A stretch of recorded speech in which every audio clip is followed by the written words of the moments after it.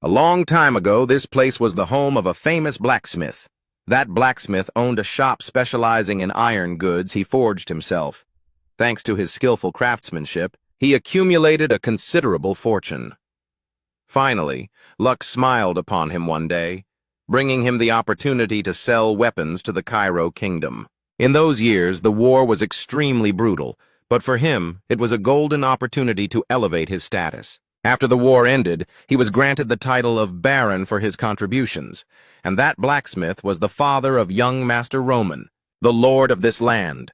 Thus, the lord, the young man sitting there, listened intently as the beggar retold the story of his father. The servant accompanying him silently complained, "Good grief, why does the young master have to listen to a story everyone already knows so well?" A few hours ago. "So you're saying I am the youngest son of the Dmitri family? This is the Cairo kingdom on the Salamander continent? There is no such thing as the martial arts world in this world?"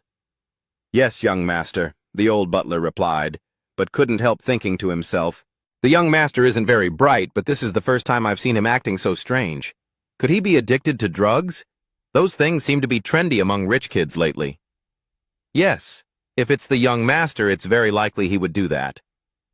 "Young master, today your fiancée, the young lady of the Lawrence family, will visit us," he said with a worried expression. But in his heart, he was still weighing the possibility of his master's addiction.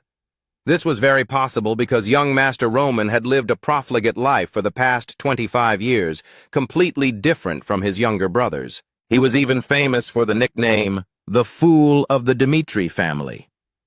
He gently reminded the young master, "Lady Lawrence values etiquette and demeanor very highly, so preparing everything beforehand is—" Before he could finish, Roman interrupted, "I have something more important.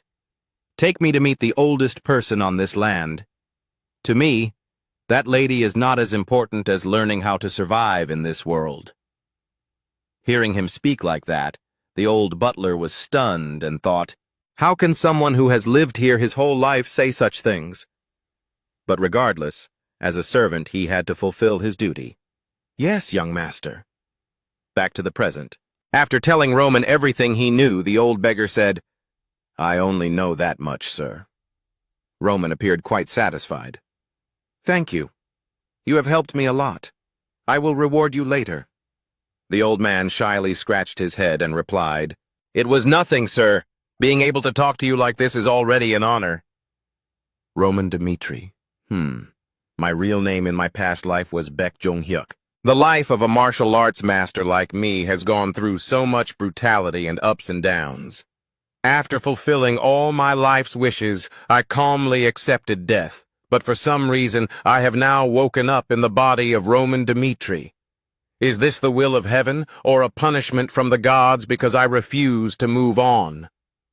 A loud scuffle in the distance interrupted Roman's thoughts. "You dog! Do you believe I'll kick you to death?"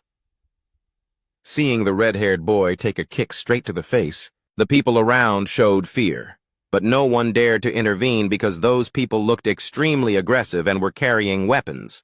That boy was beaten by them until his whole body was covered in injuries and his face was smeared with blood. "Filthy brat," the bald guy cursed contemptuously, and then they rushed forward to continue punching and kicking the victim.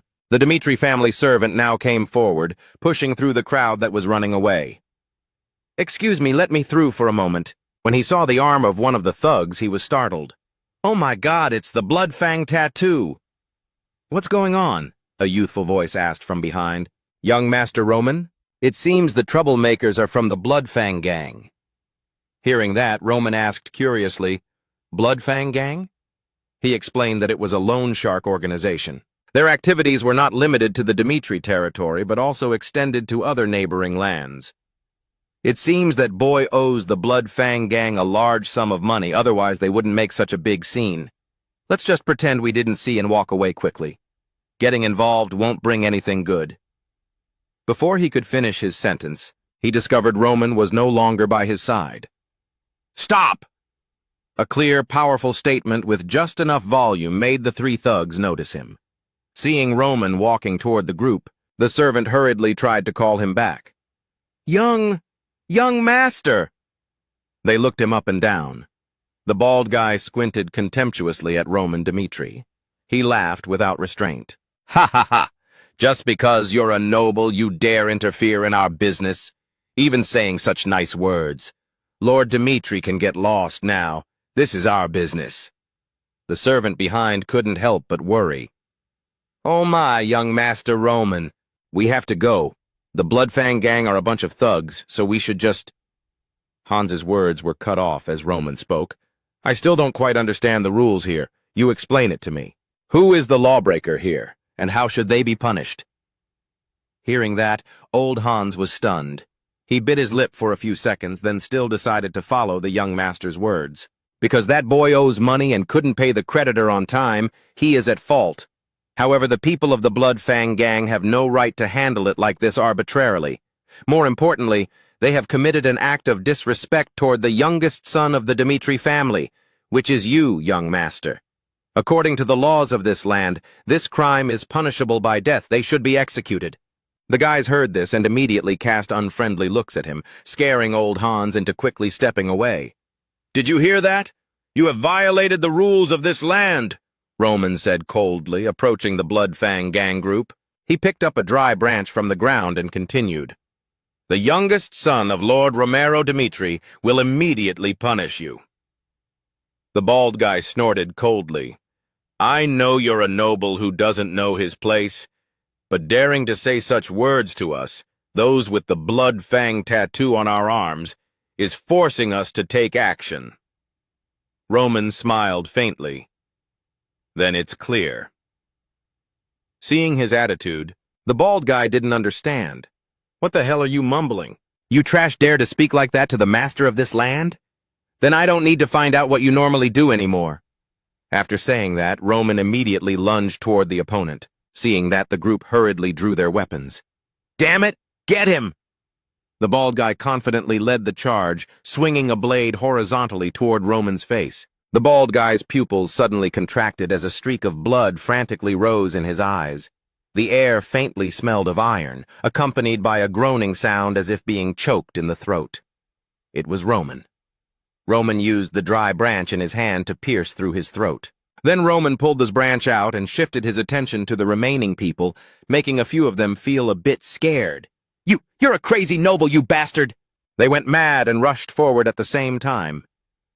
Young master! Old Hans shouted in worry. The thugs slashed wildly with ear-splitting screams. Roman simply leaned his body gently to dodge and landed a kick on the lead leg of the man holding the machete. Taking advantage of the momentum, he punched him straight in the face. Hans watched, dumbstruck. What is this? Is this person really young Master Roman?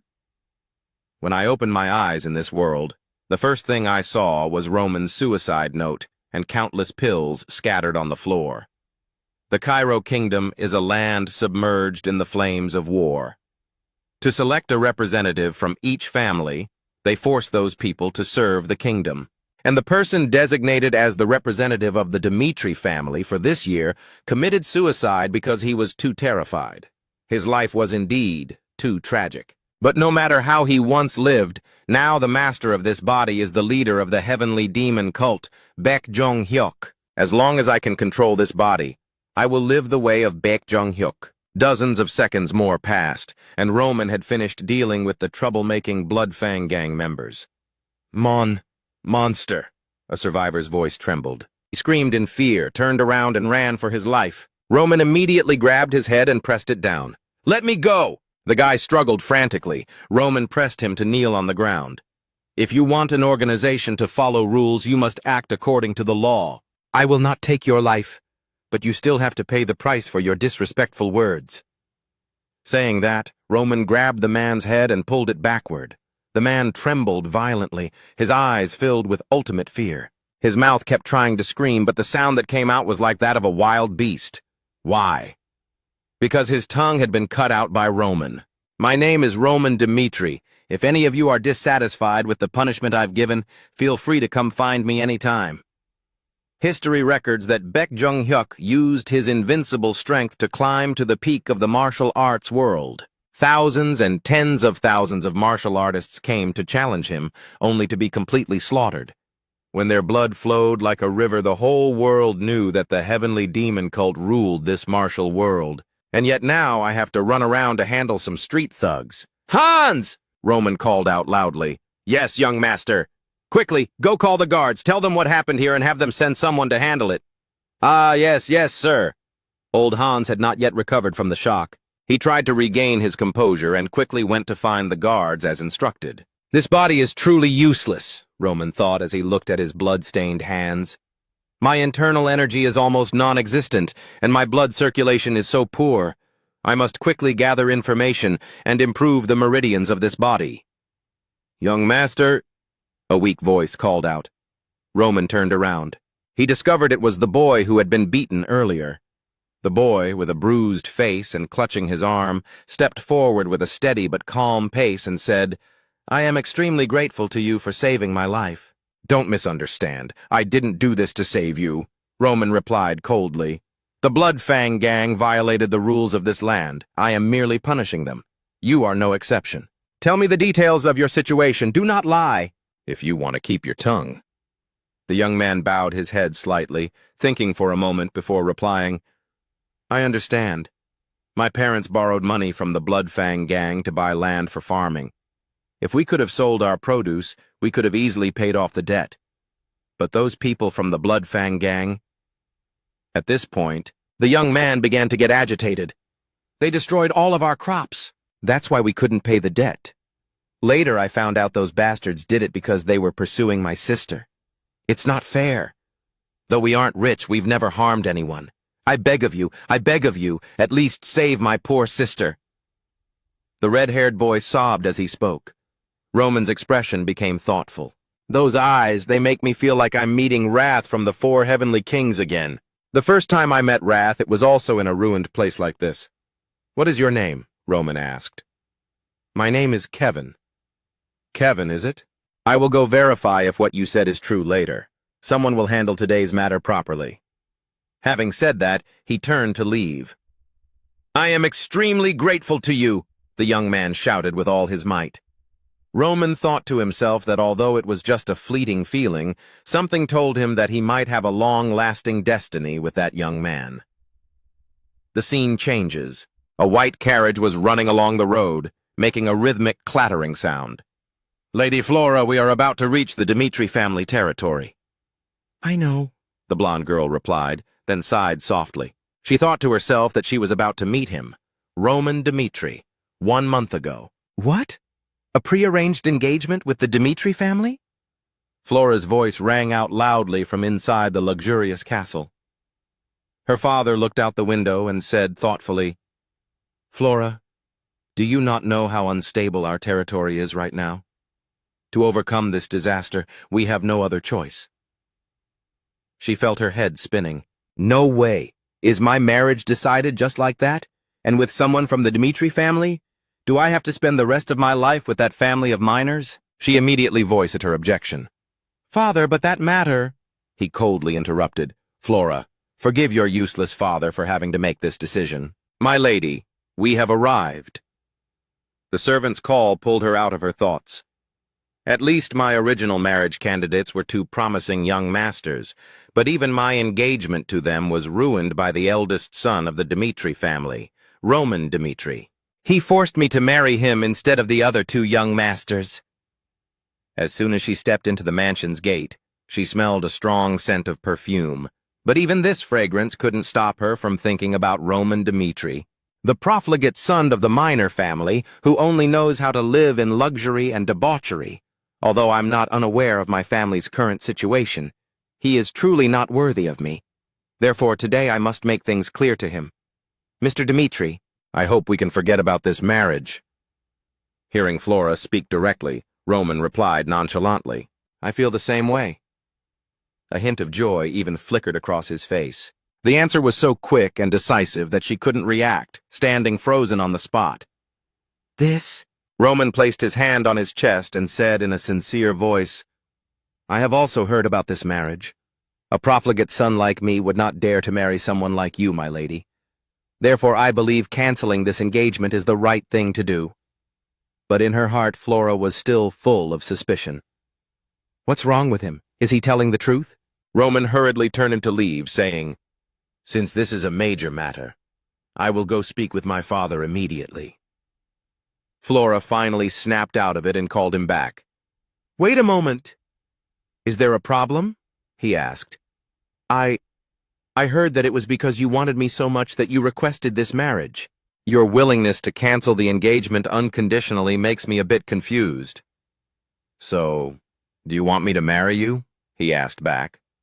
Flora hesitated a bit. It's not exactly like that. Then let's not cause any more trouble for each other. Since we both agree to cancel the engagement, the matter is settled. I will take full responsibility for the cancellation because, in the eyes of others, I am already the profligate son of the Dmitri family. Adding the title of engagement breaker won't matter. Looking at Roman's back as he walked out of the room, Flora was filled with confusion. What is wrong with this person after all? Is he really the profligate son the rumors say he is? After Roman went inside, he quickly expressed his wish to the head of the Dmitri family, his father. What did you say? I've already discussed the cancellation with Lady Lawrence, father. Hearing this, his father grew even angrier. You fool. Even if people call you the fool of Dmitri, as a father, I have always tried to create a good living environment for you. Marriage to the Lawrence family is the best way for our Dmitri family to stand firm in the high nobility.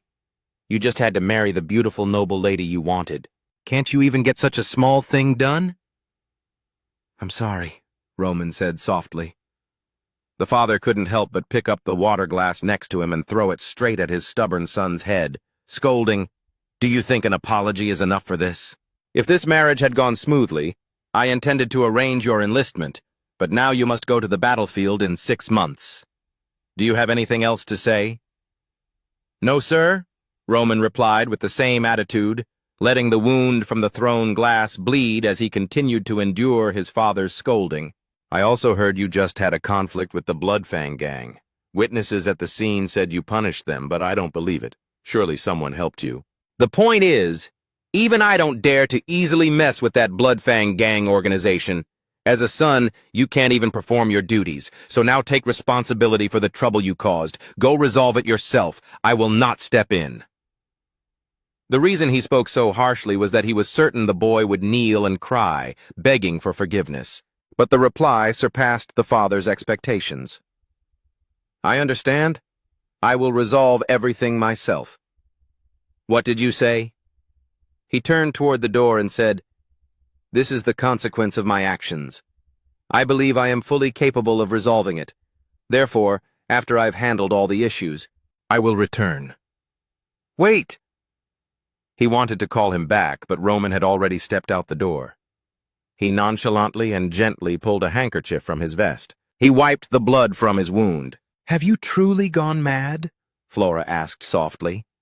Roman didn't answer, but asked back as he walked past her, Are you still here? They are the Bloodfang gang. It's the Bloodfang gang. They are people who dare to threaten even the nobility, Flora emphasized. If they think you're in their way, they will surely seek revenge frantically. Without your family's help, what do you plan to do? She followed behind, constantly trying to advise him. It's okay to tell him the truth, so please go back and beg the Baron for forgiveness, sir. Why should I do that? Roman said coldly. The girl didn't notice his displeasure and tried to say more. What do you mean? I've explained already. Lady Flora, Roman interrupted. You should know exactly who you are. His cold attitude and tone made the young lady of the Lawrence family feel confused. What are you saying? Back to the time before the meeting, a loud sneeze of irritation came from Roman's private room. This smell is truly unpleasant. Old Hans, while spraying perfume on him, complained, There's no other way, sir. Your whole body smells of blood and these clothes are too tight. Roman adjusted his collar and said, Young master, since this is the first time you are meeting your fiancée, Miss Lawrence, you must show respect to her. An engagement. I've only just adapted to this world. An engagement will only cause me more trouble. They are arriving. Let's go to the main hall to wait for them, sir. Roman was not a rude or disrespectful person. Hans is right. I don't need to be impolite to a woman who has never harmed me. He decided to cancel the engagement but didn't want to make it too difficult for her. He originally intended to handle it calmly, but it seemed this blonde woman named Flora never thought of maintaining the minimum etiquette to respect him. Therefore, he had no reason to respect her. "Lady Flora, it turns out you are quite an arrogant person as well," Roman said directly to her face, making her startle slightly. "I understand where you're coming from. Surely when you heard I wanted to cancel the engagement, you didn't care about my situation at all. But when I said I would take full responsibility, you started to worry." His sharp words made Flora bow her head in guilt. I... Roman didn't let her continue. "But from the moment we spoke of canceling the engagement, you no longer have the right to interfere in my decisions." Flora felt guilty. What Roman Dmitri said was indeed the truth. She had overstepped her bounds. "From now on, there is no longer any relationship between us. So, to each their own." Having said that, he decisively turned and walked away. The reason he said he would take full responsibility was to avoid any marriage issues that might arise after the cancellation and because he didn't want any further involvement with her. "So, Flora, this is the first time we meet, and it is also the last." That night, in the Dmitri family castle. "My dear, you've had too much to drink," his wife anxiously reminded Baron Romero. "Can we stop drinking for today, Romero?" Dmitri sadly said to his wife, Lena, "I hit Roman again." His voice lowered. "When we were commoners, I hit him frequently. After our family became nobles, I promised myself I would never let my children experience that again." Lena comforted her husband as gently as possible. "Thanks to that promise, our other children have grown up safely." He bowed his head in self-mockery. "Yes, but what about Roman? He's the only one who went through those hard times with me. I don't know how to treat Roman anymore." Lady Lena kissed her husband's cheek lightly. "Don't blame yourself too much. Perhaps as a father you still have many shortcomings, but we are the only ones who can correct our children's wrong behavior. The Romero, Dmitri, I know, is not someone who would let his son go astray. You still have a chance to save everything." "Are you talking about the Blood Fang gang matter?" the husband asked softly. Lady Lena whispered in his ear. "Roman is a very proud child. At the time, he might have just been talking big about handling the Blood Fang gang himself, but if we ignore him, who knows what will happen. How about we let Captain Jonathan go help Roman?" Hearing his wife's words, his face relaxed considerably. You're right. "Someone come here!" A servant immediately entered and bowed. "Master, you called?" Romero ordered. "Call Captain Jonathan to meet me immediately." Early the next morning, Roman woke up and went for a walk on the street. Old Hans followed behind, saying anxiously, Young Master Roman, it's dangerous for you to be out like this. The Blood Fang gang could come for revenge at any time. Let's go back." He sighed inwardly. "This is so exhausting." "Hans," Roman said, "think about it. Since when did the Blood Fang gang start having such great power as they do now?" Such a sudden question made him answer hastily. "I'm not quite sure, sir." Roman answered himself. Blood Fang began building their notorious reputation by mercilessly slaughtering those who opposed them. These scandals made others afraid, and that fear made their reckless behavior more effective. "But, young master, aren't they still very dangerous?" "That's true, but they are only dangerous when they can make us tremble before their blades, on a deserted street at Ockel restaurant. Gentlemen, here is your food." Hans saw the lavish spread and his eyes lit up. Roman pulled out his chair and stood up. "You stay here and eat. I'm going out first." "What? You suddenly say that? What do you mean, sir?" Before leaving, Roman instructed, "From now on, I will continue the investigation alone. You stay here because this is too dangerous for you." "It can't be like that!" Old Hans ran out to block him. "Even if I encounter danger, I will never let the young master go alone." Roman saw Hans's attitude and felt quite satisfied. "You truly are my man, aren't you?" "Yes, I am naturally your man, young master." Then do things that can actually help me. Don't sacrifice yourself uselessly like this. Just the fact that you accompanied me outside is enough. I will be back soon. Hans watched the young man's retreating figure. How touching! I never expected the young master to say such words to me. So unexpected. Ah, right. Now is not the time to stand here dazed. He hurriedly ran to the door, nearly colliding with a waiter. I must report this to them. Roman walked alone on the street, thinking, in the past few days, I've learned one thing about the Bloodfang gang. Their actual strength isn't that scary.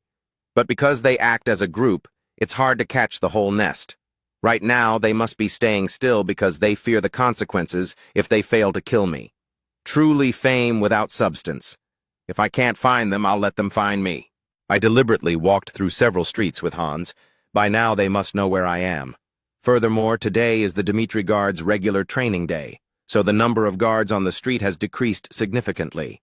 In other words, if they intend to take revenge, today is the best opportunity.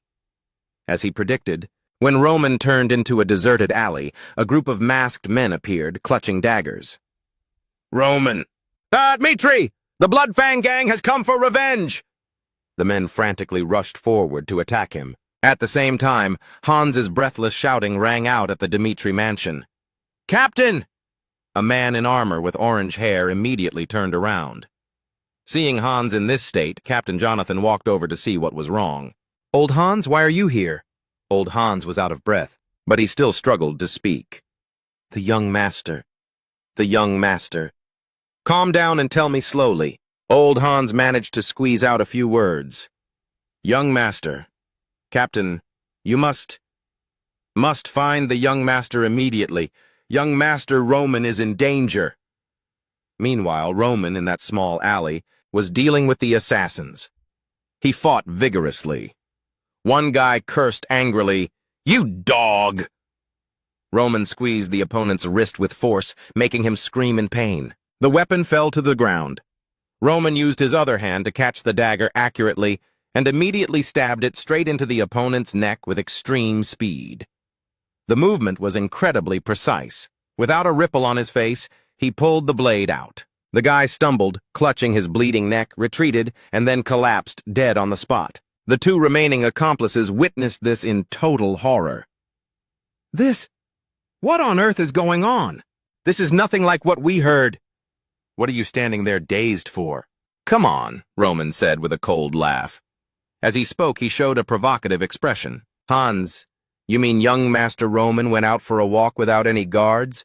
So you think he went to fight the Bloodfang gang? Yes, exactly. Jonathan and the knight beside him looked at each other skeptically. Then he burst out laughing. Ha ha ha, how preposterous. Young Master Roman, the #1 weakling who couldn't even tie up a chicken. How could he go out to fight?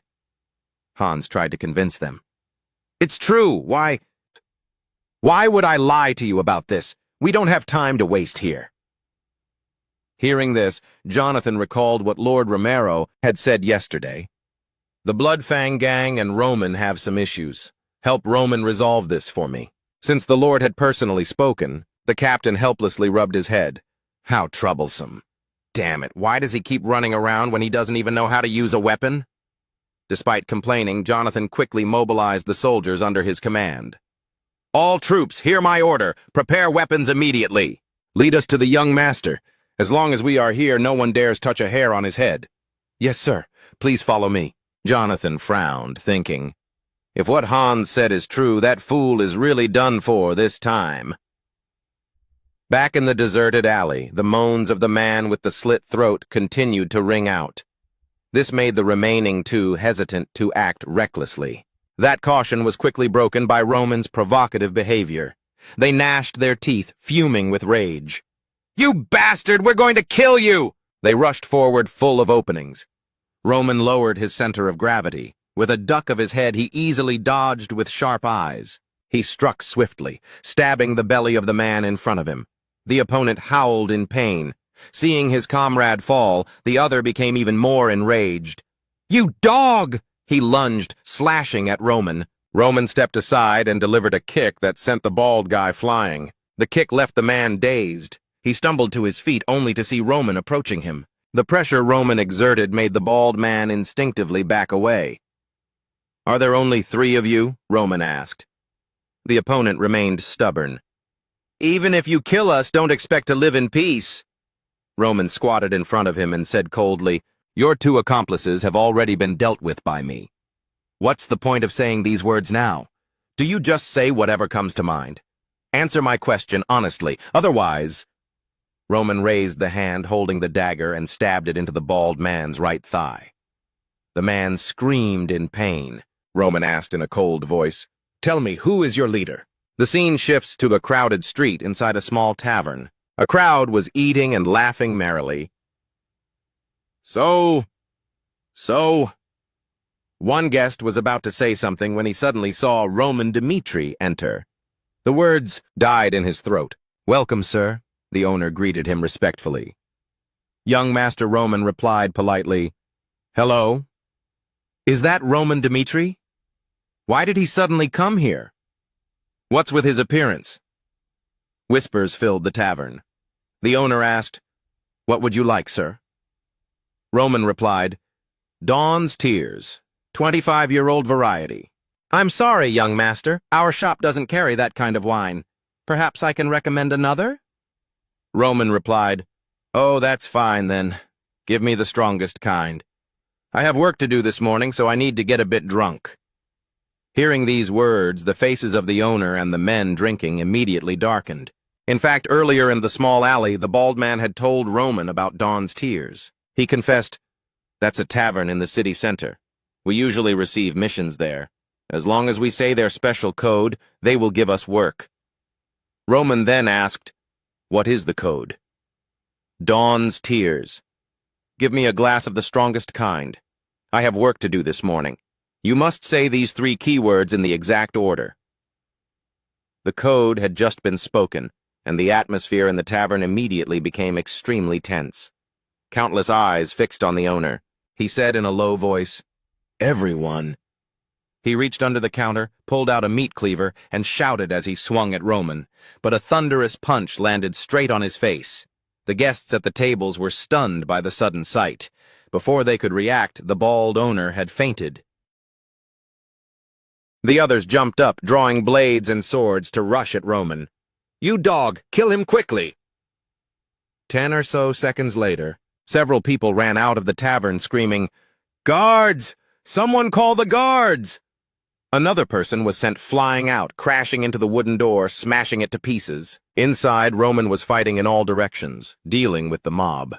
"They all have blood-fang tattoos! What on earth happened?" Someone in the crowd cried out in terror. While Roman was grabbing a man by the neck, he finished 3 people in an instant. Is that really Roman? Why is he completely different from what we heard? The greatest technique in the martial world, using pure breath alone to enhance human strength. The heavenly demon used this martial arts secret to strengthen Roman's physique in a short time, though his current level was far from his past life. The thugs began shouting to each other, "He's alone! Overwhelm him with numbers!" Seeing this, Roman smiled contemptuously. The current Roman was indeed not even a 10,000th of his past self, but these people were no different from a swarm of flies to him. The bald owner woke up after being unconscious for a while. He wobbled to his feet, his head still spinning. Just now, what happened?" Roman's voice rang out beside him. "You woke up just in time. I've just finished up here." Young master, why did you do this?" "Good question. Clearly you attacked me first. Besides, it seems only you and I are left here." The owner groaned, clutching his broken nose. Roman said coldly, "There are a few things I'm curious about. Let's talk for a bit." What is this?" That was the first sentence Jonathan uttered when he arrived. Before him was a crowd of people lying scattered on the ground. Is this really all the young master's masterpiece?" "Captain," a soldier sent upstairs to check called out loudly. "What is it?" he asked back. The soldier reported, "On the 2nd floor there's a guy barely hanging on. He said the young master has gone to Lawrence." "What? Why Lawrence?" Jonathan frowned in surprise. The soldier continued, Ah, that guy said it. He said the Bloodfang Gang's headquarters is in Lawrence. 1 hour earlier. Shopkeeper. I think we should talk frankly. You've already lost 2 fingers.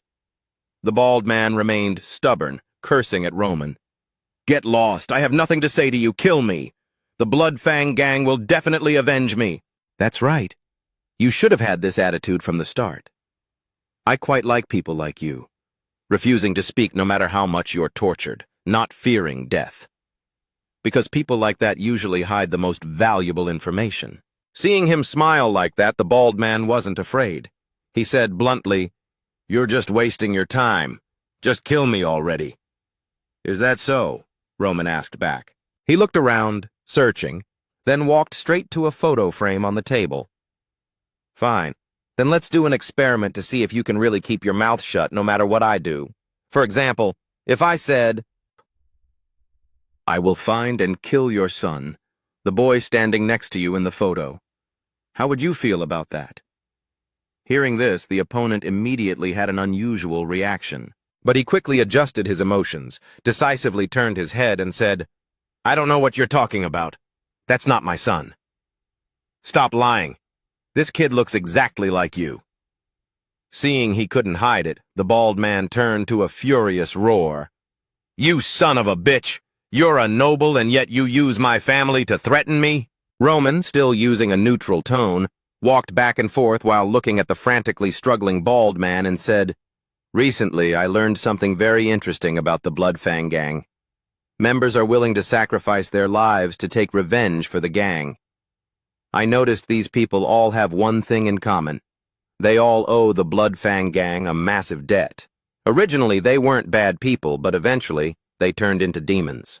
The Bloodfang Gang doesn't hesitate to use illegal means to force people to borrow from them and easily turn the debtors' families into gang slaves. This is the truth about the Bloodfang Gang. They drive people to the wall, using their families as hostages to threaten them at any time. Do you think this deduction is reasonable?" The bald man bowed his head and sighed. "Even if you know this truth, it won't change anything. The Bloodfang Gang will definitely take revenge." Roman interrupted him. "Think carefully. You must be cautious with your bets. When I said I would kill your son, I meant it." He threw the photo down in front of the owner. The opponent's face immediately turned pale. "I swear in the name of Roman Dmitri, I will send soldiers to find that boy and kill him slowly and painfully." Roman stepped on the photo and continued to threaten. "But before I do all that, I will give you a chance. Do you want to keep your mouth shut for the Bloodfang Gang and let your son die in pain, or reveal all the information I need so I can deal with them? It all depends on your choice. Location: Lawrence territory.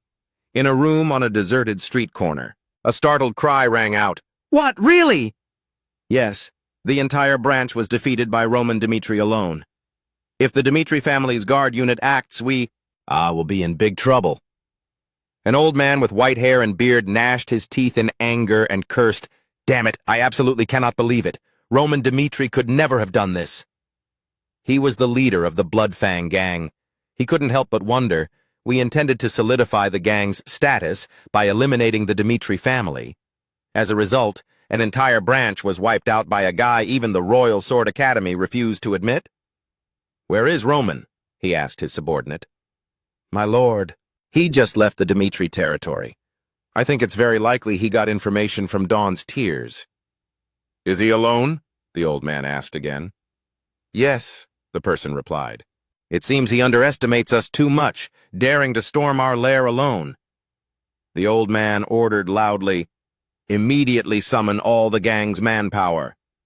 The subordinate replied firmly, "Yes, my lord. We will kill that Roman before the Dmitri Night Guards can arrive.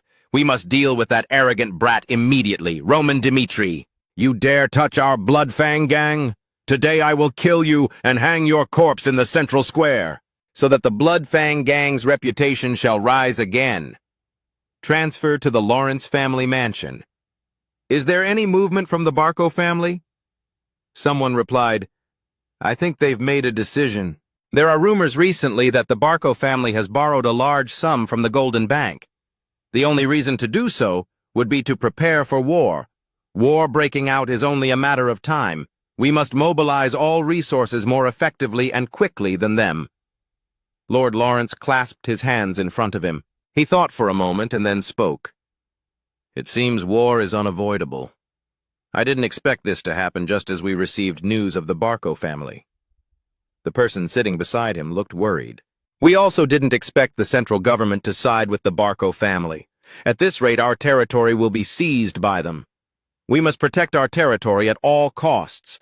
Our Lawrence family has lived off this fertile land for generations. The meeting was momentarily divided into two factions. But there are documents proving our ancestors mortgaged the territory to the Barco family. Those reasons are all false, but even the central government, they surely pulled some tricks behind our backs. Stop arguing about this, Lord Lawrence spoke, ending the debate. He said, no matter what happens, we cannot hand over our territory to anyone. If we show even a small opening, other families will rush in like hungry hyenas. If the Barco family won't compromise with us, then we will resist them with all our might. Yes, that is why I arranged the marriage with the Dmitri family. Hearing this, the people present immediately felt much relieved. Ah, that's right. We still have the Dmitri family. Một người khác nói, họ tuy xuất thân là thợ mổ, nhưng bây giờ chẳng phải cũng là một trong những gia tộc giàu có nhất vùng Đông Bắc sao? Dù nhà bà cô có vậy bao nhiêu tiền cũng không thể giàu hơn nhà Dmitri được. Lãnh chúa Loren khẽ gật đầu, hy vọng là vậy. Cho nên ta mới gả đứa con gái duy nhất của mình, cho tên ngốc nhà Dmitri. It's all for Lawrence. As the Lord, you have made a very right choice. So please don't blame yourself too much. I understand. Outside the meeting room door, Flora was standing. She was so tense she could barely breathe, her heart pounding. How can I tell them? Oh no, I've already canceled the engagement. How can I face my father? Why am I worrying about something that's already over? No, Flora, this is your own life. You can't be sold to a person like that. But then father's plan and the family's future. She paced back and forth anxiously. All right. I must tell father immediately. I cannot marry someone I have no feelings for. Just as she made up her mind, a soldier ran up frantically from a distance to report. My lord! Flora turned to look at him with a questioning gaze. Seeing her, he bowed. Lady Flora. Yes, she stammered in reply. An urgent report for the lord. At the same time, at the castle's main gate, I told you to open the gates, you bastards! Jonathan's voice rang out full of anger. Soldiers on the wall shouted back, I've already said, put down your weapons and follow the rules. Jonathan, losing all patience, roared, But young Master Roman is in danger. If anything happens to young Master Roman, I will never forgive you. Seeing this attitude, the soldiers in the city were annoyed. This guy is really... At that moment, a blonde soldier ran up to report to him. Captain, something's wrong. After hearing the soldier's report, the guard captain asked skeptically, What? Really? Yes. Lawrence Square was currently a mess. Jonathan below also vaguely heard something. His face turned pale. Don't force me to break the gate, you bastards! He roared. Inside Lawrence. In the square area, the citizens were witnessing a horrific scene. What? What is that? Oh my God, what happened? Should we stop that person? The leader of the Blood Fang gang was being beaten to a pulp. Một mặt xương húp không mở ra được, bị lôi đi trên đất gã thều thào vẫn xin. Xin ngài làm ơn tha mạng cho ta. Xin ngài chuyện phải kể từ nửa giờ trước. Khi Roman tìm đến tận cửa thủ lĩnh của huyết nha bàng, bèn lúc đó vẫn còn tự tin. Cho rằng chuyện này vô cùng đơn giản, đối thủ chỉ là một quý tộc ngu ngốc và chỉ có một mình đây, thậm chí còn không được tính là đánh nhau. Phe mình đông người, vũ khí tinh nhuệ.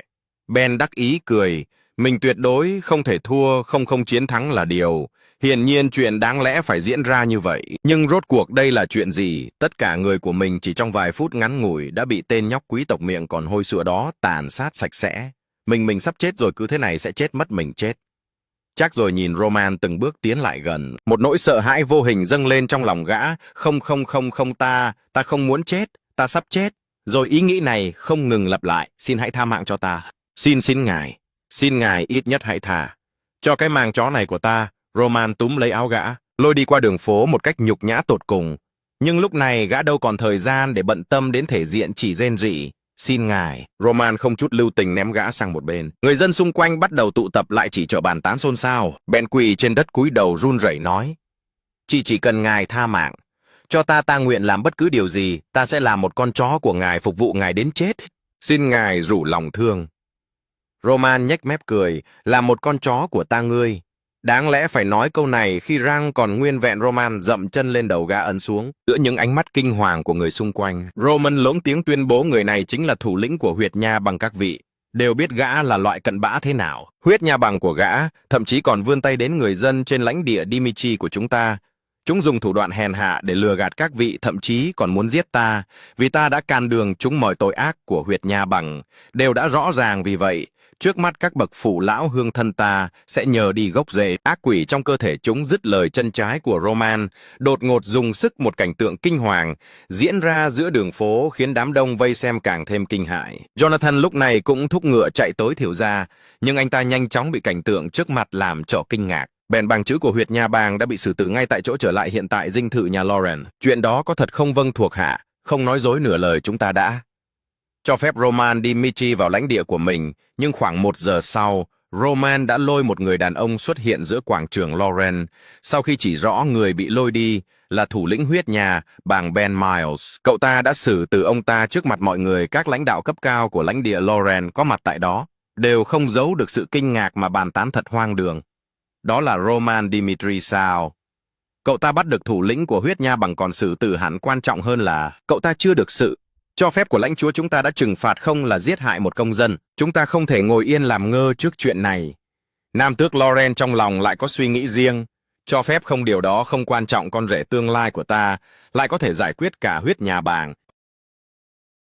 Ông ra lệnh tức truyền Roman Dimitri đến đây. Ta muốn đích thân nghe ngài ấy giải thích. Kẻ gây chuyện nhanh chóng được đưa tới cửa phòng họp mở ra ngoài. Roman còn có đội trưởng Jonathan đi cùng. Đội trưởng Jonathan nói: vậy là cậu ta có sự giúp đỡ của đội kỵ sĩ họ về Dimitri. Nam tước Lauren thấy một nhân vật như Jonathan xuất hiện, trong lòng thầm phán đoán: Roman Dimitri, xin kính chào Nam tước Lauren. Hắn chắp tay sau lưng dõng dạc nói.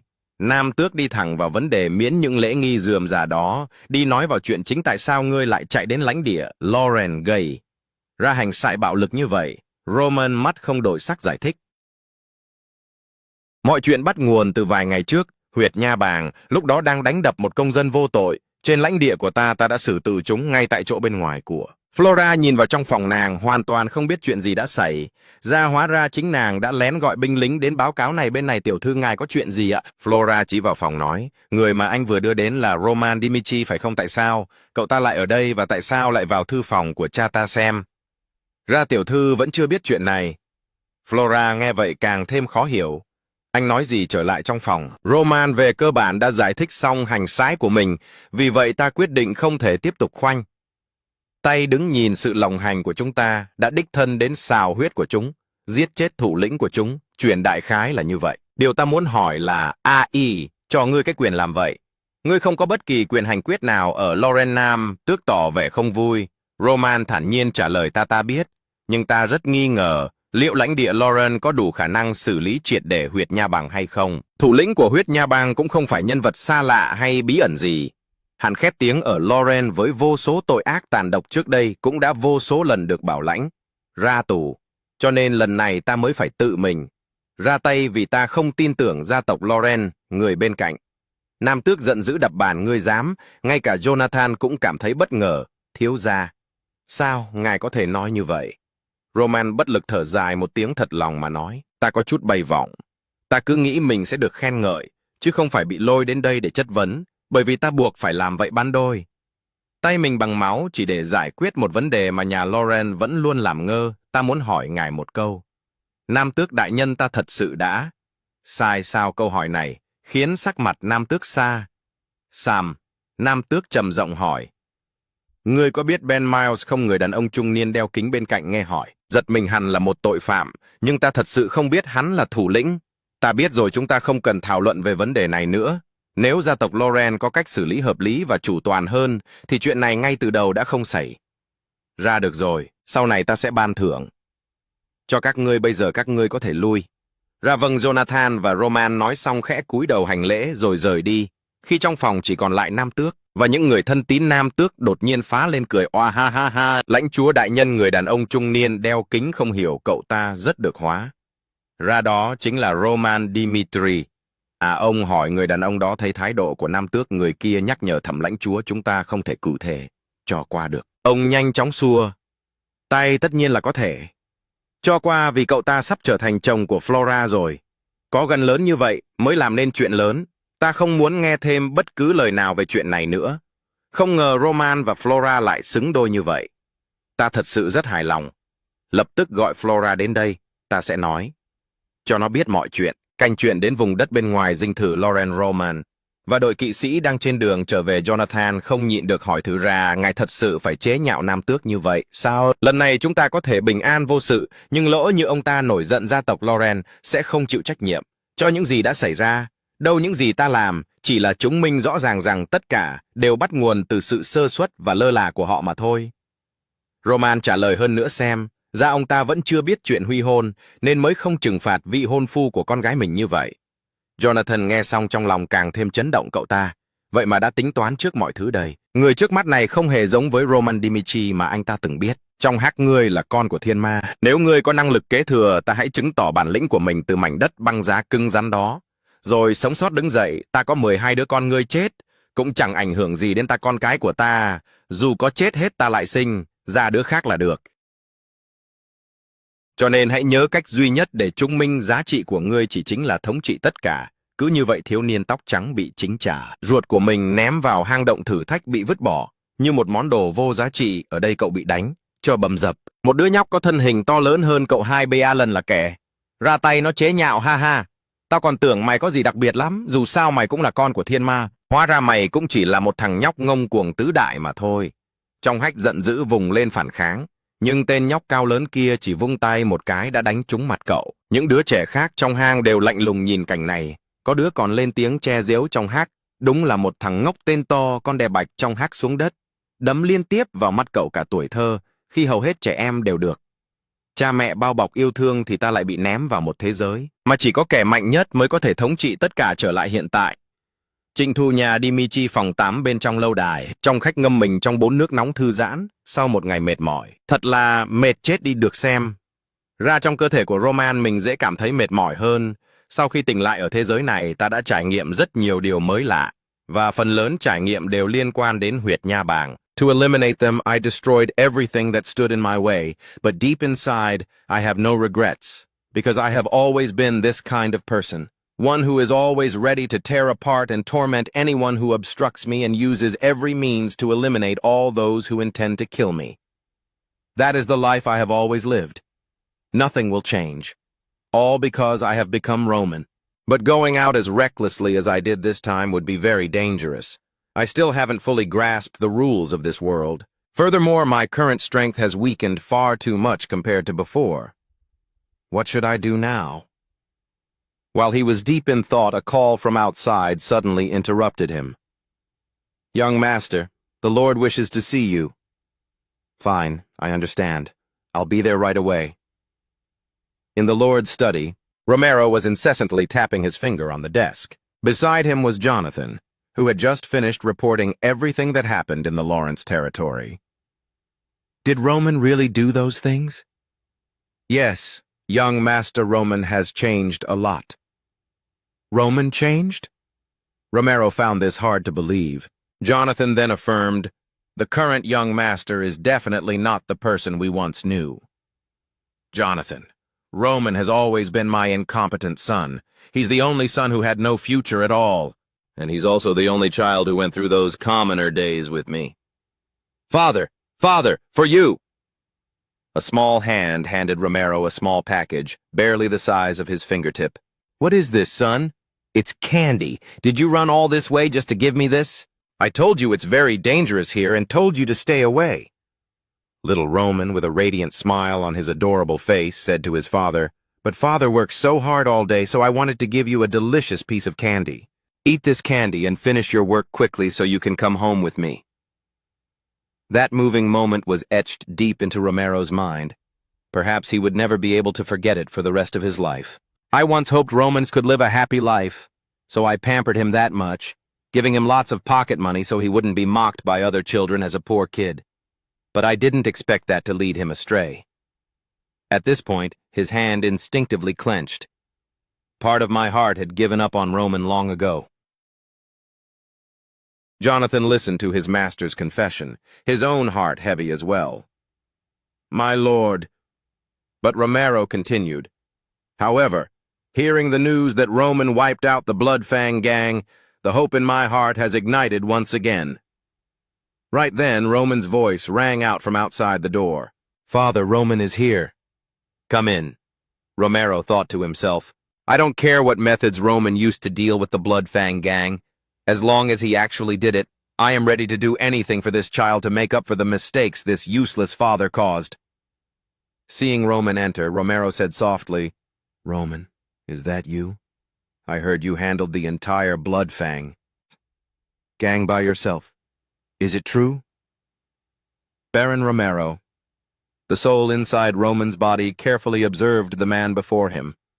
It was clear he was filled with hope for the answer. If I tell the truth, the way he looks at me will completely change.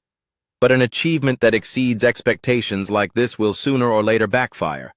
At this time, if I hide my strength a bit, I'll have more time to develop. Seeing him not answering, Baron Romero urged again, "Roman, what's wrong?" Baek Jung-hyuk was still immersed in his own thoughts. Should I tell him directly or hide the truth? The latter seems more reasonable. However, past memories flooded back. The scene of Baek Jung-hyuk being bullied as a child. "Is this all you've got? Ha ha ha! Be a brat again if you're so tough, you bastard!" A big kid was boasting while hitting him. Baek Jung-hyuk flailed his arms wildly. Then he grabbed a nearby stone and, without hesitation, slammed it straight into the opponent's head. The other boy immediately bled profusely, lost sight in his left eye, and screamed in agony. "Damn you, you scrawny brat! You dare sneak attack me? I'll kill you!" Baek Jung-hyuk had no intention of letting the other boy retaliate. He raised the blood-stained stone and continued to strike down, striking hard, striking with all his might, blow after blow without mercy. In this place, being soft-hearted only brings suffering. No one knows how many more times Jung-hyuk struck. The surrounding children witnessed that scene and were all trembling with fear. Throughout my childhood, while most other children were protected and loved by their parents, I was thrown into a world where only the strongest had the right to rule. All of you say this guy is your leader, right? Right? Then tell the rest of the gang that the one who smashed your leader's head is me. I ruled that dark place by clearly demonstrating my superiority. The soul in Roman's body frankly admitted the answer to Baron Romero. Yes, that's right. I am the heavenly demon, one who does not know how to hide his superiority. Early the next morning, at the Dmitri family training ground, people were using wooden weapons to practice with each other. They were the youth of Baron Romero's territory who yearned to join the army, as well as soldiers who had already served for 5 years. A loud shout rang out, causing everyone on the field to stop. "All troops, halt training! The Baron the Lord has arrived!" Following him were Roman and Captain Jonathan. The young men bowed in unison.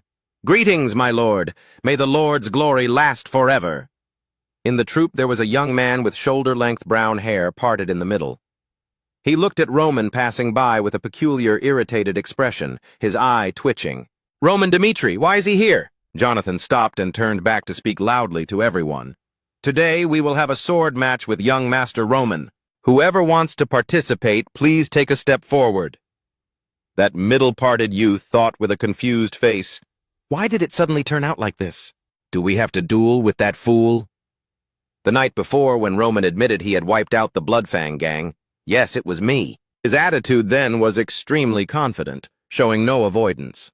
Baron Romero looked shocked. "How could you defeat the Bloodfang gang?" Baek Jung-hyuk thought to himself, "How should I answer reasonably so he doesn't suspect? Actually, I've been secretly practicing the sword for a long time." "Then why did you hide it from me? If I had known, I could have helped you." He then replied, "Father, I've been astray for too long. I can't keep hiding under your protection and pampering forever. I want you to see that this foolish son of the Dmitri family can also achieve things on his own." Romero was still skeptical. But even so, self-taught swordsmanship couldn't reach a level to defeat the entire Bloodfang gang alone. "Father, Bloodfang was famous for illegal loan sharking and maintaining operations through terrorizing debtors. Therefore, I thought that if I defeated their leader, the organization would immediately collapse. Thus, I had people spread false information to lure their leader, Ben Miles, into the trap." Hearing this, Baron Romero was even more astonished. "You lured the leader of the Bloodfang gang?" "Yes. I knew Bloodfang always enjoyed taking revenge on weak nobles, so I used myself as bait to draw them out." "No way! Doing that was too dangerous. If they were serious about revenge, they might have ignored their leader's life and killed you anyway," he said sharply. That was the normal reaction of a father learning his son had done something reckless. Roman replied nonchalantly, "I firmly believe that an organization maintained by oppression and intimidation, when realizing this could be a chance to regain freedom, would never risk their lives to save their leader." "Ah, so that's how it was." The Baron frowned. He was actually quite satisfied with Roman's actions this time. A prudent decision and plan, along with courage and decisiveness in execution. To describe what this child achieved, the word impressive is not enough. I never expected Roman could do something so extraordinary. After thinking for a moment, he asked, "My son, can I ask a favor of you?" "Please speak, Father. I want to witness your swordsmanship with my own eyes. I want to see how much my son has changed. I truly want to know how much this child has progressed." That was the entire sequence of events leading up to the small match the next day. But right now, it seemed no one was volunteering to step up and compete. "Is there no one?" Jonathan asked loudly. The middle-parted youth thought, "Of course not. There's no benefit to winning, and if you lose, you might even get kicked out. Who would want to participate in this pointless game?" Jonathan also had his own calculations. There must be an outstandingly talented person who could completely subdue Roman. That way the knight's prestige would be maintained while also confirming the young master's talent. He continued, "If no one volunteers, then I will choose someone myself." He really wanted to take the field himself, but as the captain of the knights, he couldn't draw his sword for such a small matter. "Now there is only one person suitable. Chris, please step forward." The person called was that middle-parted youth who was also the vice-commander of the Dmitri Territory Knights. "Yes, sir." He was so surprised that his voice trembled slightly. He first met Roman last year when he went out to handle a case of drunken disturbance in a restaurant on the street that was obstructing business. "Guards!" A loud shout rang out from inside the tavern. "You bastards dare play with me?" Followed by the sound of plates and bottles crashing. "I only touched them a bit and you treat me like trash? Do you want to close down today?" The owner and staff rushed over looking worried. "Sorry, we are truly very sorry, sir. We really didn't mean that." Roman shouted at them to shut up. "What kind of lowlifes are you to dare talk back to me?" His face grew more enraged. "You there, get out here for me now." "Please calm down a bit, sir."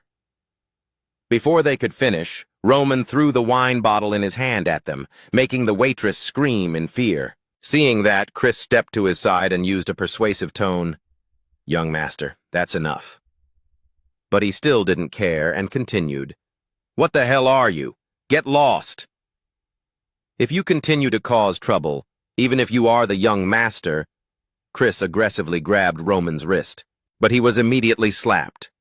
"You low-class knights dare touch me? How dare you glare at me?" From the moment he received that slap, I knew this guy had never trained a day in his life. His strength was just average, even worse than a normal person's. Truly pathetic. He is a truly pathetic person. I didn't expect such a person to be the son of the Lord. At that time, I completely regarded him as a piece of trash living a redundant life. And yet now, I have to duel with that useless Roman? "Step up," Jonathan reminded him as he saw him not moving. "Đội trưởng ta nghĩ ta không thích hợp tham gia buổi đội luyện này. Hắn ta cố gắng từ chối đội trưởng lại nói thử." Ra Roman có thể một mình chống lại cả huyết nha bằng là một nhân tài hiếm có, để trận đấu được công bằng ngươi là người thích hợp nhất ở đây. Nhưng mà thiếu niên còn muốn nói thêm, Jonathan ngắt lời hắn ta. Krista hiểu rồi, hắn ta nghiến răng thỏa hiệp. Dù trong lòng không hề muốn thế, là cả hai sau đó bước lên sân đứng đối mặt nhau. Phó chỉ huy đội kỵ sĩ Chris và thiếu gia Roman bị gọi là kẻ vô dụng. Vậy thì hai bên khi Jonathan chuẩn bị ra hiệu bắt đầu trận đấu, Chris lên tiếng. Xin hãy đợi một chút, ta có một yêu cầu. Jonathan nhìn sang hỏi, yêu cầu? Vâng, ta từng được dạy rằng dùng kiếm dù chỉ là đổi luyện cũng phải chiến đấu như thế, đang bước vào một trận chiến thực sự. Bất kể đối thủ là ai cũng không được nương. Tay Chris kiêu ngạo ngang mặt lên. Nếu ngài chấp nhận yêu cầu này, ta rất vinh dự được đổi luyện cùng thiếu gia Chris. Thầm nghĩ tên đó tuyệt đối không thể một mình dẹp tan lũ huyết nha. Bằng được mạn nhân cơ hội này, tao sẽ cho mày một bài học nhờ đời. Jonathan nhìn sang nam tước bên cạnh Romero, hiểu ý gật đầu. Sau đó ông quay sang con trai mình, như để xác nhận. Roman cười nhạt tỏ ý chấp nhận yêu cầu. Hành động nhỏ này khiến Chris nhìn thấy mà tức điên lên, còn cười được à. Jonathan sau đó lớn tiếng tuyên bố xem. Ra thiếu gia đã chấp nhận yêu cầu của cậu. Vậy thì hai bên chuẩn bị trận đấu bắt đầu. Chris lao lên trước hắn ta, tiếp cận với sự tự tin cục cao, ánh mắt sắc như chim ưng. Sau đó Roman dễ dàng dùng mọc kiếm đổ được những người trẻ khác đều kinh ngạc kêu lên nhanh quá. Chris đang dốc toàn lực rồi. Jonathan chứng kiến cảnh này cũng cảm thấy chấn động hẳn đỏ được. Sao Roman đỡ được đòn tấn công của Chris? Sao vị thiếu gia kia vụng kiếm đẩy lùi Chris? Cậu ta bắt đầu trở nên thận trọng từ phán lực cảm nhận được. Khi đố đòn lúc nãy đến tư thế phòng thủ vững vàng và mạnh mẽ của hắn đều vô cùng chắc chắn. Lẽ nào chỉ là ngẫu nhiên mình? Đúng là không ngờ lại có tình huống này. Nhưng thì sao chứ?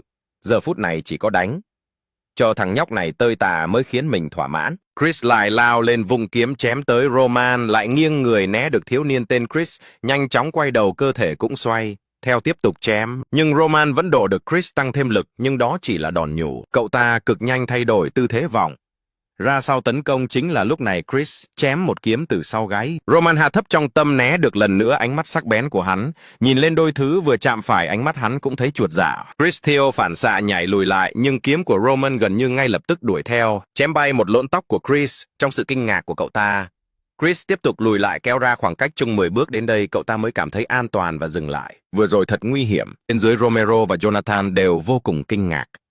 Nam tước buộc miệng không thể nào. Các kỵ sĩ khác bên dưới dường như không tin vào mặt mình đùa.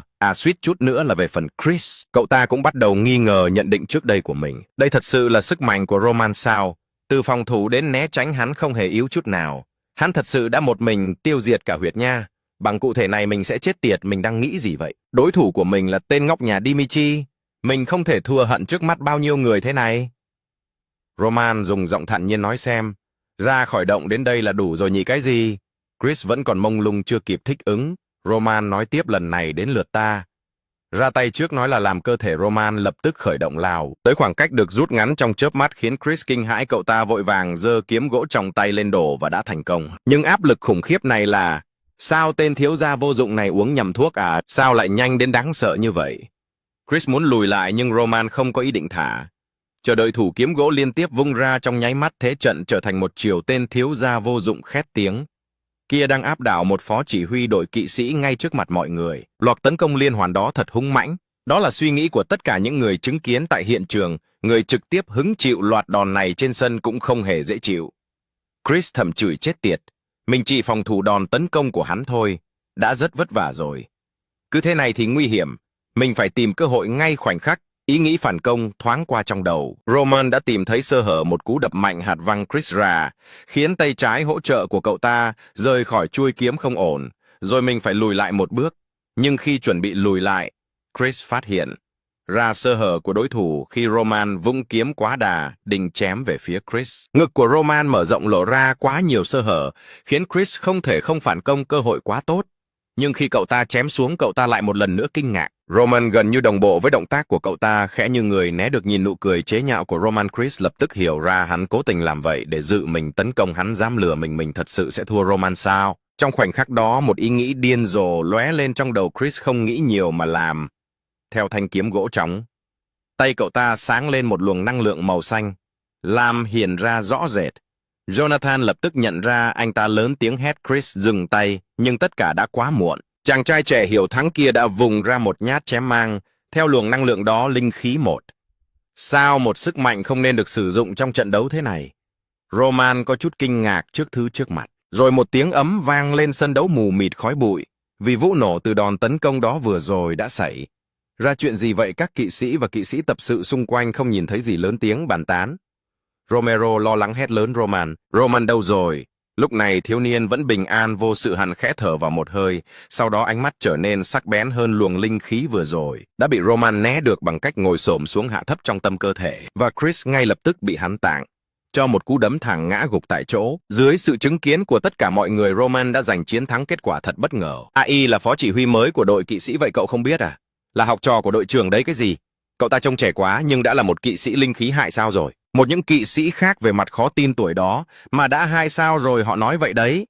Nghe đồn, cậu ta chỉ mất 2 năm tu luyện đã cảm nhận được ma lực, chỉ mất 3 năm rưỡi đã thành 1 sao, thật khó tin trong thời gian ngắn như vậy. Người ta còn đồn rằng kiếm pháp của cậu ta siêu đẳng. Vậy cậu ta tên gì? Mỗi lần đối luyện với Jonathan, vị phó chỉ huy đội kỵ sĩ mới được đề bắt kia, đều không chiếm được chút lợi thế nào. Lần nào cũng bị đánh bại không chút nghi ngờ. Xem ra hôm nay chúng ta đến đây thôi Chris. Thưa ngài, ta không sao, ta muốn luyện thêm một lần nữa.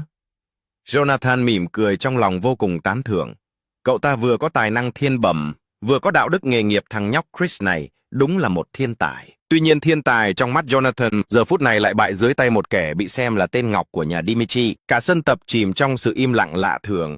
Đối mặt với kết quả ngoài sức tưởng tượng này, giống nam tước Romero lắp bắp hồi đời trưởng Jonathan vừa rồi, rốt cuộc đã xảy ra chuyện gì? Không phải anh nói phó chỉ huy Chris là kỵ sĩ linh khí 2 sao, xuất sắc nhất lãnh địa Dimitri, sao 2 sao?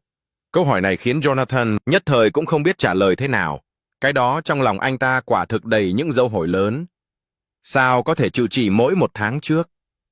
Roman còn là một kẻ chuyên đi gây rối. Một người chỉ luyện tập 1-2 năm không thể có được kỹ năng như vậy. Nhưng từng chiêu từng thực đó, tuyệt đối là đã được ta luyện qua nhiều năm làm. Sao? Hẳn có thể trưởng thành nhanh như vậy. Dù có chút do dự, nhưng cuối cùng Jonathan vẫn nói. Ra chúa đại nhân, xin ngài đừng quá kinh ngạc xem, Ra thiếu gia là một thiên tài kiếm thuật. Roman trên sân đang trầm tư, hắn nhìn Chris không chớp mắt, thầm đánh giá cậu ta, biết chủ động tấn công và chống trả kẻ địch một cách hung hãn. Sự tập trung trong chiến đấu của cậu ta cũng khá nhạy bén với trình độ này. Cậu ta hoàn toàn có thể dễ dàng một mình giải quyết cả huyết nha. Bằng chẳng trách Jonathan lại tự hào về cậu ta đến vậy. By their standards, he is already a fairly excellent warrior. However, by my standards, he is the weakest. Even the underlings in the magic tower are stronger than him. But that last move just now, it actually surprised me a bit. It was somewhat interesting. While Roman was deep in thought here, Baron Romero burst out laughing. He laughed louder and louder, to the point where everyone looked at him in shock. How interesting, my son! I never expected my eldest son to be such a swordsmanship genius. Our Baron said this with a radiant face. He was extremely joyful. Captain Jonathan, are you certain about this? Jonathan immediately nodded. As for how the young master could improve so quickly, I cannot explain it. It seems I failed to recognize the true potential of the person before me. Is that so? So that's how it is. As a father, hearing that your son is an outstanding genius, how could one not be moved? Romero called out directly. Roman, my son, come here. I have never been as happy as I am today. I want to praise you, because you decided to dedicate yourself to this and achieved such remarkable success on your own. That's right. I will give you a worthy reward. Tell me your wish. Roman seemed to be waiting for this exact sentence. He smiled faintly. Didn't you say that within half a year I must go to the battlefield? Since our relationship with the Lawrence family is no longer harmonious. Romero immediately replied, Do you mean you no longer want to enlist? No, that's not it. I hope you will allow me to choose my own people instead of a forced marriage. The Baron looked surprised. He tried to persuade his son, You still have plenty of time. You just need to reconcile with him. Roman interrupted, Father, I will go. He spoke with a very firm and decisive expression. Baron Romero truly could not see through his son anymore. He closed his eyes, adjusting his emotions back to his usual image of the dignified Baron. I understand. I grant you full authority over your own affairs. There is one more thing I'd like to ask for your help with. Roman made another request. As long as you continue to show such excellent performance as you did just now, I have no reason to refuse you. Then he looked toward Chris, who was unconscious on the field, with a meaningful gaze. What? You want me to teach aura to young Master Roman? Chris had just woken up to this news, and his reaction was extremely violent. Jonathan said, "It is the Lord's order. I understand how you feel, but—" Chris hurriedly explained, "Sir, no, Master. Master, don't you think this is too much? Look at me, Master. I just used aura to fight him, and the result was that I was still defeated. Right now, I just want to find a hole to crawl into. And yet, Master, you're forcing me to teach him aura? Even if I'm beheaded for disobeying, I want to make a trade with you." "What?" The youth was stunned. He added, "I hope you will teach the young master and see what makes him different. If you do this well, I will pass on all my secrets to you." Hearing this, Chris was beyond shocked. His face showed more surprise than when he realized he was about to be defeated by Roman. "Master, are you serious, Master?" He stood up excitedly.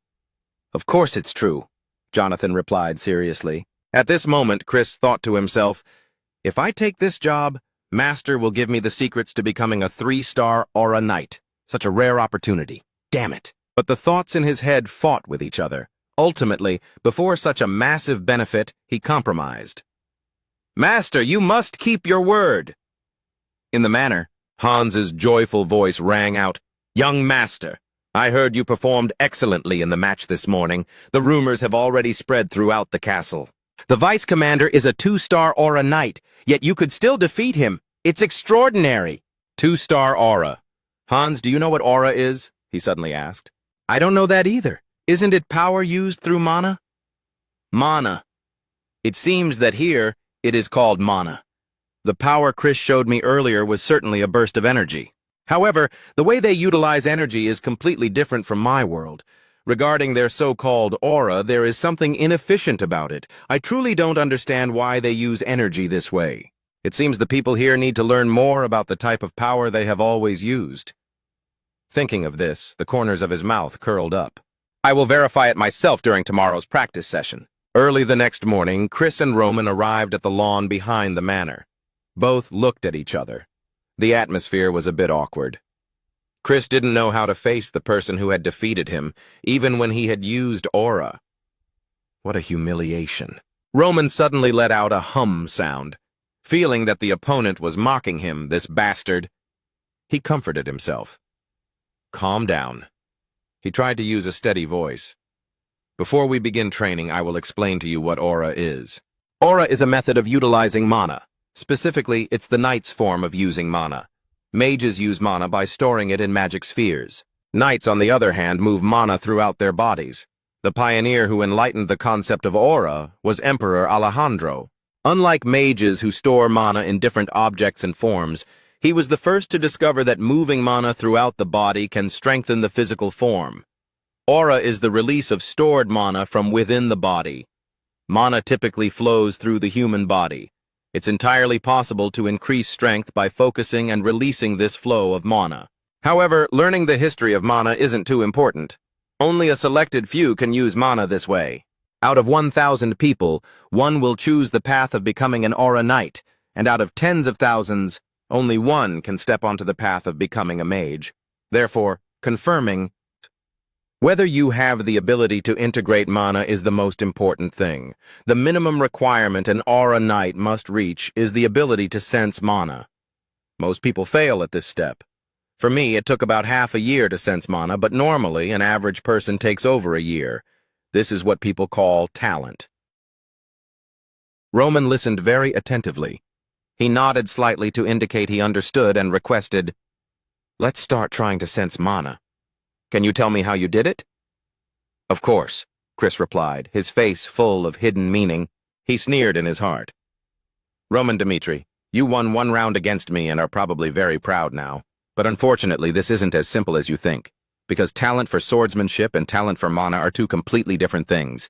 Face reality, and you'll soon understand." This training session was mistaken from the start, because the soul inside Roman's body already knew how to sense mana, and thanks to the experience of the heavenly demon, he could already store mana, if only a little. However, if I only rely on what I already know, it will ultimately lead to decline and destruction. Although I can't understand why they follow such a method, I must learn their way of doing things first. At this moment, Chris was acting serious, saying each word clearly. Concentrate. Focus on your breathing. Concentrating your mind to sense everything related to your body is essential. When you become familiar with using mana, you will be able to activate aura. Try to focus your mind to gather mana throughout your body into one point. That is how you activate aura. Being able to activate aura means you have become a one-star aura knight. There are many ways to utilize this aura. One can channel it into a sword blade to increase power, or apply it to oneself to unleash great strength in a short time. While Chris was explaining, Roman himself didn't realize it, but now, Chris saw something called aura appear on Roman's person. It enveloped Roman's body, causing Chris's heart to take another heavy blow. No, it's impossible. Roman Dmitri. He is activating aura. The light is clearly visible. This was also expected, so the soul inside Roman's body was not surprised. Just as I thought. The way these people utilize energy in this world is completely inefficient. In the martial world, warriors thoroughly cleanse all impurities from the body to reach the ultimate goal of storing internal energy within a purified body. However, this world has a completely different energy system. They gather mana and want it to naturally pass through their bodies instead of restricting and controlling it. The key of the martial world is scarce, harsh, and powerful, while the mana of this world is abundant and soft, making it easier to escape the body. If one must distinguish, the way they utilize aura is similar to the internal cultivation of the martial world. There's absolutely no need to waste effort comparing these two methods. Cultivation helps the body be enhanced and strengthened, but it is only useful at the physical level. It cannot help the practitioner store energy inside the body. Activating stored mana is the reason this method is inefficient. With these ways, even if I practice for 100 years, I will never reach the peak. Chris's voice, filled with utter shock, rang out, interrupting Roman's thoughts. What is this? How can you do it? That was aura just now, wasn't it? You should know for yourself, Roman replied coldly. Chris lost his composure and shouted loudly, his voice becoming increasingly frantic. That's why I'm asking. It took me a whole year to activate aura. Tell me the truth, did you trick me by pretending not to know how to use mana? No. Now it's all clear. No wonder I lost to you from the start. If you had that power, why 2 years ago did you— Roman didn't understand what the young man before him was saying. He said indifferently, Me? Hiding my strength? Ridiculous. Roman's indifference made it even more so. Chris grew more devastated. He was nearly on the verge of tears. If that's not the case, then everything is just too absurd. It took me 15 years to become a 2-star knight. The young master before him let out a faint laugh, filled with unconcealed pride. It was completely open. Chris asked, stunned, There's nothing to laugh about here. Are you mocking all my efforts? He said, clenching his fists. His self-esteem had clearly been trampled underfoot by Roman. But Roman, who carried the soul of the heavenly demon, had no reason to comfort a sulking child. He bluntly trampled on that so-called dignity and pride, saying, Let me ask you a question. In the process of working hard to achieve your goal, did you ever doubt the cultivation method you were using? Sir, what are you trying to say? Roman began to voice his thoughts. Surely everyone assumes that methods passed down from generation to generation are naturally correct. But is that really the truth? From what I see, this method clearly has flaws.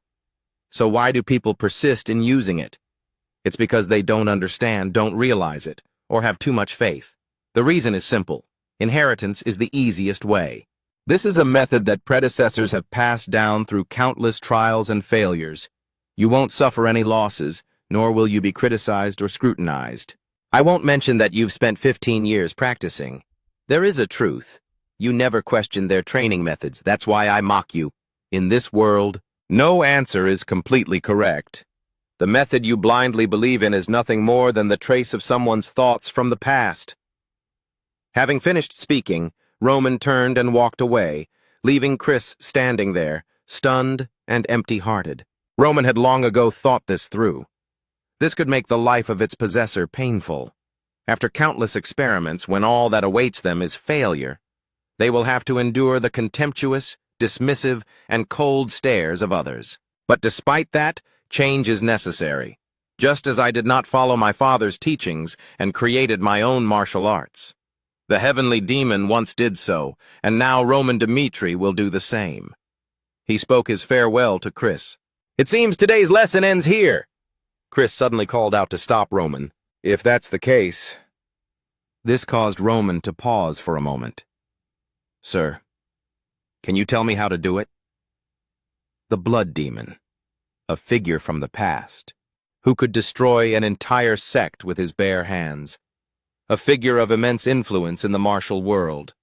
He had fought against Baek Jung-hyuk and, after a long battle, tasted defeat. But he sincerely begged the one who defeated him to teach him. That boy back then chose to endure humiliation to seek knowledge, choosing to discard his pride to become stronger. This guy had some similarities to the blood demon. Roman smiled sinisterly. "Very well. You want me to teach you how to become stronger? But I cannot teach you right now." Chris said decisively, "Then what do you want me to do?" "I only want to say that you don't have to keep following the way you were taught. If I have to personally guide you, then you and your choices up to now would be no different. However, if you want to realize it yourself, then for the next 6 months before I enlist, follow me and observe everything I do. Observe how I fight different enemies and become stronger. Observe the diverse combat methods I use. If after 1 year you still hold out, I'm certain you will find the answer." That night, Chris tossed and turned in his room. He could not escape his internal struggles. Memories flooded back like a tide. The moment everyone was amazed when he first showed his talent. Captain Jonathan's teachings over the years and his praise and pride as he watched Chris grow day by day. Here he was already a 2-star knight.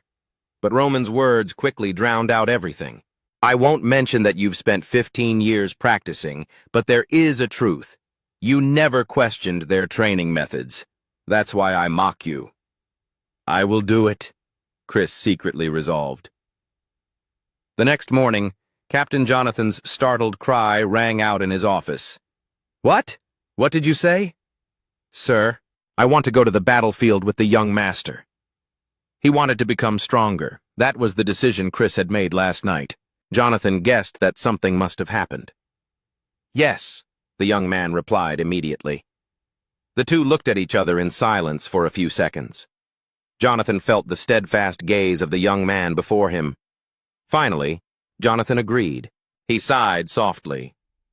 "All right. Perhaps this is a sufficient reason for you to walk this path on your own. From today, you are no longer a member of the Dimitri Knight Squad.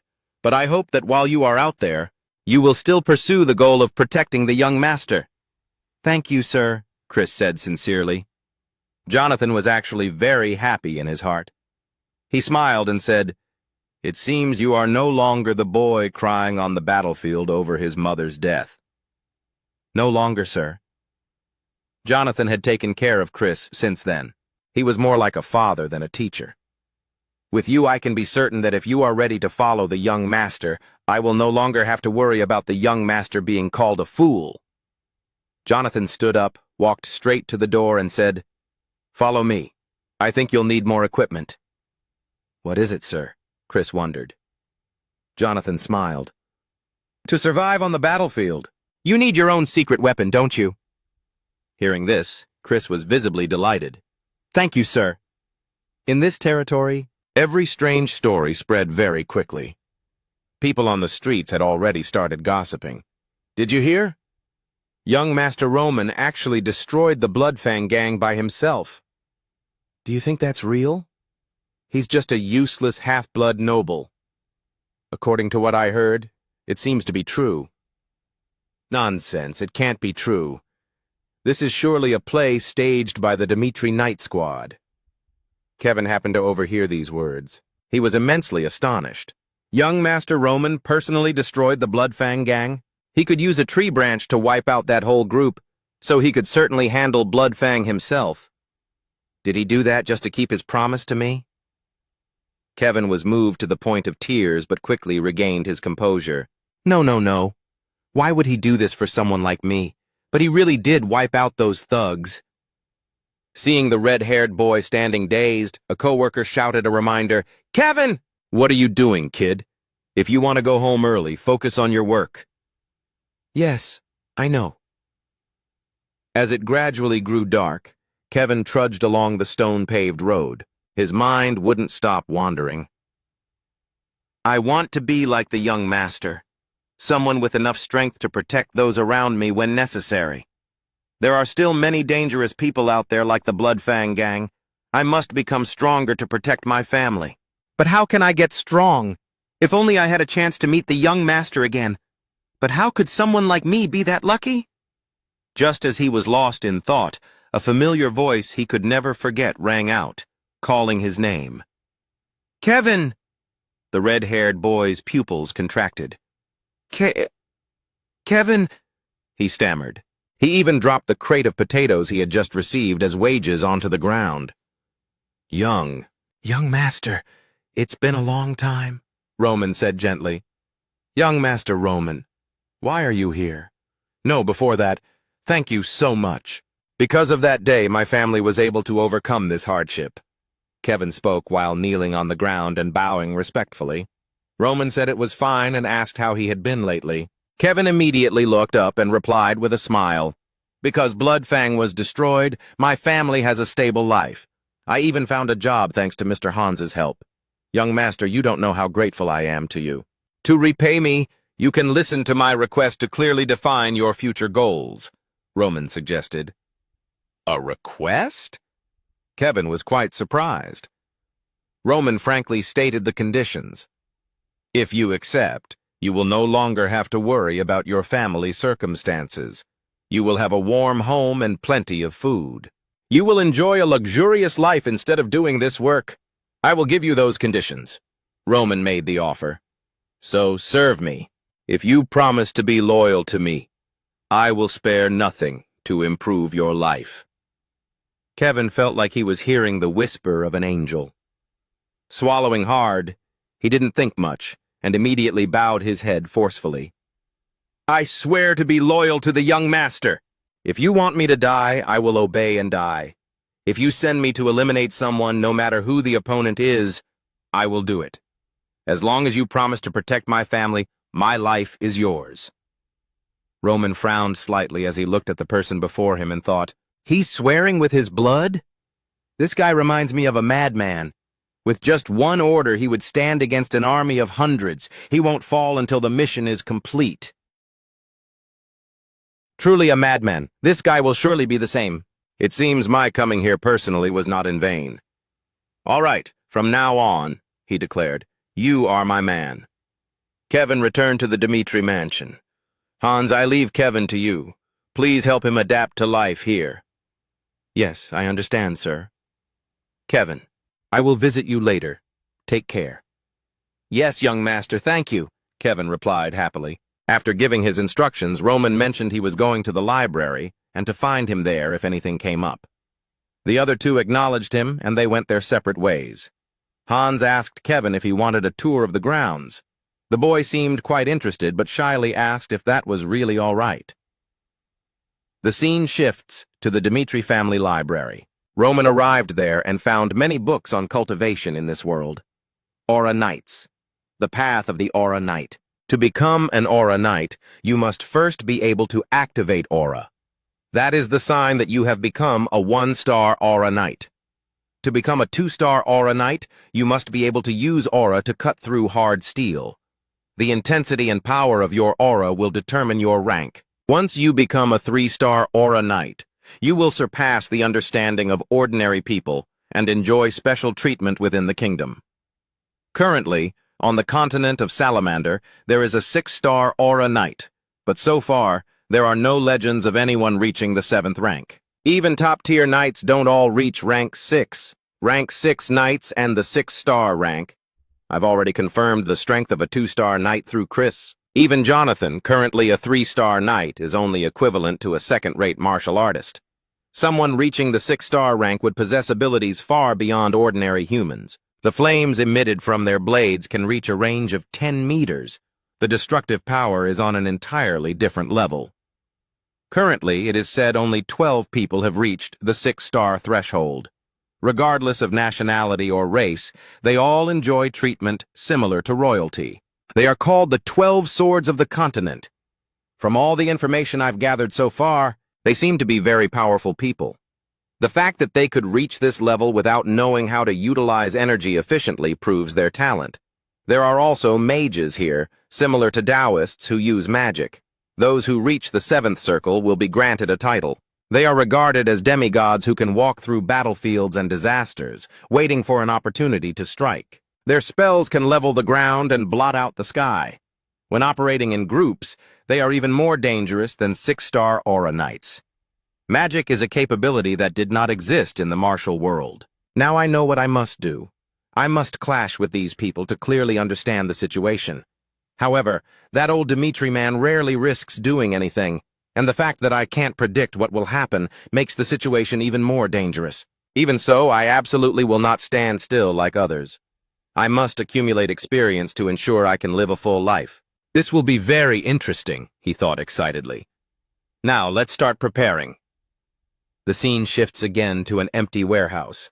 Hans pushed the door open and entered from outside. Right here, young master. Roman asked him what this place was used for previously. This used to be the previous Baron's workshop. He strictly forbade outsiders from entering, to the point that even air couldn't get in. Roman nodded in satisfaction. This place is very suitable as a training ground. For the next week I will stay in this workshop. I won't need food or anything else, but you must not let anyone in, he said seriously, as an order. Remember this well. Unless my people are in life-threatening danger, no one is allowed near me. Yes, young master. After their talk, Hans left. Now Roman was alone in the empty room. Looking at what he was stepping on, he thought, straw? It seems Hans spread straw here.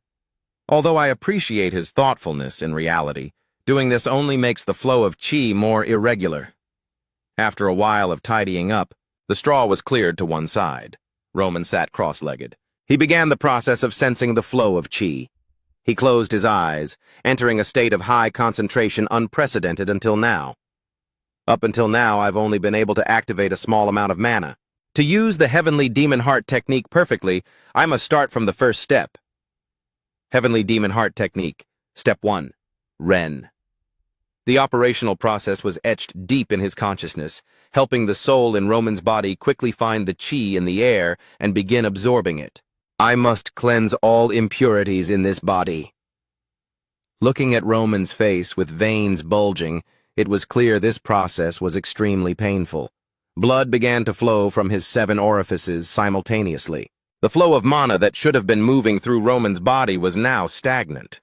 The impurities in this body were significantly more than that of a normal teenager. But since I anticipated this would happen, I gathered as much necessary mana as possible to perform this first step. I must restore my original strength. Once I've decided to live my whole life here, I must have the power to protect everything I own. Entering the Ren stage is only the beginning. A week later, at the Dmitri Manor's main hall, 2 people arrived. The butler led them into the drawing room. Please wait here for a moment. I will go prepare some tea and snacks immediately. Baron Lawrence and Lady Flora, where is Roman? He asked. Sir, the young master is currently busy with some matters. Looking at the empty room, the Baron sighed softly. The 2 of us indeed decided to visit in a hurry without thinking much about the consequences. But as expected, they don't want us here. It seems we'll just have to wait. Sit down, daughter. Yes, father. Flora looked up at the call and answered timidly, Yes, father. He said, We decided to come here to apologize for the mistake we made, so watch your words. She bowed her head and said she understood. Returning to over a week ago at the Lawrence family mansion. What? You went and canceled the engagement? She bowed her head in admission. During the last visit, I decided to tell him my thoughts. I really wanted to listen to you, Father, but the more I thought about it, the more I realized I couldn't marry someone I don't respect at all. Flora! Baron Lawrence roared in anger. He held his head, disappointment clear on his face. I truly thought you were a smart child. I didn't expect you to do this. Do you know what's happening in our territory? The Barco family has decided to borrow a massive sum from the bank. Do you know what that means? It means they are now just preparing to wage war, arranging a marriage with the Dmitri family. That was an absolute necessity. The only ones who can stand against the Barco family are them. And yet you, how dare you? Flora countered. Our Lawrence family isn't that weak, Father. Is it possible that without the Dmitri family, we have no chance? The Baron sighed. If it were only the Barco family, there might still be a possibility. But the central government has accepted their ambiguous papers and orders and lent money to the Barco family without any requirements. That proves one thing. This is no longer just a war between two families. The ones who gave power to the Barco family are the ones who want our family to collapse, because they now have a legitimate reason. They will find every way to set things up and annex everything of ours. Our territory, our honor. And even you, the person known as the flower of the Lawrence family. The Baron's words echoed endlessly in Flora's head. She felt extremely self-reproachful. I already knew the current situation of the territory. I also knew Father's thoughts when he made that decision. I knew it all, and yet for my own selfish reasons, I decided to throw everything away. If I continue to cling to the pride of being the flower of the Lawrences, there will be nothing left. Time passed until late afternoon. Hans paced back and forth in front of Roman's room. Oh, what should I do? When will the young master come out? Baron Lawrence and the young lady have been waiting here since morning, and now it's sunset. They look very displeased. But because the young master said that for any reason no one is allowed to disturb him, I can't. But just then, the door to the room finally opened from the inside. He was overjoyed. Young master, you're finally out! Young master! His face turned terrified, his voice losing control. In the drawing room, Baron Lawrence and his daughter had finished their tea. He was losing patience after waiting too long. I resolved to do this. It's all Flora's fault. For the survival of the Lawrence family, I must ensure this marriage goes smoothly. But even so, this is unacceptable. He suddenly stood up. Flora called out anxiously, Father! Baron Lawrence, his face darkening, strode toward the door. I will go find Baron Dmitri personally, he said. At this moment, Baron Romero was handling work in his study. A few knocks sounded, and then Flora's father pushed the door open aggressively and entered. He said loudly, Baron Dmitri, what are you doing that you've left your guests waiting for so long? If you are unhappy with us, you can just turn us away. I didn't expect the Dmitri family to be so cold. Romero frowned, looking displeased. He placed his quill back in the inkwell and replied slowly, I understand your point, but did you have an appointment with Roman? Baron Lawrence explained. I know we came without notice, but we expressed our intention to meet him a week ago. We had no other choice because he rejected our request and then vanished without a trace. If he intended to refuse our visit from the start, we wouldn't feel this insulted. But this, Baron Dmitri said coldly, do you think I could refuse a visit from a baron? Is this all you wanted to say? You came here just to say you're angry because you've waited for half a day? On the day Flora Lawrence visited the Dmitri family, Roman told me of his intention to cancel his engagement. Although I had no choice but to scold him, even a 3-year-old child knows what happened. Flora Lawrence is the reason he wants to cancel this arranged marriage. I knew, but I still didn't question him. When I thought about the reason he wanted to do something, I had no choice but to stay silent and ignore what he told me. We are all victims of an unwanted arranged marriage.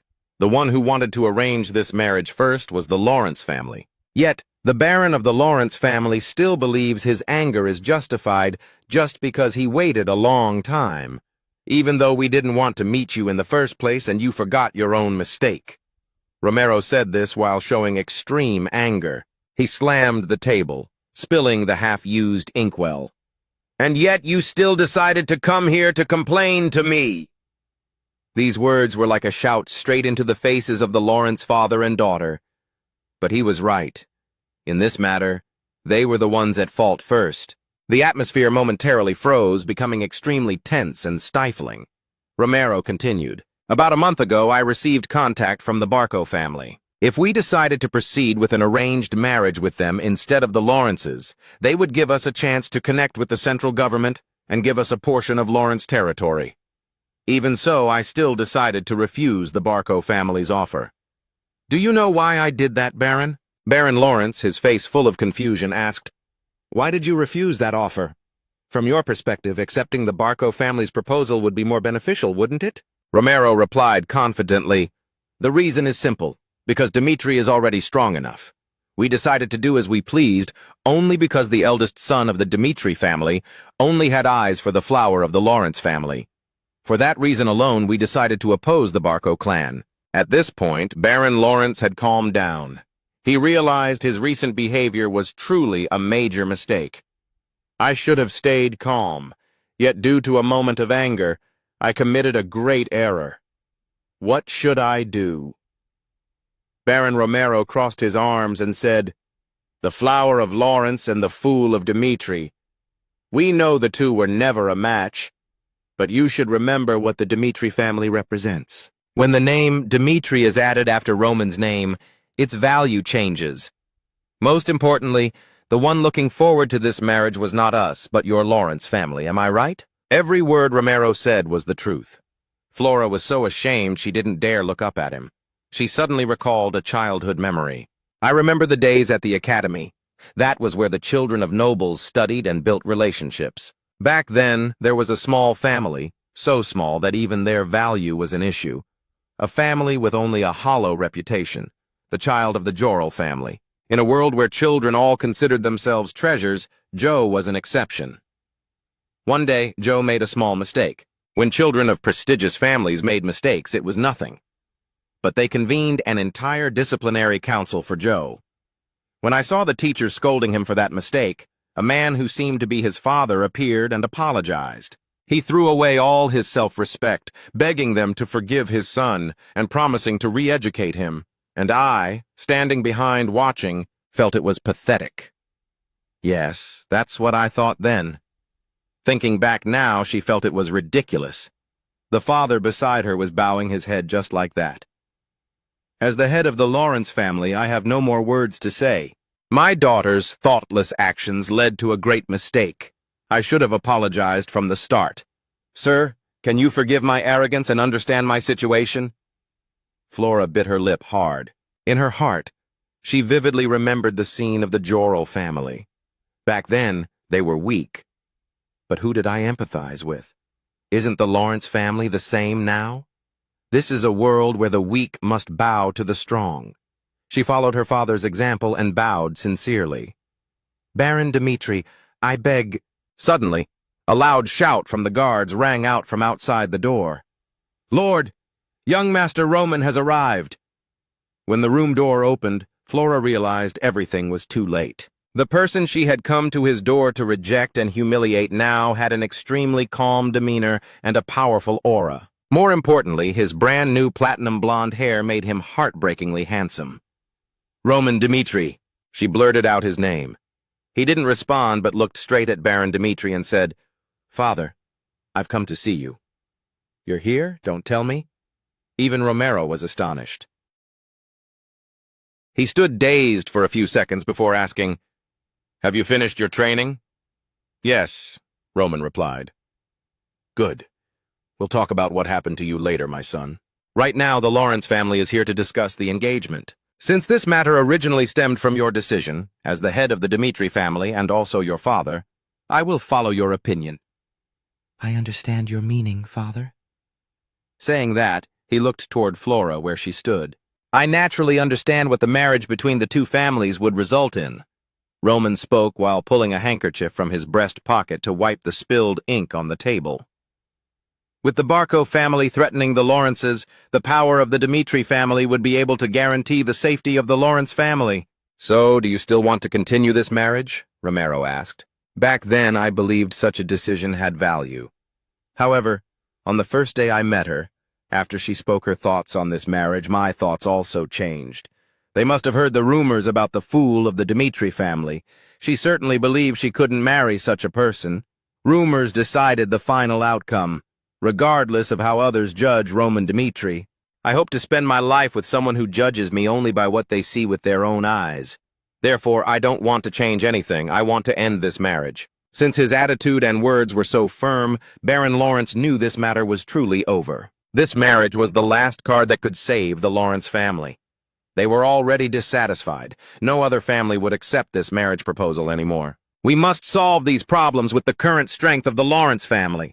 No, if Dmitri and Barco decide to join forces, we won't even have this ability to resist them. If at least we can prevent that from happening. Thinking this, he immediately bowed 90 degrees and spoke, Everything that is happening now is the fault of our Lawrence family.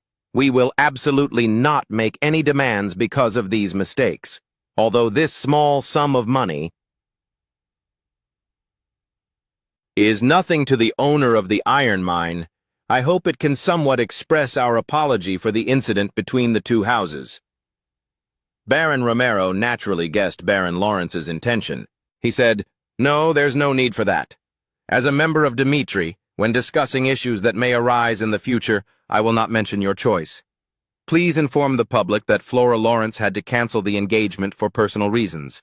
That way, Dmitri will have no reason to cooperate with the Barco family. Baron Lawrence finally breathed a sigh of relief. We sincerely thank you. Truly thank you very much. They then departed. Staying any longer was useless. Baron Lawrence looked back with regret at the man who had almost become his son-in-law. Roman Dmitri. If I had known his value sooner, I would have advised Flora not to make such a hasty decision. He also made a major mistake. What a pity, what a pity. The study door closed. Inside, only the Dmitri father and son remained. My son, he called. Yes, father. What on earth happened to you during this past week? For an entire week, he had been in the warehouse practicing by expelling all impurities from his body to enter the mortal realm. In the mortal realm, one needs to prepare the body to become a heavenly demon practitioner, while this is nothing in the martial world. In this world, the absolute energy existing in nature made expelling impurities from Roman's body extremely important. If I don't remove them, even if I lay the foundation for this body, it will significantly affect my future speed and achievements. Roman thought. The change in his appearance was proof that he was completely different from before, but it was also very difficult to explain. He said, Father, I gained knowledge during my self-cultivation. Although I don't remember the specific details, I believe energy has begun to circulate throughout my body. Romero couldn't help but be startled. You just said energy circulation? Energy circulation is the phenomenon where natural energy cycles through the body, thereby enhancing physical capabilities. This only happens to a very few people. Roman, the fool of Dmitri, had completed incredible feats, including defeating the Blood Fang gang. He was starting to grow at a speed far beyond the understanding of ordinary people. Even so, it doesn't change the fact that he is my son. Having thought it through, Romero immediately offered his praise. Indeed, you are my son. As your father, I will certainly lend you a hand whenever you need it. So never forget your name. Your name is Roman Dmitri, and I, Romero Dmitri, will always be behind you, supporting you. The soul within the young man's body momentarily recalled the arduous years in the martial world. That period of youth was truly extremely destitute. At that time, his father, the heavenly demon, always looked down on this son. That stupid brat was how he evaluated Baek Jung-hyuk. It was truly an unpleasant memory. Now, he has a father who is neither cold nor cruel and always supports his son unconditionally. Baek Jung-hyuk felt a sensation he had never experienced before. Familial affection. It's not bad. He smiled, thanked Roman's father, and took his leave. Just as he stepped out the door, he encountered an acquaintance waiting outside. Flora. She had been standing there for a while, her head always bowed low. I am truly sorry. I was too hasty in judging you, causing much trouble for both families. No need to apologize. His attitude was cold as he turned to leave. Roman did this because he had no intention of continuing this arranged marriage. She still tried to follow him, wanting to say a few more words. I understand why you are angry. Even though this was an arranged marriage that neither of us agreed to, the fact that I broke my word is undeniable. However, I still want to take this opportunity to tell you this. Actually, there was a special reason why I canceled the engagement. At a social party organized by noble families in the Northeast region, something happened. There had been rumors that I would be engaged to a member of the Dmitri family. Those rumors began to spread quickly, even worse than usual. I heard that Roman Dmitri was actually addicted to opium. Opium will erode a person's reason and intellect. I thought you should know that. Although I know now they were wrong, at that time, I couldn't ignore them. Roman began to feel impatient. He abruptly turned his head back and, without looking at her, said, "No matter what is said, it cannot change our current relationship, so you don't need to worry anymore." Flora stood there watching his figure recede. There was nothing left to hold on to. That night in the study, Roman enjoyed the tea brought by Hans while reflecting on Flora's words during the day. They mentioned opium. I don't sense any opium circulating in this body. Even if there were signs of drug use for suicide, after I completed the cultivation process, those drugs were entirely expelled. Hans? Yes, young master. Have you ever seen me use opium? Or was there any situation that made you suspect I used opium? This frank question startled Hans. Roman seriously repeated, "I'm not joking with you. I just want to use this time to review the choices I've made so far, based not on your own memory, but from an outsider's perspective." Can he think that far ahead? Old Hans thought to himself. Although I've never seen it with my own eyes, there was a period of time when I found the young master's behavior quite odd. "Oh, when was that?" he asked back. "About a month ago. The young master had just returned from a social party. It wasn't anything noteworthy, but when the young master returned, he seemed to be in a very strange state. Immediately after that, the young master seemed to lose the will to live, staying cooped up in his room every night, needing a lot of alcohol. That's why I wondered if the young master had come into contact with opium at that party. As for whether the young master could have smoked opium or not, judging from now, the possibility is very small." Roman recalled Flora saying she heard that rumor at a party organized by noble families in the Northeast. Hans, do you know who organized that party? It was the eldest son of the Barco family. His name is Anthony Barco. Reorganizing the clues, Baek Jung-hyuk's soul began to ponder. Roman got engaged to the Lawrence family, then was invited to a social party organized by the Barco family. This abruptly changed his mental state. After returning, he decided to end his life. There are some things about Roman's death that have always bothered me. In the suicide note Roman left, the only thing mentioned was that he had to go to the battlefield in place of his two younger brothers. He was too terrified of what was to come. That was all. However, when this matter befell Roman, he was engaged to Flora, and for a married noble, there are many ways to avoid going to the battlefield. Yet he chose suicide simply out of fear of war. It seems I missed something. Hans, were Anthony Barco and I very close? Well, young master, no one specifically spent time with the young master. But recently the young master seemed to have difficulties. The more he thought, the more he saw a hole in this story. It couldn't be filled by the reason of fearing enlistment in the suicide note. At the time the marriage talks with the Lawrence family began, a marriage between Dmitri and Lawrence was a major obstacle for the Barco family. What they desired most was to control the Lawrence lands. And the simplest way to solve this problem was to stop it before the marriage began. They must have used every means to do something to Roman, and that led to Roman's suicide. About that. Young master, actually, a few days ago we received an invitation from the Barco family. The Barco family sent an invitation to me? Yes. Unfortunately, it was right during the time the young master was in seclusion. How should I handle it? Roman smiled enigmatically. They are truly shameless. No, not just that, they understand me too well. Either case is quite troublesome. When is the party? Exactly 2 weeks from now, young master. Inform the Barco family that I will attend that party. 2 weeks later, at Roman's private residence within the mansion, Hans led Kevin in. The young master is waiting for you over there. Yes, thank you. Hans didn't forget to remind him. And also, don't be too surprised by the change in the young master's appearance. Kevin replied with a bit of surprise, but quickly accepted. Yes, I understand. He pushed the door open and entered. Young master, did you call for me?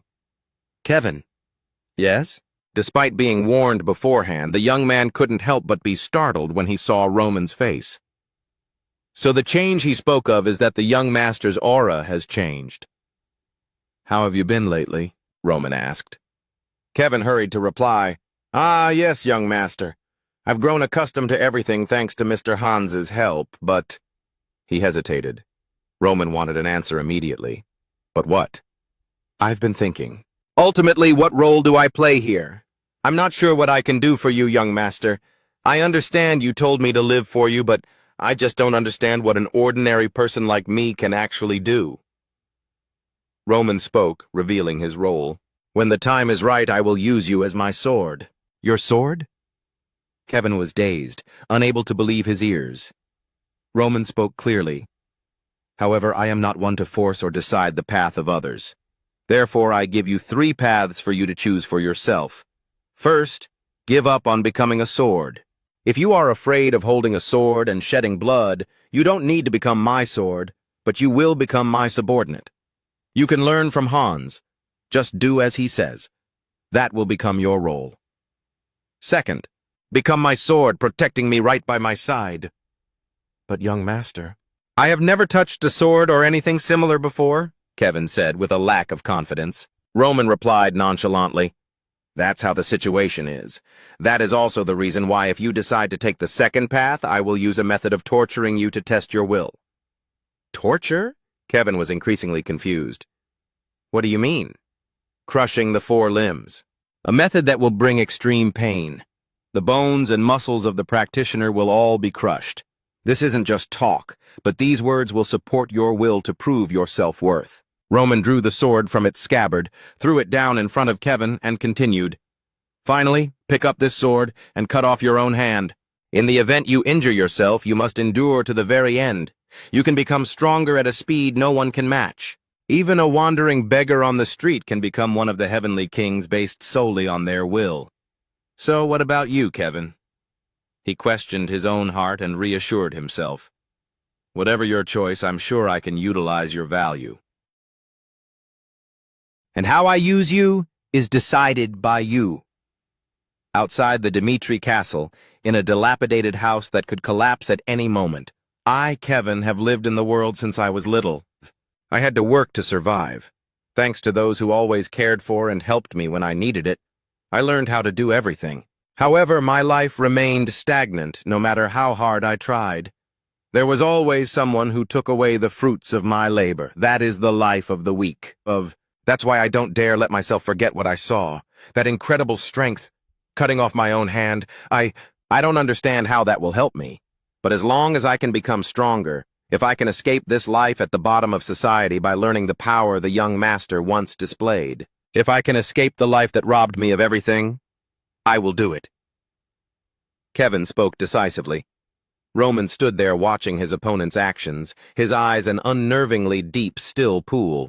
Kevin used his right hand to grip the sword and placed it against his left wrist, gathering all the courage he could muster, preparing to strike with a single blow. His arm shook uncontrollably due to human primal instinct and fear. But the thought of returning to his former life terrified him even more.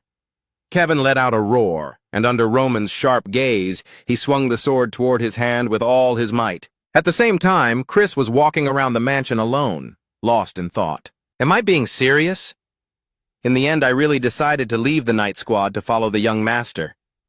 Then, suddenly, the master went into seclusion for a week. He suddenly saw Hans ahead and called out, "Vice Captain Chris, is something wrong?" "I heard the young master has finished his seclusion. Where is he?" "The young master is currently talking to Kevin. He told me not to let anyone in while they speak." "Who is Kevin?" Back at the training ground, the blade was now stained with blood. The left arm fell to the ground with a thud. Kevin trembled, his mouth groaning incessantly from the excruciating pain. Hans collapsed to the ground, face down, unconscious. Roman still stood there, looking down from above with an expressionless face. Time passed quickly until that evening. "Wait, young master!" Hans noticed blood on the sword and said worriedly, "When did you get hurt? There's blood on this blade." "That is nothing to worry about. I am fine." Hans was still very worried, but Roman interrupted. "That is not my blood." Roman flashed an extremely peculiar smile. The moment Kevin was about to cut off his hand, I pulled him into an illusion. The temptation of the ghost, shadow. I tested him by pulling him into an illusion the moment he swung the sword at his wrist, even before he entered the illusion. Ha, what a ruthless kid.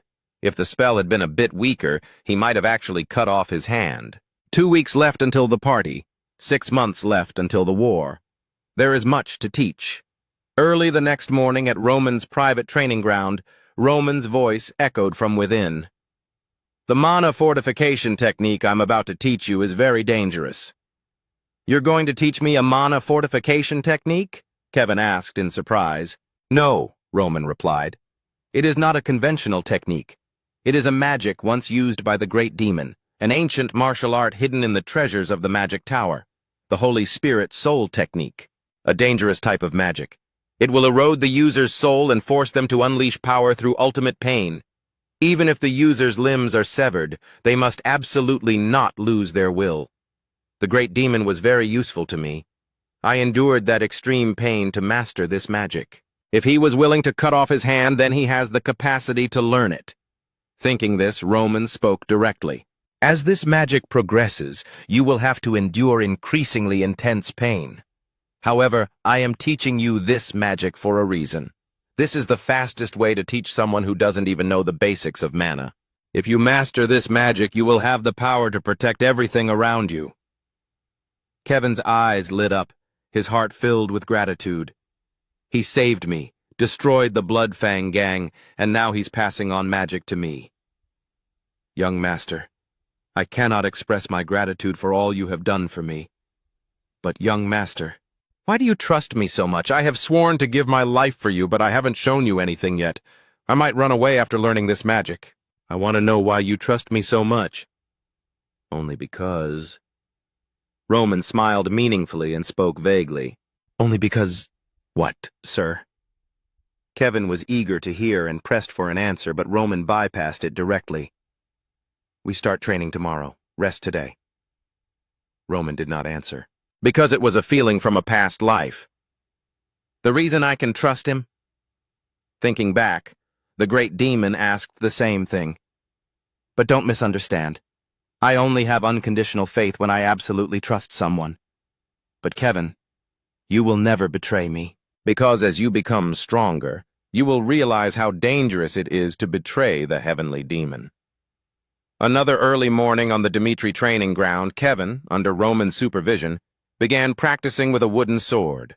Fundamentals are the key to every movement. Every move must be executed precisely. Don't get distracted. "Yes," Kevin answered loudly. Nearby, Chris sat watching the two of them. He let out a long, bored yawn. "I don't understand why he's teaching swordsmanship to that strange kid. Moreover, why isn't he teaching me anything? I thought following him would be a fast way to get stronger. He treats me as if I don't exist." Swinging a sword by my master's side was better than this. Should I beg master to take me back? This feeling of helplessness is annoying. I'll just wait a bit longer.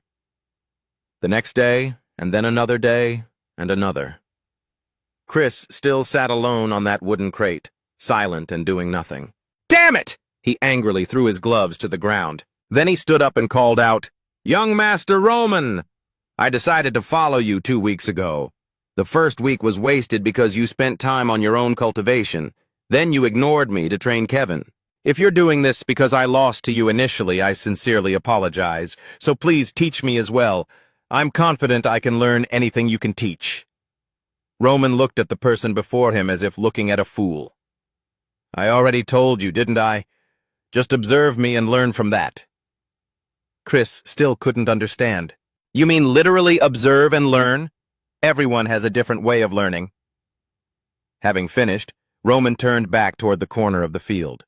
Kevin knows nothing, so until he reaches a certain level, I need to guide him from start to finish. But you are different. No matter what I teach you, you will only force yourself to learn the thing that defeated you, rather than trying to understand it. So you want me to keep observing you? No, Roman replied almost immediately, while selecting a wooden sword for himself.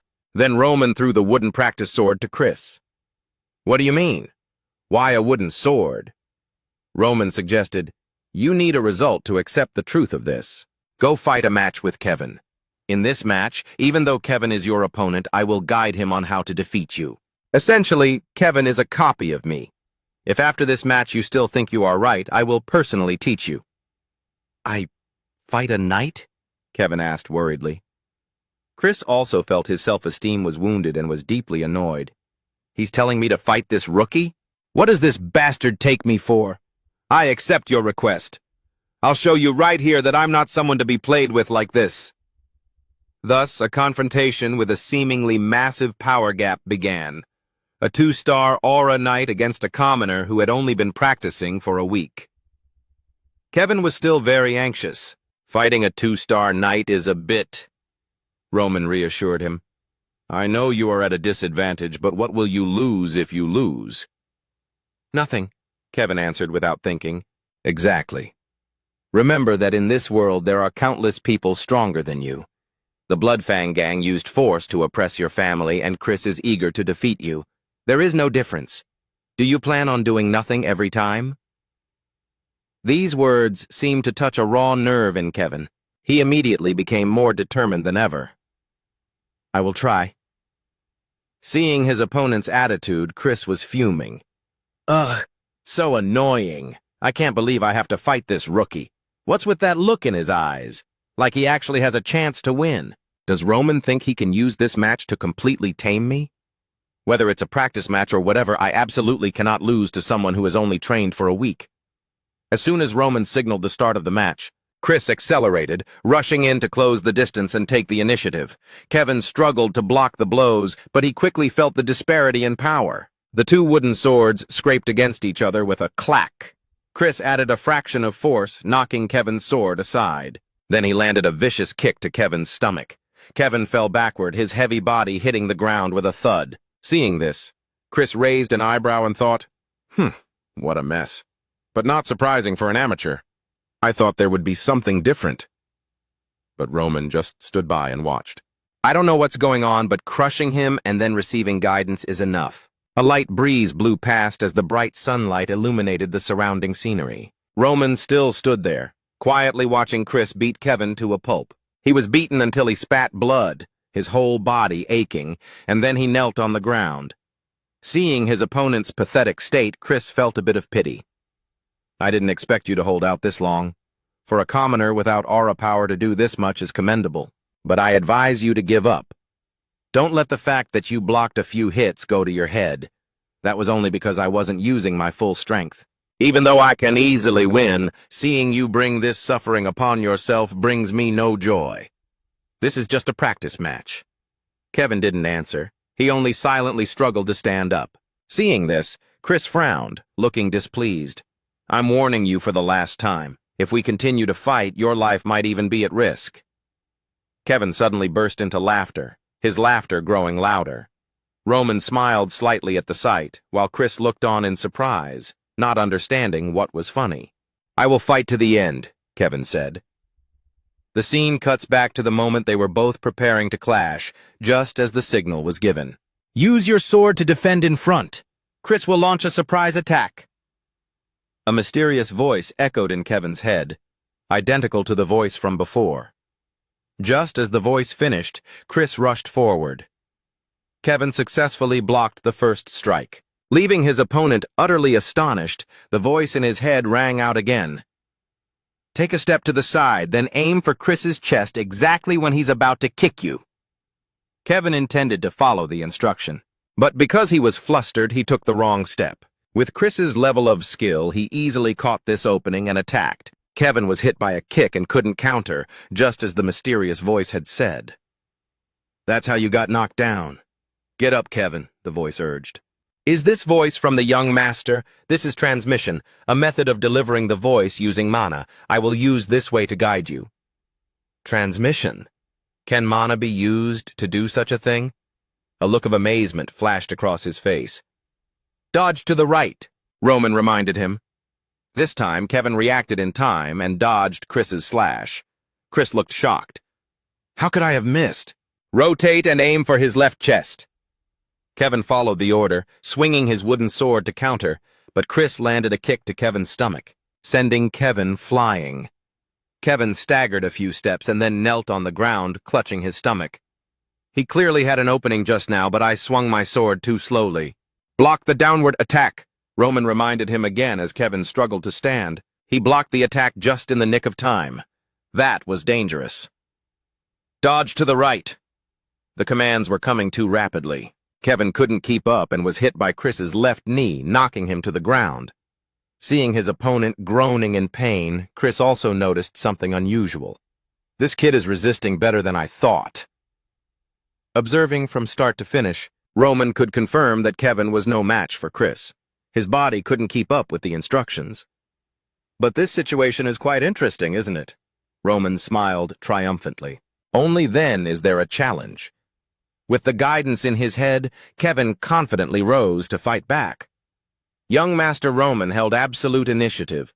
Even though Chris was a 2-star knight, his actions were exactly as young Master Roman said they would be. The main problem was his own body. If he could follow the young master's instructions perfectly, he would have defeated him long ago. It's like he's controlling a puppet. He's just playing with Knight Chris. Dodge to the right, and then counterattack forward. Kevin gradually caught the rhythm of the instructions, but in the end he was still a bit short. The thrust of Kevin's counterattack only grazed Chris, while Chris punched Kevin straight in the face. The young man with the middle-parted hair felt something was increasingly wrong the more he fought. He was clearly trying his best to defeat him, but the boy could always dodge at crucial moments and even counter. Was it just a coincidence? Despite being beaten black and blue, Kevin, on the opposite side, did not lose his will to fight at all, because there was a moment when he almost touched his opponent. Even Chris, known as the most outstanding genius of the Dmitri house, could not stand firm against the young master's true strength. This is young Master Roman's level. He is the person I will forever worship as my true master. No matter how absurd it is, I must blindly follow his words. If someone like me can become his sword, the only answer is my will. Kevin raised his sword over his head, continuing the fight. That was the reason Kevin burst out laughing. Chris felt provoked, and anger quickly took over his mind. "You arrogant bastard, you think you can defeat me? If that's truly your wish, then I will grant it," Chris roared and rushed forward at high speed. "From now on, when you look at your mangled arm, you will regret this." At that moment, Kevin also received an instruction. Take a step forward and attack with all your might. This sudden counterattack startled Chris. He hurriedly dodged to the right, narrowly avoiding being hit. He didn't expect the boy to take a step forward. Roman continued to command. "It's not over yet." "Rotate and attack!" Kevin rushed in without hesitation. Chris scoffed inwardly. "You think I'll be hit by an attack that's both wide and slow? Your whole body is full of openings." When a look of surprise flashed across Chris's face, this scene happened to catch Roman's eye. Because Kevin had dodged his slash, Kevin used all his strength to attack, a beautiful mid-level horizontal slash. Roman thought to himself as Chris exhaled a hot breath. He had lowered his center of gravity, a movement identical to when Roman had dodged his sword aura before. The same movement at the same moment defeated Kevin. The result was already very clear. Roman stood at the corner of the field, silently observing. He swung his sword to dodge. He had guessed that the rush was just a feint. The young man with the middle-parted hair looked at Kevin lying on the ground in disbelief. What a tough one. Has he really only been practicing for a week? Roman walked straight over and said, "You win. As promised, from tomorrow, if you desire it so much, I will personally teach you. That is your choice." Having finished, he picked Kevin up to take him for medical treatment. Back in his room, Chris laughed self-mockingly.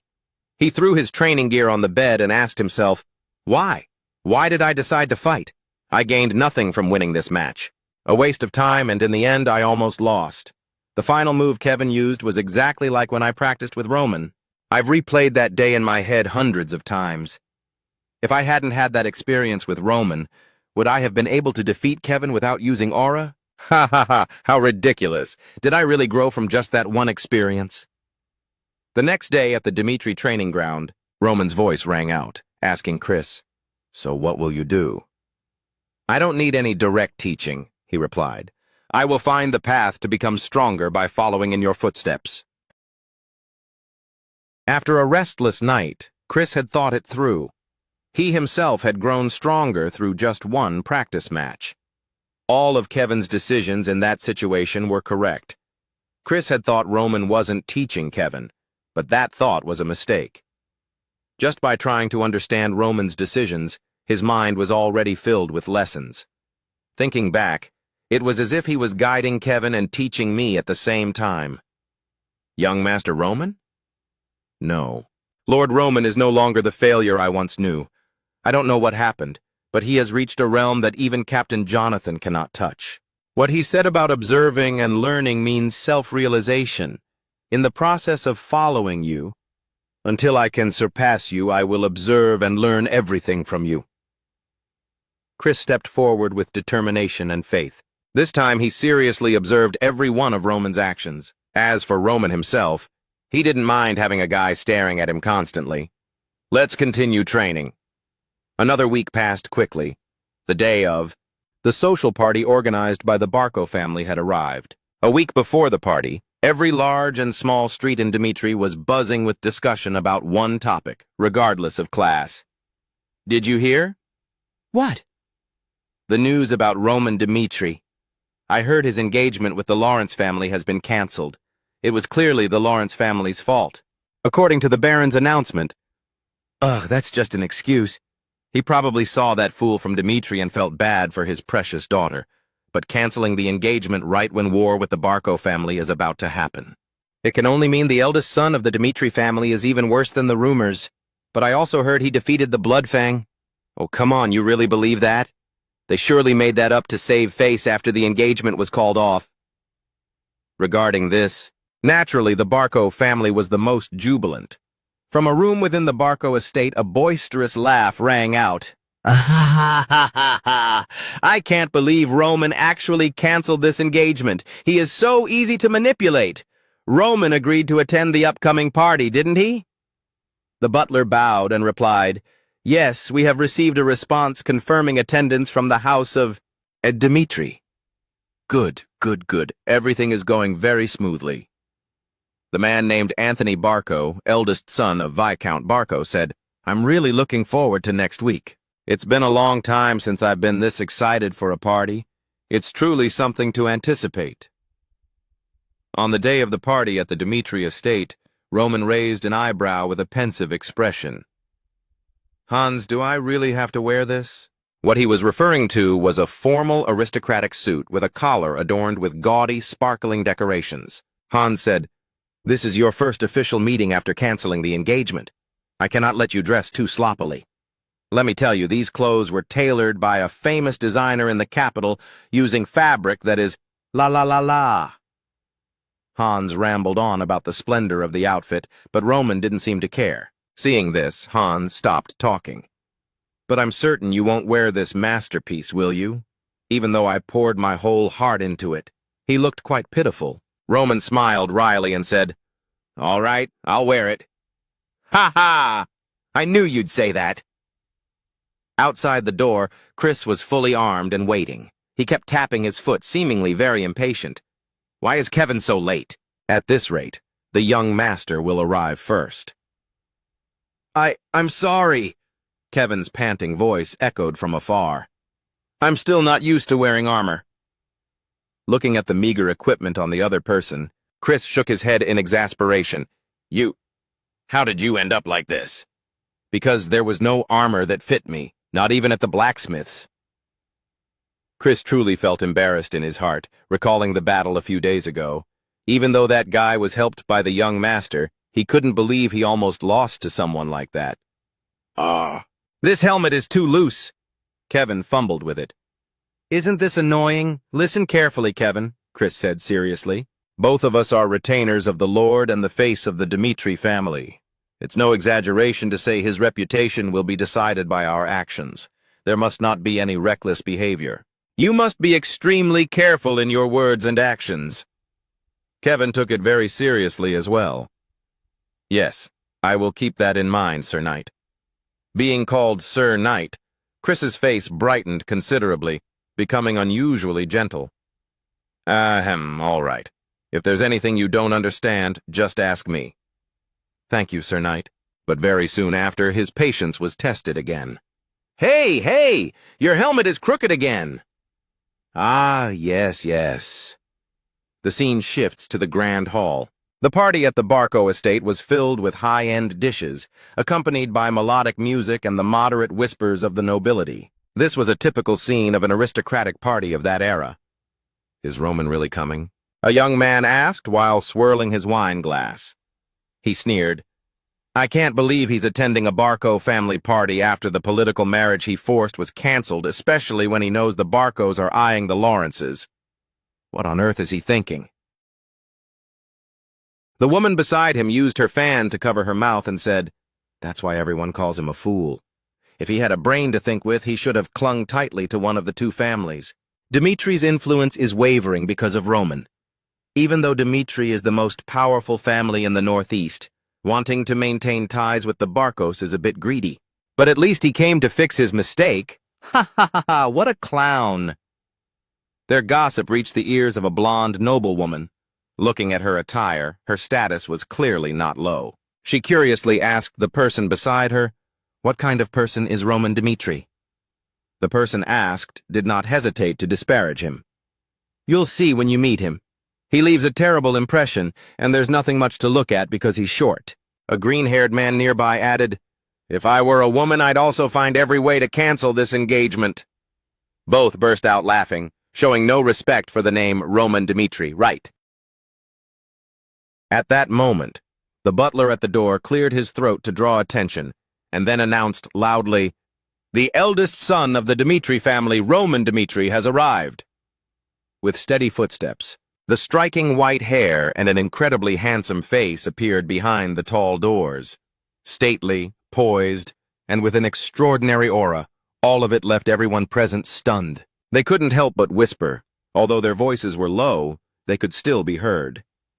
Is that Roman Dmitri? He's so different from before. Surely it can't be. He used to be shorter than me. What happened to his hair? The blonde girl who previously asked about Roman was now staring at him without blinking. She placed her wine glass on the table and stepped forward. It's an honor to meet you. I am Sophia of the Grizel family. The blonde girl took the initiative to bow to Roman. You probably haven't heard of our family. Although we aren't a prominent house, my father, Baron Grizel, once gave his life for the Cairo Empire. He smiled and replied immediately, I know the Grizel family very well. Hearing that, she couldn't help but be delighted. You really know about the Grizel family? Roman kept the smile on his lips and replied, A family that has existed for hundreds of years. How could I not know? Before coming here, he had asked Hans to find him many books. Young master, these are the documents on all the families in the Northeast that you requested. But why do you suddenly want to see these things? Because I will be attending the party as the family representative. At the very least, there should be some basic etiquette, right? I must remember the background of everyone I will meet, as well as their heritage. To gain the favor of others, one must put in the corresponding effort. This is especially true for someone called the Dmitri fool like me. And this preparation took effect as soon as he entered. Roman said loudly, Isn't that the family that was once illustrious in the Northeast? The family's forest is famous for the top-quality wood in the Cairo Empire. I heard your brother successfully sensed mana. I sincerely congratulate him on his achievement. Sophia was dazed. She didn't expect the person before her to know so much. Naturally, the scene of the two chatting happily attracted many eyes. What? What is this?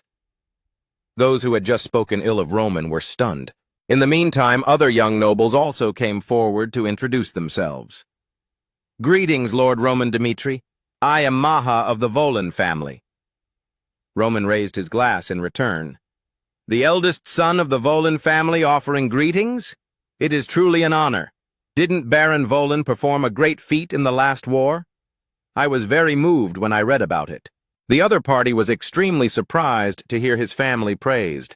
I am very grateful that you think so. The people around began to say to each other, "Let's go over there too." So they quickly surrounded him. Long time no see, Lord Roman. You've changed so much. Compared to me, Lady Alice is still as beautiful as ever. Is your mother well? I heard she hasn't been feeling well recently. About 15 years ago, the Dmitri family benefited greatly from an agreement with the Heroes family. I am also very grateful for the kindness the Viscount showed us.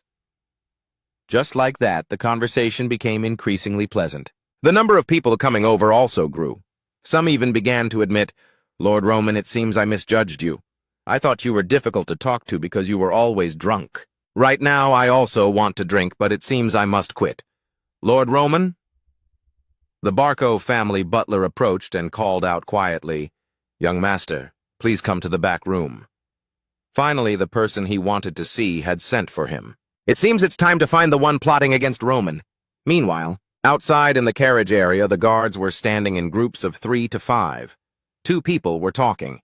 Kevin looked around and asked Chris curiously, "Other families have so many retainers and knights. What is a social party knight? We will never have a chance to go in there. So don't bother thinking about it. Hey, your helmet is crooked again. Ah, it's because this helmet is too big. Then take it off." Take it off? But their way of talking made the nearby knights look at them with disdain. "What's with him? I heard he's Roman Dimitri's retainer." "Take it off," Chris seriously requested of Kevin. The redhead was about to say something when he heard a loud laugh. "How funny. I heard Roman Dmitri was an abandoned eldest son, but I didn't expect him to bring along someone who can't even hold a sword steady as a retainer." Those guys spoke very loudly. The 2 from the Dmitri family naturally heard. Chris told Kevin to ignore them. What more did you expect? The quality of the Dmitri family only goes this far. Hearing this, Kevin's expression became heavy. When did everything start? Perhaps it was the moment Roman saw the rose of the Lawrence family, Flora. She was so beautiful. That nickname was no exaggeration. Whether it was a feeling of liking or admiration, both were correct. Roman had fallen in love with her at first sight. Someone had caught on to this emotion. He proactively stepped up, put his arm around Roman's shoulder, and asked, "Roman, who are you looking at so passionately? Anthony, do you know who that blonde lady over there is?" "You? What did you say? You don't know her? That's Flora." Flora Lawrence. This is a memory of Roman Dmitri, the original owner of this body. But now the one taking over is the heavenly demon who once ruled the martial world. I'm here, Roman."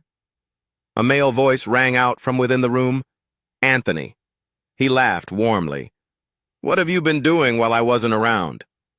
So this person is Anthony Barco, he confirmed in his heart. Anthony pointed to the opposite chair and said, "I heard people say you've changed, but I didn't expect you to change this much. Sit down quickly and tell me everything."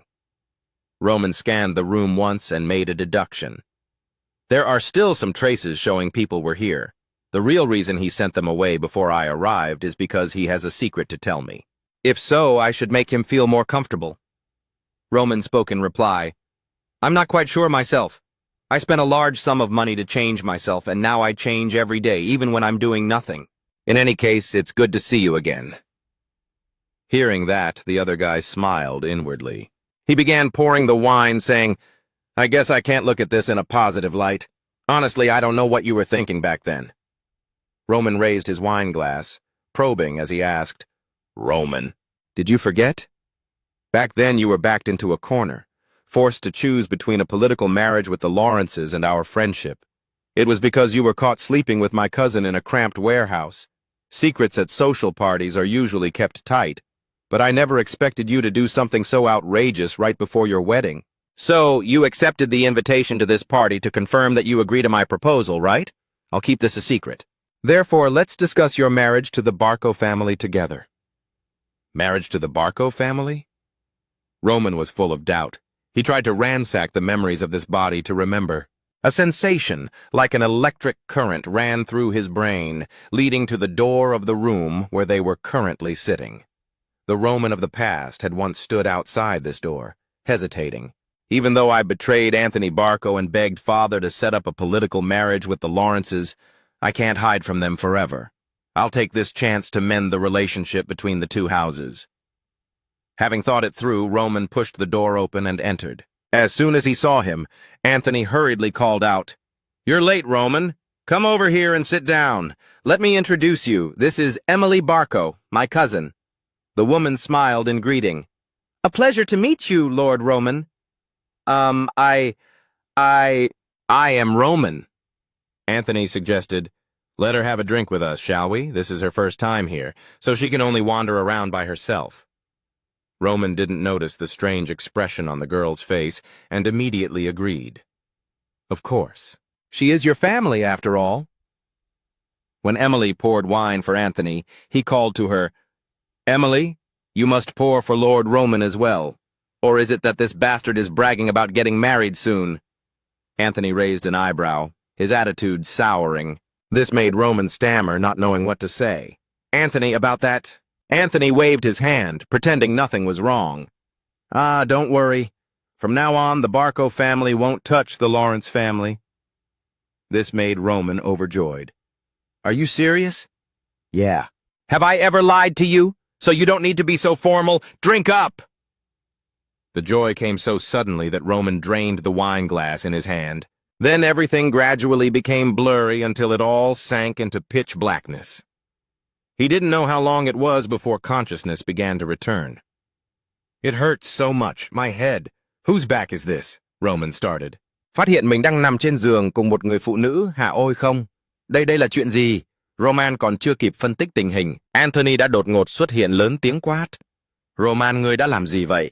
Hắn giận dữ trừng mắt nhìn Roman. Roman lắp bắp nói, không, chuyện này ta không nhớ gì cả nghe, cho kỹ đây Roman. Ngươi ăn nắm với AI không liên quan đến ta, nhưng ngươi đã động đến tiểu thư nhà bà.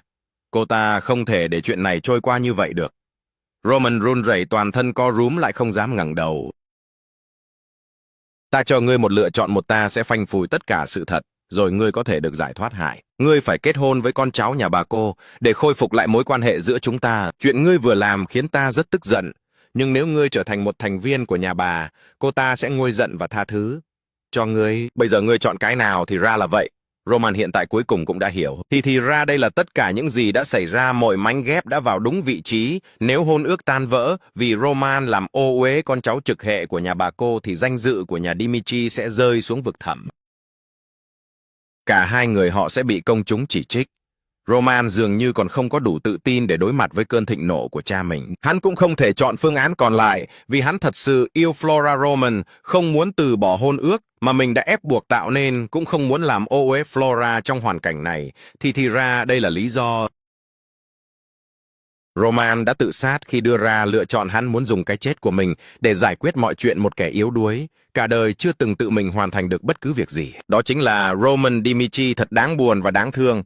Thấy Roman không trả lời Anthony, mắt kiên nhẫn thúc giục, ngươi còn do dự gì nữa? Roman, sự liên minh của hai nhà chúng ta có thể làm rung chuyển cả vùng Đông Bắc. Sẽ không AI có thể chống lại chúng ta, ngươi cũng có thể tận dụng sức mạnh của nhà bà cô ở vùng Đông Bắc.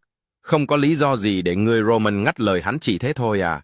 Anthony bị bất ngờ đến sững sờ. Đây là lần đầu tiên Roman dám dùng giọng điệu này nói chuyện với hắn. Roman nhẹ nhàng đặt ly rượu xuống bàn, nói tiếp. Ta phải chấp nhận một cuộc hôn nhân chính trị chỉ vì một lý do như vậy. Sao ngươi Anthony? Cậu mày đe dọa ngươi, có lẽ đã hiểu lầm rồi. Đây không phải là một lựa chọn. Nếu ngươi từ chối, ta sẽ công khai mọi chuyện trong nhà ngươi. Thử nghĩ xem, danh tiếng của nhà Dimitri sẽ bị ảnh hưởng như thế nào. Hãy suy nghĩ. Cho kỹ đi, nếu ngươi còn muốn ngang cao đầu mà sống Roman gác chân lên bàn, thái độ khinh bạc và coi thường ngươi làm gì vậy? Anthony không hiểu. Roman lạnh lùng nói. Phải nói bao nhiêu lần nữa ngươi mới hiểu gia tộc Dimitri không cần phải chấp nhận đề nghị của gia tộc bà cô, chỉ vì một lý do đáng thương như vậy, bên ngoài bữa tiệc. Sophia đang trò chuyện với một tiểu thư khác, cô chợt nhận. Ra ngài Roman ngài đi đâu vậy, ta cần tham gia một vài việc. Xem, ra ta phải về sớm vì chuyện này, rồi nghe vậy. Sophia có chút bay vọng thật. Sao bữa tiệc? Chỉ vừa mới bắt đầu thôi, mà giá như ngài ở lại thêm một chút. Xin lỗi, đây là chuyện khẩn cấp thật, ngại quá. Ta còn nhiều chuyện muốn nói với ngài lắm. Vâng, ta cũng vậy. Sau này có cơ hội chúng ta sẽ nói chuyện tiếp nhé. Chào tạm biệt mọi người. Trong bữa tiệc, Roman lập tức rời đi. Vừa đến gần xe ngựa hắn đã nghe thấy tiếng quát tháo, rút lại lời người vừa nói ngay, đồ khốn. Giọng nói này là hắn liếc mắt một cái. Thấy một đám hộ vệ đàng thì thầm to nhỏ, công tử hắn đột nhiên co rút lại. Một chiếc mũ trụ rơi xuống đất phát ra tiếng loang xoang. Kevin đang nằm trên mặt đất. Hắn ta bị người ta bắt nạt. Chuyện bắt đầu từ lúc mấy gã kia buông lời hồn xước này. Ngươi còn mong chờ gì nữa? Trình độ của nhà Dimitri cũng chỉ đến thế mà thôi. Chris bảo Kevin hãy nhẫn nhịn và Kevin cũng đã đồng ý. Nhưng hai gã kia không có ý định dừng lại ở đó. Chúng nhìn nhau cười trao đổi một ánh mắt, rồi tiến về phía Chris và Kevin. Vừa đi vừa cố tình nói lớn để họ nghe thấy. Hắn ta rốt cuộc đang nghĩ gì mà lại để một thằng nhóc con thế này làm họ về. Cho mình ha, nhìn cái mũ trụ của nó kìa, chẳng vừa đâu chút nào xem. Ra thằng nhóc này chỉ nhất bựa một cái mũ trụ rồi tự xưng là họ vệ thôi. Thầm hại quá nhi. Hai đứa nhóc gã đó vừa chế nhạo vừa khinh miệt chạm vào người Kevin. Chris lạnh lùng chất vấn nữ sĩ nhà bà cô được huấn luyện miệng lưỡi. Thay vì kiếm thuật, gã đàn ông tóc đen lập tức phản bác ai mà biết được, dù sao thì ta rất tự tin, kể cả không được huấn luyện kiếm pháp của ta cũng hơn thằng nhóc này. Hắn đặt tay lên đầu Kevin ẩn xuống rồi nói tiếp. Đây chính là lý do tại sao mọi người đều gọi Thiều ra nhà Dimitri. Các ngươi là tên Ngọc đấy, rút lại lời đó ngay. Kevin bắt đầu cảm thấy khó chịu với gã trước mặt thù. Ra Roman không làm bất cứ điều gì để bị gọi như vậy. Thái độ thay đổi 180 độ khiến gã kia có chút kinh ngạc. Cái gì? Kevin nhấn mạnh gật tay hắn ra. Ta nói rút lại lời ngươi, vừa nói đồ khốn chết tiệt bị sỉ nhục ngay trước mặt gã kỵ sĩ nhà bà cô, tức đến đỏ mặt, thẳng tay tát một cái vào mặt Kevin. Mày dám? Đó là lý do tại sao mũ trụ của Kevin lại rơi xuống. Chris định rút kiếm phần công nhưng hắn do dự. Đối phương là kỵ sĩ nhà bà cô gia tộc Dimitri, hiện đang có xung đột lợi ích với gia tộc bà cô. Nếu mình gây chuyện ở đây không chỉ gây rắc rối cho thiếu gia mà còn kéo cả gia tộc Dimitri vào cuộc. Kevin ngồi dậy, giọng run rẩy nhưng vẫn cứng rắn. Ta là kỵ sĩ của ngài Roman, ta không muốn đánh nhau với loại du côn giả mạo kỵ sĩ như các ngươi. Gã lính tóc đen nhà bà cô cười khẩy hả vậy? Sao? Hắn hét lớn, vững tay lao tới. Được thôi, để ta xem sự kiêu ngạo của ngươi kéo dài được bao lâu. Nhưng hắn còn chưa kịp làm gì cố, tay đã bị ai đó tóm lấy. Tất cả mọi người trong câu chuyện đều kinh ngạc, trốn tròn mặt, bởi người ngăn cản cuộc xung đột này chính là thiếu gia nhà Dimitri, Roman. Roman nhìn gã kỵ sĩ bằng ánh mắt lạnh như băng. Roman Dimitri, gã kia còn chưa nói hết câu mắt đã ăn trộn một cái tát. Tất cả mọi người đều sững sờ trước hành động dứt khoát này. Chuyện gì vậy? Mình bị đánh ư? Mình còn không kịp phản ứng. Gã gầm lên, mặt thằng ngốc. Roman lại vung tay tát một cái, nữa chặn miệng gã. Lại gã này đã không còn phân biệt được tình hình, dường như cũng đã quên mất thân phận của mình. The knight struggled, about to lose his mind. Roman landed another slap across his face. The man had just lifted his head to speak, when another slap followed. He was beaten until his head hung low, left dazed as his vision spun. Only then did he realize what he had done. Roman looked at him with eyes as cold as if he were staring at a corpse. Lower your head and shut your mouth. At the same time, in a room behind the banquet hall of the Barco estate, Anthony sat alone, stunned. Damn it, what on earth just happened? He recalled the scene while talking to Roman. I am telling you about your responsibility since you laid a hand on our young lady. Isn't intermarrying with the Barco descendants much better than mortgaging your assets? This is the final consideration I can offer you. If you don't accept, you will commit an irredeemable mistake. It's up to you. In any case, I'm already called a fool. One or two more rumors about being despicably fake won't change anything, Roman replied bluntly. Furthermore, perhaps you should behave yourself a little. What?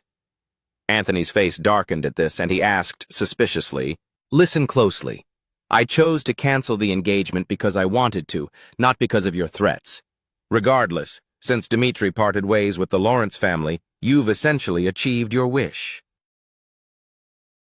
But now you show your fangs to me. How should I respond with proper etiquette? Should I help the Lawrence family cause some trouble for the Barco family to vent some of my resentment toward you? Roman's words were nothing less than a direct threat, turning Anthony's face pale. Previously, Roman had researched the Barco family. Their connection to the central government and the accompanying influence was undeniable.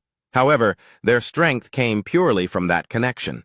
In terms of actual assets and family power, the true force in the Northeast was Dmitri, not Barco. Now what do you intend to do? Anthony was backed into a corner. He didn't dare breathe heavily, his whole body stiff. After a moment of internal struggle, Anthony finally had to compromise.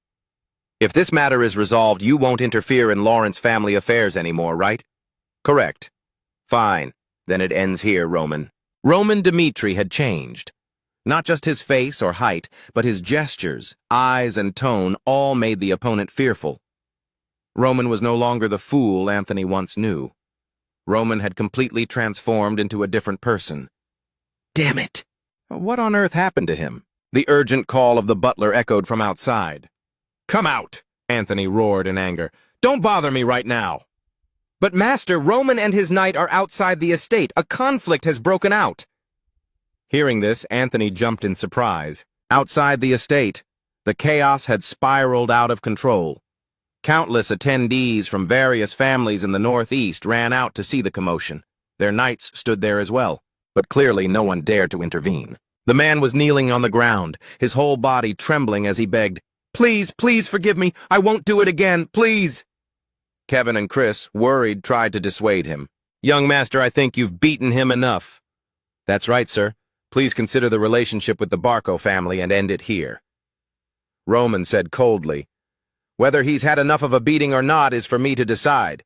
Even if he dies, that is the price he pays for his words and actions." Kevin hesitated. Anthony stepped out from the crowd and shouted, "What is the meaning of this?" He pointed at Roman using a reproachful tone. "Roman, even if you are the eldest son of the Dmitri family, I will not tolerate this, unless you apologize for that disrespectful behavior just now."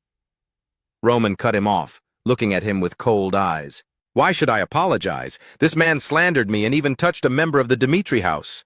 Anthony Barco, do you really think this matter is my fault?" The opponent still tried to argue. "Even so, you've gone too far." "Too far?" Roman raised his voice. "Did I not tell you? My personal grudge could destroy the relationship between both of us and our two families. So from today on, you'd best watch your words and actions carefully. I don't have much patience. Now decide for yourself what you should do." Roman leaned in close, his eyes glaring with a threatening intensity. Anthony recalled the words Roman said not long ago. "Should I help the Lawrence family cause some trouble for the Barco family?" Damn it! He brought his teeth together, forced to bow his head. Anthony said in a low voice, Thinking it over. You are right. I will ensure he receives a fitting punishment." Having received a satisfactory answer, Roman smiled. "We are indeed good friends, aren't we?" Roman turned to the knight kneeling with a face swollen like a pig's head and said coldly, "Now then, clench your teeth tight." As he finished, Roman's right hand swung and a crisp sound echoed through the air. The victim was subsequently carried away on a stretcher. Roman had previously been a fool unworthy of respect, even as a member of the most powerful Dmitri family in the Northeast. "Kevin, let's go home." But from this moment, the story was different. Everyone present had no choice but to accept one truth. The fool they once knew no longer existed. Before them now was the eldest son of the Dmitri family, the strongest house in the region, wielding power that no single side could stand against alone. The last rays of sunlight were gradually fading on the horizon. Kevin and Chris sat in the carriage with heavy hearts. Unable to contain it, Kevin proactively bowed his head. "I am sincerely sorry. It's all because of me that you were insulted by them." But Chris, sitting beside him, also felt he was to blame. "I am at fault too. The honor of the Dmitri family was trampled, Kevin was beaten like this, and yet I could do nothing." Roman looked at them for a moment before speaking. "To endure to that extent, you two must have been quite frustrated. Thank you for holding back until I arrived." Impulsiveness only brings trouble, so your decision helped them avoid the worst-case scenario. Roman suddenly continued, but that is not the answer I want. Because across this entire northeast region of Cairo, no one has the right to touch a person of the Dmitri family. Even when having to endure, one must remember that person's face very carefully. You must never let go of your anger. I cannot stand the feeling of being stepped on. To follow someone who stands above 10,000 people like me, you must adapt to this way of acting. Afterward, the carriage sped along the road back to the Dmitri territory. Those inside the carriage did not say another word. Upon arriving home, the first thing Roman did was call Hans to collect documents for him. Young master, here is all the information on the Barco family you requested from the Black Moon Intelligence Guild. According to the Black Moon's report, the Barco family's recent movements are very unusual. Roman looked at the report, musing, The Barco family has settled in the Northeast for over a century. After a few Barco members worked for the central government, their family began to rise as a prominent house in the region, just as I knew. Their military strength is not large. Yes, frankly speaking, I am also quite surprised. I thought their military power would be proportional to their social status. Hans added, This proves that the power they hold comes primarily from the central government. On the Salamander continent, there are 2 empires and 6 kingdoms, among which the Kingdom of Cairo is the smallest and weakest. Cairo's border stretches along the northeast mountains and connects to all other kingdoms. Therefore, this country has experienced many invasions and is always a tasty morsel for powerful enemies. The Kingdom of Cairo has no choice but to ally its military with the central government to survive. The central government has thus gained more power. They also hold supreme authority over the continent. If noble families refuse to perform their duties, they are immediately considered rebels and will certainly be arrested by the army. After the rebels are suppressed, their land is confiscated and becomes national property. A portion of the land is used as a reward for neighboring lords who contributed to quelling the rebellion. The rest is given to new nobles willing to obey the central government. It is this system of influence that has given the Barco family, who have government ties, an invisible power. Hans listened to Roman and nodded. I didn't expect it to go this far. It's also thanks to the government that the Barco house was able to borrow such a large sum of money from the Golden Bank. If the Barco family borrowed this amount on credit without any collateral, then that money was likely invested in the BG mercenary group. The BG mercenaries are a group of hundreds of A-rank mercenaries from all over. This group primarily earns money through combat fees in colonial wars. Hans nodded in agreement. Furthermore, regarding the Barco family's recent mobilization of forces, they likely intend to attack Lawrence within the next half-month. Oh? That means the Barco family has completed all their preparations? Young master, I am a bit curious. This battle for the Lawrence house seems impossible to win, doesn't it? Correct. Even if they hold the fortress, they can only hold out for a month at most.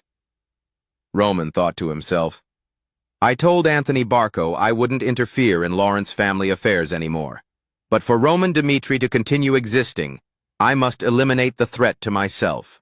No matter how powerful an army the Barco family possesses, they will never have a chance to defeat Dmitri. If using the strength of the Dmitri family, causing the downfall of the Barco family is a small matter, but doing so would be useless. Dmitri is indeed one of Cairo's oldest great families, but in the eyes of other nobles in the northeast, they are not seen as a threat. This is the opportunity to restore the family's status. What needs to be done now is, Hans, I need to see father. Immediately, Roman stood up and demanded, It is time to spend money on the promise from last time.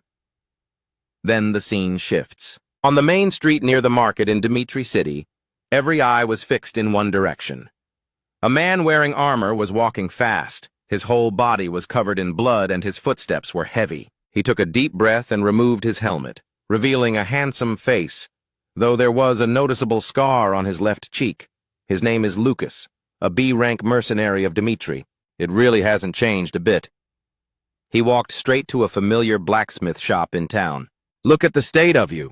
Was the battle that difficult this time, Lucas? The old blacksmith teased while laughing. The young man scratched his head and replied, Don't even mention it. I was nearly killed by those desperate bastards. The blacksmith took Lucas's weapon, stroked his chin, and asked pensively, "The quality of this sword is terrible." Where did you buy it? At the first shop I saw. It's because of this thing that I almost met the king of the underworld. Hearing this, the blacksmith scolded him angrily. "To buy ironware and weapons, you must come to the Dmitri shop. Who is stupid enough to ignore a top-tier producer like this?" "That's why I'm here. It's all up to you." The owner replied generously, "Fine, I'll make you a whole set of gear. It will take a while." "No problem. While waiting, I'll head back to the Dmitri house to rest. The battlefield has exhausted me." As Lucas stepped out, he saw a crowd gathered around a notice board. He thought to himself, why are they gathering there? Is there another war?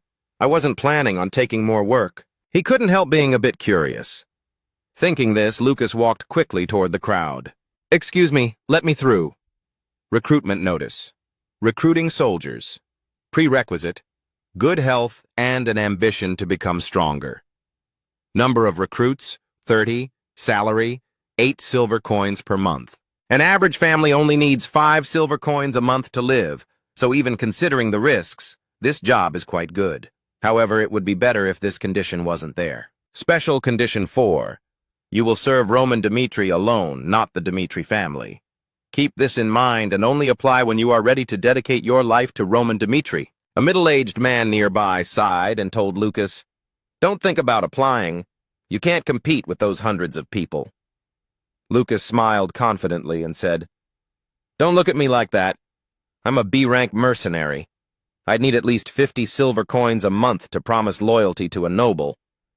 "Wait, did you say hundreds have applied already?"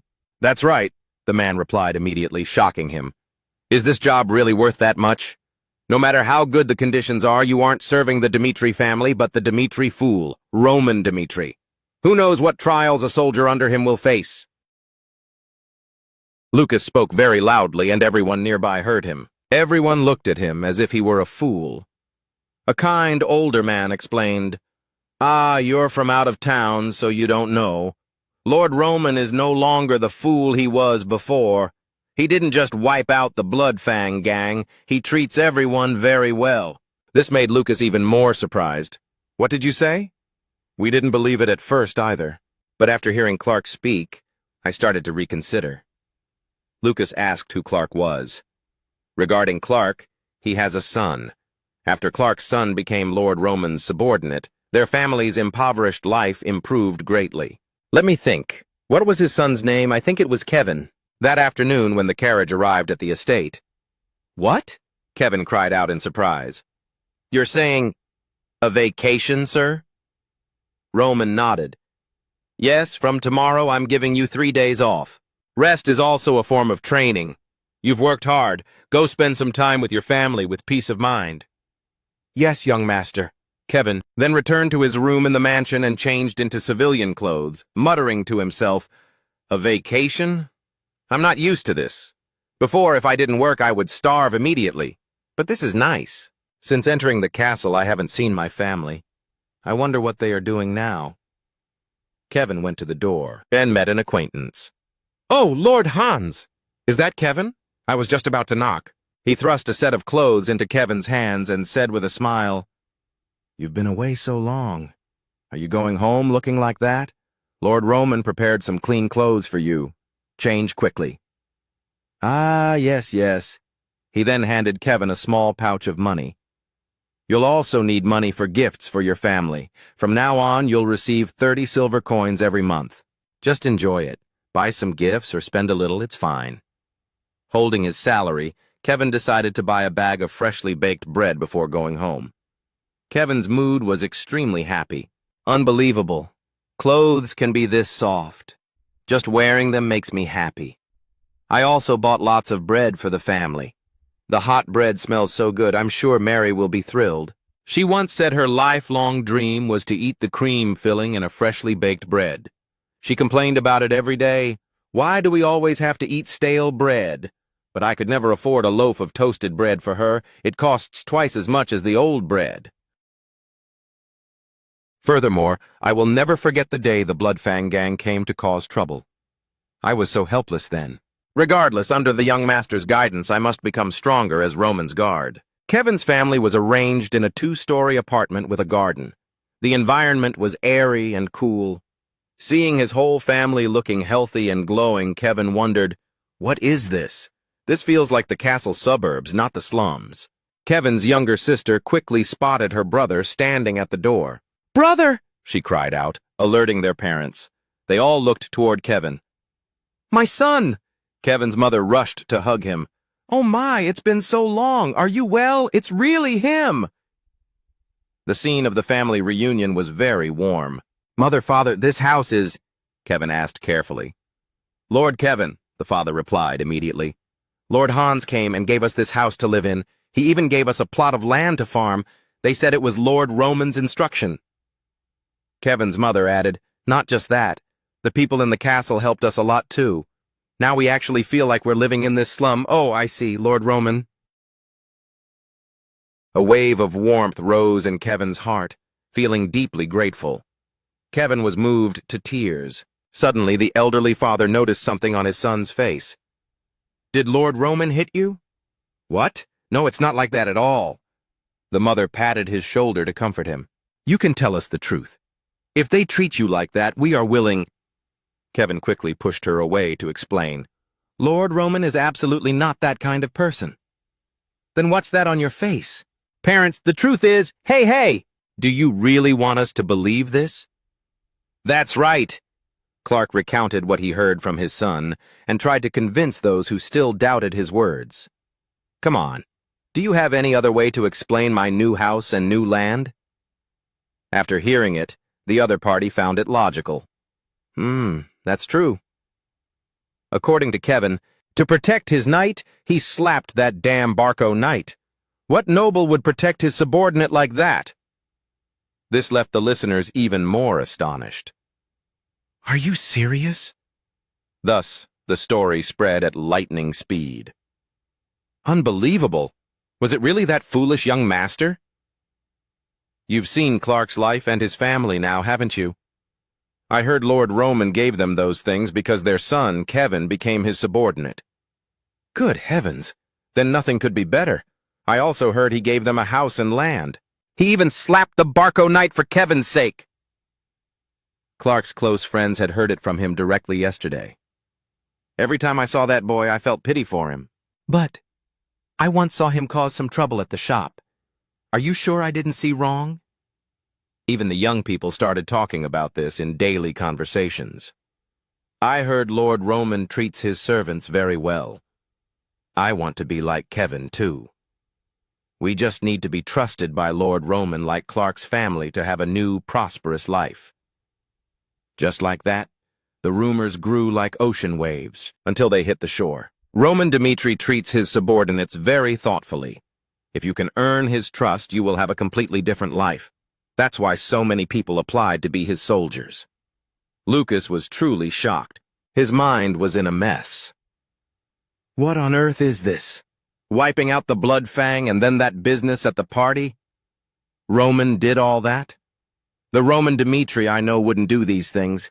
Just 2 years ago, I saw him throwing a tantrum in the casino for losing all his money. Only 2 years? What has happened to this world? He muttered to himself. The man beside him found it strange, but said nothing more. Lucas smiled playfully. Interesting. I want to see for myself. That night at the Dmitri estate, in Lord Romero's office, Jonathan reported, "The testing phase is going very smoothly. We only need to provide the minimum number of soldiers required for enlistment. Lord Roman will handle the rest of the process."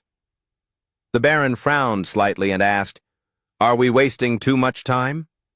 The Chief Knight reminded him, "This is your last chance to take everything back. Are you okay with this?" The Baron poured a glass of wine, his expression calm as he listened to his subordinate's words. "Building an army for an individual is too dangerous. At least you should ask Lord Roman's purpose first." "Jonathan," the Baron said in a deep voice, "when I heard Roman would attend the Barco social party, I thought the boy was preparing to ally with the Barcos to eliminate our generation. But Roman slapped the Barco knight right in front of all the nobles and resisted Anthony's interference. Even though Anthony could have joined forces with him to influence our second-generation army, exert pressure, deal a fatal blow, and then seize the inheritance to complete a revenge goal. But Roman, the child labeled a fool for over 10 years, has begun to live his own life since the Blood Fang incident. As a father, I am truly happy for him. Jonathan nodded upon hearing this. I understand. So tell me, how many people applied? With his reputation, if there are over 50, he's very lucky. Actually, it's estimated to be over 500 people. The Chief Knight's answer made Romero pause for a moment. He was completely stunned. What, 500? The next morning at the Dimitri training ground, just as dawn broke, many able-bodied young men from the city arrived to apply. Naturally, Lucas was among them. At this time, Chris stepped forward and respectfully called out, "Young Master, the preparations for the test are complete. I believe it is time for you to appear." One day before the selection, at a famous tavern in the city, Lucas was sitting there drinking beer. "Ha! Dimitri's dark beer is indeed #1. But I still can't believe so many people gathered before the selection. The number of applicants is higher than I thought. Not only that, look at the identification tags hanging on the belts of those 3 loud guys at the corner table. They are definitely C-rank mercenaries. And those 3 at the bar. They don't look like mercenaries, but they certainly look like battle-hardened veterans. Aside from here, there aren't many inns in Dimitri. In a scene where there are 5 or 6 people crammed into every square meter, the number of applicants is much larger than I imagined. But why is that? If they are all experienced in actual combat, they should be able to find better jobs. They surely didn't come here out of curiosity like me. Oh well. Lucas put down his glass, unable to figure it out, and prepared to leave. Just then, the voice of someone nearby caught his attention. "Henderson? Why are you here? Didn't you say you were joining the Lawrence family's 5th Army?" Henderson raised his glass and replied, "That was the original plan. After all, Lawrence is my hometown, but after witnessing Lord Roman Dimitri wipe out the Blood Fang gang in Lawrence with my own eyes, I changed my mind. Those who weren't there will never believe it. That day, I saw him in the square. Lord Roman Dimitri, covered in blood, dragging the Blood Fang leader by his hair. Can you imagine? An aristocratic young master, personally punishing them just because the Blood Fang gang touched his people. He even rode into another territory just to crush that leader's head. That image still hasn't left my mind.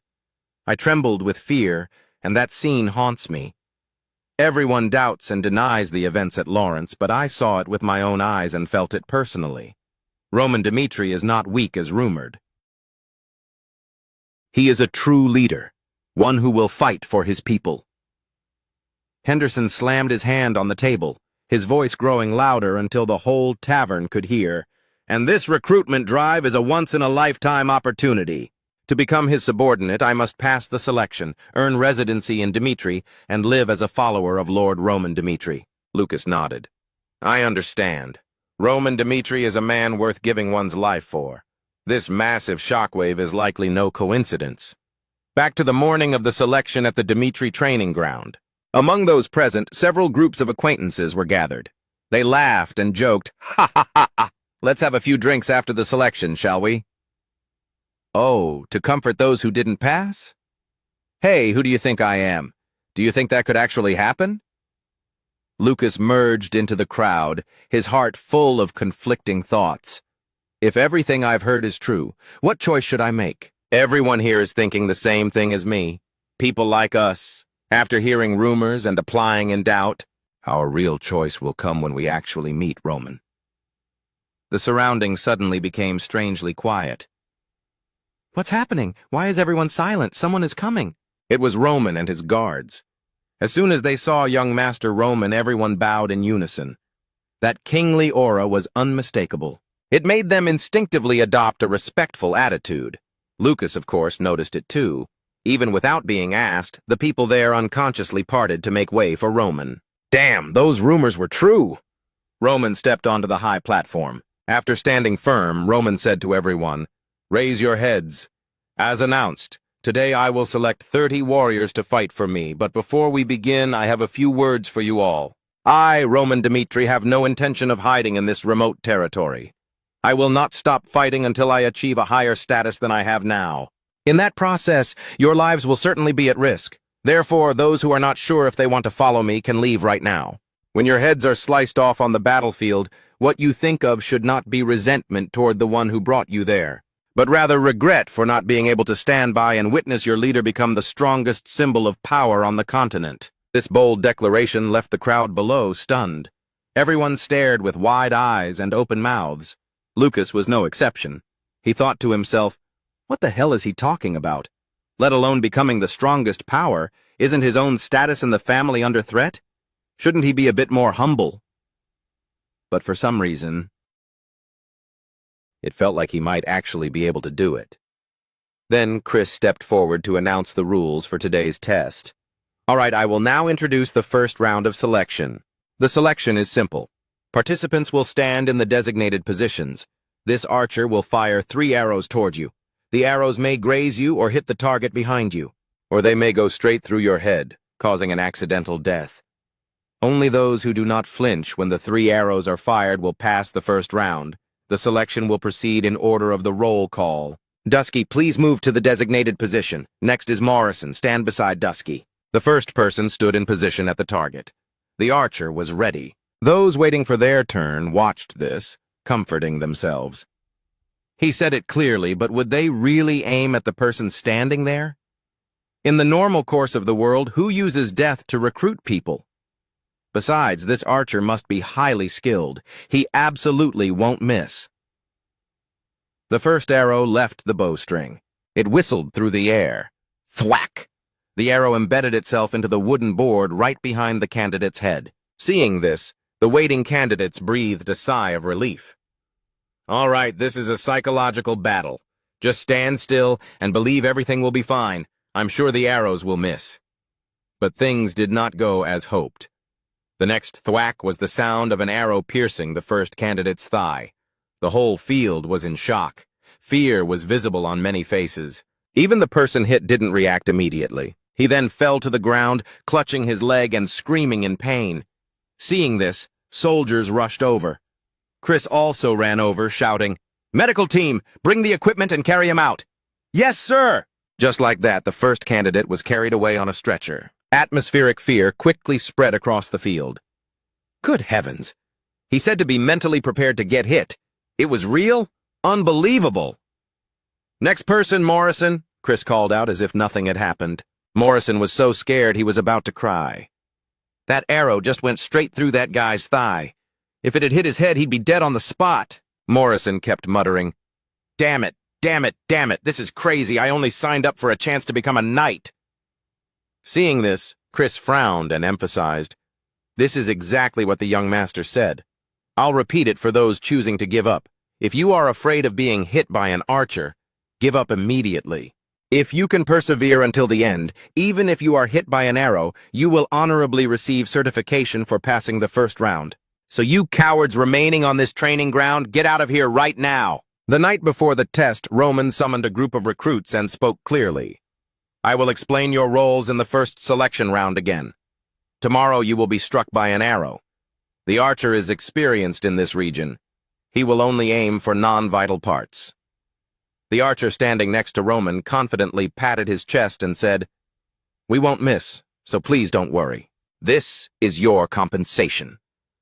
Chris stepped forward, revealing a chest of gold coins as a reward. The group looked on with excitement, exclaiming in surprise, "You won't suffer too much pain because a medic will be on standby, but you will still be hit. Do you still want to do it?" "We do," everyone answered in unison. "If there's nothing else, you may go." "Yes, young master." After they left, Chris immediately asked Roman about the doubts in his heart. "Young master, why must you go to this extent? If it were just a verbal threat, I wouldn't find anyone I'm satisfied with. I have to let them see that they are gambling with their lives. Even if the probability of being hit is only 1%, most candidates will back down because of the fear of that 1%. So what criteria must they meet to become your subordinates?" Roman answered seriously, "I want those with a steady psychological state. In other words, those born with the heart of a beast." The heart of a beast? That's right. Those born with the heart of a beast, even if they start from 0, will quickly become strong. Only those with this quality can stand shoulder to shoulder with me. What kind of crazy selection is this? Many complained and left immediately after the first volley. If I die, will he take responsibility? He's not even a sitting noble in court. I don't want to risk my life for Roman Dmitri. I quit. Me too. When Chris took a quick glance, he estimated that about 100 people had already quit. He turned to look at young Master Roman, thinking to himself, the heart of a beast. That is a type of innate talent. Like Kevin, who didn't hesitate to cut his own wrist at my command. Or like you, Chris, who begged the one who humiliated you to teach you how to become stronger. It can be said that such people are born with the heart of a beast. Those without it, no matter how strong they are, cannot defeat those who were born different. I must use this selection to filter out such people. Roman ordered the test to continue quickly according to instructions. The young man standing as the target this time looked very tense. He was panting incessantly. Lucas recognized this face in the crowd. It was the guy from the tavern. He didn't give up. It seems what he said then was true, even though he's now shaking like a leaf. Henderson gritted his teeth.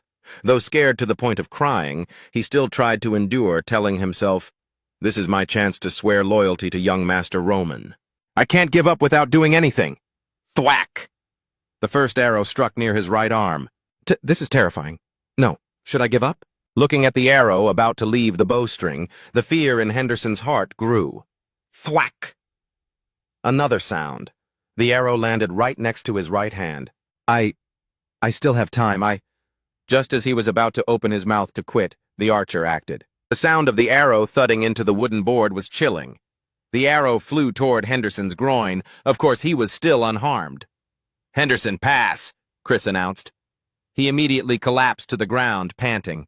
Lucas laughed at the other's suffering. Just 1 second slower and he would have quit. Consider him lucky. Like that, the selection round proceeded smoothly. Excluding those who quit, about 400 people participated. The number of candidates who passed the first round was 120. Roman stood on the stands looking down, thinking, "Through the first selection, I have chosen some people who could be useful. Some passed while trembling all over. Some passed without the hint of fear. These two types aren't much different by my standards. They both have enough courage to suppress their fear. I must find the gems among this gravel. They might have come for a certain condition, or have hidden motives. I must distinguish those who will look at me with respect rather than fear." Roman loudly proclaimed, "All of you have passed the first round. This selection has proven you are warriors, but I will only recruit 30 people. Therefore, I will test you once more in the second round. If you pass and become my subordinates, you will be able to live the life of a predator." A question flashed through Lucas's mind like lightning. The life of a predator? Roman stepped down from the platform and continued, "The second round begins now. The rules are simple. As you see, wooden swords have been prepared here. The type and quantity do not matter. Choose the sword you like. Then prove your value by facing me." The crowd buzzed once more. "Is he planning to duel us? He's fighting all 120 of us alone?" Roman emphasized. "You don't need to win. Những AI có thể trụ được 1 phút dưới. Tay ta sẽ được tính là quả, và sẽ nhận được đãi ngộ tốt hơn những gì đã ghi trên thông báo." Một gã cao lớn trong đám đông nghe vậy, chủ động bước ra nói ta trước hắn đầu chọc. There was a long scar over his left eye. Clearly, he was not someone inexperienced in life, so both sides took their positions to prepare for the confrontation. "What is your name?" Roman asked. "I am Vulcan. Is it no problem for you to use that sword?" Vulcan gripped the sword tightly and replied, "Are the rumors of him subduing the Blood Fang gang true? But even so, there's no way he can take me down in 1 minute." Chris prepared to flip the hourglass in his hand. Roman signaled to prepare. Vulcan was full of confidence. "As long as I last a minute, I must take this chance to make him remember deeply what kind of person I am." He swung the wooden sword toward Roman with all his might, but his expression immediately turned to terror. Roman's movements were incredibly uncanny. He dodged the attack as easily as going for a stroll and then tripped his opponent's supporting leg. The bald man scrambled up to escape, but the blade in Roman's hand was already at his neck. "Next," Roman said coldly. Lucas, after watching the first match, realized in shock, he's completely on another level. He dodges with extremely agile and fluid movements. I didn't think a human could perform such moves. This selection will be 100 times harder than the first. The moment Voken failed, everyone thought the same thing. Roman is too strong. But as the confrontations continued and time passed, they thought that as his stamina depleted, defeating him would become easier. 1 hour after the second round began, 60 matches, the words he said before the selection: "If you pass this round and become my subordinates, you will be able to live the life of a predator." I think I finally understand the meaning. Roman is the predator. A predator who can live according to his own will in a world where the strong eat the weak. Looking at him, it feels like everything he says will come true. Right now, while Lord Roman is still considered the fool of the Dmitri house, it might be a once-in-a-lifetime chance to become his subordinate. How can we defeat that monster? Everyone here will be counted as having lost, Chris declared. Fine, I'll go. A young man with a small pouch and a dagger at his hip stepped out. Those who can last 1 minute against me will be considered to have passed and will receive better treatment than what was written in the notice. A tall guy in the crowd heard this and proactively stepped out, saying, "I'm first." He was bald. As noon approached, the sunlight grew increasingly harsh on Roman. Lucas had only 2 observations. He is a monster. Roman Dmitri is a monster. Beyond his supreme martial arts, thinking of the fact that he could create such a sense of oppression, Roman Dmitri was completely different from before. Just as he said he won't stay in this remote place forever, he will conquer the entire continent. I am certain of it. I don't care about those 8 silver coins. Within a year, I will know if Roman's words are true or false. Chris flipped the hourglass, signaling the start. Lucas rushed forward with determination. To do that, first I must pass this selection. Chris observed from the outside, silently evaluating. He rushed forward without a moment's hesitation. Aside from the first person earlier, no one has proactively attacked. Not only that, his attack strategy involves swinging a sword at the head while using a dagger to stab at the heart. The 2 wooden swords collided, making a crisp sound. Roman took a step back. Lucas thought, he's backing up to dodge my dagger and parry my sword. Then how about this? Lucas threw the wooden dagger in his hand and quickly followed after it, launching an attack at the same time. Roman used his sword to parry the opponent's blade while simultaneously using the hilt to knock the dagger away, almost in the same instant. Then he swung his arm forcefully, pushing Lucas back. This B-rank mercenary actually failed. It seems that's still not enough. Usually moving quickly and continuously creates openings, but Roman is like an impregnable fortress. Even so, I can't stop. If I hesitate for even a second, I'll lose. To last for 1 minute, I must maintain the initiative. After drawing another wooden dagger he had prepared at his belt, Lucas rushed forward again. Roman smiled with interest. Lucas seems to have potential. This isn't a great method on a battlefield, but it's very suitable for a duel. He knows how to seize the initiative. But my intention isn't simply to let you last for a minute. 1 minute is a barrier for them to understand how strong the Lord they are about to serve truly is. Roman continued to dodge, while parrying all the moves the candidate unleashed. After a few exchanges, the purpose of this selection was to engrave this into their minds from the very first meeting. Let's end this match. Lucas realized Roman intended to attack. He hurriedly retreated to dodge a fatal blow. A B-rank mercenary is only at this level. This was a phrase he had heard no less than 10 times in his combat career. An ordinary person, if they try their best, can reach B rank. But if they cannot use mana, they will never reach A rank.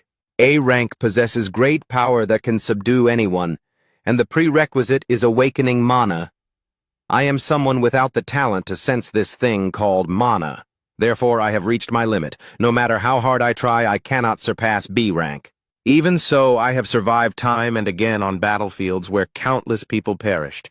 And from that, I realized one thing: to survive and to win, I must utilize everything. Lucas grabbed the small pouch at his side, and at the moment Roman closed in, he threw it straight at Roman's face. Grains of sand of all sizes burst out of the bag and struck Roman's face. Roman and Chris were both quite surprised to see this. He actually threw sand? He only said to last 1 minute. There were no other rules, so this must be valid. Lucas fell backward due to inertia, but he knew well that there was only one chance, so he immediately stood up. Lucas drew another dagger from his belt, shouting as he rushed forward, but he quickly froze in his tracks. Roman Dmitri was standing before him, his eyes still wide open. His eyes, bloodshot from the sand, are looking straight at me. Ha ha ha! He burst out laughing and dropped the weapon in his hand. Lucas sighed and said, "I surrender." Before the heavenly demon cult begins teaching martial arts properly to its disciples, the first thing they must learn is how to always keep their eyes wide open in a life-or-death duel.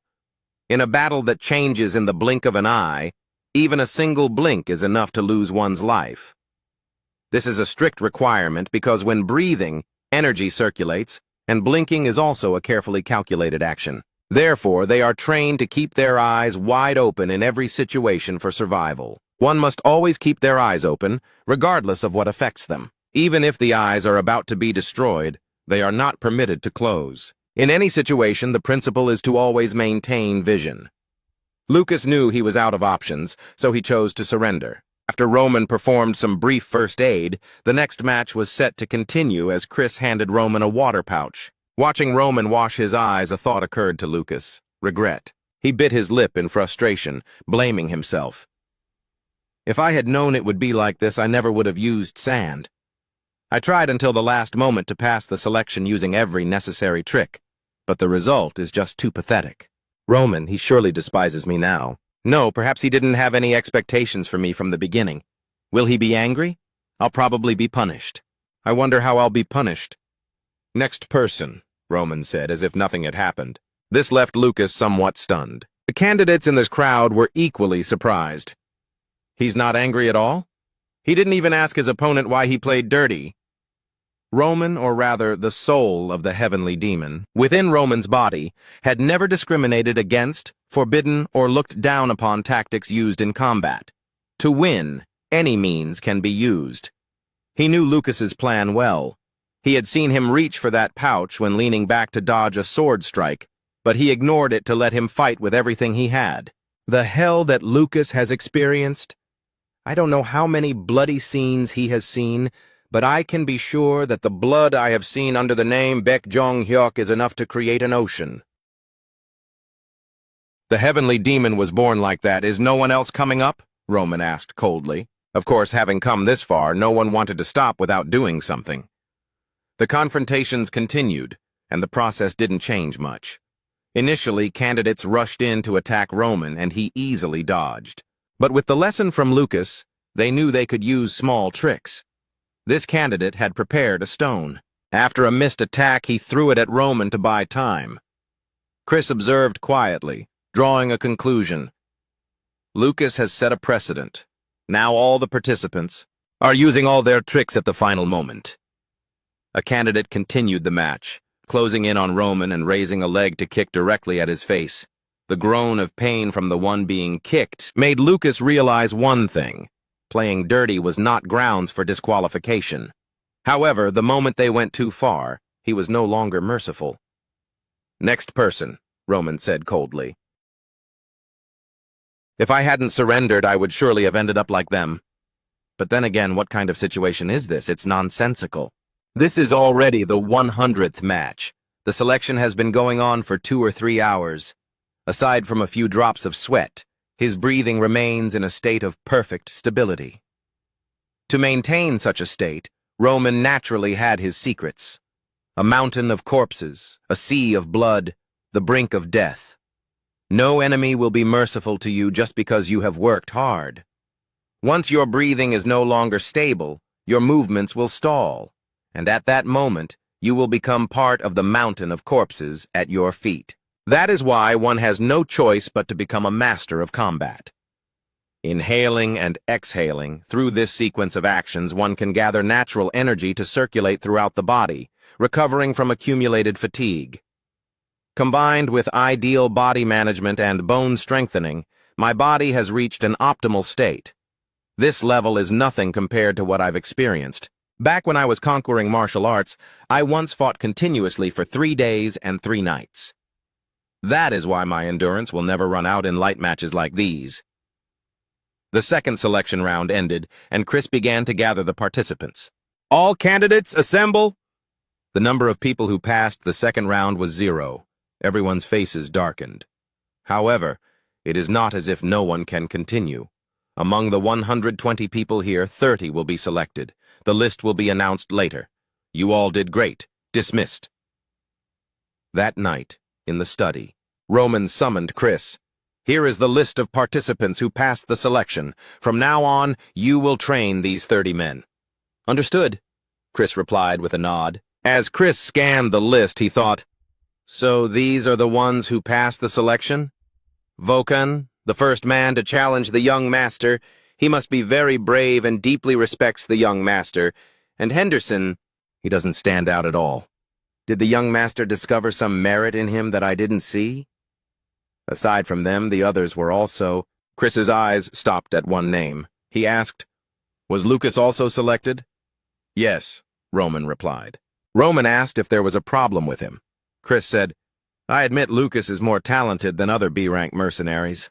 But during the selection, he played dirty, and when he realized he couldn't win, he chose to surrender. He didn't fight to the end. Such a person on the battlefield will only cause us harm. He doesn't even care for honor. He's the type of mercenary who would abandon his comrades and use any means to survive. If I were in charge of these soldiers, I truly could not accept him. That is exactly why I chose him, Roman replied with a smile. I don't understand, sir, Roman explained. Just as you said, Lucas might be a coward who doesn't value honor. But when everyone else didn't think of playing dirty, he had that practical mindset. To step before me and act like that, these people often shine brightly on the battlefield.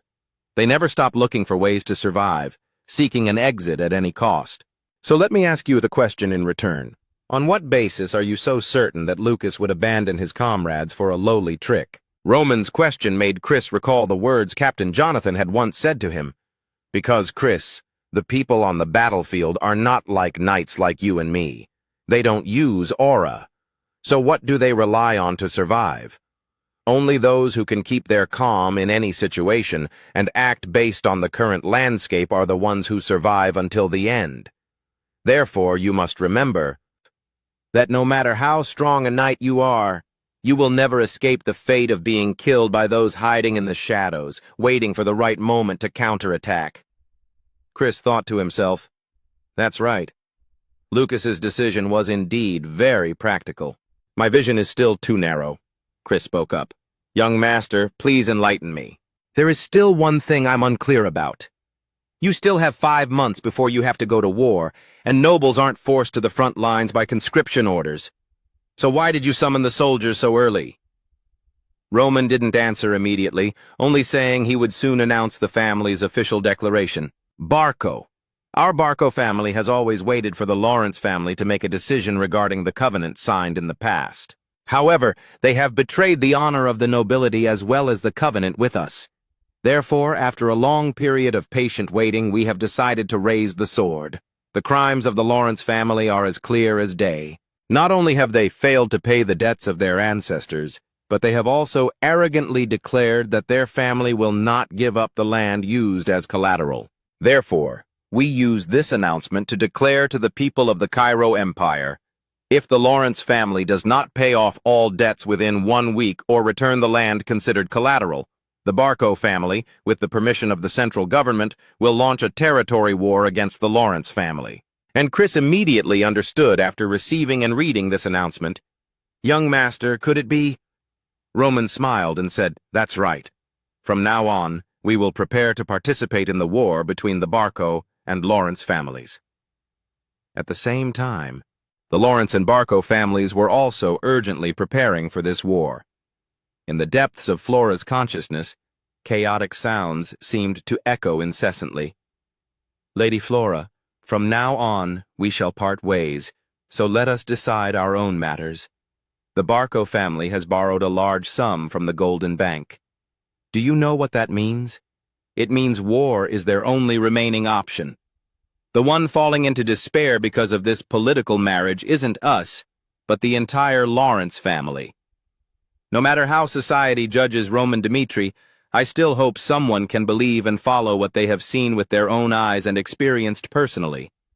Therefore, I hope to escape this binding marriage without any more variables. It's all your fault. You are the one who ruined this family! Flora woke up with a start. She struggled to breathe, panting. No one was in the room. Those sounds were just her imagination. Flora sat up, holding her head, trying to steady her emotions. What on earth have I done? The next morning, in the Lawrence mansion, the servants were gossiping. Is it because of the cancelled engagement? The young lady has locked herself in her room since returning from the Dmitri family. I heard the broken engagement was Lady Flora's fault. Is that true? What could she have done to make the fiancé take the initiative to cancel? Also, will we be okay? I heard we're about to go to war with the Barco family. The Lord's mood seems quite bad. I wonder if something is wrong. At this time, Flora was locking herself in her room, blaming herself. She had always thought of herself as a very intelligent person. I excelled in the advanced courses at the academy. From the bright smile Father always gave me, I always thought I was a good daughter. But in reality, without my family, I am nothing. No different from a flower in a greenhouse. Though carefully tended and gorgeous on the outside, that's all there is to it. Not much use. The marriage with the Dmitri house was where this flower could prove its value, but I destroyed it all with my own hands. How ridiculous. I no longer have any confidence to face Father. I wonder what that man would do in this situation. Thinking carefully, Roman and I are completely opposite. No one leaned on him or placed any expectations on him. He was a lone wolf who used his own strength to conquer the Blood Fang. He even performed such a terrifying act with his own hands. Could he really do that without any help? No. When did he become so strong? How could he do that? No, forget whether he had the ability or not. The truth is he could find a way to solve it. But compared to him, she bit her lip in frustration, filled with disappointment in herself. At this moment, a servant came to the door, gently knocking. Lady Flora, your meal is ready. Seeing no response, the two looked at each other and sighed. Suddenly, the door opened from the inside. Lady Flora! I must go to the study. Her voice was hoarse. Father is doing his best to seek help from other families. But I am certain that in this situation no one will be willing to help. Just like how Roman Dmitri conquered the Blood Fang, we must find our own way out. At the same time, in the council room of the Lord's mansion, the Matteo family has rejected our proposal. The Baron's hand kept flipping through the ledger, his voice urgent. Then I will sign a contract with Vacha. But my lord... And the Vacha family has also rejected our proposal.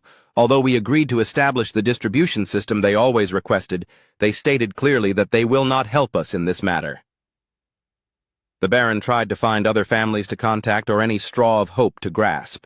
The person beside him said, My lord, no matter how you look at it, asking neighbors for help is extremely difficult because of the Barco family's pressure. There are rumors they will retaliate against any force on the northeast border that dares to interfere in this war. Is there truly no other solution? The Baron was slowly falling into despair. If the Lawrence family cannot pay the debt or hand over the collateral land within a week, the Barco family, with government permission, will declare war. That was the content of the announcement. In the study, Flora had just finished reading a book on the table. She sat with a dazed expression, then slumped her face down in dejection. Only 1 week left until war breaks out.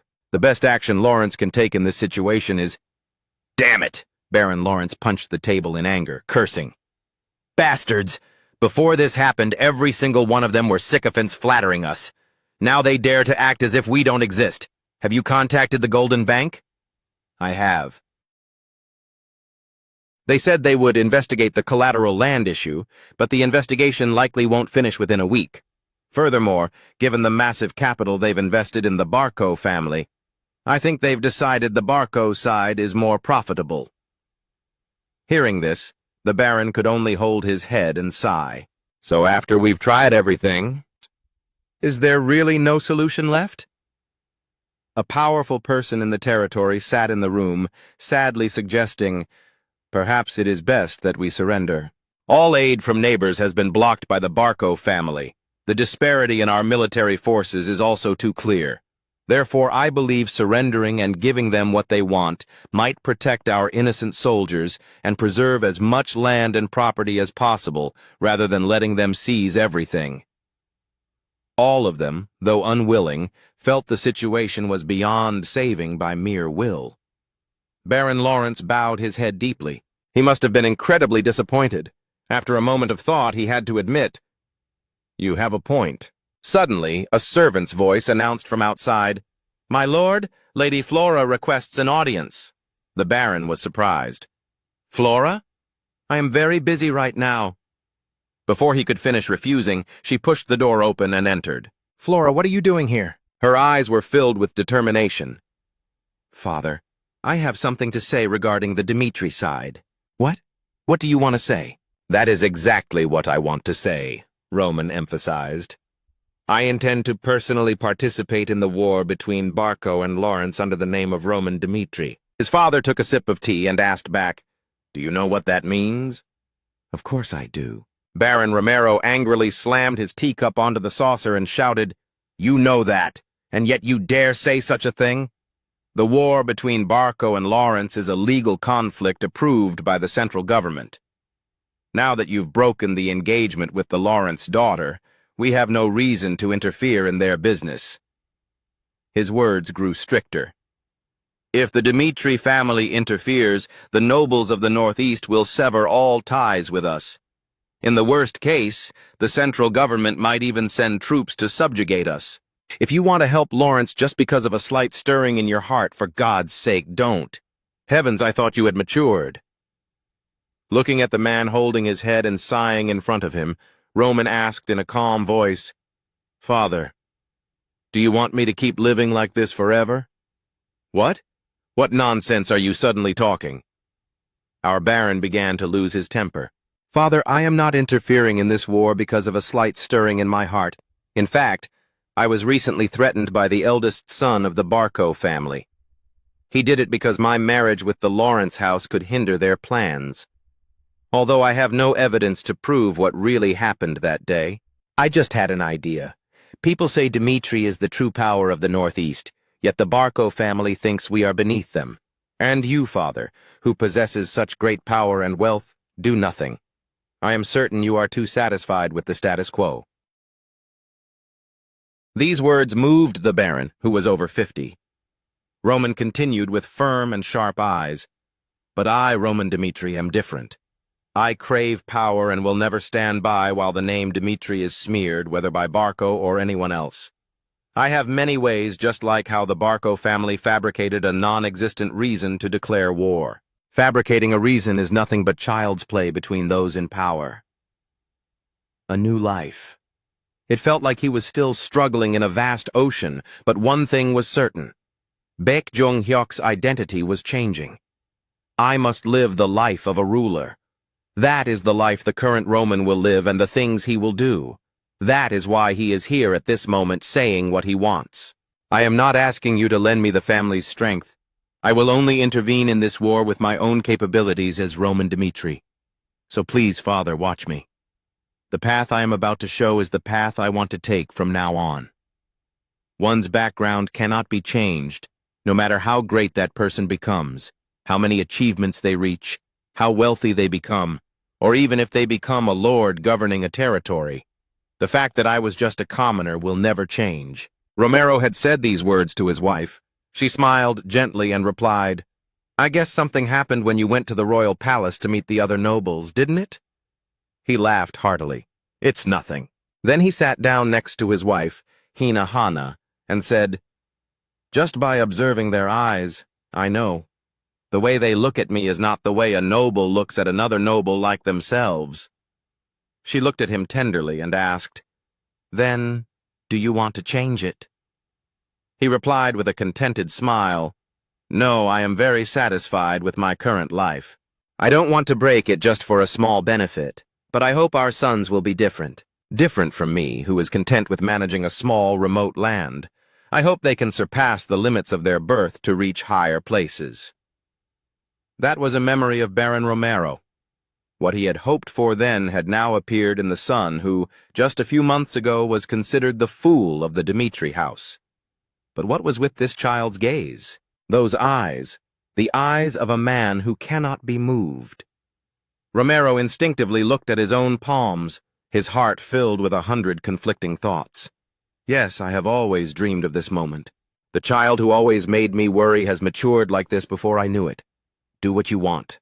If you need help, just tell me. You, Roman Dmitri, are my son, and I, Romero Dmitri, am your father. No matter what trouble you cause, you don't need to carry the responsibility alone, the Baron declared loudly. Having received a satisfactory answer, Roman smiled. This father was actually quite reasonable. After speaking with his father, Roman went straight to the territory's blacksmith district. So it's here. It seems the rumor that the Dmitri family's forge is the largest in the Cairo kingdom is not an exaggeration. The facilities here allow many blacksmiths to work simultaneously. The forges stand side by side, echoing with rhythmic hammer strikes. It looks like this district has about 30 such facilities. The secret to the Dmitri family's wealth, one only needs to look at this street for the answer. The iron mine behind the palace has the largest reserves in the country, and the Dmitri blacksmiths are capable of selling the iron mined here at sky-high prices. Thus, the nobles of northeast Cairo never dare to oppose Dmitri. Besides fearing Dmitri's wealth, if they couldn't get their nationwide supply of weapons from the Dmitri family, it would be a serious problem. So he's here. The man he was thinking of is the one known as the symbol of the Dmitri family, Master Smith Henry. Previously, during the conversation in the Baron's study, Roman had proposed the following. I intend to handle this matter myself, but I truly need your help, Father. That is the equipment necessary for the armed forces. The Baron gently set down his teacup and said, Go find Henry. I used to handle all the forge's affairs personally as the owner. But after I was titled, Henry, who worked by my side, took over that job as the family's master. He manages the entire iron equipment production process. If you say I referred you, he will provide what you need. Roman nodded to show he understood. Thank you, Father. The Baron added a reminder. However, when you go there, you must remember one thing. The Dmitri blacksmiths are very proud. They aren't the type to show loyalty just because you were born a Dmitri. Only those who can distinguish the quality of iron and have the ability to handle it can earn the blacksmith's trust. That is why Roman appeared here at the blacksmith district. But it seemed most people here were looking at Roman with less than friendly eyes. I see. Just as Father said, considering Roman's past foolish behavior, it's not surprising they treat me this way. Look who's here! What business brings you down to visit here? A man with a bushy beard and a rugged build asked in a raspy voice, with not a hint of goodwill in his tone. Oh, so he is Master Henry, Roman thought. Roman spoke up. I believe my father has communicated to you the reason I am here. Oh? Right. Armed equipment for 30 men, was it? I thought you'd spent all your allowance and came here to steal something. Look at my memory, it's coming back now. Even though he knew the other was mocking him, Roman did not retort. Henry pointed to a pile of armor and weapons on the ground not far away and said, That pile in the corner, take whatever you want. That's enough to equip 30 soldiers. You're telling me to take those? Roman asked back. Yes. Are these your best works, Master Henry? Hearing him say that, the man roared in anger. Best works, my foot! If you're not satisfied, get out of here. Roman casually picked up a sword from the pile and said in a serious tone, Mr. Henry, it seems the praises that Dmitri's iron equipment is the best in Cairo are all bluster. I didn't expect you'd call this equipment for soldiers. Roman emphasized, I ask again, are these truly your best works? Master Henry! These words made him lose his composure even more. Henry fiercely asserted, Dmitri Ironware proudly claims to be the best in Cairo. But you, one who has never shed a drop of sweat before a forge, dare to judge Dmitri equipment? If it weren't for Romero's request, I would never give you anything. While your brother Rodri worked as my assistant for years to inherit the family, you, the eldest son, spent your time on the streets flirting with women. Do you understand what that means? Compared to these things on the ground, you, Roman Dmitri, are unrecyclable trash.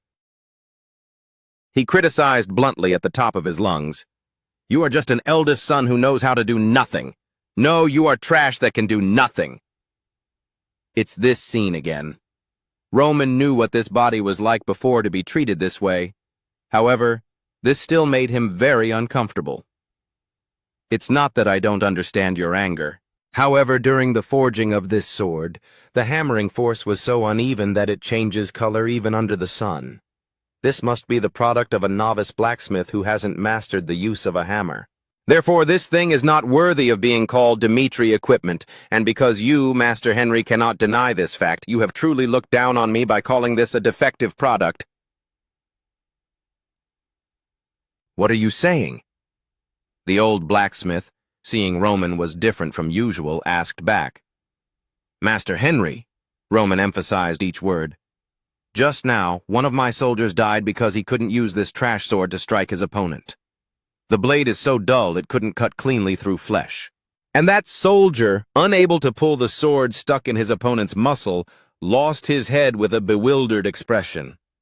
How do you feel about this injustice? He did his best to survive but had no choice but death because his trash master used trash to equip him. I'm talking nonsense? The old man was about to roar. Roman interrupted him again. He picked up a chainmail from the ground while continuing to ask and answer himself. Mr. Henry, why do you think soldiers wear armor? If it can protect the body from an opponent's attack even once, the weight of the armor is worth bearing. But another soldier, the armor I gave him, betrayed the very thing he trusted, and he lost his life. He believed those firmly woven iron pieces would protect him, but a flawed fragment from an unknown blacksmith failed to block the enemy's strike. It punched a hole in the armor, and his organs spilled out from between the plates. Henry roared again. What on earth are you blabbering about? Roman said coldly, Do you still not understand what I'm saying? Roman could understand his anger as the eldest son of the Dimitri house, who had no interest in smithing, only showing up when needing items and starting to critique the iron equipment. I know your thoughts and feelings well, but you have gone too far. Roman raised his voice. If I hadn't realized that these things thrown carelessly on the ground were all defects, the soldiers under me would have unknowingly trusted and entrusted their lives to this pile of trash. This issue is not simply you taking revenge on me for personal feelings. It involves 30 lives. And even knowing that, you, Master Henry, still ignored the truth. Can you truly hold that thought and call yourself a proud artisan representing the Dimitri house? When the pile of defects you intended to give me out of personal feelings means those who did nothing wrong will face death. I didn't mean it that way. Henry weakened before Roman's accusation, appearing flustered. No, you cannot argue. Your intent doesn't matter. Roman continued. The purpose of weapons and armor is very clear, and I specifically requested them in the name of my father, Baron Romero. But you responded to me with this pile of trash. This action of yours, Mr. Henry, can I consider it an act of disrespect toward my father? I know you didn't mean to defy my father's orders. You just didn't want to give me anything. However, this action is akin to rebellion. This is not just my personal request. This is the Lord's command. Manufacture fine weapons and armor for me. Social status. The moment the boundary between master and servant blurs, the class system collapses immediately. Loyal slaves, and even those you thought were friends. As soon as they cross the line of a servant, they must receive appropriate punishment. Now I ask you once more, are your actions toward me a rebellion against my father? Rebellion? Absolutely not. The old man tried to justify himself. If not, then explain why you gave me this trash. The situation grew more tense. Those working in the forge gathered around. It's too loud. What's going on? That group shouted at Roman, making his face show annoyance. They didn't hesitate to point at Roman's face and curse. You bastard, what are you doing to Master Henry? I don't know what happened, but I can't stand by and watch this damn Dimitri challenge the master. Besides, that bastard is even holding a sword. Hey you, what do you want to do to Master Henry? Catch him! Roman's patience was nearing its limit. At this moment, Roman had the urge to strike down all those treating him with such arrogance. Just as the tension was about to exceed acceptable limits, Henry told everyone to stop. Master! A young apprentice wanted to say something, but Henry shouted at him, I said stop! Henry bowed sincerely in apology. This is entirely my fault. Henry, You bastard. An old memory surfaced when the blacksmith hailed as the symbol of Dmitri was still a raw apprentice. He had been slapped mercilessly and scolded. "A useless thing like you dares to stay here? I told you it's too early for you to forge a sword yourself. Throw that trash away and get out of the forge if you ever want to do this again." Henry could only wince to dull the pain from being hit. While working alone, he couldn't help but curse the forge owner under his breath. That pig. He's clearly the master of the forge, but teaches me nothing. Only makes me run errands and hits me. When will I ever become such a blacksmith? Suddenly, nearby shouting caught Henry's attention. "Hey, do you think we are a charity?" A young guest looked at the gold coins in his hand. He said he knew this amount was absolutely not enough to buy a sword. "But this is all I have. I promise to pay you back if you'll give me a sword. For someone like me, I have nothing but my health. I need a weapon to make a living." The forge owner just folded his arms, listened, and sighed. The old man told the young man, "If you just want to browse, then go." The other was still pleading, "Please, I beg you, I have a family to feed." "I told you to get out!" the forge owner shouted.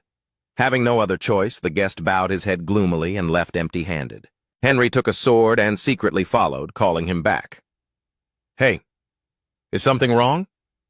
When the young man received the sword from Henry, he was overjoyed. Are you planning to give me this sword for free? I heard your situation in the shop. If you need a sword, take this."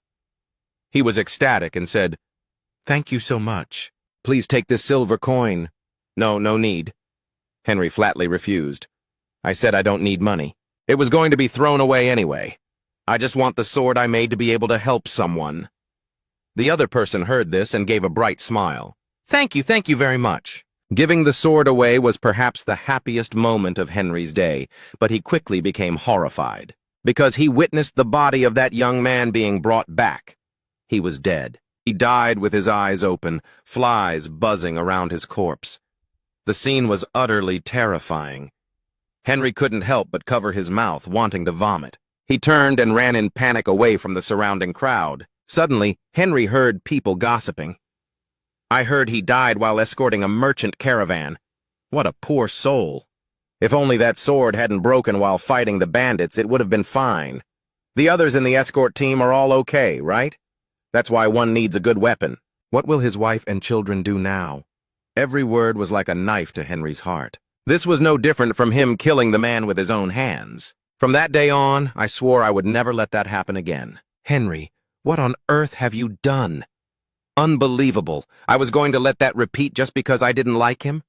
How could I be so wicked? I will have to pay for my actions." Henry spoke while bowing his head.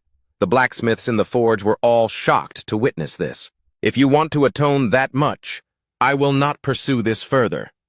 Roman's words were beyond Henry's expectations. "Go back to work. I know you are an excellent blacksmith, Master Henry. Therefore, I will entrust you with the task of preparing equipment for my 30 soldiers. As I said, I don't believe you intentionally defied my father's orders. Perhaps it was just your dissatisfaction with me. I completely understand, so I think we should forget the mistakes of both sides. I only want weapons and armor that can protect my soldiers." Henry couldn't help but be amazed in his heart. After scolding me like that, in the end he still gave me a way out? I had heard the rumors, but can a person really change this much? I understand now. He is no longer the Roman of the past. Henry stood straight, looked at Roman, and declared loudly, "I repeat, I am truly sorry. I swear this will never happen again. To compensate, the armor and weapons for your soldiers. We will manufacture with the highest quality." Roman nodded with satisfaction. Henry shouted, "Everyone back to your positions, we start now!" Everyone replied in unison, "Yes, master." The fires in the forges were relit. Each person returned to their post, showing off their talent. They coordinated with each other perfectly. Henry was putting his whole heart and soul into creating this batch of weapons and armor. "I stole Master Henry's sword?" Roman asked in surprise. The blacksmith sharpening a sword replied, "You don't remember? Well, you were dead drunk at the time. Can you be more specific?" Roman pressed. "That happened about 3 years ago." Because the Lord stopped your allowance, you needed money urgently and sneaked into the forge. You stole Master Henry's sword and sold it cheaply to a merchant. The sword you stole then was Master Henry's masterpiece. It was a work he spent 6 months designing and another 3 months without sleep to complete. For something like that to be sold for a pittance. The young master will never understand the feeling of a masterpiece made by one's own hands being sold away and never recovered. Hearing these words, Roman felt a pang of guilt in his heart. The one who crossed the line was the Roman of the past. After getting what he wanted, he left the area. "Roman Dmitri!" a raspy old voice called him from behind. Roman turned and saw it was Henry. He said, "Regarding that matter, I still haven't completely forgiven you. I accept your request because this time I was wrong. But I still cannot accept that the eldest son of the Dmitri family completely ignores the affairs of the forge. Please remember that the foundation of the Dmitri family is this forge. If one day you can forge even a discarded sword with your own hands, perhaps I will look at you with different eyes." Roman smiled and replied, "It won't be long. I'm leaving now. I'll be back when the work is done." Roman went straight to the warehouse he used to use for training. Looking at the forging tools inside, Roman mocked himself. It's been a long time, hasn't it? A place where one can train alone, arranged as desired. All the tools are here. Well then, let's begin. Light the fire. When I was in the martial world, from the age of 15, I decided to forge my own swords. At that time, the demon cult was not unified, and brothers were often at odds. I had to keep my eyes open while sleeping to prevent assassination. My 11th younger brother, Baek Jung-hoon, ambushed me. It was a battle between equals, but my sword broke, leaving me unable to defend against Baek Jung-hoon's attack. The situation then was extremely dangerous. I almost lost my life. It was an unfair confrontation. My weapon had failed. But in a place like the demon cult, there is no such thing as fairness. I was forced to use a broken sword to fight against my brothers. When I slashed his face and narrowly escaped death, I thought, I need a sword that never breaks in battle and can unleash my full potential. I won that battle by a hair's breadth because I needed a sword specifically for myself. From that day on, unlike my other brothers, I went to the forge to learn how to forge my own swords. Before every decisive battle, I forged a sword suited to the situation. Through hundreds of battles, my swords constantly changed and improved. The 39th sword I forged was known as the Heavenly Demon Sword, a priceless treasure. And now, to prepare for the upcoming war, it is time for me to forge a new sword for myself. The process of forging a sword is not simple. The blacksmith repeats a single motion. He swings the hammer rhythmically, over and over again. At the same time, he maintains a steady rhythm and strength. When a person is completely absorbed in an objective task, they enter a state of high concentration trance.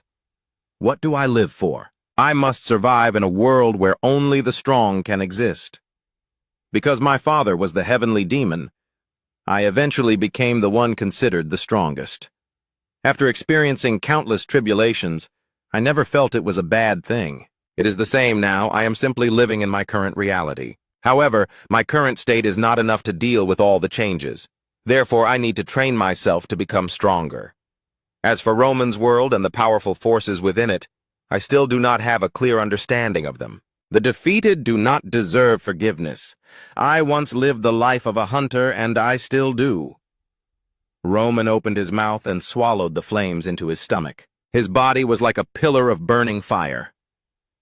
The Flame God Art, a type of martial art created by the one once known as the Flame Demon. This martial art utilizes the power of fire to quickly accumulate mana. For me right now, as someone considered useless, this is the most optimal ability. If I use this technique too frequently, my lungs and other internal organs will be damaged. But right now, I crave the strength to deal with any incident. The scene shifts to the Lawrence mansion. We have no way back now. Flora stood before the family members and spoke loudly. Everyone around had refused to help, and the disparity in military strength was too clear. Someone had already mentioned whether they should surrender to preserve even a small part of the family's territory. But I believe that no matter the cost, we must fight. The Baron angrily slammed the table, frowning as he spoke. Instead of sacrificing the lives of innocent soldiers for a war that is certain to be lost, surrendering is the best choice for everyone. Barco has used their relationship with the cabinet to borrow a sum of money from the treasury. If that is the case, that loan can be seen as an unsecured loan. Those present began to buzz because of Flora's words. How could they get an unsecured loan? She continued, unsecured loans usually have very high interest rates. Barco is not the only party benefiting in this war. Barco is the party borrowing money to obtain benefits for both sides. Once they successfully invade, they will divide this land among themselves. Baron Lawrence and his men were silent for a moment. After thinking for a while, he sat down again and asked, "So what must we do?" "There is only one way." She stood straight, facing him without hesitation, and replied, "Resist to the end. That is our only path to survival." "Resist?" Her father, the Baron, heard his daughter say this, his hands clenched tightly, thinking for a moment. "I once looked forward to Flora's statements. I thought that Flora, who can see through any situation, would give us an excellent strategy, but it turns out to be just ordinary words." He asked again in disappointment, "Is shutting the city gates the only path to survival you speak of?" She answered seriously, "I am not saying we should only stay on the defensive inside the city. Let's give up an entire year's harvest and burn the fields. We will also stockpile as much food as possible to sustain ourselves until winter comes, until ice and snow cover the entire territory." Baron Lawrence was astonished. "We only need to hold out until winter?" "Yes. Although they can rely on their relationship with the cabinet to borrow a large sum of money, that's all. The interest rates they face will increase over time. The power that holds great strength and influence throughout the empire. The treasury. If the war drags on instead of ending quickly, they will use interest rates to pressure the Barco family. The treasury is not a force that can be easily threatened just by a relationship with the cabinet." At this point, several people in the meeting room understood and nodded in agreement. She continued to explain. Merchants in circulation need money, and that money all originates from the treasury. When winter comes, the siege strategy no longer has an advantage. They will inevitably find themselves trapped. Hearing Flora's plan, it was as if a bolt of electricity ran through the Baron's head. This plan was very feasible. The members of the government under him also realized the same thing. Unbelievable that there's this way. It's very logical. She's right, this is a war of time. I think so too. Facing more and more praise for his daughter, a significant change occurred in the Baron's heart. Because of the matter with the Dmitri family, I thought I hadn't raised my daughter to be mature enough. But perhaps I was wrong. When did my daughter become like this? He stood up decisively and spoke loudly. "Flora is right. From this moment on, we will prepare for a siege. We will patiently protect the lifeblood of the Lawrence family. Even if the city walls collapse and we all perish, we must endure humiliation and fight until the last moment." Thus, the nobles of Lawrence found the path they must take in the upcoming war. As for Roman, he was still working diligently in his forge. Roman had forged no fewer than 4 sword blanks before finally getting what he wanted. After sharpening and polishing the blade, he held the finished product and stepped out of the forge. No matter what, a person's first time is always very special. My first sword. This sword is absolutely perfect for me right now. Your name will be Fire Dragon. Back at the Lawrence territory, Barco's messenger had been sent to this land. He went straight to the city gate. The soldiers on the wall were so tense they didn't dare breathe heavily. The messenger sensed it and smirked smugly. Then he took out a scroll and spoke. "By order of Baron Barco, I give you 3 choices. First, step out of the city and surrender unconditionally. Surrender is the only way to preserve all of your lives. Second, conduct a local war with us. We will engage in a fair and equal battle on an open wasteland with a judge sent by the cabinet as a witness. You can also choose a one-on-one duel. The form of war will depend on your choice. We will follow any decision." Baron Lawrence frowned, looking at the man below with less than friendly eyes. He said in a low voice, "We do not believe Barco's reason for declaring war is legal. The records of our ancestors' debt are forged. Furthermore, I have no intention of gambling with the lives of the people of Lawrence. So send word to Baron Barco. Lawrence will absolutely not—" Before he could finish, The messenger interrupted loudly. "The third choice is to abandon the honor of a noble family and conduct a hopeless resistance within the city. From this moment on, Barco will respect all of your wishes, as well as every drop of blood spilled on this brutal battlefield." Having finished his declaration, the messenger turned and left proudly. In contrast, the Lawrence soldiers appeared terrified. Everyone knew the disparity in strength meant continuing to fight would only cause them harm or cost them their lives. Baron Lawrence could not hide the anxiety in his eyes either. Looking at the enemy's military force, he swallowed hard. The war had begun. Following the command, the Lawrence Archer unit fired simultaneously. Barco's soldiers, led by the heavy shield squad, were ordered to advance and not retreat. The infantry behind the shields followed in a massive surge, setting up siege ladders. The battle officially broke out. "Damn it!" Baron Barco angrily threw his helmet to the ground and roared, "Arrogant bastards!" Watching the Baron tremble in rage, the Barco Knight Captain sighed inwardly. Barco had gathered 3 times the force of Lawrence. However, he had thought the war would end within an hour, but the situation went against expectations. "It seems Lawrence prepared very thoroughly for this war, my lord. They dug a moat to prevent soldiers from reaching the walls and did not hesitate to fire a large volume of arrows from the start. Perhaps they managed to mobilize significant war aid. What on earth happened during that week?" Baron Barco wondered. "I can't believe Lawrence chose a siege. According to our calculations, Lawrence would surrender to retain as much territory as possible, no matter how small. But in reality, they are recklessly risking being wiped out by closing the gates. Where did the situation go wrong? What should we do, my lord?" The knight beside him asked for instructions. "What else can be done? Use that thing," Baron Barco ordered with a frown. The knight looked horrified but still obeyed the order. Baron Barco smiled as if victory was already within reach. Baron Lawrence was not a man of firm will. When he couldn't stand the pressure from Barco, he sold his precious daughter to the Dmitri family. He is exactly the type of person who, when facing difficulty, will cowardly shrink into a turtle shell. As soon as that thing appears, Barco will be victorious again. The battle raged on the walls. Baron Lawrence's voice was urgent as he commanded the soldiers, "Move that over there! By your command! We don't know when Barco will continue the attack. Raise your guard and prepare weapons." "Yes, sir." "Flora, you were right. Barco has likely panicked and withdrawn troops. How could you have thought of this?" Flora, wearing armor, stepped forward and replied, "I realized that I must become strong myself instead of waiting for problems to be solved. This is the path I must take in this life." Hearing her say that, Baron Lawrence's eyes welled up. "Flora, I'm sorry for forcing you into the marriage with Dmitri. At that time, I thought it was our family's only way to survive. But from now on, no matter the circumstances, I believe you will make the right choice." Flora felt a surge of warmth in her heart. "Father!" Suddenly her pupils contracted. An unexpected artillery shell fired and landed less than 10 meters from them. If it had been a little closer, the father and daughter might have been hit. That shot destroyed a large section of the wall. Flora hurriedly ran over to observe, her face terrified. One strike pierced the wall. Could it be?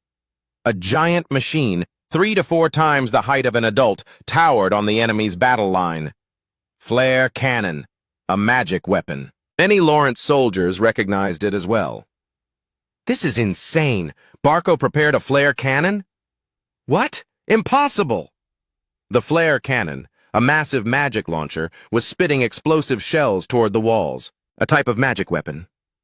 Despair quickly rose in Flora's eyes.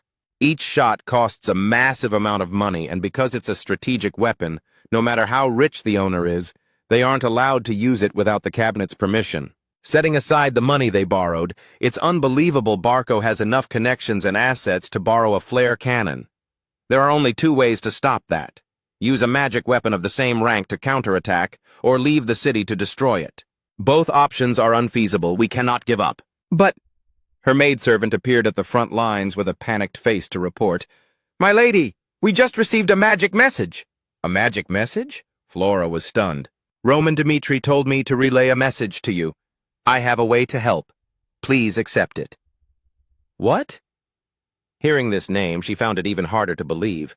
Roman Dmitri? After listening to Roman for a while, she looked incredulous. Exactly how does he intend to save Lawrence from this crisis? Roman didn't beat around the bush and went straight to the point. Forgive my bluntness, but I have a personal grudge against the Barco house that needs to be settled. I've decided that taking revenge is only a matter of time. If the Lawrence family follows my plan, I will accelerate the process of dealing with the Barco house for you. Flora was suspicious. Then what role do we play in this plan? Roman replied simply, if the Lawrence house agrees to set the stage for me by sacrificing themselves as bait, I will use all my strength to help you. I swear in the name of Roman Dmitri.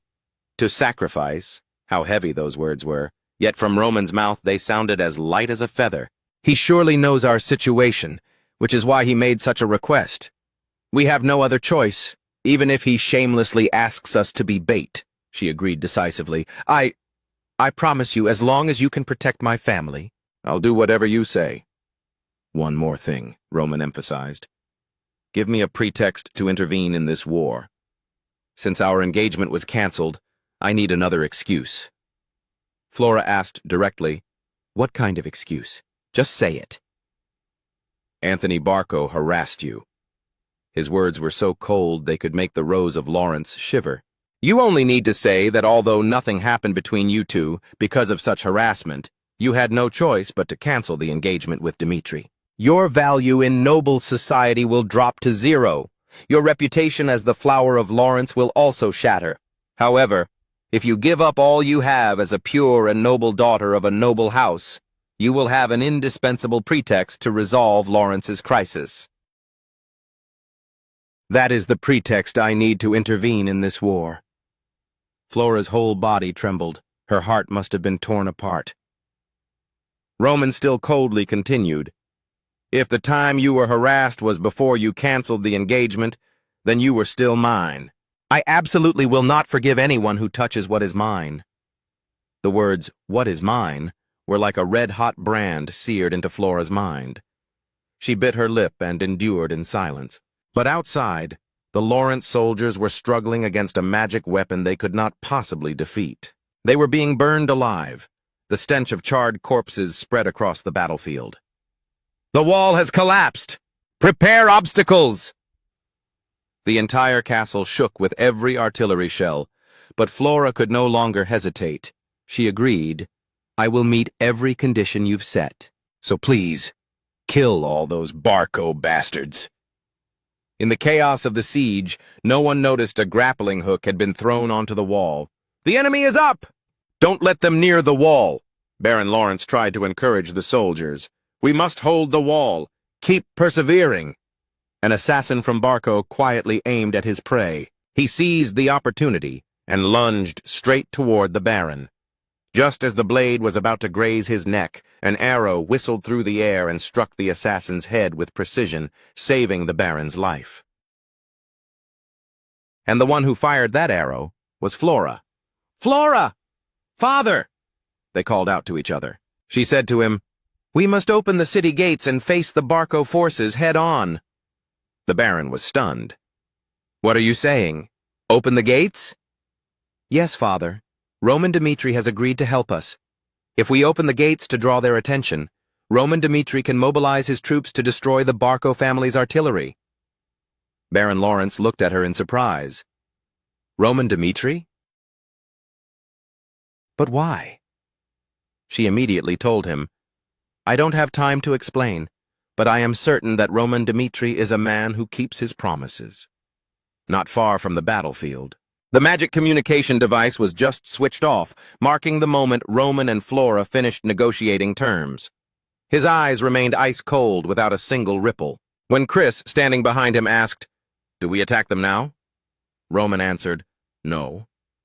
Chris grew worried and said, if we hesitate any longer, the Lawrence family will lose. Chris explained, artillery is a powerful siege weapon.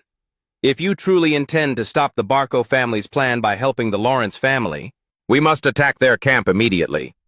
Roman asked back as if it were obvious. Why should I do that? Chris stood frozen. He completely failed to understand the calculations of the young master before him. Roman simply said casually, whether the Lawrence family wins or loses is of no concern to me. Listen, Compared to the lives of hundreds of strangers, ensuring not a single one of my men is missing is more important. Lawrence will lose many people because of this, but that is partly because they chose to be loyal to another incompetent master. Unlike them, I have no intention of letting anyone who swore to follow me become a useless sacrifice. Hearing Roman's words, Chris realized he had been too shallow and impulsive. He whispered, "Yes, I understand." After receiving his daughter's affirmation, Baron Lawrence ordered the gates to be opened. "We must punish those wicked Barco people. Men, form up and charge for me." The Lawrence Heavy Knight Squad quickly lined up and closed in on the enemy. Facing them was a man wearing bronze armor. He sneered, "You don't seem to know your place, do you?"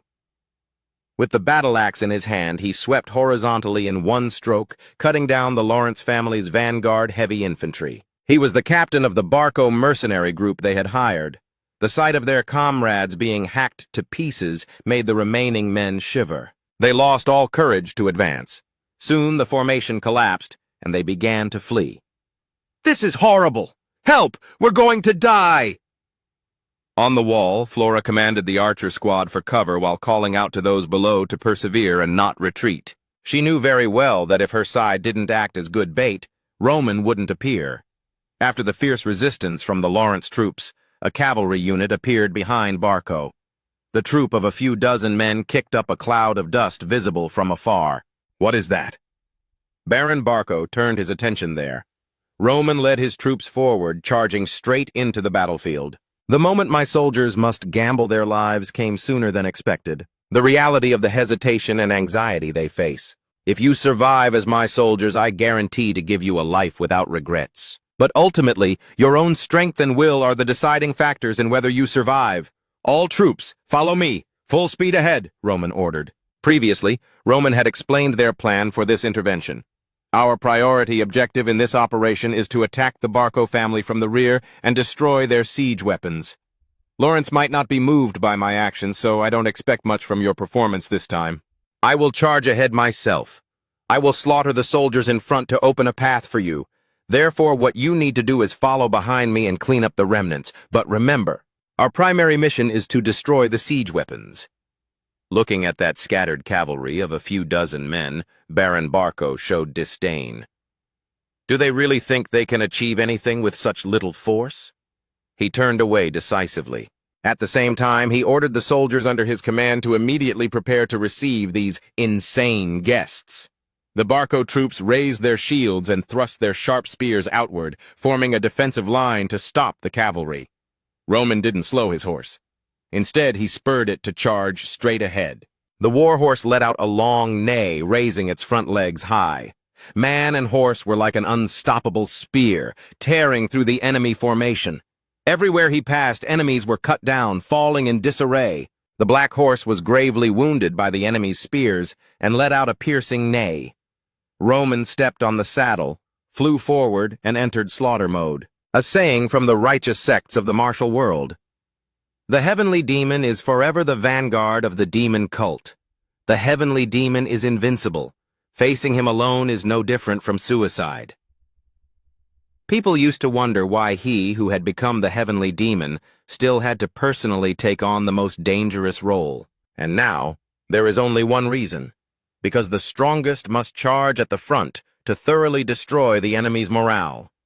Seeing the Barco soldiers trembling and not daring to advance, Roman said coldly, "If you won't advance anymore, then it's my turn." Watching his master charge onto the battlefield alone, Kevin grew furious. He gnashed his teeth in frustration at his own slowness. He shouted, "Attack! Follow the young master!" This sentence startled Chris and the others in the squad. They realized they were too useless for having done nothing yet. So the entire troop spurred their horses into a gallop and began a frenzied slaughter of the remnants Roman left behind. A Barco soldier's spear hit Kevin's horse. His bloodshot eyes widened, looking terrifying. Without hesitation, he used the sword in his hand to pierce the enemy's skull, then jumped off the horse and slashed a long line across the enemy's body. "I must follow my lord!" Kevin seemed to turn into a different person, more brutal and bloodthirsty than usual. Chris also lunged forward once more, just to get a little closer to his lord. Both men, driven by their subconscious, pushed forward bravely. Roman was facing a formation made of thick shield layers. They screamed, "We must stop this monster!" But all that only held Roman back for a brief few dozen seconds. He flashed through like a black shadow, cutting everything in his path. His eyes were locked onto the target of this march. Roman accelerated, opening a path of blood with his own hands as he charged toward the magic cannon. It was right before his eyes. The captain of the Berg mercenary group was stunned to see a single man slaughtering his way right in front of him. "That guy is Roman Dmitri." "Why?" "The reward for this mission is generous, but the risk is also extreme. Since the Berg mercenary group is on the verge of bankruptcy, I must handle him myself." Berg took the initiative to charge, his main goal being to prevent Roman from reaching the magic cannon. Berg, a famous A-rank mercenary of the Empire, was engaging the one known as the Dmitri Fool. Unlike B-rank mercenaries, mercenaries who reach A-rank all know how to use aura. Berg was a 2-star aura knight, but Roman showed no weakness at all. This terrified Berg. How could he block his sword and not be pushed back? As the clash of blades dragged on, Berg was gradually overwhelmed. Roman used force from both hands to shove his opponent back. "Impossible! He's too strong!" Berg gnashed his teeth, trying to resist, but that platinum-haired youth kept advancing. No matter how hard Berg tried to resist, after 5 seconds of brief engagement, his head was severed. That was the amount of time an A-rank mercenary could last against Roman. The mercenaries were filled with horror seeing their captain beheaded in seconds. Meanwhile, the soldiers under Roman couldn't hide the smiles on their faces. Baron Barco roared in fury, "Kill him! Kill that bastard for me!" The guards rushed to stop him and pulled him back. "Sir, it's too dangerous. We must escort you to safety." Roman ignored the Baron. His goal was only the magic cannon, a product of magic, something that did not exist in the martial world. Roman shifted his body slightly and stepped forward, dark energy swirling around him. Heavenly Demon Sword Art. First form, single strike. A black slash. With just one blow, the magic cannon was split in half under the horrified gaze of Baron Barco and his soldiers. The siege weapon they had spent a fortune and countless connections to acquire vanished like smoke before an unknown person. Roman shouted loudly to the people of Lawrence, "Listen! I, Roman Dmitri, have destroyed Barco's siege weapon." The garrison broke into thunderous cheers. Finally, they had waited for this moment. Flora was moved to tears. She covered her mouth, trying to suppress her emotions. He had actually done it. With the magic cannon destroyed, Barco lost their key weapon and had no choice but to retreat. "Just you wait," were the words they left as they fled. In this battle, Chris used a different type of aura than before. He did exactly what Roman used to do, pushing himself to condense his aura to the limit. As a result, even after the fierce battle, his mana was not heavily depleted. When he first followed Roman, he was mocked by those around him, but Chris was growing stronger by the day. Chris burst into laughter. "I have no choice but to admit that the method my lord uses is indeed correct." Suddenly, Chris noticed something. Everyone else was gasping for air. Several had collapsed to the ground out of breath. "I see. All of them." To avoid being left behind, they had unconsciously chased after that lord. They were clearly exhausted, yet not a single one of the 30 soldiers fell behind, and no one was seriously injured. This is why the lord chose them. Kevin, who was just a recruit 2 months ago, also performed quite well. "We could emerge unscathed for only one reason. There is a monster who defies common sense, who opened the path for us and swept away every obstacle. All thanks to Roman Dmitri." He used his still ice-cold voice to encourage the whole troop. "Everyone did a great job staying alive. Our mission is complete." The main gate of Lawrence was lowered, and Roman led his soldiers into the city. Amidst the smoke of war, he appeared like a god saving this land. The people endlessly cheered for the hero of Lawrence. "Sir Roman, we are deeply grateful. Lawrence will never forget what Lord Roman Dmitri has done for us." The Baron looked at the young man before him, sighing inwardly with regret. "What a pity. I knew he was no ordinary person from the first time we met, but it's hard to believe he could destroy a magic cannon with a single man's strength. He is truly a genius beyond imagination." The Dmitri family has birthed a fierce tiger. If nothing had gone wrong, this tiger should have been my son-in-law. It's unfortunate, but that's all in the past. He suppressed the emotions in his heart. Pretending to be joyful, he welcomed Roman. "Oh, the hero from the Dmitri house. It's wonderful to see you again." He spoke with a smile, extending his hand. Roman understood the gesture. He reached out and shook hands. Before the people of Lawrence, the two men shook hands. They went straight to the manor. Before Roman entered the meeting room, Flora took the initiative to find him. With a bit of hesitation, she finally said, "Thank you. I didn't fulfill my role as bait well, but you still didn't abandon us and helped Lawrence to the end. Therefore, I want to sincerely thank you." "I only fulfilled my promise," Roman replied coldly. "Lawrence performed to the level I expected." "I see. But regardless, I want to repay your kindness. Perhaps you don't need any thanks, but as the representative of Lawrence, if there is anything you want, please propose it during the meeting, no matter the request. I guarantee you will have it." Roman nodded slightly with a smile. "If you are that insistent, I won't refuse." He pushed open the door to the meeting room. The leaders of the Lawrence family were all present. They began discussing the next strategy. "This is our chance. If we propose to end this, they should accept and agree. Since Barco still has many soldiers, instead of continuing to fall into danger and trouble, we should move past the past and seek peace." Roman was displeased. He thought to himself, "Lawrence is truly a pack of herbivores." The Baron nodded in agreement. "I agree with everyone's opinion. Although we blocked their attack thanks to aid, with Lawrence's strength alone, the time we can resist Barco is limited. So let's immediately send someone to deliver the word." "May I interject for a moment?" Roman said coldly. The entire meeting room seemed to freeze due to the tone of his voice. Not until the Baron gave permission for Roman to continue did the atmosphere soften. "Thank you." Roman stood up from his chair, walked around the table, and presented his thoughts. "Barco is currently facing enormous economic pressure. To pay off that massive debt, they have no choice but to invade Lawrence. This view won't change even though the magic cannon was destroyed. I predict the answer we'll receive will be the messenger's head." The cowards who had just suggested peace coughed awkwardly to hide their embarrassment, while those with clear minds completely agreed with Roman's point. Roman continued. "Soldiers are still outside dragging corpses. Seeing that sight, don't you feel empty? Barco cannot be forgiven. We must show the whole world how we take revenge on the beasts who dared to touch Lawrence." The Baron lowered his voice. "It's not that we don't know, but with this meager strength, what can we do?" "There is only one way," Roman replied casually. He lowered his gaze like a tiger locking onto its prey. The Baron was so intimidated by those eyes that he couldn't move. Herbivores, besides becoming prey for predators, have no other choice. The scene shifts to Barco's camp. Their lord was in a fit of rage, venting his anger on the maps and furniture, roaring, "Roman Dmitri! Why on earth did he have to interfere in this?" He tried to suppress his anger, thinking of the next move.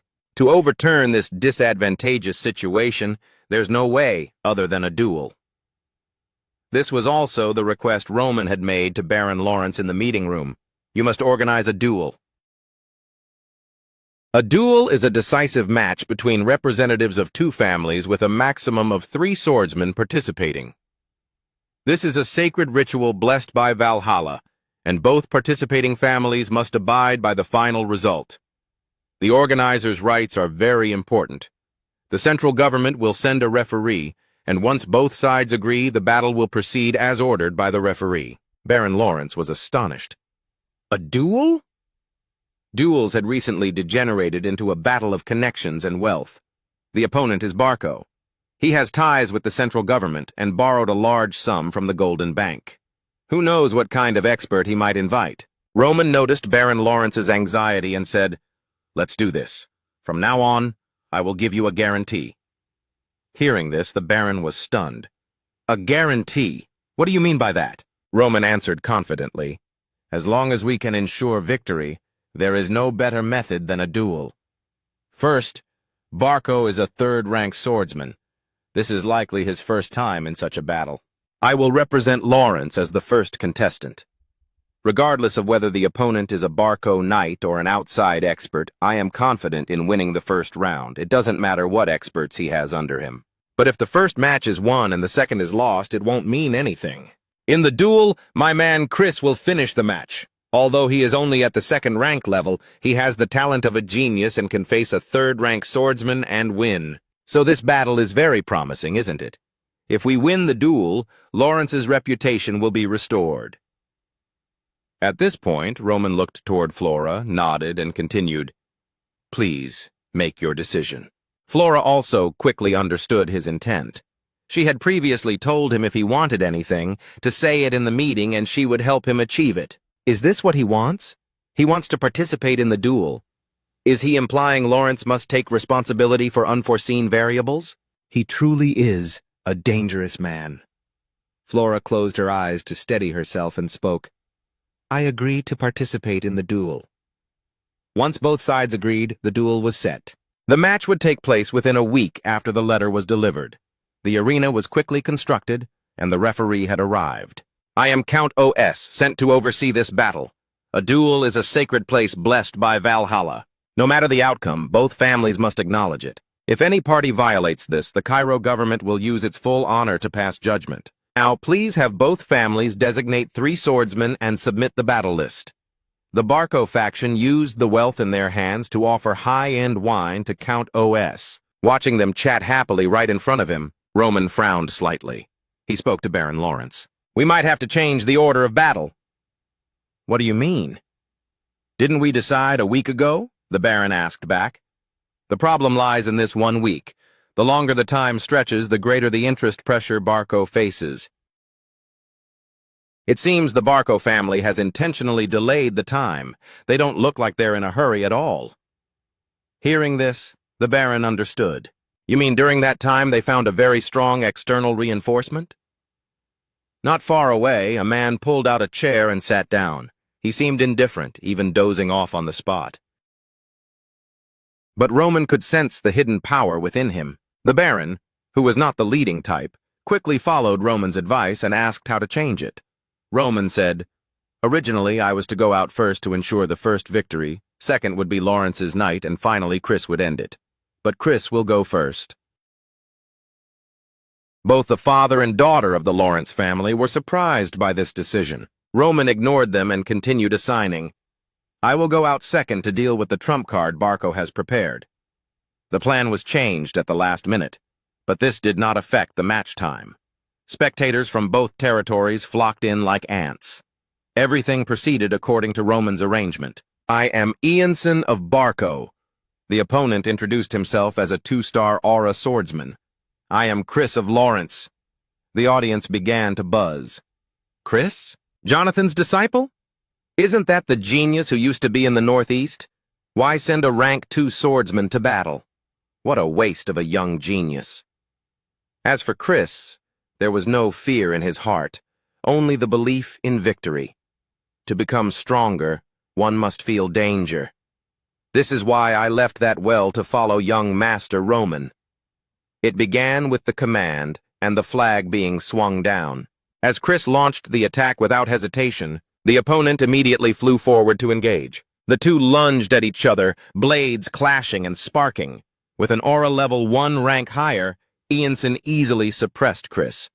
Chris also knew this, so he took the initiative to evade. When Chris changed the angle of attack, from the first time he fought young Master Roman, Chris had realized a truth. No matter how strong the aura is, it only matters if it hits. As long as there is an opportunity to seize a gap, even an aura swordsman can be defeated by an ordinary person. Seeing that Chris could both evade and block all his attacks, the opponent became enraged, his offensive becoming even more fierce. You little cowardly mouse, how long do you plan to run? Die for me! Ianson's red aura erupted, immediately closing the distance. The young man stood under terrifying pressure. I'm pinned to the spot! A wide-range aura? How can I not dodge this? What should I do? Suddenly, Chris remembered Roman's words.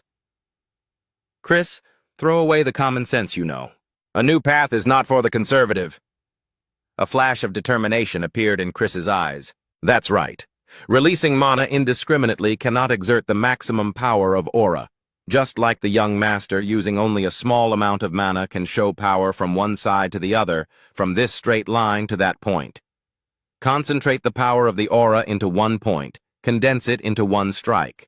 The two passed each other. Chris still stood firm, while the opponent's head had been severed by Chris. Fresh blood dyed the arena red. The crowd immediately became ecstatic, frantically screaming, "Chris, Chris, Chris!" Even the one who had just swung that sword was extremely astonished. Although his armor over the left chest was pierced with a hole and he was panting wildly, only one thought was in Chris's head. I did it. A rank 2 swordsman like me defeated a rank 3 swordsman. Roman observed with satisfaction and smiled slightly. Next match. The audience was still excited. A rank 2 swordsman defeating a rank 3? Impossible. Good heavens. Baron Barco was trembling with rage. Ianson actually lost. In the second match, I thought it would all be over. Now the final match becomes extremely important. He comforted himself. It's okay. I don't need to worry about the second match because I spent a fortune to get this sure win trump card. When Barco's soldiers were ordered to wake the sleeping man, he yawned longly. Is it my turn already? He stepped onto the field, not forgetting to yawn again. Then he scratched his head and introduced himself. I am Homerus of Barco, a 4-star aura swordsman. Homerus. The appearance of this name caused the Lawrence faction to turn pale with fear. The audience was once again in an uproar. That wandering swordsman? Why is he here? To be able to see a swordsman of this rank with my own eyes in this lifetime? Homerus on the field sighed softly and thought, if the guild leader hadn't asked me, I wouldn't have come to participate in this boring family war. He is a rank 49 swordsman. The swordsman rankings originate from the Valhalla Empire. That is a holy land, a place where swordsmen fight for honor and die for honor. They gamble their lives to go to Valhalla to prove their strength. The results of victory will be recorded. The names of the strong will be written into history. This is the origin of the swordsman rank rankings. The rankings used to be Valhalla's culture. After the Valhalla Empire expanded its power, it spread throughout the continent. The selection of the top 100 is all carried out by Valhalla. The horror in Baron Lawrence's heart was clear on his face. I didn't expect Barco to invite a top swordsman of this rank in Cairo. No one is unaware of this man's reputation. He travels across the kingdom, enjoying the joy of dueling with the strong, so people call him the wandering swordsman. The people of Lawrence were extremely worried. I heard he once fought a bandit leader ranked 31st. A 4-star swordsman? He only reached 4-star recently. This time I'm afraid we have to give up. After finally winning one match, what a pity. Meanwhile, Roman, who had to face Homerus, was not worried at all. On the contrary, he smiled excitedly. A 4-star swordsman, huh?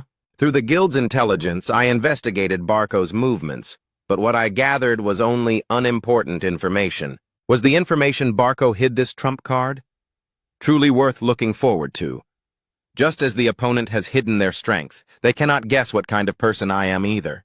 This is an opportunity for them to witness a battle of the strong that only exists in books. Seeing Roman step up, Flora hurriedly stopped him. Are you crazy? Give up. The opponent is Homerus, ranked 49th. He is evaluated as someone who can climb to rank 30 in the future, a character destined to become a legend. Do you think you can actually win against a swordsman of that rank? Give up. Save your life. She prayed for the team to win in the next match. Roman completely ignored what she said. He looked straight up at the field toward the enemy. Homerus immediately took notice. He frowned and thought, that guy's eyes are full of firm self-belief. I don't like this. Flora still tried to persuade him. Facing such a big variable, we can only give up. Forgo this match. It's a battle with no chance of winning. You have no reason to gamble your life. Roman brushed her hand aside and said loudly, I don't like explaining to anyone. Don't block the way anymore. Roman flicked his sleeve and walked straight onto the field. I am Roman Dmitri. He drew his sword and took a defensive stance. The opponent did the same. Roman silently evaluated his opponent. If it were the old Roman, he'd be too small to mention, but now it's different. A 4-star swordsman is considered an expert on the entire continent. Let's see what his strength is like. But Homerus was the complete opposite. In his heart, he was quite annoyed. I should have been fighting Fernando, ranked 30th. Having to come and participate in this unappealing match. Let's end this quickly. Homerus launched an attack, lunging like a storm. Chris, below the field, was stunned with amazement. That speed. If I were to face it, I'm afraid I would be defeated in one move. When their blades collided, Homerus was forced to change his mind. Roman had used his technique to effortlessly parry a sword imbued with his 4-star aura. Homerus immediately circled behind Roman to continue the attack. It seems this kid is quite interesting. Roman didn't let him have his way. With similar speed, he spun 180 degrees to meet that aura-infused strike. His blade erupted with purple energy. Homerus grew even more excited and asked, "What method are you using to block my sword techniques?" Roman was displeased by this. "I expected a proper duel, but he is looking down on me, not fighting with his full strength at all." Homerus activated his third form, Peak Sword. Essence flared wildly around his body. "Ha ha, how fascinating. I'll fight you seriously this round." The terrifying power caused the entire arena to shake violently. Wind pressure spread in all directions, and sparks of electricity crackled in the air. Even just watching, the audience had to close their eyes and try to cling to nearby objects. "This power is too terrifying. Hold on tight." Roman, directly facing that surge of power, showed only disdain. Someone of this caliber is ranked 49th? Ridiculous. There's no reason to drag this match out any longer. Roman strode forward and shouted at his opponent, "Try to block this move of mine. Heavenly demon sword art, shadowless and traceless." Time seemed to stand still. Homerus felt a massive pressure, like a tsunami crashing down. He blurted out, "What kind of sword path is this? How can he execute such a technique?" It was truly a merciless strike. The moment Homerus was swallowed by that wave was the moment Roman's blade cut through his body. A sword strike with no name. It was simply titled by its order, Heavenly Demon Sword Art, 3rd Form. "Homerus, I know you are looking forward to the confrontation with Fernando, but this time, please consider our position. This is a duel between border families. Just treat it like a vacation." Hearing the guild leader ramble, Homerus thought to himself, "Actually, after receiving my A-rank mercenary certificate, I rejected all missions. I've traveled the kingdom fighting the strong. This time I really had no excuse to refuse." But this seemingly boring battle yielded a result Homerus never expected. Flora's eyes widened in total shock. Everyone present was stunned into silence. What on earth is this? He was a powerhouse who had climbed the rankings, firmly holding 49th place even before becoming a stable 4-star. To be taken down by a young man who just reached adulthood with a single strike. This is too unbelievable. Roman looked coldly at the corpse cut into 2 pieces on the ground. Someone who cannot reach the peak yet is so arrogant. He truly deserved to die. By Roman standards, this wasn't a world of life and death competition. His previous life was like that, fighting against the elite masters of the martial world. That was a world full of danger where one could lose their life at any moment. This place is no different from a trash heap. Roman spoke up in disappointment. "Lord Referee, announce the result." It wasn't until Roman reminded him that the old referee snapped out of his panic. He stammered, The winner of the second match is Roman Dmitri." The soldiers from both sides present shared the same expression. "What is this? Homerus is dead? Am I dreaming?" Chris instinctively clenched his fists. Terror grew in his heart. Is this his true strength? When I fought the young master, had his ability already reached this level? If not, has he progressed this rapidly since our duel? The young master back then clearly shouldn't have been able to defeat Homerus. Such a short time. This is too hard to believe. Could this really happen? I won my first match in 2 moves. I once thought I would soon surpass him, but my thinking was too narrow. With Roman's victory, the outcome of the duel was decided. There was no reason to waste more manpower. The referee declared that the winners and losers had been determined. Baron Barco completely collapsed. He trembled, this time out of fear. "It's all over. Even Homerus failed." He was a 4-star swordsman. He was different from those lowlifes in the north. He was a rare swordsman in the entire kingdom. Could the mercenary guild have sent a fake Homerus? My lord. The knights under him stepped forward and said they would offer a grand ceremony. Baron Barco bit his lip and said they couldn't lose any more. Send Benson up. The man was shocked by his words. The Baron added, he disgraced the Barco name at the social party. This battle is his chance to regain his honor. The subordinate bowed to accept the order, even though he knew well that Benson was an unknown knight. The Lord was sending him to his death, but it was his Lord's command. I am Benson of Barco. The man was pushed onto the field, shaking like a leaf. Seeing this, the audience whispered, Who is this knight? First time seeing him. Suddenly, Kevin pushed through the crowd and stepped up. He went straight to Roman, stopped, and said, Young master, I will handle him. Kevin's eyes were full of determination and fighting spirit. Roman looked at his subordinate for a few seconds. In this world where the big fish eat the small, the loser has only one path: death. An unknown knight would still be quite difficult for Kevin. He wants to prove himself. Roman smiled and agreed. Be careful. Kevin immediately turned. He walked straight toward the arena and replied, Yes, I will not fail your expectations. At this moment, Benson was shaking uncontrollably, barely able to hold his sword. Why was he being punished in this situation? Relying on his father, a one-star aura knight, he thought he would be safe. Even as a useless knight of Barco, he would do his best for the family. But was the price of this loyalty going to his death in a duel? Damn it. Suddenly, he saw a familiar face on the opposite side. The person stepping onto the field was the very man he had insulted not long ago. Kevin? Could he be my opponent? Benson instinctively grinned in a bizarre way. Oh gods, thank you! The two approached each other, waiting for the command. Benson covered his ear-to-ear grin with his hand. Hey, kid, want revenge? Whether you're a volunteer or forced, we've both been discarded by our lords, haven't we? But for me, this is a blessing. Kevin replied coldly, I am the sharp sword that protects my lord. Hearing this, Benson flew into a rage. He roared and lunged. Arrogant bastard, die! He swung his sword horizontally. Kevin leaned to dodge. Then he pointed his blade directly at his opponent's throat.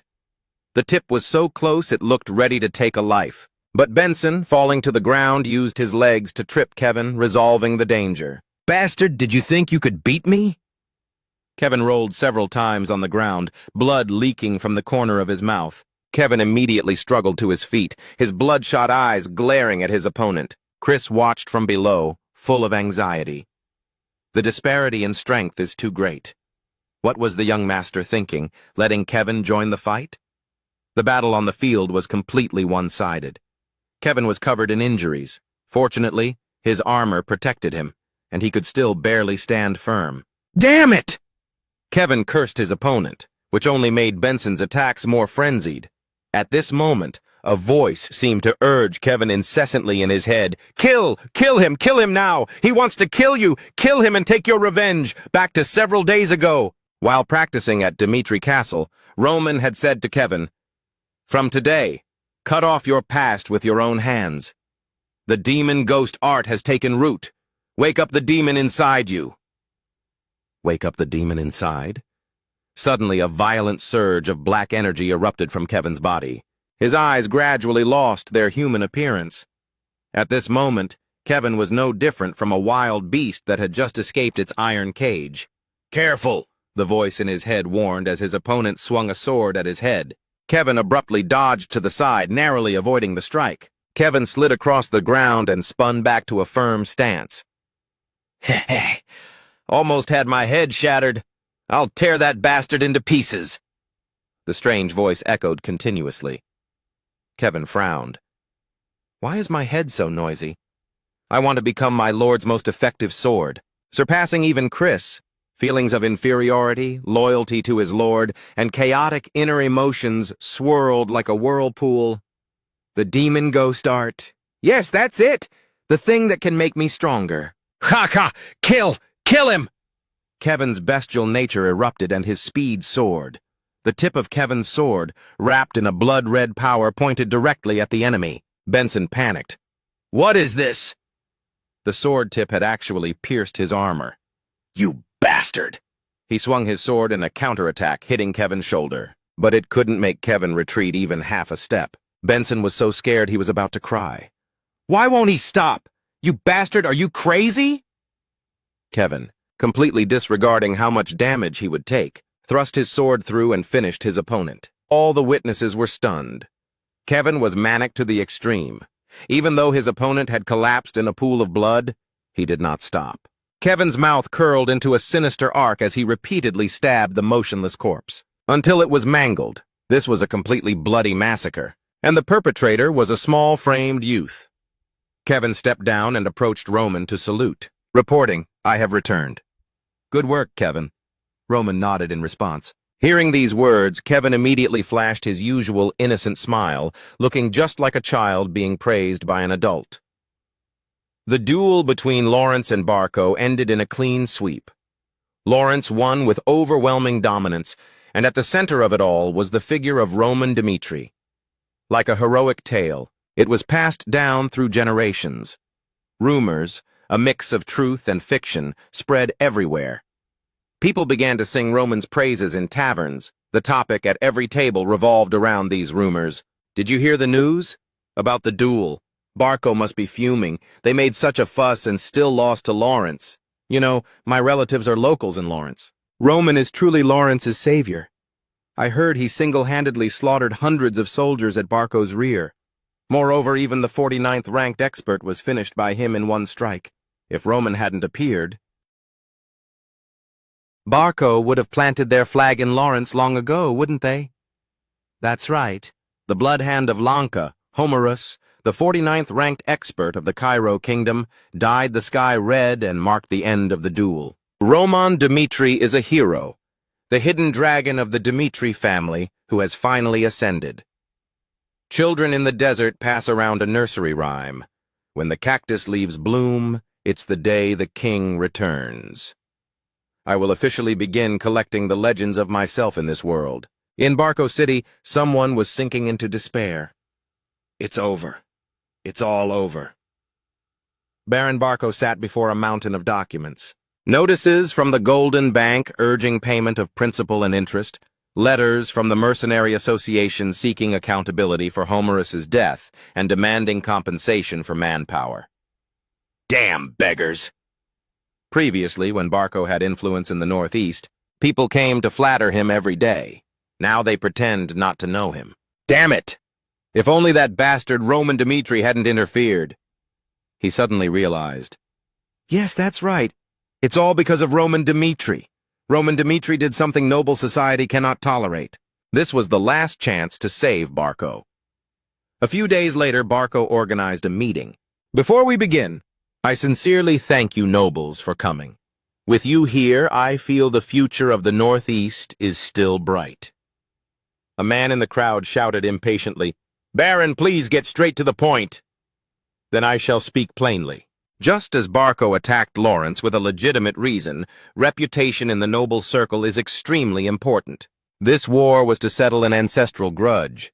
The central government also deemed it a legitimate action, even sending a referee. But Roman Dmitri, without any status, interfered in this war. Because of his raid, Barco lost artillery, manpower, and the advantage. Even in the duel, not a single Barco warrior who fought survived. He slammed the table and said loudly, Is this reasonable? What right did Roman Dmitri have to help Lawrence? If the two houses were related by marriage, it wouldn't be a problem, but we all know Dmitri and Lawrence canceled their engagement. To Lawrence. Roman Dmitri is just an outsider. He has no status whatsoever. This is an act that exceeds all boundaries. All the nobles seemed to agree. You're right. Roman Dmitri indeed has no status. That's right. Baron Barco got the reaction he wanted. The corner of his mouth curled as he thought, Good, that's enough. I just need to dump all the responsibility on the Dmitri family and demand a huge compensation. The debt with the Golden Bank can also be settled. While he was secretly gloating, a sudden commotion broke out outside the door. Roman, ignoring the servant's attempts to stop him at the door, walked inside. Oh, so everyone is here. I heard you are very dissatisfied with me. Baron Barco couldn't understand it at all.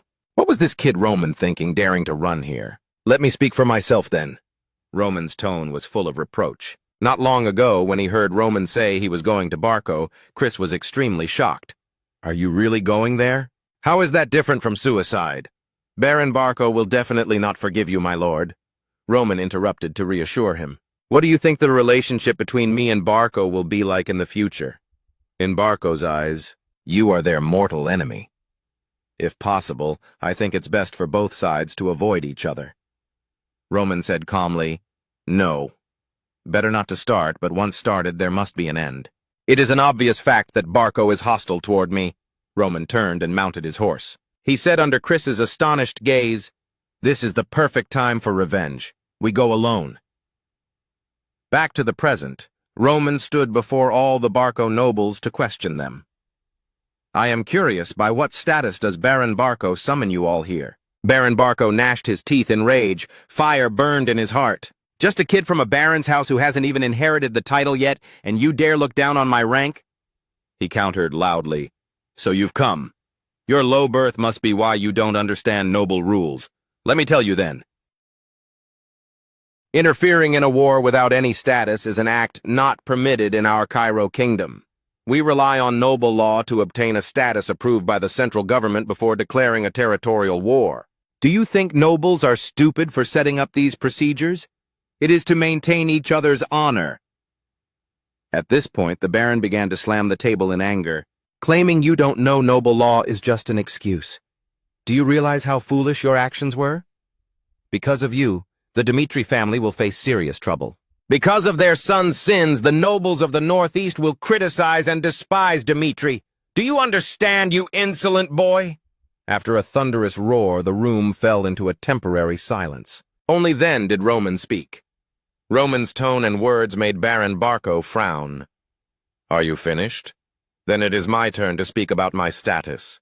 Seeing the triumphant look on Roman's face, Baron Barco immediately felt a chill run down his spine. Roman began to seriously present his reasons. Lawrence and Dmitri were originally two families with a marriage contract, but now I have become the scoundrel who ruined the engagement between the two houses. What do you think was my reason for canceling? Was it my reputation or my dating history? Those rumors are all false.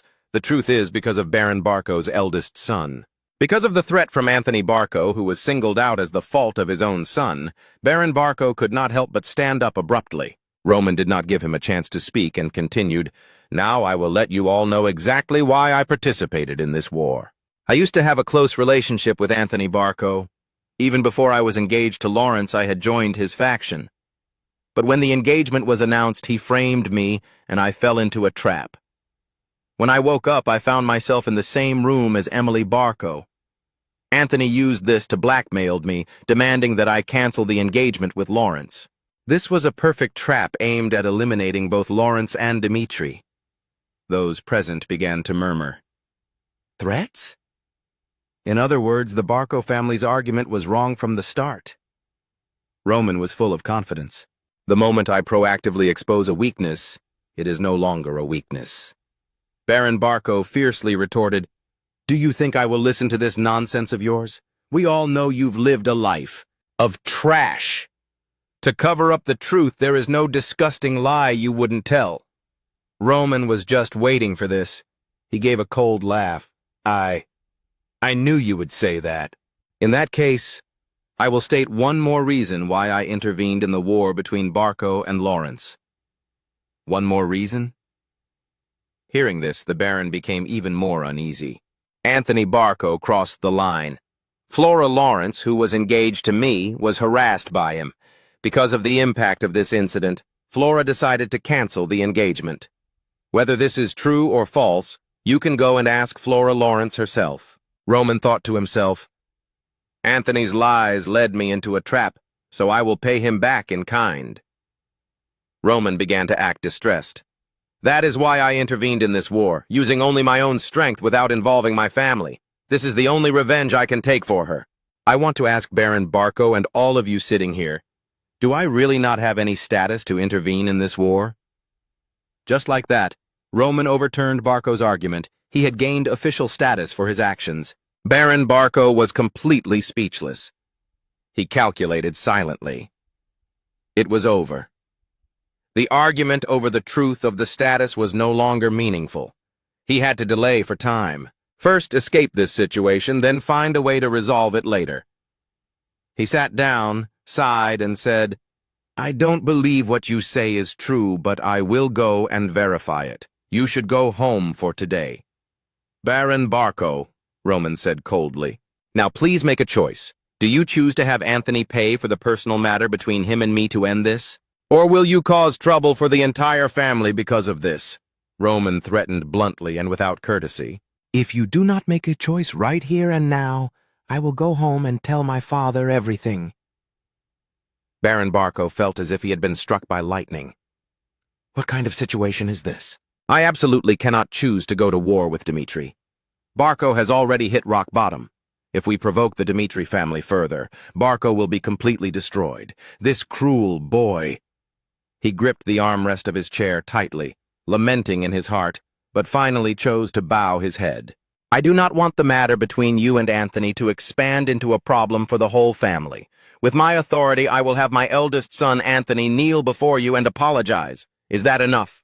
When did I say I wanted Anthony to kneel before me? Roman flatly rejected his proposal. Baron Barco's eyes widened, his voice trembling. What do you mean?" He declared loudly, "In this world, how can the offender choose their own punishment? I will decide the punishment." "No!" Hearing the news, Anthony screamed in terror. Baron Barco shook his head helplessly. "I'm sorry, my son."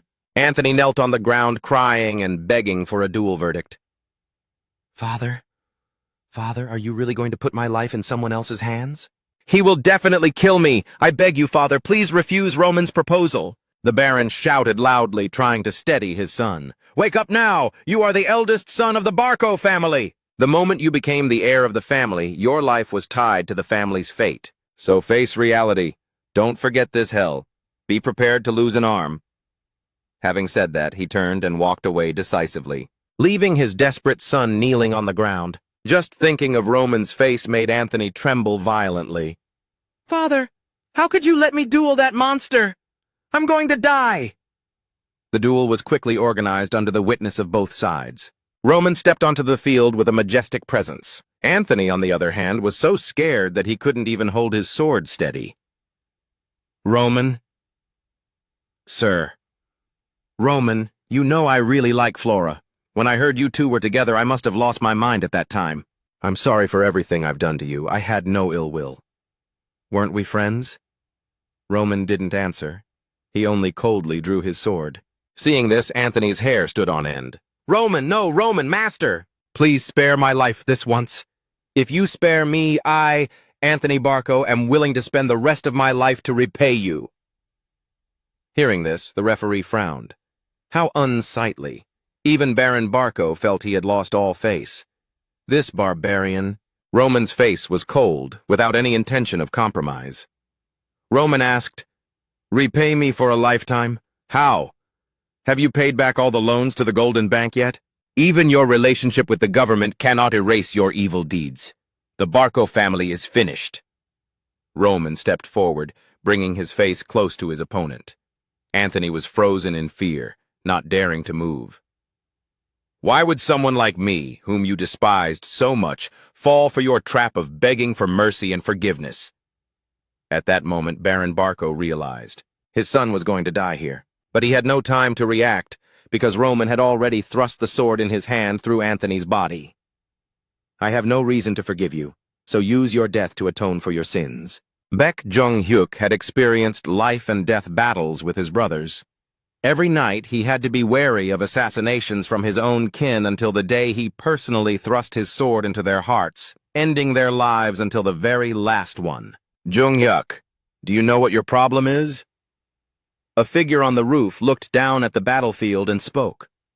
That person was the eldest son of the current heavenly demon, Baek Ho-dung, one of the few brothers close to Jung-hyuk. He said Jung-hyuk's problem was, you don't know how to compromise. From the moment you consider someone an enemy, you always want to destroy them immediately, without even a hint of pity for the enemy. One day this problem of yours will come back to bite you. Baek Ho-dung was extraordinary, not only possessing terrifying strength but also a generous heart. He could win over enemies after defeating them. Baek Jong-hyuk, facing his eldest brother at that time, thought, "I understand what you mean, but crushing anyone who opposes me, that is the way of life I have chosen. It is also how I survived from the lowest rank of the demon cult, and I will continue to live that way. Death is the only method that can silence any living creature forever." Anthony's death was an ending no one wanted, but that was exactly my old way of doing things. Baron Barco rushed onto the field in horror. "No, no!" He tried to find a spark of life in his son's motionless body lying in a pool of blood, but Anthony was surely dead. Baron Barco embraced his son and let out a tragic wail, his eyes streaked with blood as his angry roar echoed through the sky. Roman turned and asked coldly, "Is there a problem?" Roman gave a mocking smile. "Dying in a duel is a common occurrence." Baron Barco completely failed to expect things to unfold this way. Clouded by the pain of losing his son, he questioned Roman, "What are you doing? How dare you kill the eldest son of the Barco family? How could you kill him without even blinking?" The soldiers under his command were also in shock, each standing as still as a statue, not daring to step forward to provoke Roman at this moment, like an inviolable beast. How did that monster do it? Baron Barco's expression darkened. Only now did he realize he had underestimated him. "You planned this from the start. You visited Barco without guards, pretending to be ready to compromise." Roman glared at him and spoke directly. "From the moment Anthony Barco treated me like that, I became the mortal enemy of the Barco family." Roman turned and scanned everyone present. He declared, "This is the outcome of opposing me. If anyone cannot let go of their relationship with the Barco family, then I am the enemy you must face." This undisguised threat was made public. Baron Barco shouted loudly, "Do you really think you can just leave so easily?" Roman flicked his sleeve, walked straight toward the gate, and said, "What is the use of these nonsense words? From now on, I will watch closely to see how the Barco family survives, and I will attack continuously until you collapse. I shall take my leave, Baron." Exhausted in both body and mind, completely broken, he belatedly realized a truth. We provoked the person we shouldn't have. A few days later, Baron Barco, unable to pay his bank debts, planned to flee, but was later found dead on an unknown hill. The Barco family, once extremely powerful in the Northeast, declined miserably just like that. In the corridor of Dimitri Castle, the bright moonlight shone through the window, creating a mystical atmosphere. Hans spotted Roman ahead and called out to him. Roman was leisurely walking past him. "It's so late. Where are you returning from?" Roman smiled and replied, "The moonlight is so beautiful I watched it for a bit longer." Seeing the bloodstains on the young master's clothes, Hans was slightly startled. The two returned to the room. He got Roman a change of clothes before speaking. "Everyone was very worried about you. I am very happy that you have made a name for yourself, but you are always putting yourself in danger like this, which makes me worry. Please, you must be careful." Roman adjusted his scarf. He replied in a casual tone, "I told you before, didn't I? You are my person." "Yes, young master, I still remember." Baek Jong-hyuk had slaughtered countless enemies. Blood flowed like a river, but he had a principle that helped him become the heavenly demon. Always protect his subordinates. One of my people is more important than 100,000 enemies. Seeing that Roman said nothing more, he reminded the young master. Roman smiled and told him he would do his best not to put his subordinates in such danger. That was enough. Even though the situation with the Barco family was still very strange, the Malox family still held a banquet. The mistress of the Malox family, Helena Malox, had her own plans in the middle of the banquet. Even the ladies who previously supported Barco and flattered them were now present. From now on, Dimitri will become the central family of the Northeast. This was a great opportunity for the Malox family, who had always stood by Dimitri. "Oh, welcome, welcome, I was waiting for you." Seeing a familiar face appear, she proactively stepped forward and said, "Goodness, why do you look more beautiful every day?" This person was none other than the mistress of the Dimitri family, Lena Hanna Dmitri. She smiled kindly in return. Thank you. Thank you. Seeing this, the other ladies gathered around. I have prepared a special bottle of wine for you. Lady Lena Hanna, it is an honor to meet you here. I feel the same. It's a pleasure to meet you all. Lena Hanna Dmitri is the wife of Baron Dmitri. She frequently interacts with noble ladies to build support for Dmitri. She possesses incredible political talent. Even Baron Romero occasionally needs to ask for her opinion in some cases. Without Lena Hanna laying the foundation beforehand, the Dmitri family might have collapsed under Barco's pressure before they could even enter the noble class. Thank you all for attending this gathering. Lena Hanna stepped out and took the initiative to speak. We gather here today because I believe people living in the same area need to understand each other. Let's start getting to know each other from now on. Of course, not everyone went in the same direction in the past. But now the situation is different. We need a different anchor than before. The words of Lady Dmitri were full of hidden meaning. She subtly threatened those who had been on Barco's side while showing her generosity by taking them in and having them submit to her. While eating dessert, Lady Helena of the Malak's house proactively suggested to Lena Hanna, "What do you think of our Veronica? I think she and Roman are a great match. Roman is already 25 years old. It's time for him to get married and start a family. I'm not saying this just because she's my daughter, but Veronica truly suits Roman." The other ladies at the table heard this and chimed in. "Oh, wait, isn't Veronica already engaged to another family?" They clearly didn't want Helena to get her way. "You're being too greedy, Helena." Lena Hanna sat leisurely drinking tea, listening to them compete. Indeed, Roman's marriage partner must be chosen carefully. "Next time, please come to our house. My daughter just mentioned she fell in love with Roman at first sight. And my daughter, she looks very smart. She's always at the top of the list at the academy. My daughter is still young, but she will surely be a beauty in the future." Lena Hanna couldn't help but reflect. For the past 6 years, Roman had always been considered a nuisance in noble circles. He was the eldest son, but couldn't inherit the family business, which held him back. But his potential as a 4-star knight was enough to ensure a good future. If he could still win the right to inheritance, there would be no son-in-law more valuable than him. Now was the moment he transformed from a nuisance into an outstanding figure. Lena Hanna finally spoke. "I am very happy that you all value my son so much. But Roman has been deeply hurt before. Instead of following the wishes of the two families, I hope Roman can find someone he truly loves. So let's not discuss marriage matters for now." Lena Hanna's words were interpreted by the other ladies as, "In other words, whoever wins his heart first wins." That night at the Lawrence Castle, Flora was sitting in her study, flipping through the pages of a book, lost in thought. Power is a necessity to survive in this world. The reality was that Lawrence had lost the war against Barco. I thought that as long as we held out until winter, there would be a chance. Reality hit like a flash flood. There were too many variables. But Roman anticipated all those variables, dealt with them bravely, and saved Lawrence. How can I become someone like Roman? Thinking of this, she couldn't help but blush. It felt strange. Her heart beat faster, and her ears felt hot. No, I hate that Roman from the Dmitri house. Why am I blushing? He is an arrogant, selfish person who only cares about his own interests. How can he be so strong? What kind of person is he really? Her mind was a mess of thoughts. Flora decided to close the book. I just want to know a little bit. What kind of person is he, after all? She stepped out into the hallway for a walk. I need to go out and get some fresh air.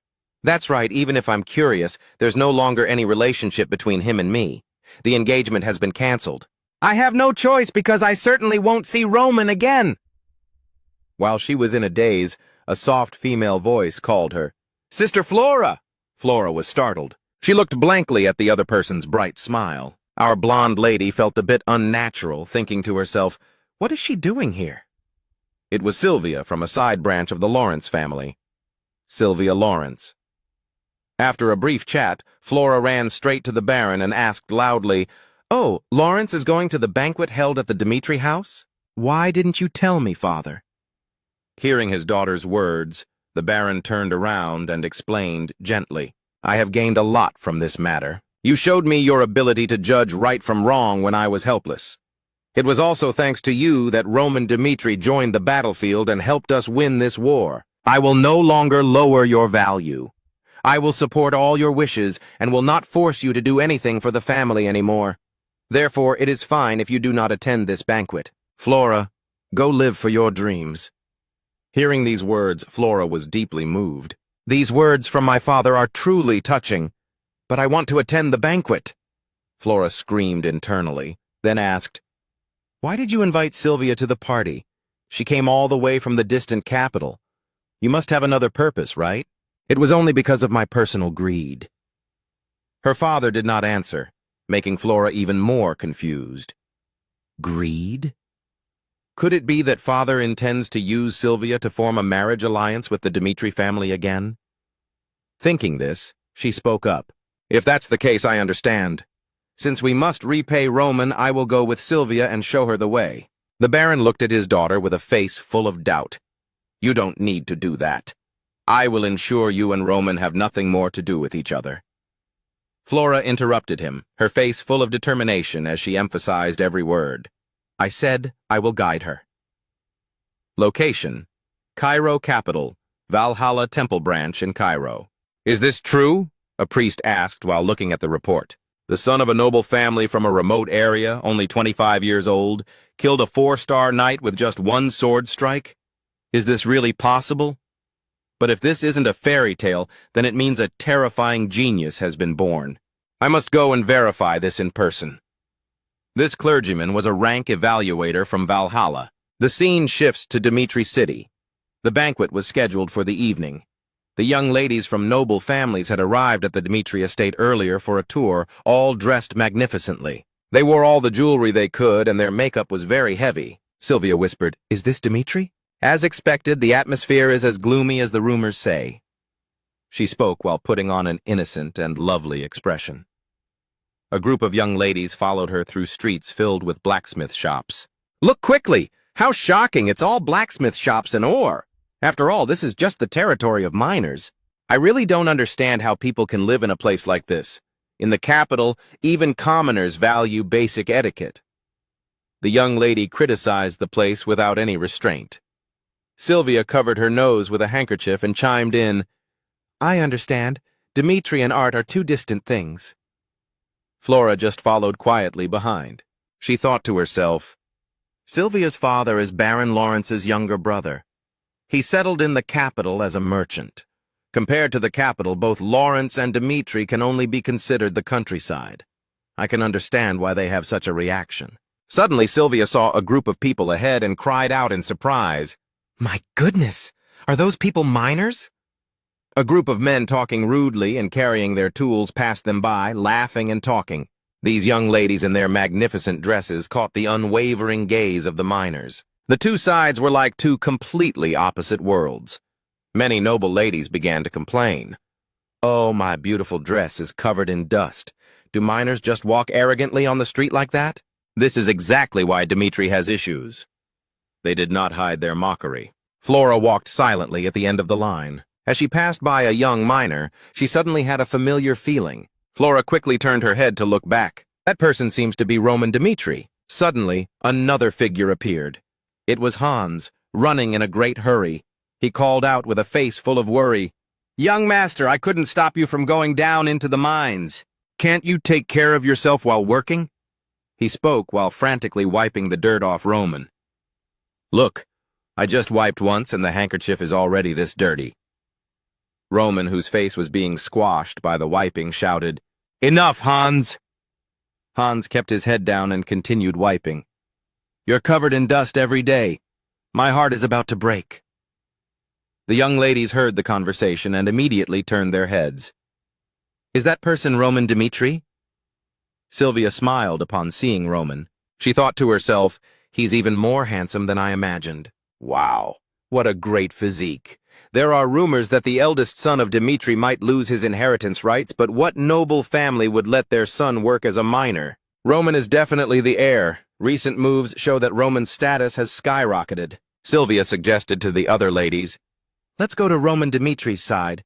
Saying hello before the banquet doesn't seem bad. One lady asked worriedly, "Is that okay?"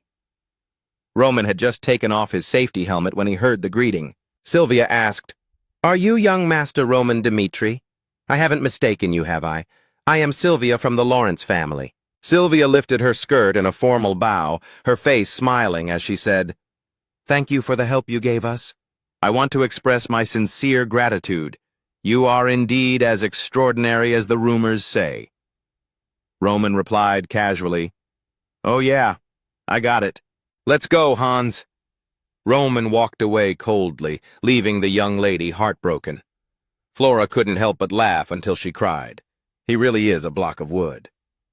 Hans chased after Roman to remind his master, "You still have to attend the banquet. Can't you rest for a bit?" Roman replied while putting his coat back on, "I will socialize with those worth socializing with." But they mock the mining work of the Dimitri family, Hans said in a panic. How much longer do you plan to work in the mines? Even though the Baron didn't give an order, you've been working hard for several days. Roman became serious. The foundation of Dimitri is blacksmithing. No, more accurately, it's the iron mines. The ore that miners dig up with blood and sweat is melted in the furnace fire to become steel. This is the essence of Dimitri. Empty words cannot coexist with the people on this land. I just want to experience it for myself and empathize with them. Hans stopped, moved. "Young master!" His eyes welled up with tears. "When did you grow up this much?" Hans won't cause any more trouble for the young master. I will make it perfect. The scene shifts to the Dimitri training grounds. The shouts of 1-2 echo out. The soldiers recruited by Roman were striving to practice their swordsmanship. 1, 2, 1, 2. Under Chris's supervision, they practiced very seriously and orderly. Roman observed the group from afar, his mind filled with 100 thoughts.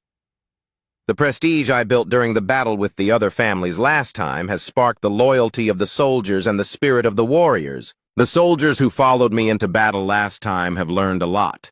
Based on the training methods I accumulated before, plus the sword techniques I've mastered and the ability to forge unique blades, I can ignite the potential of the soldiers to help them become elites on the battlefield. This knowledge is as precious as treasure. Just like that, I have obtained my own army.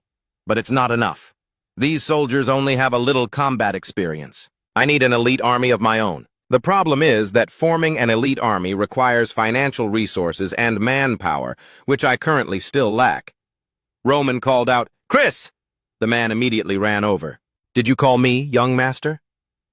"How is the training progressing?" Roman asked. Chris replied immediately, "They are all very enthusiastic and learn quickly. I think we can expect them to make progress soon." "Very well.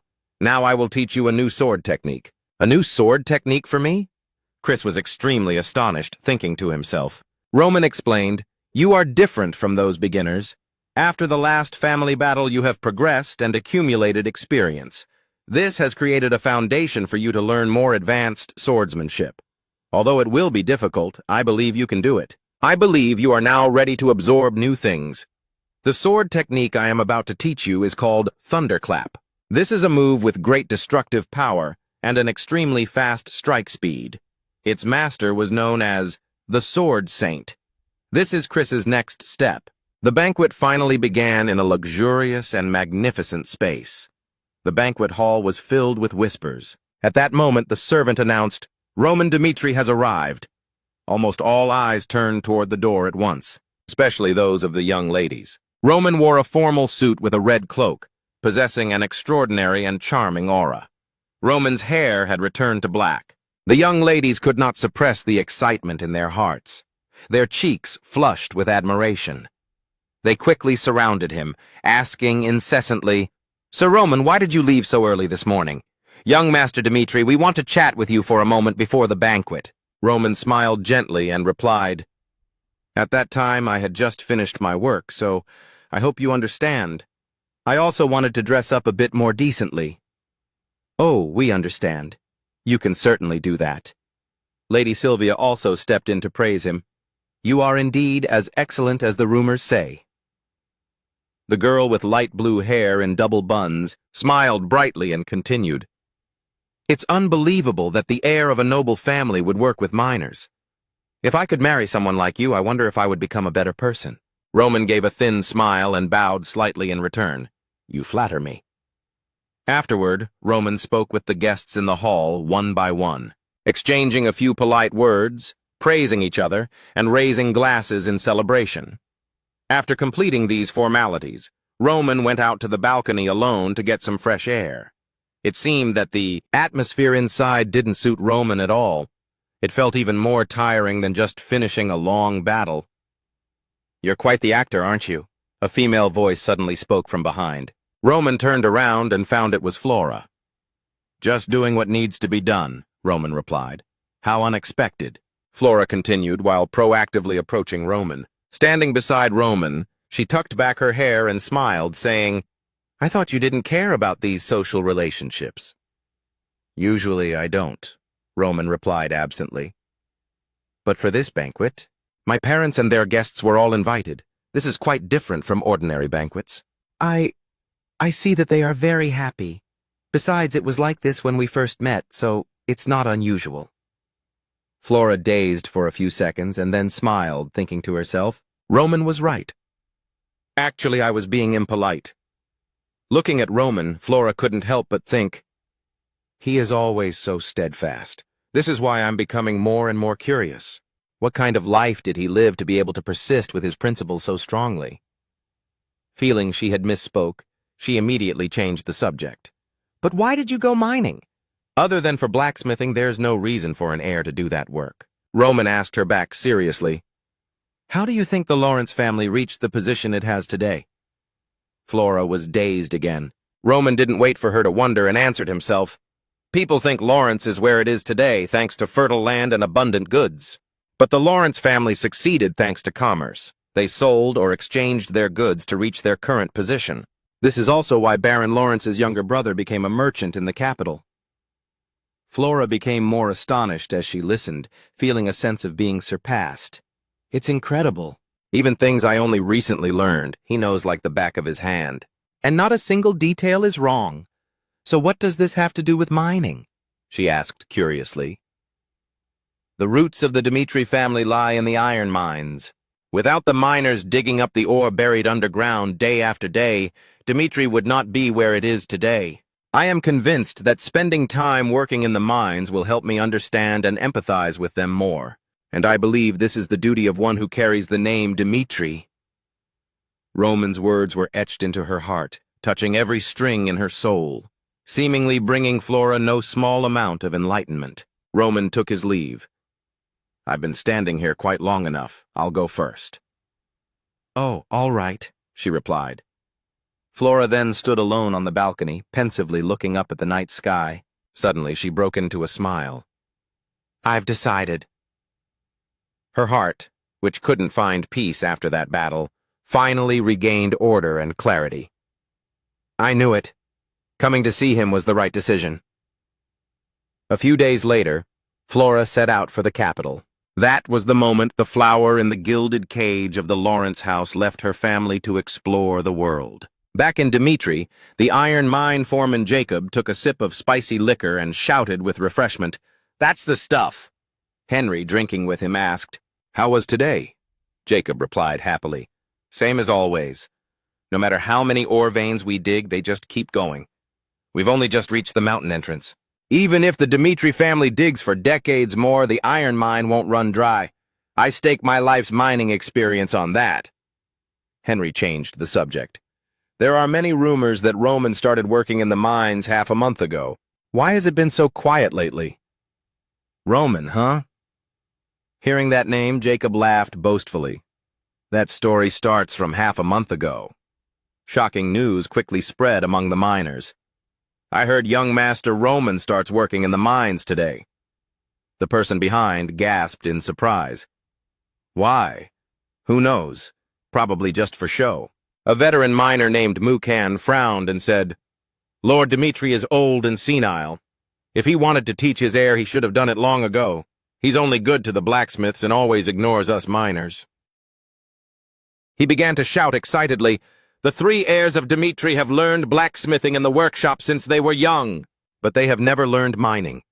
This clearly proves Lord Dimitri discriminates against us." The others heard this and felt it wasn't right. They said carefully, "Isn't that a bit much?" Mukhan asserted loudly, "What are you talking about?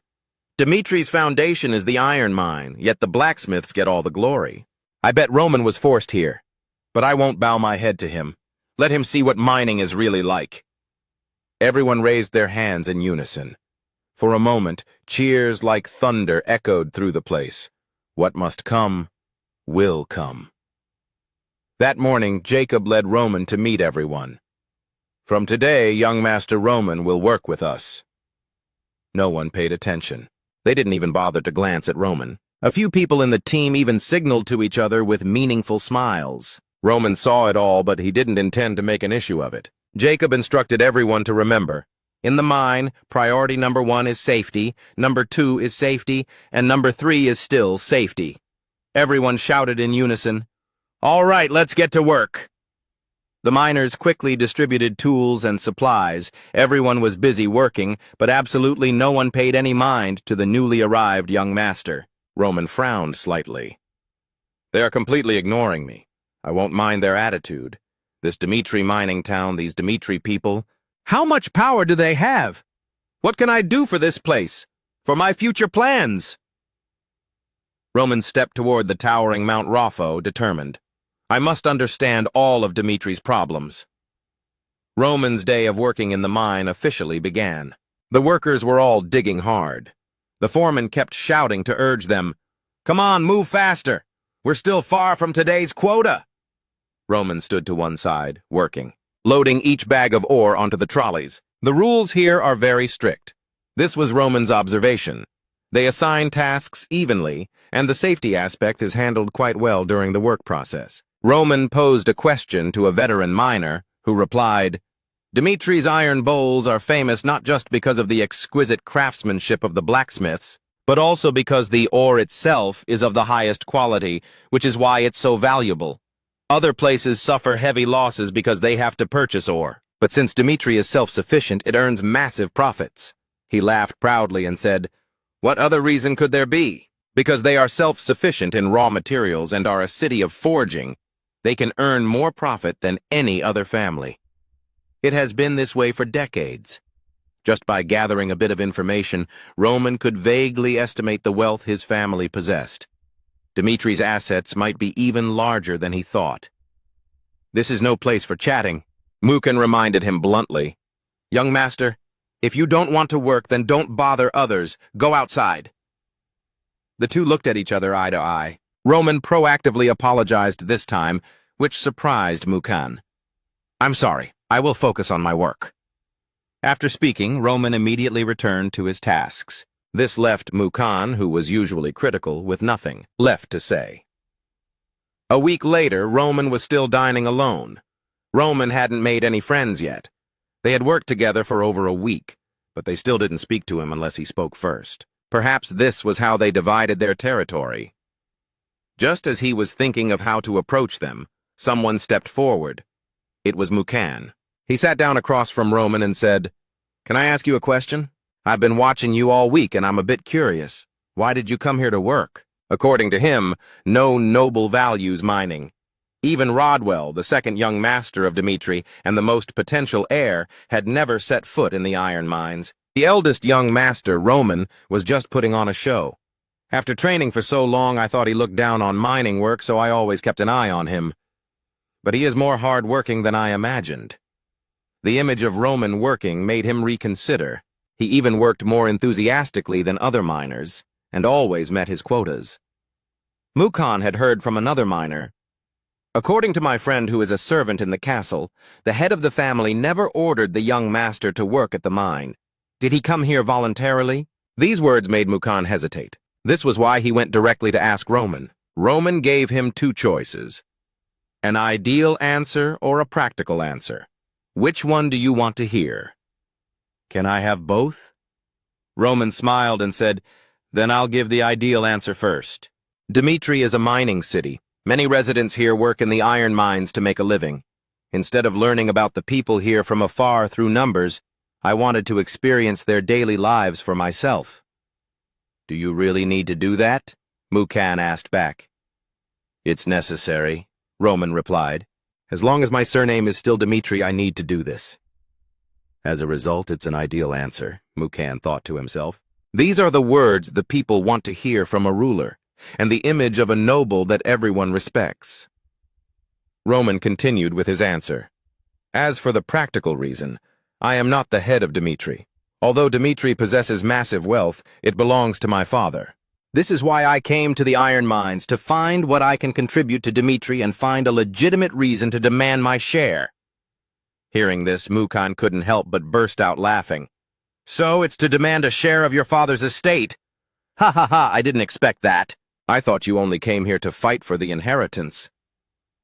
Though rough on the outside, Mukhan was actually a smart man. He knew one thing clearly. Young Master Roman was building his foundation at the iron mine, not the blacksmith workshop. This meant he knew the importance of mining. Mukhan excitedly clenched his fists, feeling very thrilled. Then I will answer all of your questions. Mukhan honestly answered a long series of Roman's questions. Afterward, Roman received some unexpected information from him. The scale of Dmitri's iron mine is the largest in the kingdom. To call it the largest on the continent wouldn't be an exaggeration, especially the nameless land on the edge of the kingdom next to Dmitri.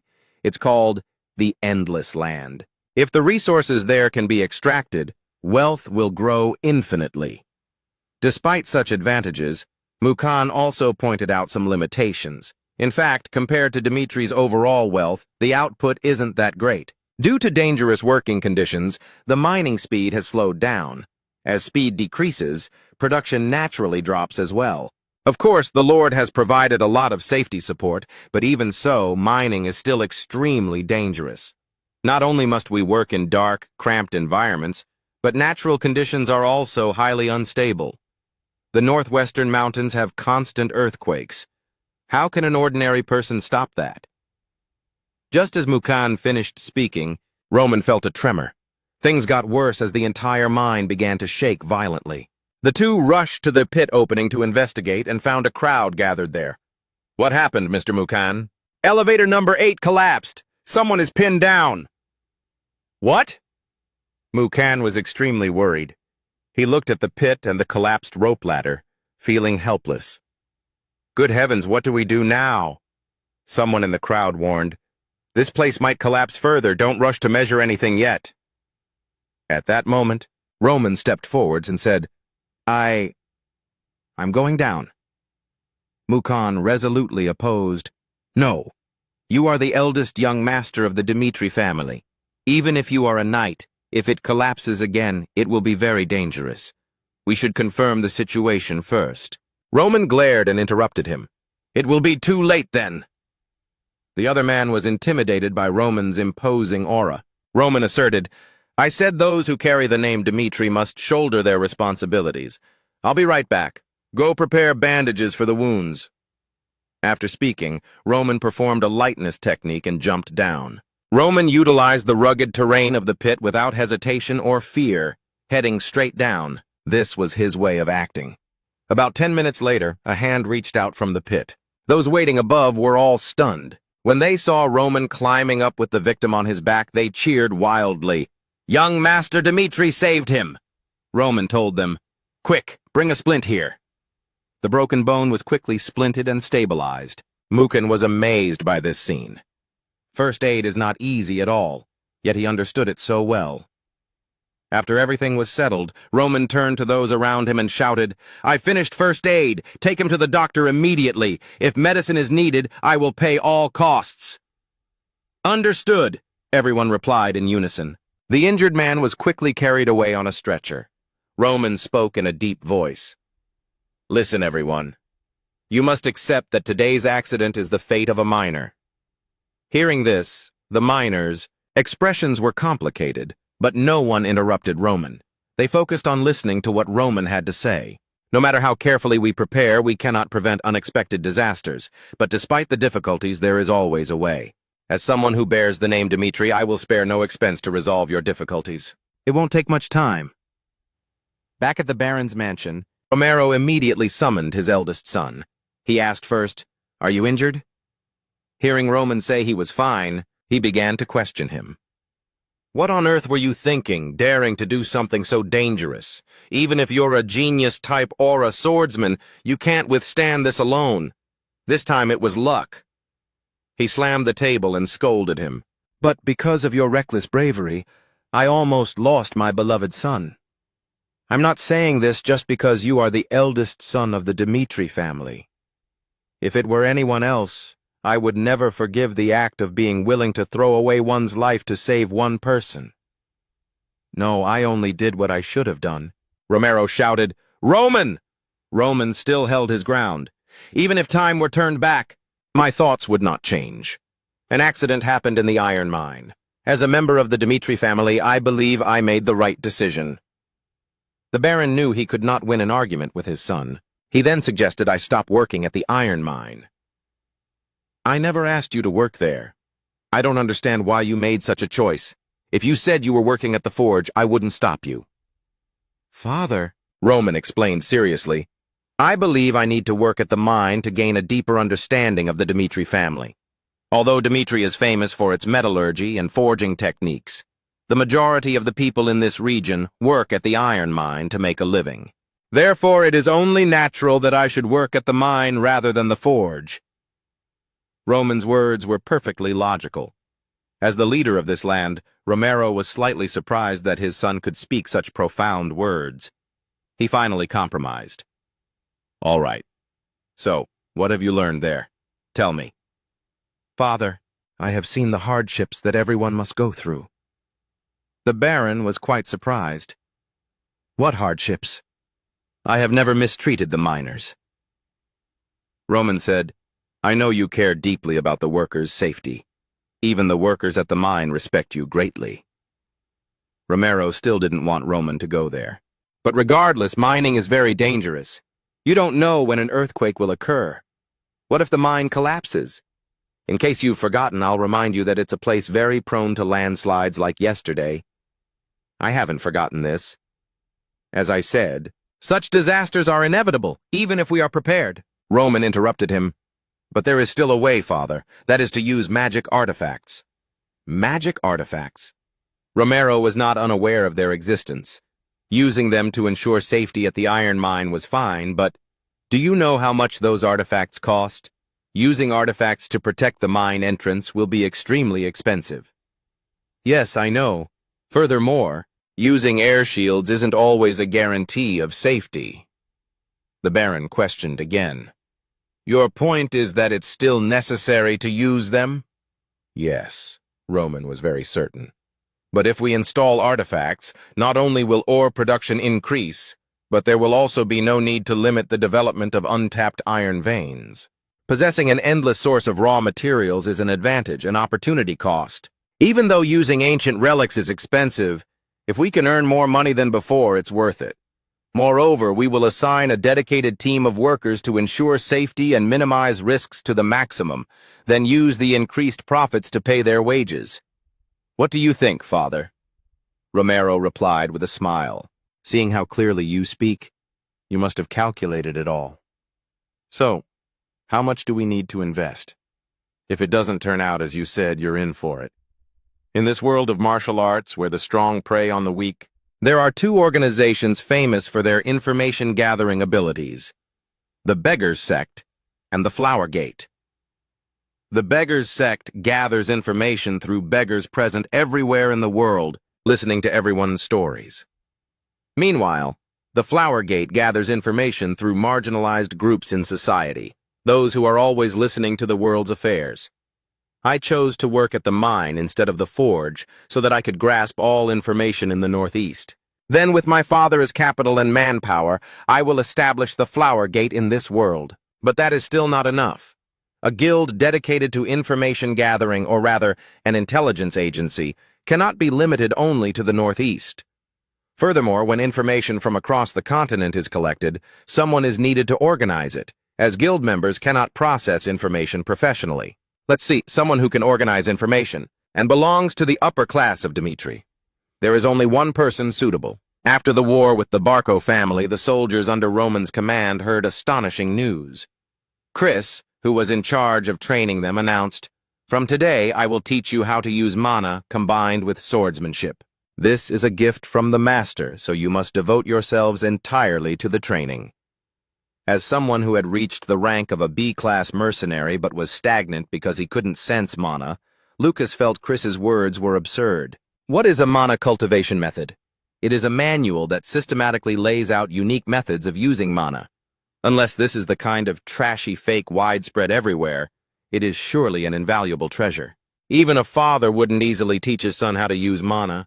That guy must surely be playing with us. No matter how loyal we are to Sir Roman, it is absolutely not enough for him to trust us to the extent of granting us such a treasure. Chris stood on the podium and began to introduce this cultivation technique. The name of this technique is Radiant Energy. It also means Asura, the name of a war demon on a battlefield in a distant land. After trying to cultivate it, Lucas's attitude changed 180 degrees. He became extremely shocked. This is insane. I can sense mana now. Only a few days in, and I already feel my body's senses have become incredibly sharp. I can even feel a light breeze passing by. This is the Radiant Swordsmanship, a synthesis of 108 combat methods against enemies, a move that perfectly utilizes the power of the cultivation method. What kind of person is Roman Dimitri after all? One must know that mana auras and radiant swordsmanship dominate this world. If I possessed such a skill set, I would keep it an absolute secret, even from my relatives, let alone soldiers. Others would lose their entire fortunes just to learn how to use mana, enduring anxiety day and night. Yet he does this? Could it be just to make someone like me happy? But after that training session, Lucas was called aside. Roman said he wanted him to establish an information-gathering guild. This made Lucas reject in a hurry. "I'm very sorry, but I want to fight by the master's side." Hearing this, Roman calculated in his mind. He couldn't let him refuse. An experienced former mercenary with a wide network of contacts, good adaptability, and one who has experienced all the ups and downs of life. Finally, Roman determined that Lucas was a very suitable choice. As for Lucas, he still had an awkward expression. "If I have to manage the intelligence guild, then I can no longer be by the master's side." Lucas found every reason to plead to stay. "When fighting the Barco family, I staked my life for the master. Please don't send me away." "Quite the performance," Roman said with a slight laugh. "I have something to ask you. Why do you think I only taught you radiant energy and radiant swordsmanship?" Lucas stammered. I don't know." Roman said, "Lucas, what kind of person do you think I am? Do you think I, Roman, would use any means necessary just to exchange for the soldier's loyalty?" "Then what you mean is," Lucas questioned back. Roman then said, "I don't expect you to be absolutely loyal to me. This is just the fair price for you following me to the battlefield and risking your life for me. Therefore, for someone who is more than just an ordinary soldier to me, what else do you think I would grant?" Roman began to throw in more benefits to entice him. Lucas was shocked, thinking frantically, "Is there anything more valuable than a mana aura?" At this point, Lucas couldn't help but accept the order. "By your command, master, I will create the best guild on the continent." Roman was secretly satisfied. A quick-witted person who is good at thinking. Lucas was indeed the perfect leader for the Flower Gate. As soon as it was morning, Roman went to the mining area to complete the work planned with the Baron a few days ago. The workers there welcomed Roman immensely. "Sir Roman is here. My lord, you truly care about our safety. Thank you so much." A middle-aged man squeezed out from the crowd. With tears streaming down his face, he said, "Young master, thanks to you my only son survived. If you ever need us in the future, I will surely offer my life for you." Having said that, he knelt down to salute Roman. Roman smiled brightly and said, "Thank you. I look forward to your cooperation." From that day on, the people's affection for the Dimitri family shifted toward Roman, and this made Baron Romero extremely angry. A month has passed since the war with the Barco family. In the periodic meeting of the Dmitri family, the head Romero and core members of the family gathered to discuss. The Barco family has been destroyed in the northeast. No other power can confront Dmitri anymore. The forces that previously supported the Barco family have expressed a desire to form an alliance with Dmitri. By your order. We have flatly refused to negotiate with those who sided with Barco and had a tense relationship with us. How do you want to handle them? Romero said firmly. Reconciling with those who caused us heavy losses is not noble but foolish. No negotiations with them. I want them to know the consequences of opposing Dmitri. Continue. Those present nodded in unison to indicate they understood. Jonathan commented objectively, "This war showed us the variables that can appear when borrowing external forces. Even though the Barco family faced off and lost against us, they were still a major threat. For example, the magic cannons or variables like Homerus, the 49th ranked individual. That's why I want to strengthen our military force to deal with these variables and purchase more magic weapons." Romero was also very clear. Nothing makes us feel safer than military power. Thanks to young Master Roman, we have a lot of capital. Although we spent quite a bit of money to install ancient relics in the mine shafts. Iron ore production has increased by 30% in a very short time. At this rate, I believe it won't be long before it increases by 100%. When the Baron asked about the cost of the ancient relics, one person immediately replied, "If you factor in the added profit, it's still a very good deal." Roman was right. By personally working in the iron mine, he discovered the problems and devised the most effective solution. People's evaluation of Roman, which had been fluctuating, finally shifted completely to support after this incident. Jonathan realized this and asked his lord, "What are you thinking? Is it about the succession?" Romero frowned, thinking to himself, "It's starting." Jonathan shared frankly, 3 years ago you chose young Master Rodwell as the new lord because, at that time, young Master Roman's behavior and the personalities of the two young masters were not suitable for this important position. But now the situation has changed.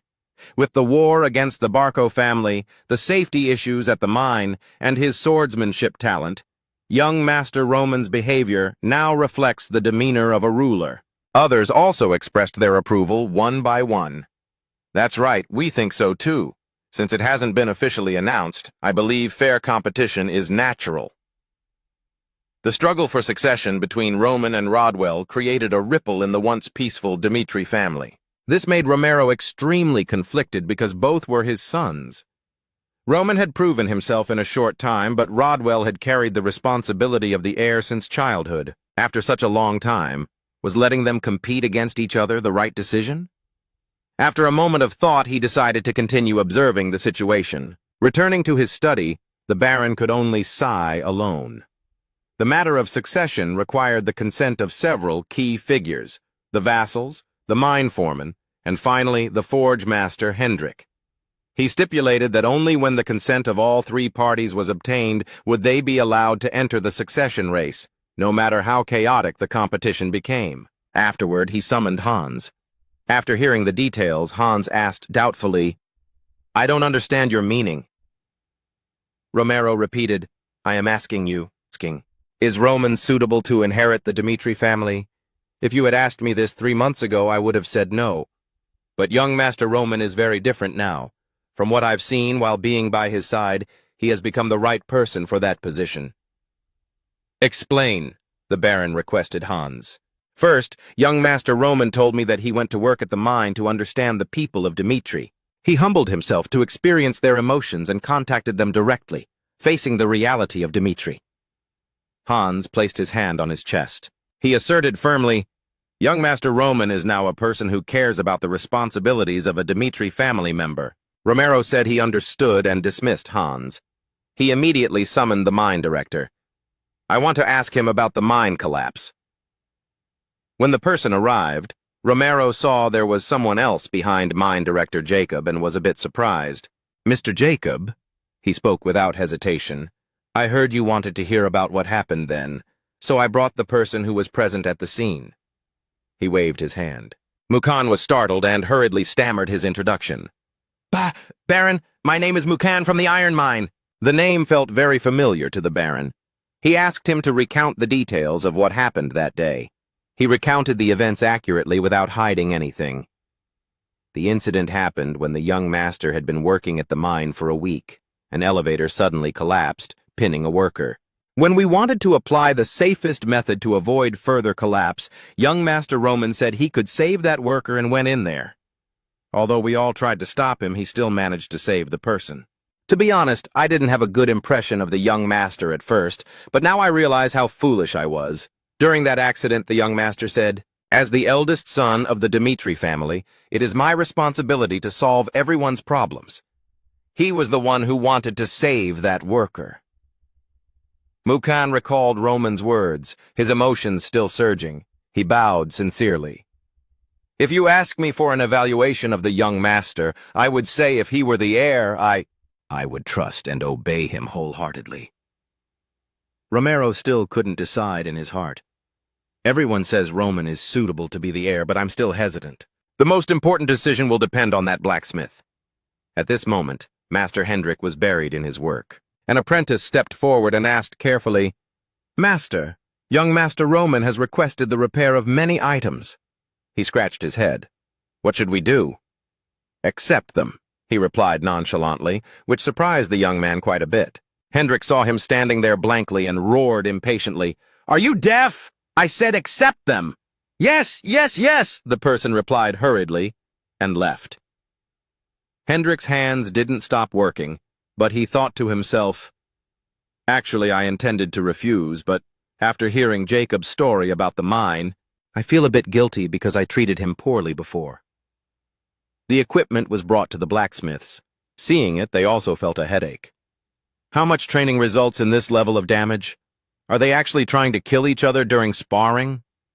Hendrik suddenly discovered a sword in the pile of equipment radiating a brilliant golden light, which was very eye-catching.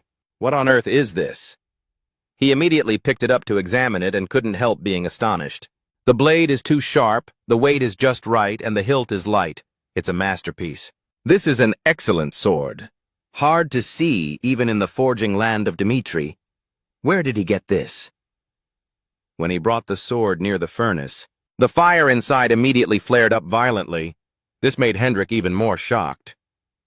Its mana sensitivity is outstanding. It's like this even without mana being channeled. Aura swordsmen would go crazy for this. I consider myself the strongest in the continent in terms of ironwork, but enhancing mana sensitivity is a different matter. I must go and ask him personally.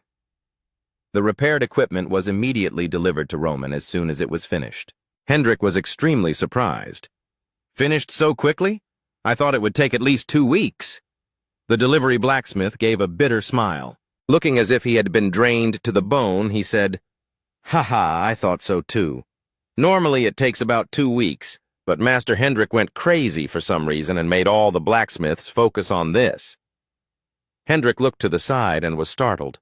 Hendrik, with dark circles under his eyes and a sleep-deprived face, seemingly couldn't be stopped from coming here.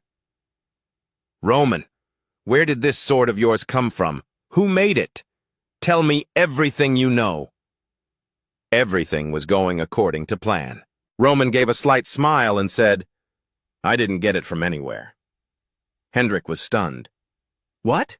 What do you mean?" "That sword was made by my own hands," Roman said decisively, his face full of confidence. Hendrik's face darkened as he roared, "Do you think I'll believe that? Young Master Roman, the person standing before you is me, Hendrik, the forge master of Dmitri. You know that well, yet you're joking with me like this?" He was visibly angry. Rumors said Roman Dmitri had changed, but it seemed that certainly wasn't the truth.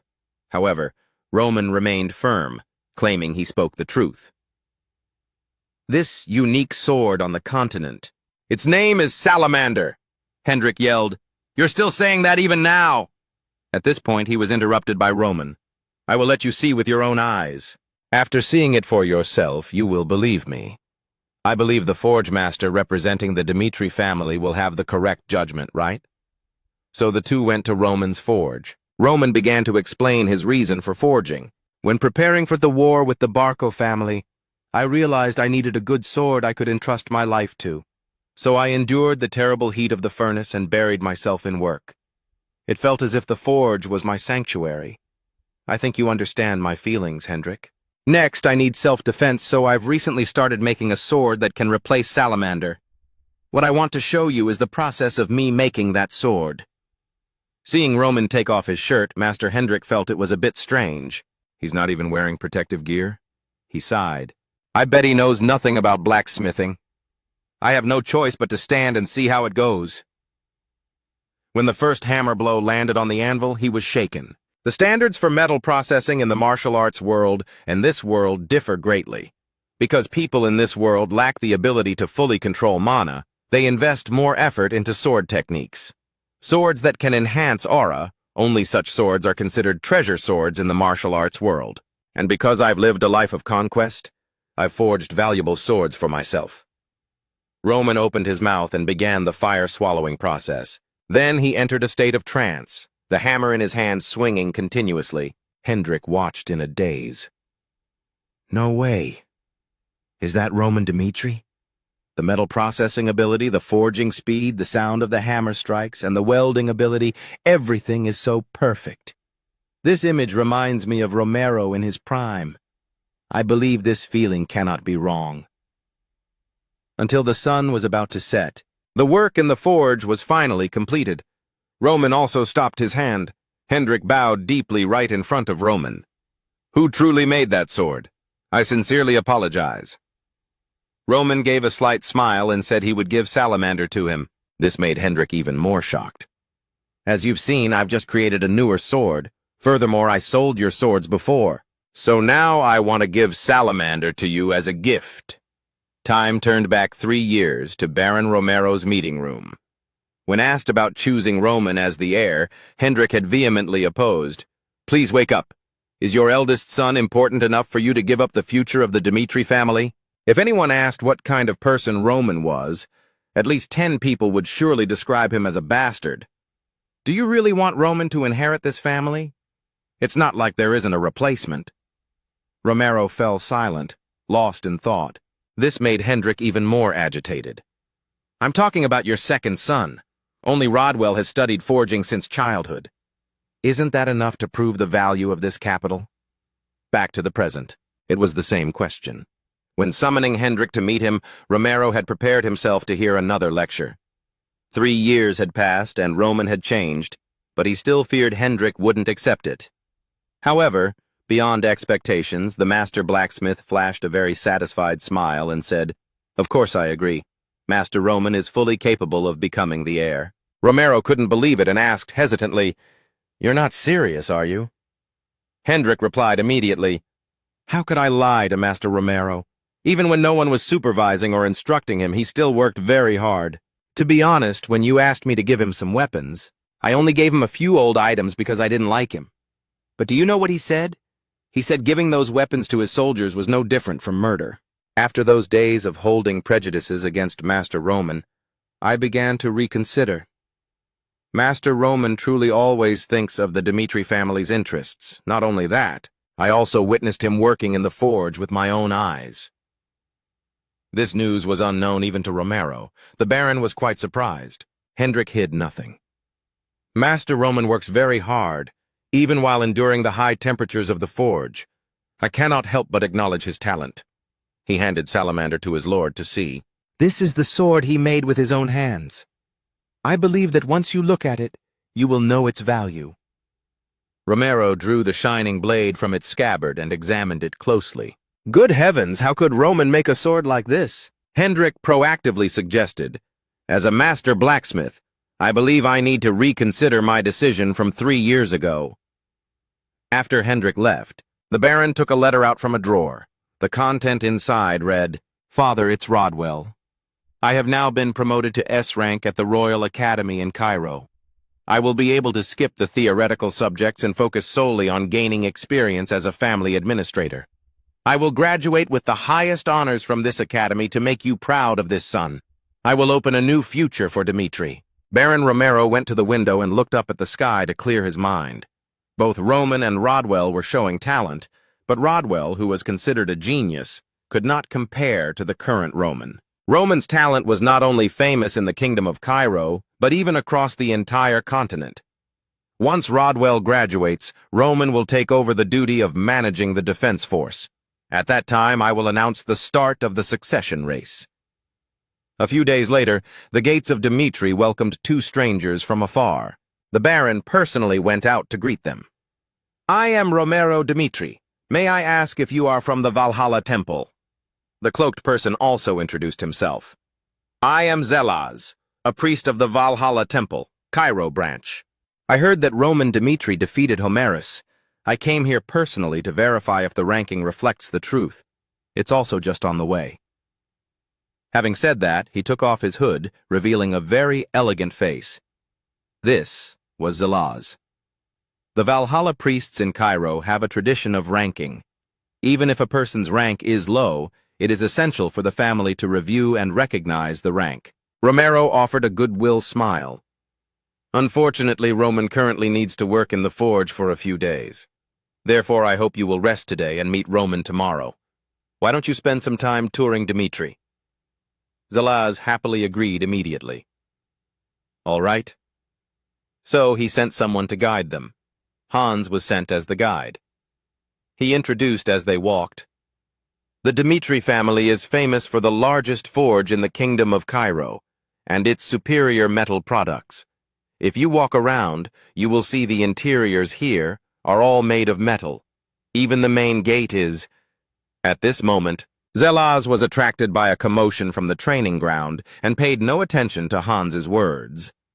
Zelaz turned his head toward it and suggested, "Can we go over there and take a look?" Hans suggested, "You can also observe from here." "Thank you." What caught Zelaz's attention was a confrontation between two people.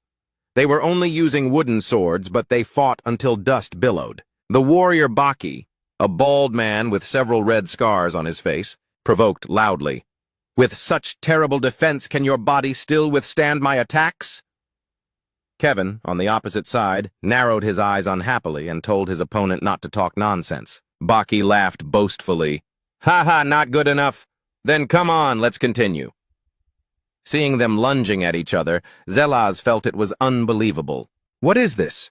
Are those recruits aura swordsmen? Among the 30 people chosen as Roman's warriors, none were aura swordsmen. On a beautiful day, Roman suddenly said something like, "It seems you have a natural martial body." At that time, no one understood Roman's words. But one day, after less than a month, Baki was able to activate radiant energy. After that, the warriors' attitude toward training completely changed. They all worked harder, more stoically, and strived to become stronger.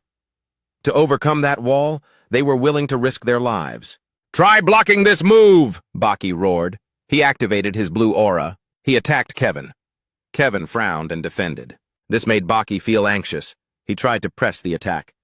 "Damn it, your gaze is too terrifying." At the moment he was distracted, Kevin seized the opening. He dodged and slipped underneath, thrusting his sword upward. The wooden sword tip lunged forward quickly. Baki cursed under his breath. "Damn it!"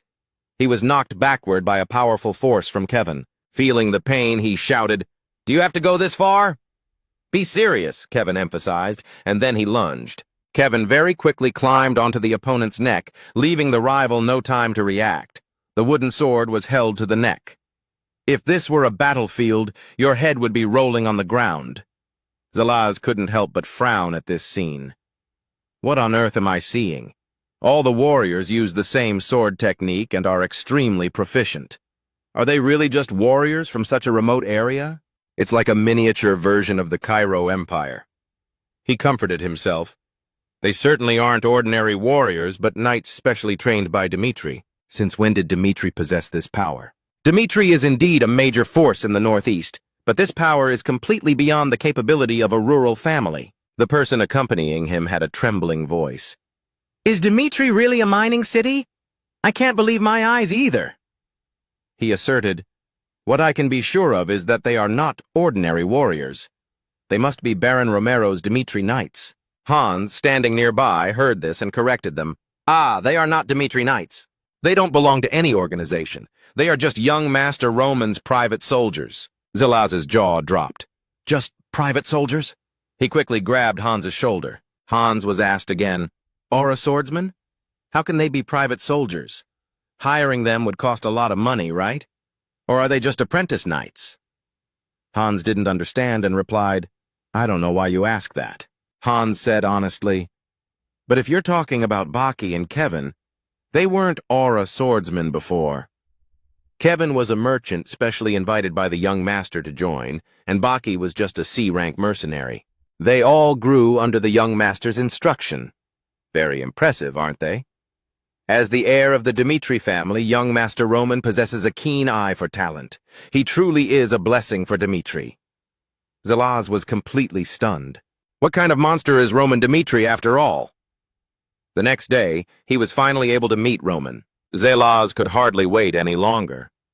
Roman Dmitri, is he a dragon or phoenix hidden among men who hasn't found an opportunity, or a hero who hasn't been able to fully utilize his talent? Young Master Roman is here. My lord. Zelaz briefly evaluated the person who had just entered. Leisurely steps, confident but not arrogant eyes, a relaxed and self-assured demeanor. He was accustomed to the life of a strong person. Roman took the initiative to greet. Glad to meet you. I am Roman Dmitri. Both sat down at the tea table. Did you really defeat Homerus in a ranked battle? That's right. It seems you still haven't realized what a miracle you've achieved. Homerus was not just a powerhouse ranked 49th, but also someone expected to become even stronger after ascending to 4 stars, Zelaz emphasized. And you defeated him at age 25. Do you know what that means? It means saying you are the greatest genius in the history of the Cairo Kingdom is no exaggeration. Roman smiled thinly. There's no need to beat around the bush. What I did was merely something theoretically impossible. Why don't we get straight to the point? Zelaz didn't want to linger either. I will explain the ranking process after verifying the facts. A ranking match is divided into official and unofficial matches. In an official match, one must defeat an opponent under the witness of a Valhalla Temple supervisor. The results are immediately displayed on the rankings, and you receive an ID. However, in an unofficial match, when you defeat someone on the rankings, that person's position is replaced, but your rank is only promoted 1 year later. Under no circumstances, even after winning an unofficial match, can you immediately seize the loser's position. However, after an assessment of strength, the winner of an unofficial match will receive the lowest position on the ranking. Roman nodded silently. He understood. In other words, if he could prove his strength, he would become the 100th ranked powerhouse. Zelaz continued explaining. The Valhalla Temple only believes what its eyes see to verify the winner of an unofficial match. We use the mana evaluation orb.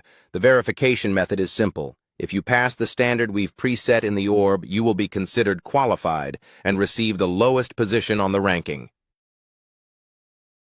In this case, unlike an official match, if we don't provide it, we will also try to delay the time because the 100th ranked powerhouse will sooner or later become prey for challengers. Roman found it troublesome and spoke directly. Why is registering on the ranking so complicated? Zelaz immediately replied, to have your name as a swordsman known to the whole world. Even without any special rewards, Roman smiled slightly and said in a slow tone, Is it worth such a risk just for fame? If so, wouldn't it be much simpler to defeat someone with a high rank in an official match? Zelaz frowned, unhappy in his heart. He thought, what does he think an official match is? He nodded and said, Of course, participating in an official match is the simplest way to prove strength, but starting an official match is not that simple. An official ranking match requires many procedures.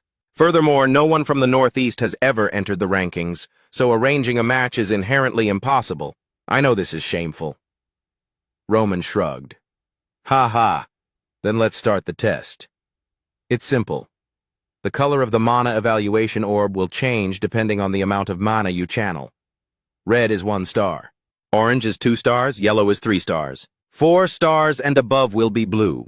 Since you defeated a 4-star aura swordsman, your strength must at least reach yellow, which is 3 stars.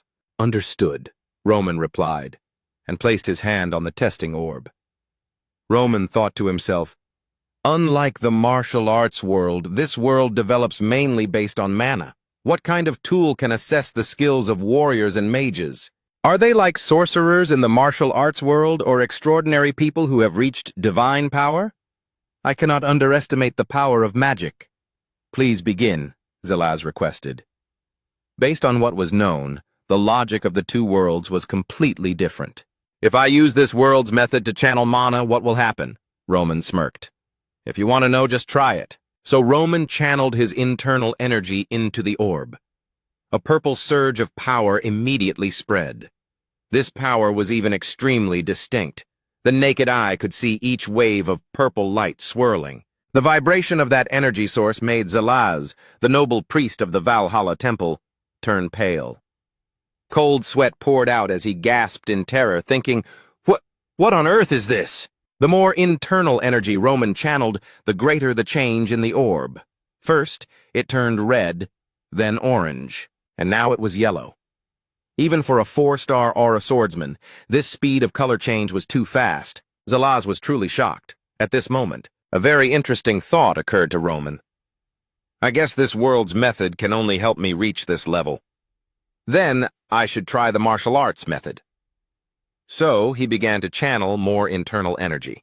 The orb quickly changed to a deep blue, an extremely dense blue accompanied by a cracking sound. The testing orb cracked and then turned dark, losing its light. Zalaz was speechless. Today was truly an eye-opening experience. No way! Did the mana evaluation orb break? What is the mana evaluation orb? It is the pinnacle creation of the greatest minds on the continent. It is a perfect product created by channeling the mana of a 6-star swordsman with extremely high durability. The highest color it can display is blue. Even if the energy channeled exceeds the threshold, the orb should function normally without issues. Roman asked, Is it broken? Zalaz blurted out, Impossible. This has never happened before, so I cannot give you a clear answer. Zalaz suddenly remembered that before it broke, the orb had indeed emitted a blue light. Zalaz stared at the shattered and blackened orb, re-evaluating Roman's strength. Roman Dmitri is a 4-star swordsman. He is not a young dragon without wings, but a fully grown monster. I cannot believe the Dmitri family has such a giant monster. The appearance of a powerhouse with the potential to reach 6 stars made Zalaz swallow hard. He thought, the Cairo kingdom, and even this entire salamander continent will be turned upside down. Zalaz took a deep breath and sighed. Unfortunately, this is the first time this has happened, so I cannot make any reckless judgments. I will send the results to you as soon as possible. Saying that, Zalaz hurried away with the cracked testing orb. I am very sorry. Please wait for my latest news. Now Zalaz understood why the Empire established Valhalla in Cairo. Roman Dmitri. I must find out more about him. Returning to his residence, Zalaz locked himself in his room, pensive. That name, Roman Dmitri, what is he? He is completely different from who he was before the age of 25. Can you really change that much? Taming the Blood Fang, confronting the Barco family. He can even handle his work perfectly. A man with nerves of steel, ready to risk his life for his goals and make them a reality. He possesses not only monstrous strength, but also the wisdom to use that strength effectively. There was nothing unusual with the orb. The only reason it broke that comes to my mind is that it suffered a force exceeding its own limits. In normal situations, it displays blue. Zalaz stood up, leaning on the table, muttering, Just as I guessed. I must report this to the higher-ups. Zalaz opened his communication device and began connecting. This is Zalaz from Cairo. I want to raise Roman Dmitri's status to a recruitment target for the Valhalla Empire. They were not only obsessed with battle to the point of savagery, but they also realized that the higher their imperial status, the more cunning they had to be. They also knew how to use the nation's traditions and ranking system to steal promising talents from other countries. Because all talented people yearn to one day rise and take the positions of those on the rankings, although the number is small, Valhalla can easily find them. Back to the present. A screen projected from Zalaz's communication device, showing the silhouette of a mysterious person wearing a priest's cloak like Zalaz but with a hood covering their face. After hearing the report, that person ordered, It seems he is someone worth looking forward to. raise Roman Dimitri's assessment to A rank, and find a way to recruit him. The most important factor in recruiting another country's talent is confidence. You must manipulate him into coming to Valhalla as naturally and peacefully as possible. Understood, Zalaz replied, hand on chest. I will tell Dimitri the orb was broken. Roman Dimitri will be classified as a 3-star swordsman, not 4. Once we put him in the unofficial 100th position, this task is considered complete. It's just that him entering the rankings will cause a stir in Cairo. The next day, the announcement by Zalaz completely overturned Cairo's order. The birth of the youngest powerhouse in the capital of Cairo. Marquis Marcus Benedict was quite astonished after hearing his subordinate's report on Roman. Is that true? Yes, my lord.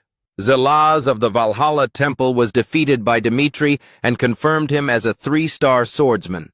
The rumors of Roman defeating Homerus also seem to be true. However, outsiders are still gossiping, saying Homerus lost due to negligence and didn't have time to use his 4-star aura power. The Marquis asked, How old is Roman Dimitri this year? 25 years old, his subordinate replied. Only 25 and reached 3 stars? It seems an outstanding potential sprout has appeared on the border. How did the other powers react? The other powers acted quickly, especially those 2 empires, my lord. The Marquis roared angrily. Damn those empires! The place he appeared is Cairo, not anywhere else. How dare they contact him before us? Currently, Cairo is divided into 4 factions. The Royalist faction supports the majestic king. The noble faction centers around Marcus Benedict, while the pro-Kronos and pro-Valhalla factions are influenced from abroad. This is the current state of the Cairo kingdom. Marcus Benedict thought for a moment and then ordered, Quickly send someone before the other factions act. We must draw Roman Dimitri to our side, he emphasized. Especially the Royalists. We must find every way to prevent him from falling into their hands. The location shifts to the western front of the Cairo kingdom. Western Cairo borders the Kronos Empire. To the south, it borders the Hader Kingdom. The Kronos Empire is one of the 2 great powers of the continent and the birthplace of Emperor Alexander. They have always demanded that Cairo be annexed as their dependent state and have launched attacks in the border regions for years. Cairo's soldiers fall at the front lines every day. Those Cairo residents who succumbed to the national enemy and followed Kronos also exerted internal pressure to force a surrender. Looking at the piles of corpses, an angry curse rang out. Damn royalist vermin! 2 young men in red military uniforms, one holding a burning torch, the other speaking incessantly, said, Unbelievable. We aren't even allowed to hold funerals for those who sacrificed themselves for this country. Are you okay, Rodwell? Hearing his companion call him, Rodwell replied, I'm used to it now. It's not like the first time. He was the 2nd son of the Dimitri family, Rodwell Dimitri. The comrade behind him spoke up again. I never thought the front lines would be this disgusting. Every day I think about throwing away my academy diploma to go back home. Rodwell threw the torch in his hand into the pile of corpses. The flames quickly flared up, devouring everything. Dust to dust, ashes to ashes. Rodwell quietly watched the fire consume those who had once stood shoulder to shoulder with him. This is the reality of a small and weak country like ours. The Western Front doesn't have a single day of peace because outsiders are always eyeing Cairo.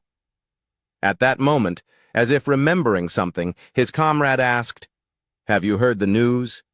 Your older brother, the one named Roman, has become a powerhouse. Rodwell frowned. That name Roman, has he really reached 3 stars? How? No, the brother I know couldn't do that, Rodwell denied. It's just a rumor. I don't know why our family is spreading such rumors, but don't even talk about him becoming a powerhouse. He can't even take care of himself. When the time is right, the truth will naturally come out.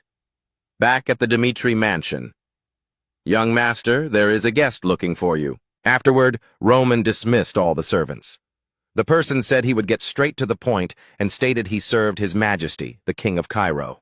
I have come to see you, Lord Dimitri, to appoint Master Roman Dimitri as a royal knight of the royal family. To win over Roman Dimitri, the hidden dragon at the border, the 4 factions of Cairo have begun to act.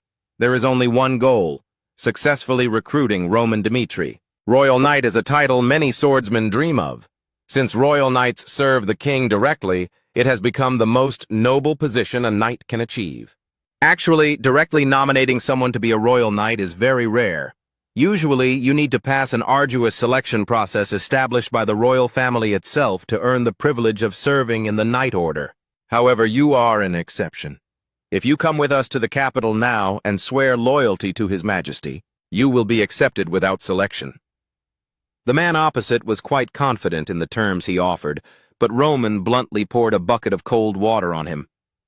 "Is that all?" Roman said coldly. This caused the envoy to frown slightly, cold sweat pouring out. Could it be that you intend to refuse?" Roman casually replied. "Isn't it obvious? I am the eldest son of the Dmitri family. I have no weaknesses or incompetence, so why should I go to the capital to be some royal knight?" The opponent tried to list the benefits of receiving the title. Once you become a royal knight, you will be granted a private mansion. The Dmitri family will also be granted a higher title. Is this the best the royal family can offer? Roman asked directly without any courtesy. The envoy was shocked. The best? He slammed the table, stood up and roared angrily, "You are making a very big mistake. His Majesty wants your loyalty because he values your future potential more than your current ability. You could become a royal knight, receive a new title, and even own a new mansion in the capital. These rewards are already extremely generous for you." Roman narrowed his eyes. Using a gaze as cold as ice, he stared at the opponent. "The one truly delusional is you, not me." "What do you mean by that?" The man couldn't understand. Roman spoke plainly.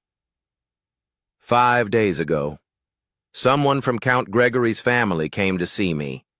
In exchange for my promise of loyalty to their family, they offered to give me a mansion in the capital spanning thousands of square meters, along with gold, silver, and jewels.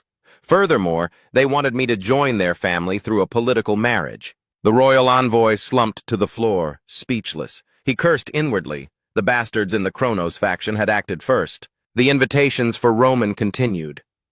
3 days ago, people from the Denver family came. They wanted to become my patrons.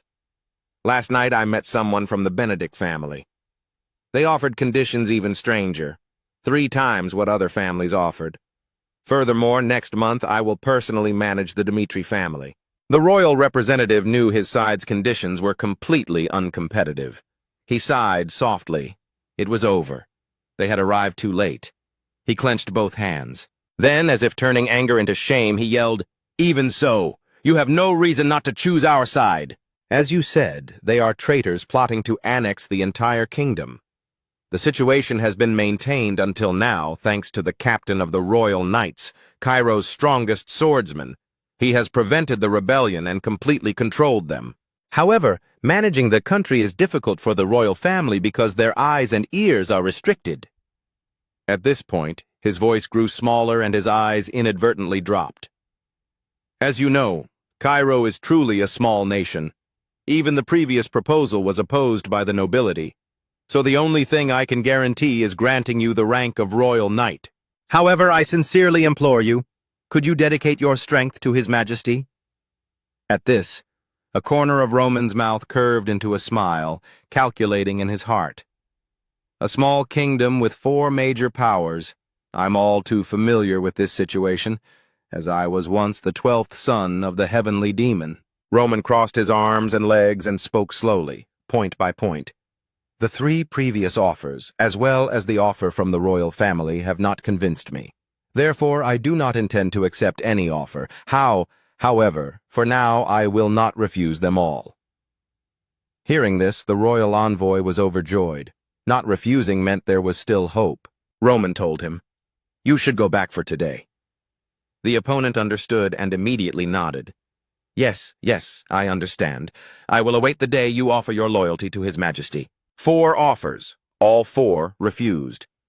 Roman did not intend to serve any power because deep down he already had his own plans. Since they would come looking for him anyway, he should stall for time by making all 4 factions wait. The next day, while Roman was practicing swordsmanship alone on the arena, someone else came to see him. Approaching Roman proactively, the person said, "Hello." He bowed in a noble fashion and introduced himself. "I am from the intelligence department of Valhalla." Roman felt it was a bit strange, Valhalla, yet he was wearing a Dmitri family uniform. Roman narrowed his eyes and asked, "What is it? Didn't I send a message through the Denver family a few days ago?" Roman shot the opponent an unfriendly look. The man gave a dry laugh. Roman's gaze was indeed quite terrifying to him. He said, "I am deeply sorry for approaching you in such a rude manner. I could not act openly, but now you can see this as a sincere wish of the Valhalla Empire. The Valhalla Empire is completely captivated by your potential. However, your background is a difficult problem to solve, and leaving a wealthy family like Dmitri is also a major dilemma. We are here to offer you a title and a metal mine. We will also give you a fertile territory to help you consolidate your position in the family. As a person of strength, the rise and fall of our family is indeed a strange offer." Hearing the words of the person before him, Roman thought to himself, "He's offering another benefit." This time, he appeared extremely confident. To a swordsman, the most important thing is power. Valhalla will specifically allow Sir Roman to use top-tier secret manuals. Roman had read about this before, appearing quite surprised. Valhalla specialized in swordsmanship techniques and similar things, and kept all the records of their ancestors. They placed them in the family library. Cultivation method is the closest definition for breathing, meditation, and mental management methods related to Taoism and martial arts. Those records were classified by content level. Aside from special records, the highest level, the rest were stored in top-tier classics. That's not all. The opponent offered the final condition. Valhalla will organize the main governing body after conquering the entire continent. If you agree to follow them, glory, wealth, and power will be within reach. So join the Valhalla faction, where a brilliant future will belong to you. Roman could clearly sense it. This guy was using the rhythm and persuasiveness of his words to psychologically attack a person. Any smart person would accept this offer. "But I refuse," Roman replied casually on the spot. This shocked the opponent, who then became agitated, looking as if he were about to lung forward and eat Roman alive. Are you serious?" Roman said the reason he refused was not because the offer wasn't attractive enough, nor because of loyalty to the kingdom. He asked blankly, "Then why?" "I have received many offers. The way to increase one's own value is not to choose any side. If you look at the clearly fragmented political situation of Cairo currently, offering loyalty to one power is not an easy thing. So I need to calculate every step of my future. I am standing at a crossroads in my life. Therefore, beyond these offers, I want to think carefully about what is worth my sacrifice." Roman's answer left the opponent frozen in place. This was entirely within the calculation Roman had prearranged, making himself look sincere, showing that submitting to a certain power was a difficult decision. Therefore, to make any power feel they wanted to gain Roman's loyalty, Roman had to find a way to make everyone believe that once he promised loyalty, he would be devoted to them.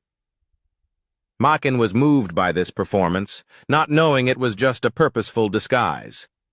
Makin returned to his original gentle expression and said, "I don't know how long you need to realize the value of Valhalla, but we cannot wait too long. Be careful not to realize it too late. So when that time comes, please answer our offer."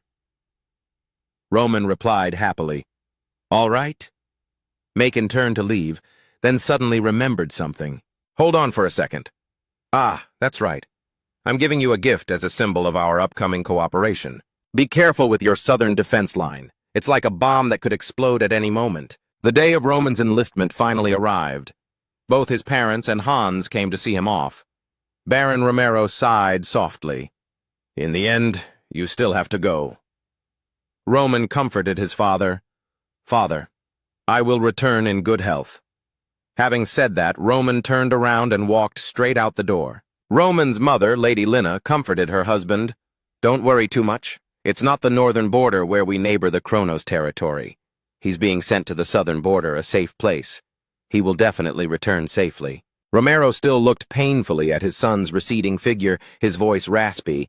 "I know, but I guess worrying for one's children is something parents cannot avoid. Roman ordered his subordinates, "Let's move." The entire team replied in unison, their voices echoing like thunder. "Yes, sir!" At this moment, no one could have known what consequences Roman's appearance would bring to the southern border. At the moment he returned to this land, the final stop before reaching the southern border, Roman spoke to the soldiers behind him. "We'll rest here today. Tomorrow morning we'll continue our journey to the border." Everyone obeyed in unison. While putting their luggage into the house, people chatted happily. "He hired an entire inn for us, as expected of our lord. I heard other nobles let their soldiers camp outside." In his private room, Roman was handling official business when he heard a commotion from downstairs. He went down to check and saw Chris and Kevin being scolded by someone. "Who are you bastards? Do you know who I am? I am the eldest son of the Albeck family, Henry Albeck." A pink-haired fat man in full-body armor pointed at himself confidently and spoke loudly with pride. Prior to this, Roman was reading a letter that Marquis Marcus Benedict had secretly sent to him. The letter read, "I heard you are performing the duty of defending the country. I understand your dedication to this kingdom, but I cannot allow someone who could become a part of us to be harmed both physically and mentally by being in a barren environment. I have intervened so that you could be reassigned to the southern front. Remember this, the Benedict family is always waiting for you." Roman fell into deep thought. He couldn't help but think, he's always showing his goodwill. The Marquis has always been the leader of the noble faction. He must be very unwilling to lose me. Besides himself, there was no one better than him to counter the royal knights. Will the southern front be peaceful? Roman wondered. Contrary to the Marquis's belief that the place was safe, the envoy from Valhalla had said it was a time bomb waiting to explode. I suppose I'll find out once I get there. Back to the present. That fat man was swaggering. I am the only son of the Albeck family, Henry Albeck, a descendant of one of the holy families of Cairo. I want to use this inn. How dare a lowly person like you talk back to me? As Chris sighed helplessly, he saw Roman coming down. What's the matter? Roman asked. Chris was a bit surprised. Master, did we disturb you? Chris hesitated for a moment before saying, He ordered us to leave because he wants to use this inn. I told him we've booked the entire place, but he's still very stubborn. Roman frowned slightly, thinking to himself, the Albeck family. Roman was immersed in the aura of the past, while now they weren't even a holy family anymore. However, that didn't matter. Roman walked straight forward and asked coldly, Why should we leave? Henry arrogantly pointed at Roman and said in a superior tone, Are you the master of these dogs? Roman replied expressionlessly, Yes. This made the fat man scream in anger. Then show some respect! He stood with hands on hips and raised his voice. I don't care where you came from, but you must understand that if you anger me, your end will not be pretty, even if we both have to go to the southern training camp. I'll give you 10 minutes to take this trash and get out of my sight immediately. So this was how a member of a small family like Dmitri was treated. Roman wasn't angry, but he didn't back down either. I will not leave this inn. In this case, there is a very simple solution. As he spoke, Roman drew the sword at his waist and pointed it straight at the pink-haired fat man's face, cold. He shouted, Draw your sword! If you can defeat me, I will gladly leave this inn. Henry grew even angrier and roared, You dare! A retainer among the fat man's group suddenly discovered something terrifying, his face turning pale. He rushed up to pull the man back. Stop, master! While Henry still didn't understand what was going on, the man said hurriedly, That guy is Roman Dmitri, the swordsman who has been famous lately for becoming the youngest ranker in history. Hearing that, Henry's entire body immediately stiffened, his heart trembling. That bastard is Roman Dmitri? Cairo's youngest ranker, who killed the eldest son of the Barco family right in front of the victim's father during the duel. That demon without blood or tears, is this Roman Dmitri? Why did you suddenly stop? Roman urged impatiently for the fat man to draw his sword. Henry was so scared he didn't dare move. I'm dead. Drawing my sword is like playing with my life. Henry quickly found an excuse to leave. Sorry, I forgot I have an appointment. Let's leave it at that. Consider it my fault. Let's just act as if everything's been settled. You'd better be grateful. Even now, the fat man wanted to save face and shouted, acting noble, I originally intended to punish you for the crime of disrespecting the Albeck family. But Roman, without a word, walked straight toward him, making the fat man jump in fright. Henry turned and ran away in fear, screaming as he bolted out the door. His henchmen scrambled to chase after their master. That day, 3 similar incidents occurred, and all 3 individuals fled in panic after hearing Roman's name. When going down to the inn's bar to drink some barley beer, the landlady found the news unsurprising. Incidents like this are too common here.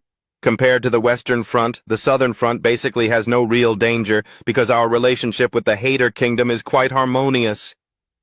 The landlady's hands moved nimbly as she worked, her mouth never stopping the chatter. That's why those rich kids who can't escape their family bonds all try their best to come to the Southern Front. This place is also known as the Loose Training Resort. There's nothing here that requires people to risk their lives. According to her, this was the perfect place for nobles to fulfill their national defense obligations. Returning to his room, Roman immediately opened the map to take a look. Just 48 days ago, a scout team from the Hater Kingdom had crossed the border. Although they only confirmed the movements of the Southern Front and returned immediately, they conducted reconnaissance on the Southern Front 3 more times afterward.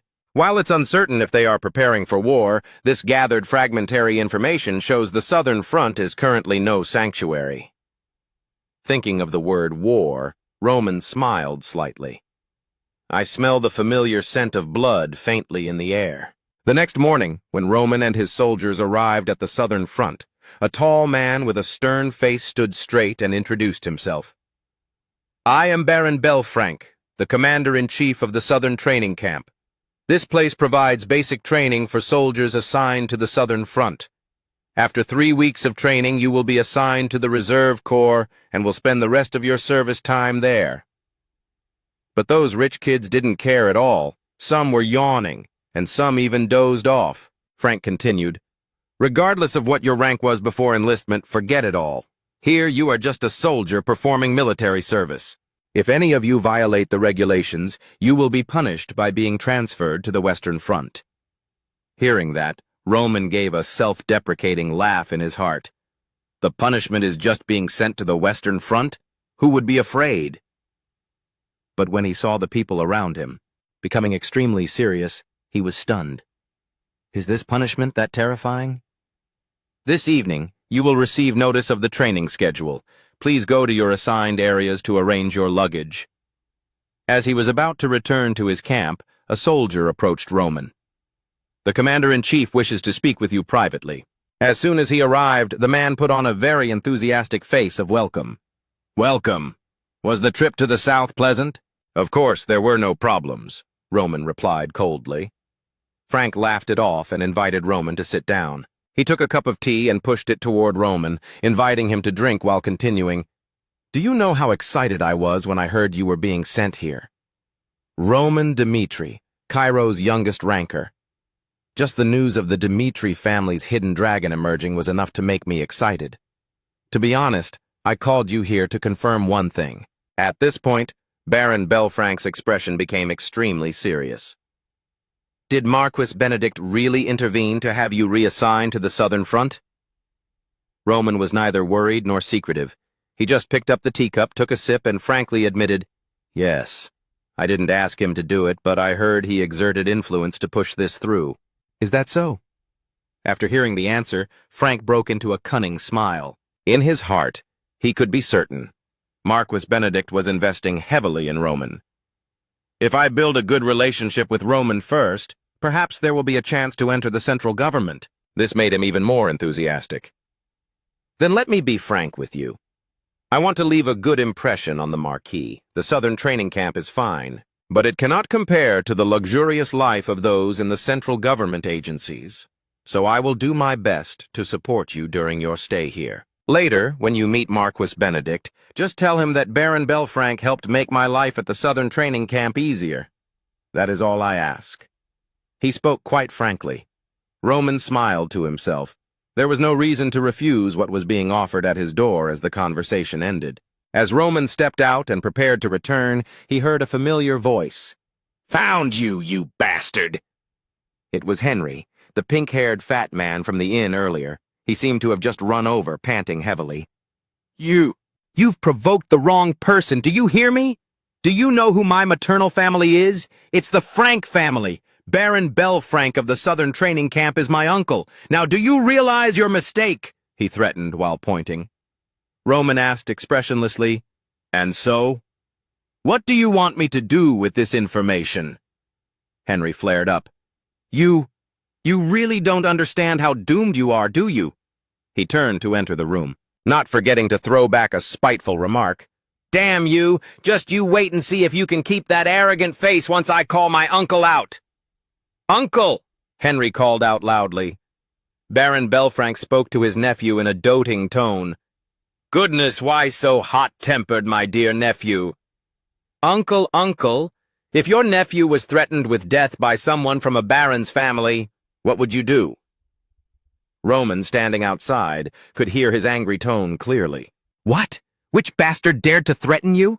How dare they touch my nephew? Even if it kills me, I'll crush them.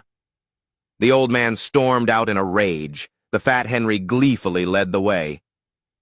All right, he's right behind this door. The moment he saw Roman's face, Baron Belfrank froze like a stone statue. Realizing the full situation, he slapped his nephew hard across the face, to his nephew's bewilderment. Uncle, why? An old memory flashed back, a chubby, innocent, and adorable little Henry running up to call him Uncle Belfrank. My nephew. I have been very close to Uncle Belfrank since I was a child. He always indulged my whims. Sometimes I even liked him more than my own parents. But what is this now? The uncle I always respected, the uncle who always pampered me, is hitting me? Henry looked at his uncle with teary eyes in disbelief. Baron Belfrank didn't even dare to breathe heavily. The opponent was Roman Dmitri, a man backed by Marquis Benedict with an infinite future. He forced a smile, turning to humble himself. Oh dear, please have sympathy for my nephew. I should have taught him better. I apologize on his behalf. Roman didn't intend to make a fuss over this, not out of fear but out of laziness in dealing with insignificant trifles. Fine, for your sake, I won't pursue it further. I'll take my leave now. As Roman turned to depart, the Baron immediately laughed. Thank you, sir. Once Roman was far away, Belfrank turned to scold his nephew. You idiot! Roman is someone Marquis Benedict values. What were you thinking, going up against him? Henry was still aggrieved, clutching his swollen red cheek as he complained, Even so, why did you hit me? Baron Belfrank was helpless and could only offer a bit of comfort. Oh, Henry, when will you ever grow up? If you keep acting like you're at home, even I won't be able to protect you. Suddenly, he came up with an idea he thought was brilliant. Belfrank smiled and said, Roman might have a slight grudge against me now, so from now on I'll have you stick to him at all times. Hearing his next words, Henry looked completely bewildered. No matter what, you must build a relationship with Roman, understand? If you don't listen, I'll transfer you to the Western Front. Got it? Upon hearing Western Front, Henry, a quintessential pampered son, naturally trembled with fear. Roman had now returned to his assigned quarters. Looking around, he felt quite satisfied. It was a single room again. Baron Belfrank was indeed considerate.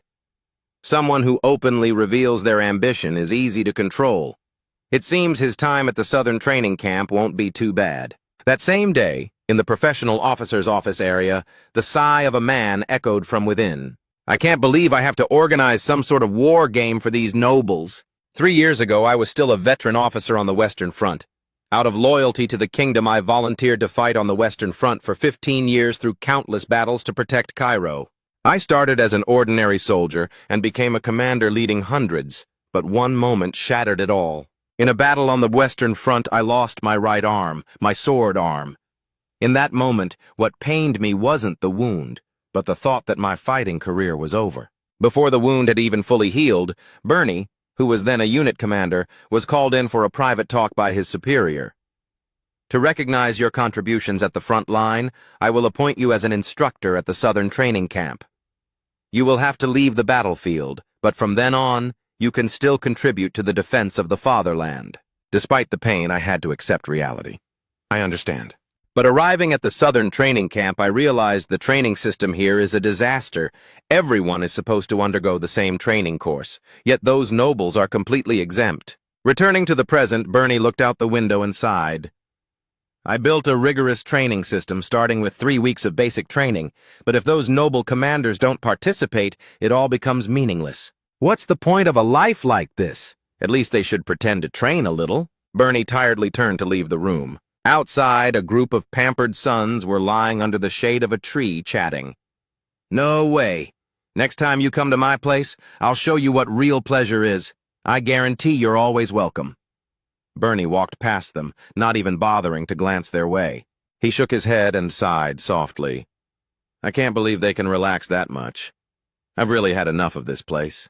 Suddenly he stopped, his brow furrowing involuntarily. He discovered with surprise that before him was a troop lined up in perfect formation and strict discipline.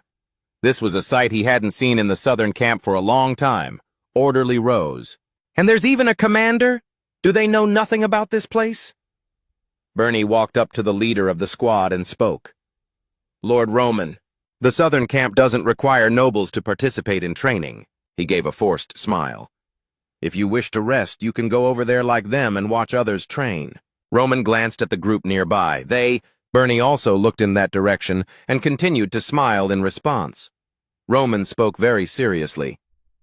An enemy will not distinguish between classes when attacking, and not all battles take place on plains, mountains, rivers, lakes, or forests. A commander must be able to complete missions in any terrain, and therefore must have the endurance to keep up with his soldiers. Consequently, the commander must also participate in training. And I understand that the Southern Training Camp is both a way to test the soldier's strength and a path to impart experience. Hearing these words, Bernie couldn't help but feel shocked. His palms instinctively clenched as his whole body trembled. He even understands the significance of training that well. Roman asserted, You don't need to force a smile in front of me like that. I am ready to accept any form of training. This was the first time Bernie had heard a noble say such words. He had once heard that a person might risk their life for someone who acknowledges them. Perhaps this was truly true. He had intended to just compromise as usual and start the training. But he couldn't. Bernie turned and stepped onto a high platform nearby. During these 3 weeks, I will do my absolute best. He opened his mouth and took a deep breath. Bernie raised his hand and shouted, First week of physical training, begin! And then the gates of hell opened. The recruits were ordered to carry heavy rucksacks and run long distances across the mountains. This exercise is to prepare for the harsh battlefield by helping everyone stay flexible anytime, anywhere. Regardless of the weather, you must climb this mountain every day. Except for the troop brought by Roman, all those from other families looked exhausted, left behind. Who on earth are these people? Bernie then continued to have them practice swordsmanship. War is a psychological battle. I do not know when it will end. By swinging your swords continuously without limit, everyone will be able to surpass their own boundaries. Those who give up halfway will have to practice extra. Even in your sleep, you must swing your swords. It quickly turned dark. Not a few recruits went to the stream near the camp to wash up and relax after a long day. A few didn't forget to complain. So relaxing. It's nonsense. They said training at the Southern camp was easy, but the first day was this hard. Don't think about it anymore. Isn't it because of a certain someone that the difficulty increased? A young man nearby spoke up. Could you people who are complaining keep it down? Think of others a bit. Criticized, one of those complaining earlier immediately frowned and retorted, Yeah, compared to you guys, we're just amateurs. If we had been prepared beforehand, it would truly be as easy as flipping a hand. But since we haven't been trained as long as you, naturally there's a gap. Hearing that, a man with a wide and strong back intervened. It's not like that. How long have you been training? He turned around to ask. It was Henderson. He used to belong to the Lawrence family, but now he was Roman's personal soldier.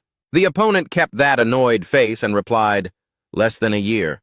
We're obviously weaker than you who have trained for several years. Henderson said, "You're wrong. We've only trained for 3 months. You had no time to prepare. 3 months ago, I was as weak as you are now, but look at me now. Stop making excuses. You just haven't tried your best." On the day he read the recruitment notice, Henderson was determined to become Roman Dimitri's subordinate. Since the position I chose was just an ordinary soldier, I probably didn't need any special abilities to be recruited, right? However, that was a disastrous misunderstanding. People like Lucas and Baki, seasoned mercenaries, and others gathered under Roman were all famous. Henderson quickly became a lamb surrounded by a pack of wolves. Can I survive here? That was the thought that always haunted Henderson during the first training sessions. He went to find Chris and said, "Unfortunately, I don't think I'm qualified to serve Lord Roman."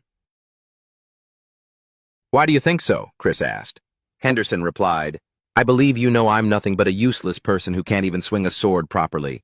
A person who spent his whole life tilling the soil and growing vegetables like me, now running here asking to serve Lord Roman. It's truly an act of extreme arrogance. Do you mean you're going to give up because you're inferior to others?" "Yes." "No," Chris said coldly. "The first time I met Kevin, he was just a kid with nothing but eyes full of hatred. Honestly, I didn't even understand why Lord Roman took in a kid like that. Even so, have you seen Kevin now? In a short time, he has grown into a warrior that no one can look down upon. I myself was once very arrogant, carrying a foolish pride. At our first meeting, I challenged Lord Roman.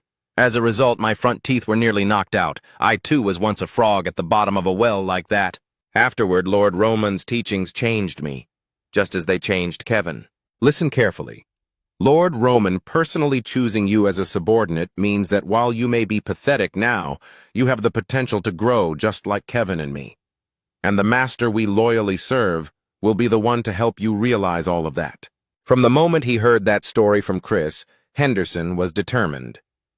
"To be honest, I wasn't very confident in myself, but Lord Roman chose me among so many applicants. There must be a reason. I didn't know how a farmer like me could become strong, but as you said, I will trust in our master." From Gunal, that day, my life began to change. For the past few months, I have thrown myself into formal training regardless of how difficult it was. Whether vomiting or fainting, I still did my best to keep up with my comrades. Finally, we have become the people we are today. Do you know what war is? Are you just going to sit there complaining that you can't fight because you didn't have enough time to prepare? In that place between life and death where killing is the only way to survive, you don't try to recognize and fix your weaknesses, yet you try to pull others down to your level. Hearing him speak like that, those who had just been complaining involuntarily lowered their heads in shame. A pathetic bunch. Henderson turned and walked away with calm and poise. Roman's army always maintained a mindset of being ready for battle. The harsh physical training continued. Despite the increasing difficulty, they gritted their teeth and endured until the end. The effort they put in the eyes of other noble, pampered sons, was nothing more than a ridiculous pastime. I truly don't understand how they can try that hard. If this were the Western Front, the situation would be different. But the Southern Front isn't a war zone, right? Ah, those naturally incompetent people. They're just wasting their time. Other than putting their heads down and working, what other way do those Dimitri people have to get attention? They mocked each other for a while and then giggled. Henry sat nearby and didn't join in a single word, because he was thinking of a way to get close to Roman. How should I approach a person like him? Doesn't he understand that talking and building relationships with other nobles would be better? Is this a matter between commoners and nobles? Henry curled his lip and then couldn't help but give a long, tired yawn. Ah, whatever. Let nature take its course. The scene shifts to a magnificent white building. Guard Captain Jackson bowed before King Hayter and said respectfully, "I have come to report. Last year, the Guard unit infiltrated and investigated Cairo's 5 defense lines on the southern front a total of 48 times. After a preliminary investigation, we have determined that their defensive capabilities are clearly tilted toward the Western Front, due to the war with the Kronos Empire, leading to loose defenses on our southern front. Therefore, conquering the southern front will no longer be a major issue." The Hader Kingdom was once a powerhouse comparable to the Kronos Empire, a kingdom that grew rapidly thanks to military strength. It suffered a crushing defeat in the war with Valhalla and gradually declined. Hader's current power is only equal to Cairo's. It is now just a kingdom not much different from the other 5 kingdoms on the continent. Therefore, living in peace was the only option. Father, may I say a word? A red-haired young man, who was also the prince of the Hader Kingdom, intervened. The king immediately agreed. "Speak. I allow it." Edwin Hader began to present his opinion. "Father, our Hader Kingdom, since the most severe crop failure over 5 years ago, has suffered too much. The money we borrowed from the treasury to solve this problem has left a huge interest that is stifling us every day. Our kingdom truly no longer has the capacity to develop further. At this rate, Hader will have nothing left to be called a kingdom." The king held his head and sighed tiredly. "I am not unaware of these things. This is the consequence of the war left by our ancestors." Edwin tried to convince the king. "Our kingdom was heavily damaged in the war. You have also tried to isolate yourself from hostilities, from that painful past, and have done your best not to repeat old mistakes. However, everything has an end. We have continuously prepared over the years for the suffering people and for this kingdom. Father must make a decision immediately." The king nodded, his face somber as he looked at his son before him, marveling in his heart. "War, a word I haven't dared to utter for a long time. My son, it seems, is not as weak as his father." "Are you confident enough?" he asked. Edwin replied without hesitation, "If I weren't confident enough, I would absolutely not mention this." "Very well, then. From this moment on, I hand over all authority regarding hostilities into the hands of the first prince of the Hader Kingdom, Edwin Hader." Edwin bowed forward to receive the order. At the same time, at the southern training camp, the 3 weeks of training were nearly over. Baron Belfranc called Roman for a private meeting. He smiled at Roman. "From today, you will become a member of the 5th Reserve Brigade. Ahem. I believe you know that is a place everyone wants to go.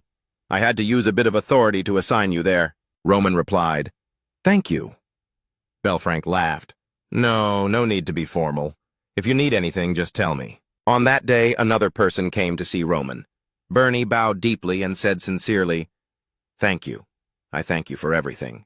I realized that thanks to you, I could go further. Perhaps now I can use all my passion to train soldiers. Also it's not much, but I think it might help you. This is a summary of the information and terrain of the Southern Front. I believe that if one day hostilities break out there, it will become very useful. I think you will have 2 peaceful years there, but I believe it's better for you to have this in your hands. I will pray for your safety." Roman smiled and accepted it. "Thank you, Master Bernie." In Bernie's heart, a powerful urge welled up. My feelings are urging me to go with him. The Roman Dmitri I met during these 3 weeks is the Roman Dmitri I want to serve for the rest of my life. However, he has no shortage of talent under him, so there will be no room for someone like me who lost an arm and can't even swing a sword properly. I would only become a burden to him. Despite his deep desire, Bernie suppressed his emotions, bowed, and said, "Farewell, Sir Roman." Roman stood there watching the man's back until Bernie completely disappeared behind the gates. Afterward, Roman opened that map and placed it next to an identical map in his hand. This one was drawn by the scouts Roman sent out earlier.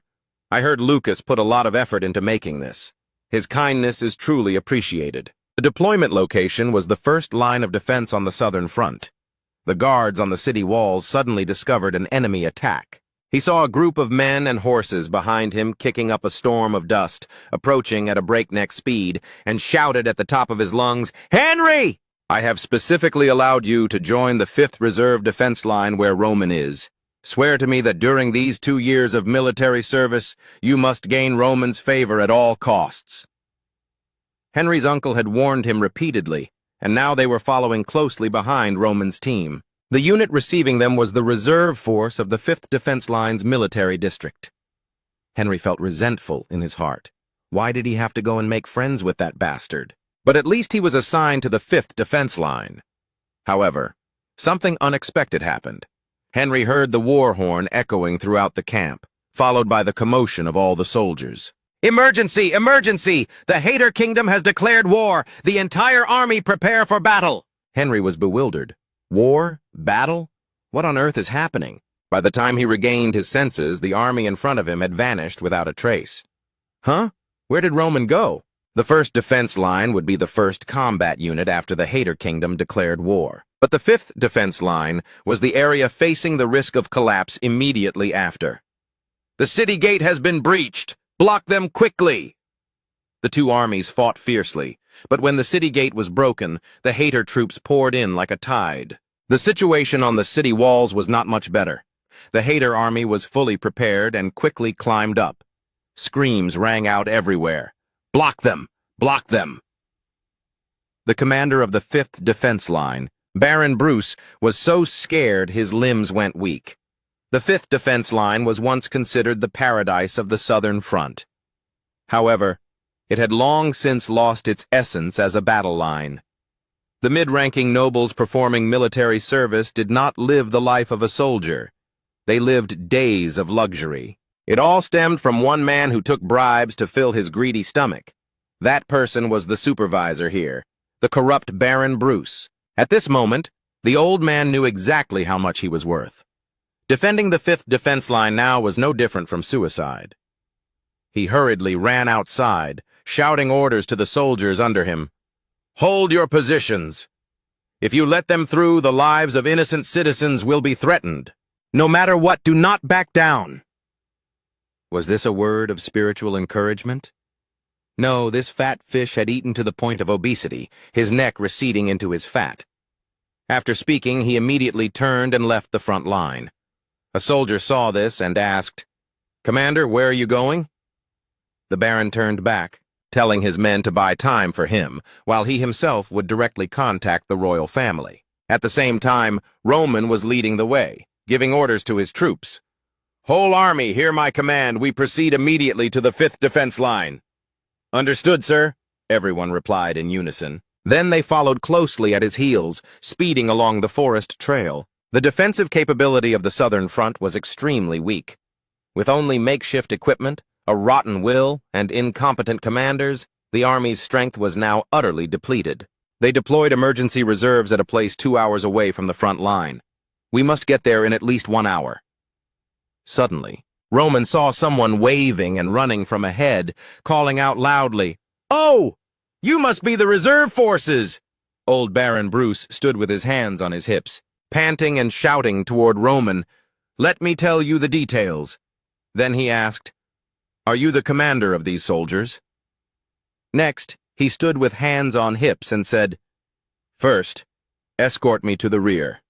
Compared to reinforcing the 5th defense line, the commander's safety must be prioritized. I must immediately report this critical situation to the royal family. Roman recognized this man as the commander of the 5th defense line, Baron Bruce. Roman asked suspiciously, Why are you here with no soldiers following you? Hearing this, the opponent grew angry, pointing at Roman's face and scolding, You insolent kid! Just a member of the reserve force and you dare to speak like that? I've said enough, Roman said coldly. Roman suddenly grabbed the opponent's neck, tightening his grip. You being here means you admit to being a commander who abandoned his soldiers to flee alone. Do you understand what kind of act this is according to military law? Desertion. Under any circumstances, it is punishable by execution on the spot. This turned the old man's face pale as he said, You wouldn't... Of course I am beheading you. Roman's figure flashed. Before Baron Bruce could react, his head was sliced off. Roman said, If you had retreated with your soldiers, at least you wouldn't have died by my hand. As Baron Bruce's head rolled down, Roman ordered his subordinates to continue forward. At the 5th defense line, the garrison here had suffered heavy losses. Damn it! Damn it! Damn it! I knew this day would come. But the surviving soldier was still resisting. He slashed left and right, killing many enemies, while thinking about the bastard commander who abandoned the troops. But 2 hands are no match for 4. Facing too many enemies, the soldier's stomach was pierced by a spear. He coughed up blood, his mind hazy. He could no longer stay upright and collapsed on the spot. Feeling the enemy approaching with overwhelming killing intent, he gave up. It's all over. But a variable appeared. 2 hater soldiers were dismembered by someone in an instant. They didn't even have time to react. You haven't closed your eyes yet? You are Stephen, correct? Roman's voice rang out. Roman told him, Baron Bruce is dead. From now on, you will be in charge of this place, Stephen. He was one of the people on the list Lucas gave to Roman. The only useful person at the 5th defense line was Stephen.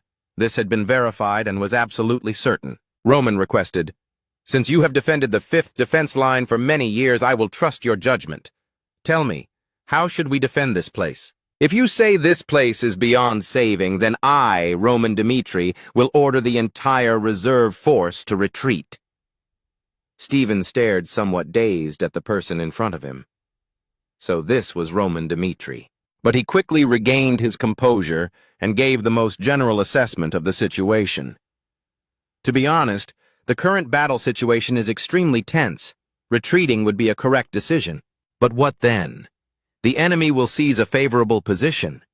If Hader captures one of the 5 defense lines, they will have a path to receive reinforcements. Thus, the war will last forever. Roman also realized there was only one method left, and what Stephen said perfectly suited Roman's mind. We must use barricades to block the enemy, forcing them to pass through the main gate.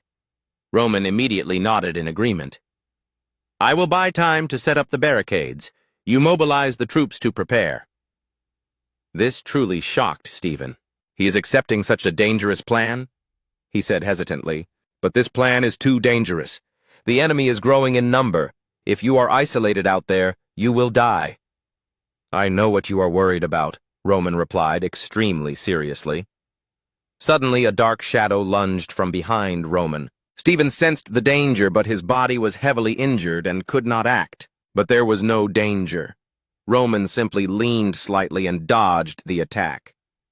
At the same time, Roman continued, I am not a fool who would risk his life for a plan I consider unfeasible. Having said that, Roman swung his sword and sliced the sneak attacker in half before Stephen's shocked eyes. Could he dodge an attack without looking? At this moment, Chris led a troop rushing forward, catching up from behind. Commander Roman, he reported, waiting for orders. We will open a path to the city gate. Whole army, follow me, Roman commanded. Everyone shouted their response. Stephen was once again deeply shaken. They didn't have a single doubt. I can't believe such a level of master-servant relationship exists. Now do your job well, Roman said, turning his head. It made Stephen jump slightly. Ah, understood, Roman added. This is only the beginning, Stephen. At this point, Stephen finally understood. Their loyalty to him all stems from respect. Everyone moved forward without hesitation, following that solid back. It looks like a storm of blood and gore is about to arrive. For a person without patriotism like me, is it necessary to fight to this extent?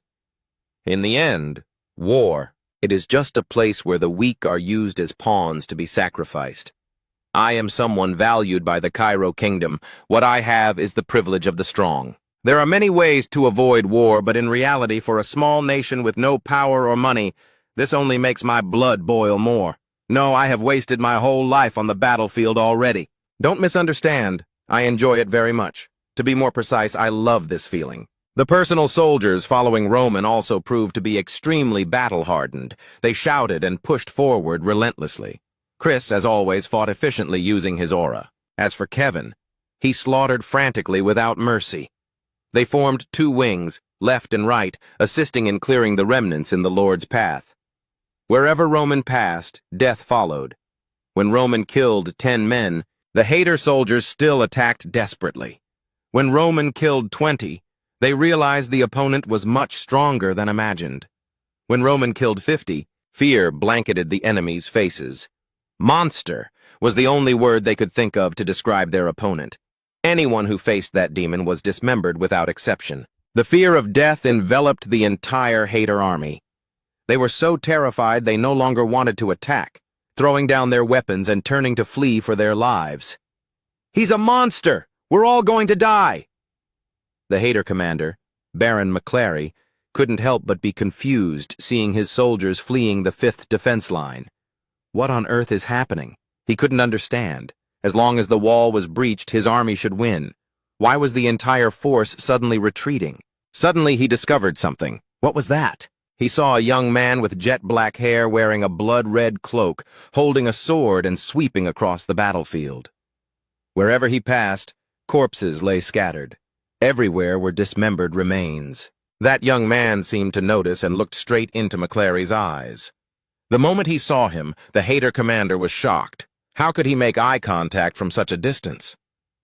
Roman had now changed direction and was charging straight this way. Baron McClary trembled with rage. Does he want to charge in alone to take my head? How arrogant! He immediately ordered the soldiers below. Kill him quickly. Don't let him advance any further. That man is alone. Block him! Whoever takes his head will be heavily rewarded. With a keen sense for the battlefield, Roman could feel that the commander he faced had lowered his guard. Roman pierced straight through the defensive line the opponent had set up. The battle is nearly over. I don't remember how many battles I've participated in until now, but I know one thing for certain. Once the snake's head is cut off, the lackeys around it will scatter. I must kill that commander right here. While charging ahead, 3 Aura swordsmen suddenly appeared for a sneak attack. Roman utilized the second move of the Heavenly Demon Sword style. The sword in his hand erupted with an intense black light as he performed a wide horizontal sweep. The commotion was immense, as if a cannon were bombarding. When the dust cleared slightly, a 10-meter-deep trench appeared on the ground where the blade had passed, and the person who created it stood tall before the Hater army. The entire army, witnessing this, trembled with fear. They all had the same thought. They could never stand against such a monster. McClary was also speechless with shock. The opponent was too strong, on a completely different level. Roman lightly jumped across the trench to the other side. Roman stepped in front of the enemy general, making him startle and scramble to draw his sword. I am Baron McClary of the Hater army, Before he could finish his words, Roman's blade flashed through. McClary felt his mind go blank and all perception vanished. He had been beheaded by Roman, his head now held in Roman's hand. Roman spoke loudly. Soldiers of the Cairo Kingdom, listen! We have beheaded the enemy commander. But if we spare the rest, one day they will point their spears at us again. Better to bleed today than to bleed in the future. Comrades, fight with all your might and annihilate them all. His voice was like thunder. All the city guards' fighting spirit ignited, and they immediately charged forward. Henry watched this scene and couldn't help but shudder. My God, what is this? He looked at the figure of the young man in the red cloak below and marveled. Now I understand why my uncle said no matter what, never cross Roman. With their commander gone, the army scattered and fled. Roman and his soldiers successfully defended the 5th defense line. Chris came before the Lord to report 30 soldiers, including myself. Not a single casualty. Roman praised, very good, and then ordered, use the holy water to heal. Stephen's heart skipped a beat, shocked once again. Handing out holy water to all the soldiers? Holy water is a healing medicine researched and created by the Magic Tower. Even the cheapest kind is incredibly expensive. Looking at the army under him, Stephen only believed it when he saw Roman actually applying holy water to his own wounds. Not only is he brave and wise, but he is also this generous to his subordinates. Stephen looked at the people being healed and thought, therefore, even if they have to go through fire and water, his soldiers will always be ready. Seeing him dazed, Roman called out, Stephen, you stay here to look over the battlefield and prepare for the next attack. He added, furthermore, I need someone who is familiar with the southern terrain. Stephen immediately asked, do you plan to go there directly? That's right, the war is not over yet. This person is very knowledgeable about this area. He can definitely help you. The person Stephen brought to Roman saluted seriously and introduced himself. My name is Kobe. Roman spread out a map and asked, this is the topographical map of the southern region.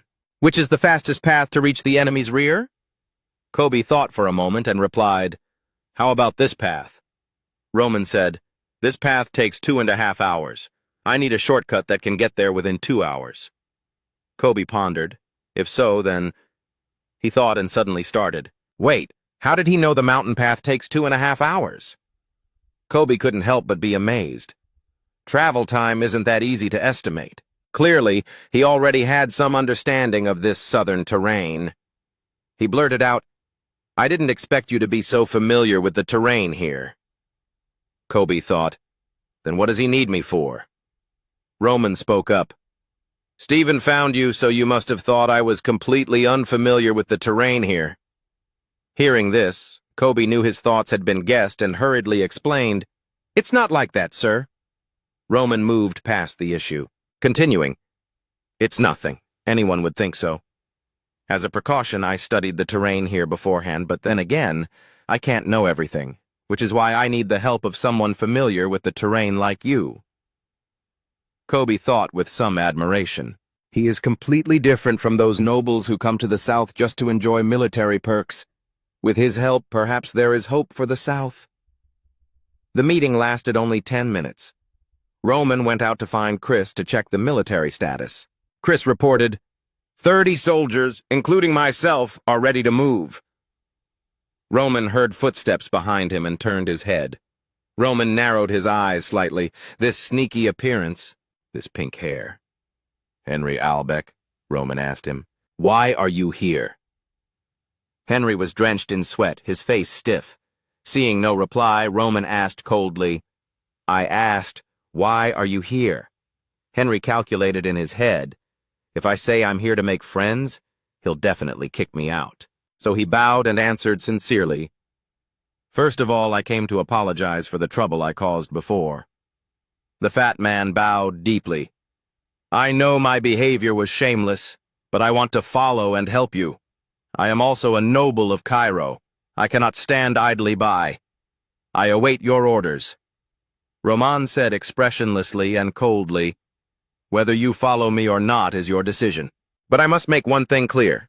If you hinder my plan even a little, I will not hesitate to abandon you." And so they quickly set out, with Roman still leading his legion. The difference this time was that Kobe was in the lead. Henry, clinging to the back of the line, was barely holding on. Too fast. Kobe suddenly heard someone groaning. He stopped to check and found a soldier severely wounded and dying. "Is this a soldier from the southern training camp?"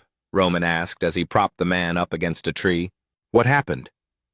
The man answered with difficulty. "Currently, the southern training camp is under attack. Please help us. Please." Those were the last words the soldier struggled to say before losing consciousness.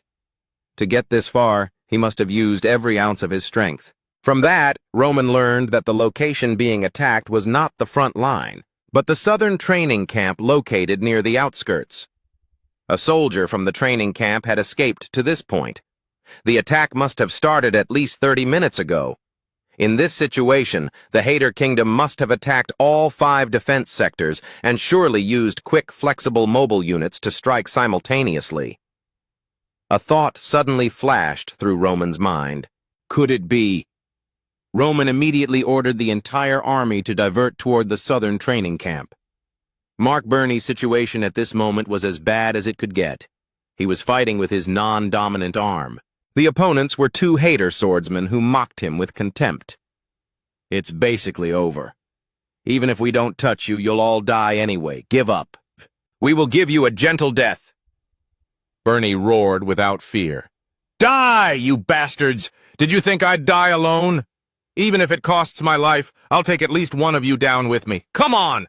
Damn it, if only I still had my right arm." Burney muttered to himself. "I wonder how things are with Sir Roman. He was the only one on the southern front who never let his guard down. When I heard he was assigned to the 5th defense line, I was certain he would accomplish something. It's unbelievable that on the brink of life and death, the person I think of is him. This probably means I still have a lot I want to do on the battlefield, rather than rotting away in a place like this." The wall behind the Hater soldiers suddenly cracked. With a loud boom, a large hole was smashed through the wall. Only then did they notice, turning back in panic and asking one another, "What is that? Did Cairo send reinforcements?" A figure stepped inside over the crumbling cement fragments. The Hater spirits immediately surrounded him cautiously. "What kind of monster are you? Reinforcements? How did you know to come here?" Burney recognized the man. "Sir Roman, it's really you!" Roman also recognized a familiar face in the crowd and was quite surprised. "Mark Burney. He's still alive?" Chris and the personal soldiers followed closely behind, carrying out the slaughter. Roman shouted to deploy the personnel, quickly eliminate the enemy, and rescue the survivors. The whole team received the order and executed it immediately, plunging into battle with the Hader troops without mercy. On Roman's side, he was being targeted by 2 swordsmen. His shadow flashed and vanished, then using 2 fingers like a sword, he struck the opponent's necks. I want to capture these 2 alive. Using the martial arts technique of pressure point striking, they were paralyzed. Consequently, they were temporarily unable to move. The remaining one, seeing his comrades easily subdued, immediately turned to flee. Damn it, I need to report this to my superiors as soon as possible. But he was quickly grabbed by the collar by a strong hand. I told you I'd kill at least one of you. Mark Burney used his left arm to tighten his grip around the enemy's throat. The man was strangled to the point of suffocation, his eyes bloodshot and bulging. After a moment of struggling, Burney finally triumphed. He collapsed to the ground, panting. Roman walked to his side and praised him. You held out well. Leave the rest to me. Thank you, sir. Burney fainted from exhaustion. After retaking the area, Roman sent men to patrol. Chris reported, We've dealt with 12 Hader Kingdom soldiers and rescued 5 survivors. According to the survivors, Baron Belfrank was wounded while fighting Hader soldiers and has retreated into the mountains. Roman pondered. Hader's main force attacked the training camp and then left for somewhere. The main force must consist of at least several hundred soldiers. Roman asked, Where are the Hader soldiers? Chris replied, We've tied them all up in one place. Roman gave the order. From now on, no one is allowed inside without my permission. That is an order. Roman entered the detention area, thinking, Hader is using dispersal tactics for a reason. Now I will find out what that reason is. Roman spoke to the Hader soldiers tied to chairs. I'll give you 3 minutes. If you give me the answers I want, I will grant you a quick death.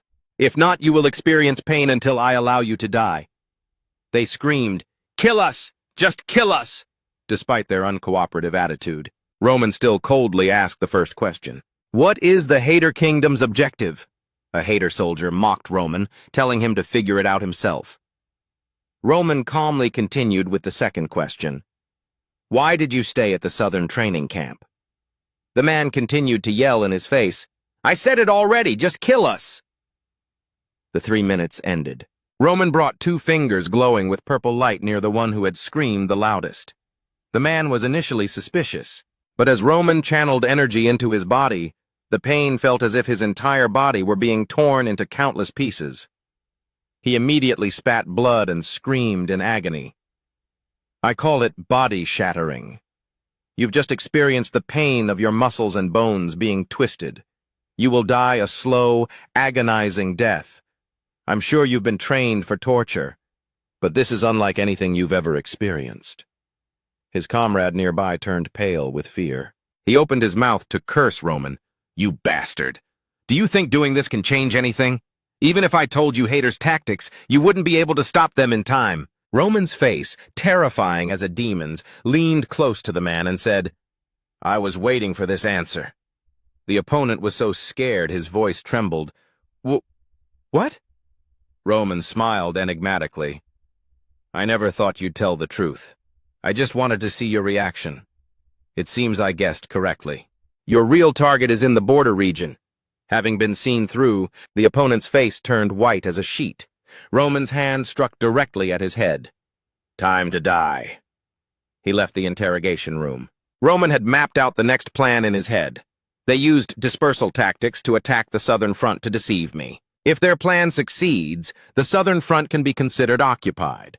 The opponent this time seems to be a clever one. Roman then sought out Mark Burney to confirm something. Tell me, what exactly happened at the southern training camp? Yes, sir. Burney recalled and recounted, about 2 hours ago we were attacked by the Hader Kingdom. At that time we were just preparing for training as usual. But Hader soldiers suddenly appeared and attacked. We quickly gathered to counterattack, but due to the overwhelming numerical difference, only our side suffered losses. We don't even know if the training commander, Baron Belfrank, is still alive. Roman asked, Did they carry anything special? They only carried light equipment. Furthermore, their commander's face was covered in scars. This made Roman think, a face full of scars and light equipment. Roman concluded, they might be the Guardian Legion. Bernie was surprised. He also seemed to recognize the Hater Kingdom's Guardian Legion. The leader of that legion has a face full of scars from the battles he's endured. He sees them as glorious trophies. But I don't understand why they would attack the southern training camp. If they wanted to seize advantageous lands, they shouldn't have destroyed this place. Roman explained, they came from behind, attacking the training camp. That is because the southern training camp is located on the road leading to the rear base. They had no choice but to attack you. Your point is... Bernie still didn't quite understand. Roman added, currently the Hater Kingdom is implementing a smokescreen strategy. Attacking the frontline defense lines is just a feint. Their real target is the Warp Gate. Bernie was startled. The Warp Gate, a type of high-level magic that can manipulate space, because of its instant teleportation capability. The struggle for it has become a fierce battle. It can not only block enemy reinforcements, but combining multiple gates can move an entire army for coordinated attacks. Therefore, a warp gate can self-destruct to prevent the enemy from using it to counterattack its owner. The Hater Kingdom is very determined in this war. If their plan succeeds, they will surely win. It seems the plan is to seize the warp gate inside the rear base. Hearing Roman say this, Bernie jumped up in a hurry, his heart burning with anxiety. Then, shouldn't we rush to provide reinforcements? No, Roman interrupted. He asked Mark Bernie back, have you received a request for reinforcements from the rear base yet? Not yet. Mark Bernie understood exactly what this meant. He helplessly gripped the blanket in his hand. Roman continued, Hater's Guardian Legion left the southern training camp an hour and a half ago. They have likely captured the teleportation gate by now.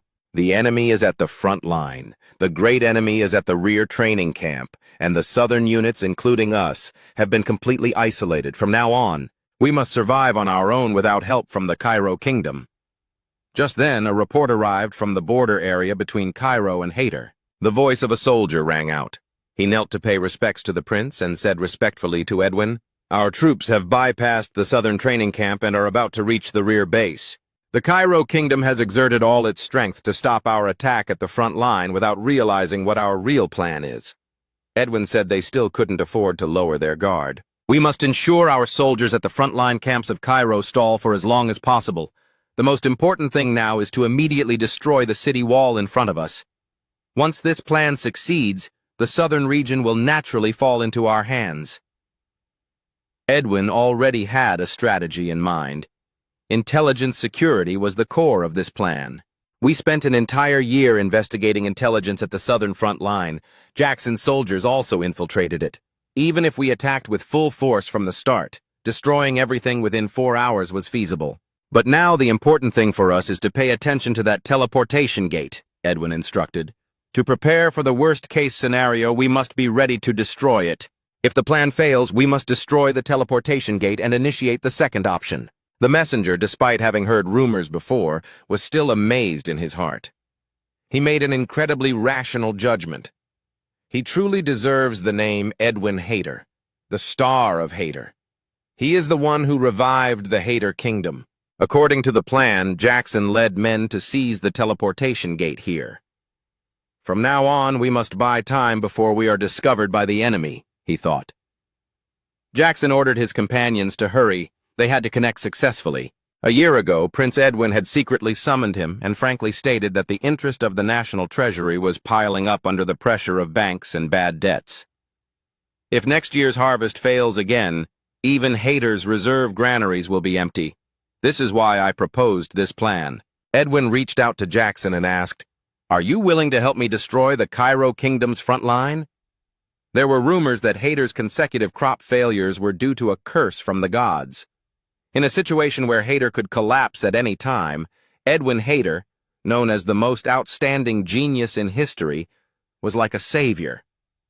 Thus, Hater sent soldiers to scout southern Cairo and a year later used spies to dig a tunnel connecting to the rear base. The Guardian Legion finally dug a secret tunnel and connected it to the teleportation gate. Jackson's memory was interrupted by an assassin nearby who reported that the connection was successful. The magic power inside the gate quickly built up, opening a space passage. Edwin stepped out to the welcome of everyone present. "Greetings, Prince Edwin." Upon arrival, Edwin immediately called Kevin. "Yes, Your Highness," Kevin replied. Edwin ordered, "You are in charge of the first squad. You must eliminate all remaining soldiers. Additionally, establish a solid defense line to deal with the enemy." "Yes, I understand." Next, the Prince of Hater turned to Jackson. Jackson stepped before the prince, knelt on one knee, and saluted. "I await your orders." Edwin asked, "We have lost contact with the Baron in charge of the 5th defense line. Do you know anything?" "We are still investigating, but I don't think we need to worry too much," Jackson reassured. "The 5th defense line is famous for being troublemakers. Even with half our strength, we can defeat Cairo's defenders." Edwin questioned, "But didn't I tell you not to invest too many troops? Isn't that right?" "Yes, Your Highness. Once this is over, I will certainly punish Baron McClary regardless of the outcome." Edwin's plan could be called perfect, but he didn't know that two unexpected things had happened at the 1st defense line. The commander here, Count Donald, had ordered soldiers to reinforce the city walls before the enemy attacked again. Suddenly, someone from afar ran up in a panic with an urgent report. "Report, Commander. We have received contact from the southern base." Count Donald raised an eyebrow in surprise. "You mean the southern base?" He stepped to the communication magic stone and saw Roman. The opponent introduced himself. "Count Donald, I am Roman Dmitri of the 5th Reserve Defense Force." He asked in confusion, "Why are you contacting me in this situation?" "I'll be blunt. I have reason to believe Hector's side is creating a smokescreen and has seized the teleportation gate at the rear base. Before being isolated by Hater's army, we must abandon the city, retreat into the mountains, and then gather the remaining forces south of the mountain range." Donald curled his lip and thought. The southern mountain range is very dangerous. Is this his suggestion? To prepare for a surprise raid? Roman wanted to say something more, but Count Donald waved his hand to interrupt. "We will decide for ourselves. I'm cutting the connection." He arbitrarily cut off communication. Seeing the projection on the crystal disappear, Roman was helpless. Roman decisively swung his cloak and turned to leave, his mind made up. Matters have come to this. The remaining defensive units must be abandoned. Roman ordered his personal soldiers to pack up. "Today we start moving up the mountain." Back with Count Donald, he sent men to contact other bases but was unsuccessful. "We cannot contact the external bases." Only then did he feel restless and uneasy. Damn it, could Roman be right? Even if the southern front line and surrounding areas sent reinforcements, it would take half a month to arrive. Is there really no other way to resolve this? No. If we can hold the stronghold until reinforcements arrive, there is still a very high chance of winning. Thinking so, he ordered the troops to hold the stronghold. Just 4 hours later, both the front and back of the stronghold were surrounded. "How can this be? We are completely isolated." He looked down from above and couldn't help but curse under his breath. "The party's over. They actually seized the teleportation gate and even sent more troops to the front line. Both our flanks have been blocked by Hector's troops. No, I need to stay calm. We can still repair the city walls perfectly. We have also prepared all the weapons, so we won't repeat the defeat of the first battle. We can hold the city." Having decided, Donald ordered the entire army to prepare for battle. He instructed, "First Defense Force, listen. Hector has captured the teleportation gate, so now we are completely isolated. Do not expect reinforcements from the kingdom anymore. But just like the first battle, trust in me, Count Donald. We will hold out until reinforcements arrive." Suddenly, the whole army heard a strange sound. Everyone looked around in bewilderment.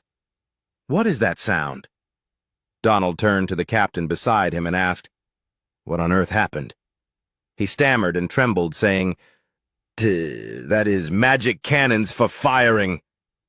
The magic circles on the cannons had been quickly activated by the Hater army. The strategic siege weapons fired. Flaming spheres screamed as they flew. A loud explosion directly destroyed a large section of the Cairo side's city wall. Soldiers at that section of the defense line were instantly charred by the fire, letting out horrific screams. Donald slumped to the ground in horror, watching his soldiers being burned alive. At this moment, he recalled what someone had said to him before the front line, and flanks were completely isolated by the Hater army. "We must abandon the city and hide in the mountains, gathering the remaining forces in the southern mountain area." Roman, you were right, but regret came too late. A flash of swordlight appeared. A Hater assassin held high Donald's head and shouted loudly, "Your general is dead! Surrender quickly!" Afterward, Jackson arrived to report to Prince Edwin. But by using the fire magic circle from the start to gain the upper hand, we were able to seize the stronghold without heavy losses. At this rate, I think we can perfectly capture the entire southern front line. He was quite satisfied. Time is on our side. Imprison all surrendering soldiers in one place so no one can escape while we're not paying attention. To gain the advantage in negotiations with Cairo, we need as many bargaining chips as possible. Depending on the situation, then, we might even need to use hostages to reach an agreement. Jackson replied loudly, "Yes," indicating he understood. Edwin had an indescribable feeling. The plan was so perfect, but why did he feel uneasy? Did I miss something? Just then, a soldier rushed in to report. "Something big has happened, Your Highness." "Report, Baron McClary has fallen on the battlefield, so the communication gate has been cut off." Edwin's face darkened. He quickly turned and asked, "Who delivered the message? Bring him to see me immediately." The prince went directly to meet an emaciated man. From the look of terror on his face, it was clear he had experienced something incredibly frightening. He had not yet recovered his senses. He began to recount. At first, the 5th defense line seemed very weak against our fierce attack. About 10 minutes after launching the assault, we entered the city. Baron McClary ordered us to destroy the city immediately, but at that moment, that monster appeared. At this point, the soldier became extremely terrified. Looking at his face, Edwin frowned deeply. "Monster?" The soldier continued. "He was so strong that even though I saw it with my own eyes, I couldn't believe it. That monster alone slaughtered countless Allied soldiers. Dozens of soldiers vanished in an instant. Even Hater's strongest knights couldn't withstand a single blow from that monster. They all died in a split second. Just because of that monster's appearance, we lost." Simply recalling the scene at that time was enough to make the narrator break into a cold sweat, his whole body trembling. "A monster. Yes, he is exactly a monster." The messenger just held his head and muttered. His spirit seemed to be severely traumatized. Edwin had no choice but to stop asking questions. He decisively left to let the medical team examine the patient's condition. In his mind, Edwin naturally felt very uneasy. Thinking about it, he realized he had heard that Cairo's youngest gladiator had been sent to the southern front line. Although they had spent a whole year preparing thoroughly, an unexpected variable still appeared. Roman Dmitri. Edwin and Jackson walked outside. Edwin told Jackson to report the current situation. "Yes, Your Highness. We checked the 5th defense line, but no Cairo soldiers remain there. It seems they have retreated into the mountains. If you wish, I will immediately organize a pursuit team." Edwin decisively refused. "No, we have the upper hand because we have occupied the southern front line. It is also time to conduct negotiations with the Cairo kingdom." At this time, at the royal city of the Cairo kingdom, King Daniel was angrily complaining to his courtiers, "When on earth will they arrive?" This made him very frustrated. "Please forgive the delay as this occurred suddenly. Everyone needs a little time to get here." Daniel Cairo slammed the table to vent his anger. He was helpless. The king of Cairo cannot make decisions on his own. He must have the permission of the ruling nobles to mobilize the army. Just as his anger was about to explode, that group of people finally arrived. The leader of the noble faction, Marcus Benedict, entered with a smile. "I'm late because the carriage had some trouble on the way here." To his left was Count Denver, a supporter of the Valhalla faction, while the person next to him with long orange hair was Count Gregory, a supporter of the Kronos faction. The 4 men sat around the table. Count Gregory spoke first, asking in passing, "Did the Hater kingdom truly attack the front line?" King Daniel sighed and replied, The Hater Kingdom has crossed the border and ambushed our camps. At this rate, the southern front line will be in danger. Benedict asked pointedly, "Can we not send reinforcements now?" In his heart, the king understood perfectly, but he could only keep it to himself.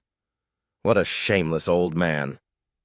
Outwardly, he remained calm and replied, "If that's the case, I assume I have received your consent to immediately send reinforcements to the southern front line?" Benedict said loudly in surprise. "What? They've already seized the teleportation gate?" The consequence of the command system being split into 5 or 7 parts had become a major problem. The king slammed the table in anger. "How do you intend to take responsibility for what has happened? If you had given me the decision-making power a king should have from the beginning, the southern front line wouldn't be in such danger now. It's all your fault," Daniel Cairo said while pointing his finger at each person. The door to the meeting room suddenly opened. A messenger from the battlefield appeared. "Report, Your Majesty. Hater has just sent a magical message." Edwin stated the conditions through the live screen. "We want war reparations. Send the amount of gold you consider sufficient to ransom the southern front line." Benedict and Denver spoke up in protest. "War hasn't even been officially declared. Don't you find this ridiculous? This is blatant robbery." Edwin didn't want to argue. He said, "I'll give you exactly 3 days. If by then you don't meet our demands, your southern front line will become a part of Hater. If you want to play any cheap tricks to stall for time, don't expect a single hostage on the southern front line to return alive." Leaving the threat behind, the magical communication was cut. Edwin sat alone on the throne in the cold castle, thinking about the difficult situation his country faced. Hater's national reserves were on the verge of depletion due to consecutive crop failures, and they owed interest to the national treasury.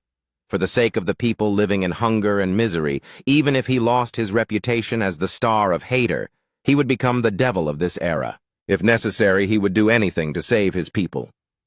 Back in Cairo's capital, King Daniel sighed softly and accepted reality. "Now that the enemy is at our doorstep, we have no choice. Paying the compensation requested by the Hater Kingdom is the only way for us to minimize damage." Benedict immediately offered an opinion.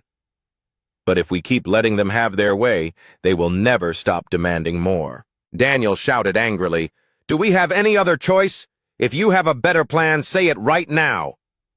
Gregory closed his eyes and bowed his head in silence. No one answered him. No matter the faction, at this moment, no one had a corresponding countermeasure. The king gritted his teeth, in his heart wishing to behead all the people before him. It was truly ridiculous. They always fought for power so pathetically in this small nation. But now, when a crisis struck, they were so helpless. A few seconds later, Daniel Cairo, the nominal monarch of the nation, regained his composure and suggested, "If there is no other plan, then do as Hater demands." "I object," Denver, who had been silent until now, spoke up. As soon as these words were uttered, the other 3 showed equal surprise. Count Denver continued, "Roman Dmitri is on the southern front line. According to the reports I received, Roman Dmitri successfully defended the 5th defense line. If he can turn the situation to our advantage, we will have a chance to win this war." Hearing this, the king's attitude softened slightly, but his opinion remained unchanged. "I agree he is an excellent swordsman, becoming a 3-star knight in his early 20s. That is a great asset for the Cairo kingdom. But he cannot have any influence in this war." Benedict also agreed. "That's right. Roman Dmitri is the future of the Cairo kingdom. We cannot lose such a talent over a gamble. We should prioritize a damage mitigation strategy." At this point, Denver finally understood. These people didn't know the full extent of Roman's potential. After all, as a high-ranking member of the Valhalla faction, only he had access to this information. Roman Dmitri. He is actually a 4-star talent or even higher. He is the mysterious factor that could overturn the situation in this war. But there was no need to reveal this to these people. Denver forced a smile, reconsidered, and said, "If everyone thinks so, then I won't say much more. But just give it 3 days. If within 3 days there are no changes on the southern front line, then accept Hater's demands. Is that all right?" King Daniel couldn't decide this alone either. He had to comply. "All right. For the time being, the Cairo Kingdom will prepare to negotiate war options with the Hater Kingdom." The scene shifted to the frontline area. Henry's face was filled with shock and fear. Oh my God! When Henry saw the desolate, scorched scene of the first defense line, he blurted out, "It's all over! Cairo has lost!" He turned to the soldiers and said, "We must retreat into the mountains." In Henry's heart, there wasn't a shred of fighting spirit left. To be more precise, from the beginning, he had no intention of becoming a war hero. "I don't need that," he shouted to his subordinates to move quickly. The soldiers replied in unison, "Yes, Commander!" The fat man used all his strength to lead his subordinates to find a way out of this bloody land. To hell with the country. He had to survive first. Suddenly, from the bushes by the road, a figure lunged out with extreme speed. In an instant, that figure blocked Henry's path. A sharp blade was held close to his fat neck. He dared not move, not even breathe heavily. The person signaled Henry to keep quiet. He also recognized this person, Chris, the captain under Roman. Henry and his group were then led by Chris deep into the forest. On the way, the fat man couldn't help but think, what are Roman's knights doing here? They didn't return to the rear unit? What could be in these mountains? But when he pushed through a bush, Henry was astonished by the sight before him. What is this? He saw a military camp hidden in the mountains. When did they build this secret base? When Chris spoke, his commander had anticipated that the rear base would fall. This was the base he had prepared for this situation. Henry turned and questioned loudly, "If the rear base fell, you should have run away. Why build a new camp here? The war is not over yet." Chris's eyes burned with fighting spirit as he repeated Roman's words. "We stay hidden in the mountains, waiting for an opportunity to attack and protect allies like you. If you had surrendered to Hector, you would be dead by now." The pressure he radiated sent a chill down Henry's spine. The word monster. How could the Dmitri family produce such a monster? The fat man asked in a trembling voice, Lord Roman, where is Lord Roman now? Why don't I see him? "He is currently out alone to eliminate all the enemies," Chris replied nonchalantly. After hearing this, Henry suddenly realized one thing. The man who could lead people like this, he was the true monster. At the same time, the remnants of the first defense line were being pursued relentlessly by the Hector army. They retreated while fighting back, but the situation looked bleak. Brent, the deputy commander of the first defense line, cursed inwardly while resisting the enemy. "We must get the remaining warriors back. It's all because of that bastard Donald. His stupid arrogance is why the soldiers here are being slaughtered." The disparity in numbers and inferior physical strength caused him to be quickly knocked back. His body, clad in heavy armor, hit the ground hard. The Hector side immediately closed in, raising their swords to finish him off. "Is this the end?" In that critical moment, a streak of light flashed across the Hector soldier's neck. Roman appeared and directly decapitated the enemy. Several others saw this and hurriedly shouted, "Enemy! Kill him!" They surrounded Roman from all four sides. Only purple light was seen passing through the bodies of the unfortunate soldiers. They could only scream in pain as they were dismembered in an instant. Roman easily dealt with them all single-handedly. Watching the scene of raining blood, Brent wondered if he was in hell. What is he doing? Who is he? Roman turned his head to look at him. He introduced himself. "5th Defense Line Reserve Unit, Roman Dmitri." Brent was astonished. This was the Roman Dmitri who had suggested they retreat. He hadn't fled, but instead came to rescue them. Remembering something important, Brent hurriedly said to Roman, "The front line has completely fallen. The Hector army is preparing for the next attack on the 2nd defense line." "And you mean we should surrender?" Roman asked back, which made Brent freeze for a few seconds. Then he tried to persuade him. "I admit you are a very strong swordsman, but this is a war between kingdoms. You cannot stand against the legions of the Hector kingdom relying solely on one person's strength." Roman was very clear about the current situation. Famine, disease, war. This is not an action consistent with Hector's current internal situation. If that's the case, then Hector's intention is... Roman turned and spoke to the deputy commander of the 1st defense line while walking. "The reason the Hector kingdom is in a hurry to attack the south is that they cannot launch a prolonged war." Brent asked in confusion, "What are you saying?" "Their intention is to use this war to stabilize Hector's internal crisis. To negotiate favorably with the Cairo royalty, they must occupy the southern front line. If this is truly the enemy's premise, then I understand the Hector kingdom's actions. Hector is gambling the fate of its own kingdom. On the southern border of the second defense line, Jackson, commanding the Hector army, attacked fiercely with magic cannons. Against this strategic weapon, the city walls were like tofu. Every time a cannon hit, large chunks peeled off amidst thick gunpowder smoke. The soldiers defending the city didn't dare stay for long. Edwin observed everything from above, thinking to himself, "According to my plan, Baron McClary should still be alive. The fifth line is the weakest link on the southern border. As for Roman Dmitri, if he is even stronger than what those deserters—" He said, "Could the entire Hector army defeat him? We have gone through so many hardships. We cannot let this ruin everything." "The Hector army isn't weak enough to be defeated by one man," Edwin reassured himself. Just then, more news arrived from behind. "Prince Edwin, it's bad. We've lost contact with the first squad sent to handle the enemy remnants. Not only that, there has been no word from the second and third squads either." Edwin looked startled. "I just had a bad feeling." "Is it because of Roman Dmitri?" Edwin quickly returned to the camp and summoned his men. Jackson reported the situation. "As you command, Your Highness. After we broke the first defense line, we ordered the third squad to handle the remaining units an hour ago. All communication with the third squad has been interrupted. Seeing as communication with all three squads has been cut one by one, it seems they have been killed by the enemy."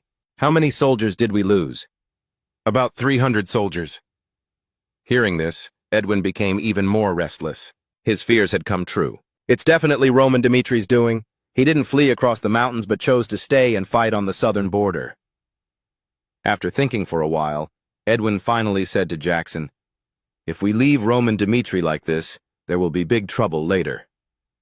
"But Prince, Roman Dmitri is just a small variable. If focusing on him causes the siege to fail, we can't guarantee our plan will succeed. The issue isn't that Dmitri Mouse. Destroying all of the enemy's remaining defensive camps is what's most important."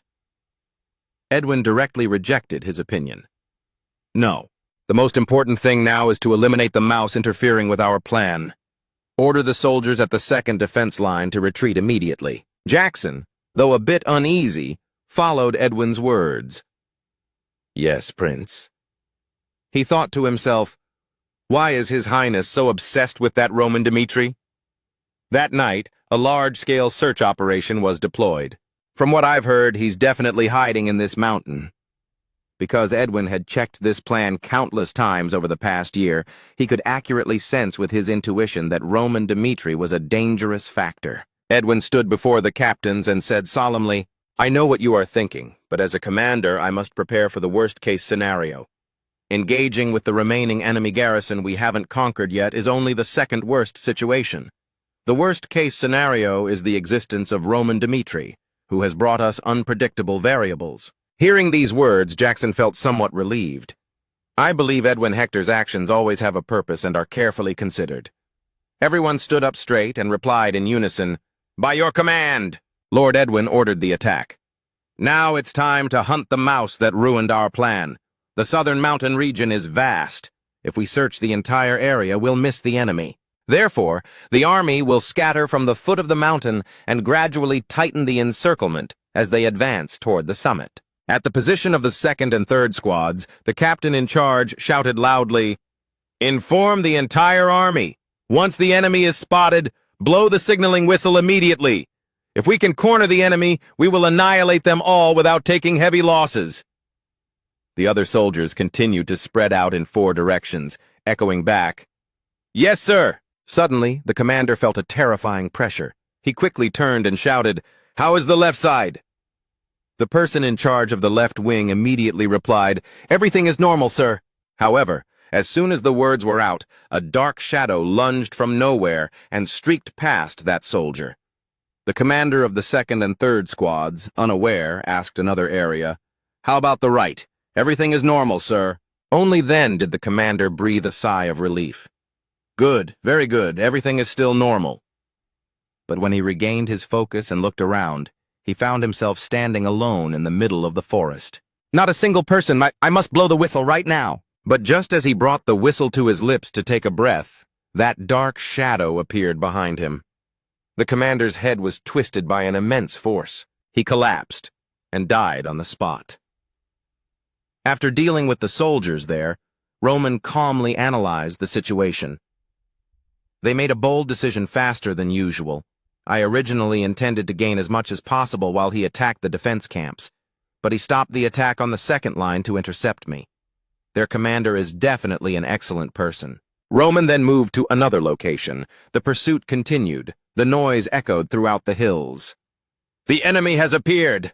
Roman's ghost-like figure flickered within the Hector army, silently slaughtering them one by one. Noticing the commotion, the survivors began to shout, "Check if your comrades are still beside you! We need to cut off their retreat and corner them!" As soon as the words were spoken, Roman streaked past and deftly took his head. Roman laughed wildly, immersed in pure pleasure. It's been a long time since I felt like this. The 12 children of the heavenly demon lived in the harshest and most dangerous environments, constantly being tested on their survival skills because they were the children of the heavenly demon. Now, Baek Jung-hyuk, from now on, you will live as the night demon. His first mission was to hunt down a low-level disciple who had caused internal strife within the sect and fled. He successfully killed that disciple within 3 days. However, his missions grew increasingly difficult, eventually forcing him to face an unbeatable enemy. As the missions became more arduous, he was forced to devise various counter-strategies. Fortunately, he discovered the martial arts manual of the Night Demon King in the sect's secret vault. The Night Demon King had once been a notorious thief, an expert in covert operations. He had committed countless thefts and eliminated many rival gangs, earning a legendary reputation throughout the land. Eventually, after causing a massacre in Bianjing City, the Night Demon King was cornered and killed by righteous organizations. However, the title of Night Demon King endured in the martial world for a long time. Baek Jung-hyuk mastered all of the Night Demon King's techniques. This enabled him to complete even the most difficult missions. A year later, during a single assignment, he killed 38 martial arts experts from various sects, becoming the transcendent Night Demon, known to both the light and dark factions under the moniker Heavenly Demon. The Night is the Heavenly Demon's greatest stronghold.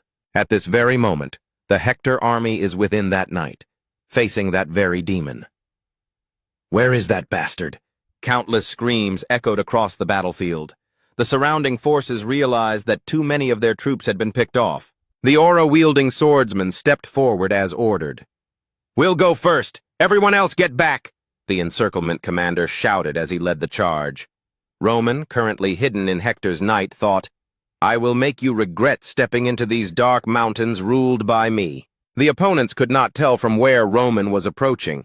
Danger was everywhere, left, right, front, and back. The commander fell with extreme speed. Seeing this, the torch-bearing soldier was so terrified he slumped to the ground, clutching his head. "Captain! The first squad captain is dead!" His face was deathly pale. In a state of mental panic, he couldn't believe such an absurd thing was happening. "I have to report this immediately." The soldier screamed into his communication badge, "Commander, a ghost has appeared! At this rate, we're all going to die! Please send reinforcements!" He wept as he spoke, his mind consumed by the fear of death. But the god of death was already behind him. Roman had quietly ambushed from the treetops, watching his prey struggle with ice-cold eyes.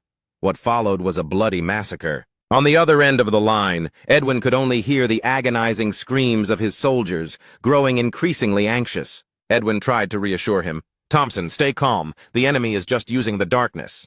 The only response Edwin received was utter panic. We can't see them! Soldiers are dying one by one, but we don't know where or how the enemy is attacking. Commander, we can't fight these invisible ghosts." Hearing this, Edwin grew even more worried. Thompson was an excellent aura swordsman. It was hard to believe someone with senses sharper than a normal person's could not locate the enemy. Impossible! Are they using magic? No magic can make a body transparent or invisible continuously, as magic needs time to recover after use. Don't let the darkness distract you. We need reinforcements immediately. Thompson gritted his teeth, trying to boost his spirit, telling himself, "That's right, what's there to be afraid of? Our allies have surrounded the camp. If I just hold on a little longer, we can take this place. I just have to wait until His Highness arrives." He shouted, "Squad 1, listen up. The enemy wants our lives. Get into defensive formation and counter their attacks." Thompson stuffed the communication device back into his chest, then calmed his mind to focus his aura. "I felt it! Over there!" As soon as he detected it, Thompson immediately swung his sword. But as the blade cut into the opponent's flesh, he couldn't help but curse under his breath. Damn it! Because the person he had struck was not the enemy, but his own ally. The knight captain who was stabbed uttered a few words of resentment before breathing his last. Roman then appeared behind Thompson like a phantom, whispering in his ear, "I once hid in the darkness to hunt my enemies." After a while, they all had one thought. Thompson frantically swung his sword in all directions, cursing, "Stop hiding like a coward! Come out!" But he was met only with a silent, deadly night. Not a single sound, no sign of anyone. The fear was real. The opponent seemed to have merged with the night. Roman did not rush. He stepped out slowly. Roman sneered, "How does it feel to kill your own comrade? Do you want to join my side to keep going?" Stung by the truth, the opponent roared in rage, You demon! I will kill you!" The two lunged at each other, beginning a close-quarters battle. The sound of clashing metal was deafening. Roman swung his sword with incredible speed, gliding past the opponent's weapon and body. Thompson couldn't block a single move. Blood sprayed from his wounds like a broken faucet. He fell hard to the ground, but then struggled to crawl up, screaming toward the sky. "Over here! The enemy is here!" "It's useless," Roman said coldly. "I've used mana to isolate all sound. No one can hear you." Roman stabbed him, and Thompson screamed in pain. Roman then slashed his heels, severing his limbs. Only when the opponent lost consciousness did Roman stop. Roman leaned down to search Thompson. "Do you hear me? I know what you're thinking. Your people are currently starving because of the worst drought in history. Why did the Hector Kingdom occupy the southern city? Why must you risk your lives? There is only one reason. Using war to solve your nation's problems. You're trying to seize the southern city to blackmail Cairo. The problem is, I know everything now. Your time is running out. From the start, you couldn't have held out for more than 3 months because your military strength is insufficient. We have been interfering with your plans all along. I have achieved my goal. You can no longer ignore my existence." Suddenly, a man's voice rang out from the other end of the line. "Is this Roman Dmitri?" "He's here." The person Roman wanted to meet finally revealed himself. Roman smiled triumphantly. Edwin said in a low voice, "I don't deny what you say. The Hector Kingdom is indeed suffering from a severe drought, even to the point of borrowing external debt. To escape this debt cycle this time, we had no choice." Roman asked him, "Do you want me to sympathize with your situation?" Edwin immediately replied, "No, only to explain our urgency. The fate of the Hector Kingdom depends on this war. As you said, we have no time, but that doesn't mean we will back down. Our comrades cannot die in vain. Pass my words to the Cairo royalty. If we gain nothing, we will spread toxins from the corpses of necromancers everywhere, turning this place into a dead land. I am Edwin Hector. As a prince of the Hector Kingdom, I will do whatever it takes to save my people." Roman Dmitri, what is your decision? Will you join Hector, which is hanging by a thread, or will you negotiate with us? This decision also affects all of Cairo. Edwin Hector, Roman. Shah had heard this name many times while investigating the southern city. Unlike his father, he was outstanding and talented, a man born to carry the burden of Hector. He was recognized by people both home and abroad. Furthermore, he was leading this war. Even though I admit he is very capable, he dares to threaten me? Roman drove the sword in his hand deeper into Thompson, making him shriek in pain once again. Edwin, they hearing this, shouted loudly, "What are you doing?" "I just drove my sword through this guy's thigh," Roman replied nonchalantly. From the other end came Edwin's furious voice. "You should just kill him instead. Even if he is an enemy, how can you torture him like that?" Roman still said flatly, You're too agitated. I have no interest in your suffering. Don't be mistaken. Roman used more force to twist the blade in Thompson's thigh. The man couldn't help but scream piteously. The war has already begun. Someone like you who crossed the line first has no right to ask me for mercy. I will do what I deem right, so don't even think about relying on me. I will not spare a single one of you. Even if you raise the white flag to surrender or flee, I will chase you down and drive my sword into each of your backs. I am Roman Dmitri. If you want to resist until the end, then we will meet soon. Edwin's face turned pale. He didn't expect the opponent to be this kind of person. Roman Dmitri. He is far more dangerous than I imagined. What do you plan to do next? Jackson, standing behind him, asked. Edwin ordered, immediately mobilize all forces to form an encirclement around the communication device's location. Because those soldiers died in agony, I will personally tear apart every inch of your flesh, Roman Dmitri. The Hector Legion then mobilized a massive amount of manpower. All soldiers continued climbing the mountain. Even if our comrades fall, we must cut off the enemy's retreat. Roman had previously taught his stealth techniques to his personal soldiers. You cannot see it now because for humans, this is a very weak type of mana.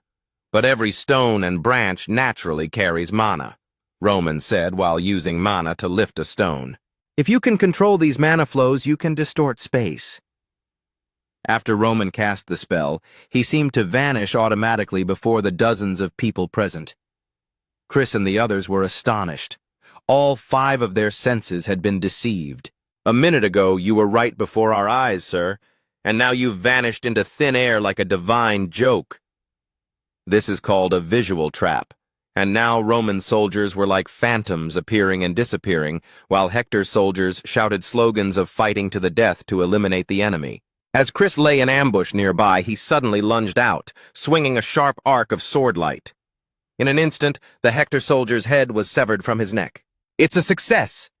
This made Chris extremely excited. It's exactly as the commander said. Hector's soldiers cannot detect us.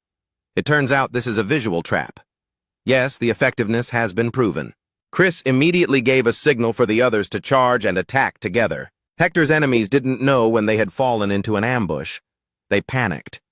Where did these people come from? Quickly, group up, counterattack, counterattack! After just one battle, Chris had transformed into a completely different person. He had trained incredibly hard just to become stronger, because even a moment of negligence meant he wouldn't be able to fully absorb all of Roman's teachings. Even when on the verge of collapsing, he persisted relentlessly. As a result, Chris was able to masterfully apply the swordsmanship of one of the 10 martial arts masters, lightning strike, coordinating it perfectly. With superior technique, the squad led by Chris took only a moment to crush Hector's soldiers. We followed the commander's orders and eliminated all enemies before Hector's reinforcements arrived. Retreat! Retreat immediately! Retreat immediately! He ordered the entire team without hesitation. We need to move to the next location. At the same time, another battle was unfolding in a different land. Deep in the forest, a loud shout rang out. Enemy here! Block him! This area was under Kevin's charge. Kevin's friends said he was a monster who grew extraordinarily and rapidly. At this moment, Kevin was facing a crowd of enemies alone, using his own presence to suppress the opponents. I watched how Sir Roman dealt with enemies alone. I will do exactly what he did, because his path is absolutely correct. Kevin flashed a crazed smile. This appearance alone terrified some enemies out of their wits. Meanwhile, on 2 other battlefields, Baki and Mukan had also completed their missions. They split into 4 groups to conduct raids and attacks simultaneously. This plan was a success. The Hector soldiers who escaped the slaughter were terrified, asserting that the Cairo side must have mages. Even in lit areas, Cairo soldiers appear and disappear to attack our troops. The deputy commander of the Hector Legion said, "It seems we've fallen into the enemy's trap." Edwin frowned slightly. Jackson, I'm certain there's no magic that can teleport so many people. If magic scrolls were used, it would be possible, but high-level magic scrolls are strictly controlled by the magic tower. The southern line couldn't have those. If so, the only possibility is they have a mage. But a high-level mage wouldn't be on the southern line. They'd be on the western line. Edwin was completely unable to deduce the situation. There were too many variables. It's ridiculous. Yes, it's too absurd. Both were at a stalemate. Mages are even rarer than aura swordsmen because they mostly belong to the Magic Tower, an independent organization. The Magic Tower operates across all 6 continents, hoping to recruit everyone with a talent for mana. Since the Magic Tower owns the Treasury of Knowledge, mages have no choice but to join. Therefore, from then on, each kingdom has only a very small number of free mages. This isn't magic. If I go personally, I'll be able to find out what kind of trickery this is.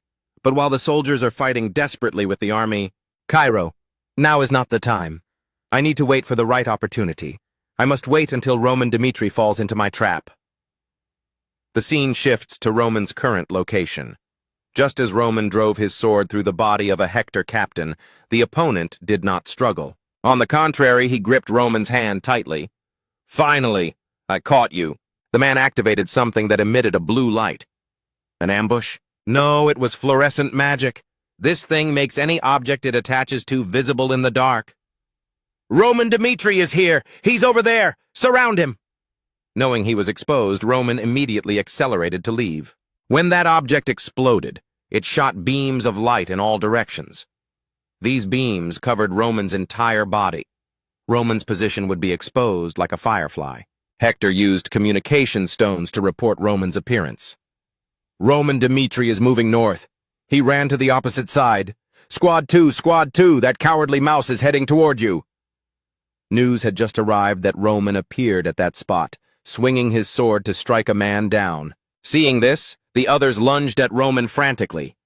Kill him! Avenge our comrades! Heavenly demon sword art. Second form, purple light. The blade in Roman's hand burst with a flash of light. A single move tore the second encirclement squad to pieces. However, after a long period of fighting, even Roman felt he had reached his limit of endurance. A Hector captain, still barely breathing, taunted in a weak voice. You think you can leave here alive? Thousands of soldiers are surrounding this place. No matter how strong you are, you will die at our hands. You think I didn't know this was a trap? Roman smiled craftily. The opponent was provoked by Roman's attitude and spat out a mouthful of blood. What? Roman spoke with a voice full of confidence and amusement. Countless soldiers are in chaos just to chase me. Everyone is desperately lunging at me, hoping to stop me for even a minute or 30 seconds. Don't you find it interesting? You are becoming more negligent than ever. As long as you want to play, I can always continue. After all, dawn is far off. At that moment, a figure approached Roman. He initiated the conversation. It's over.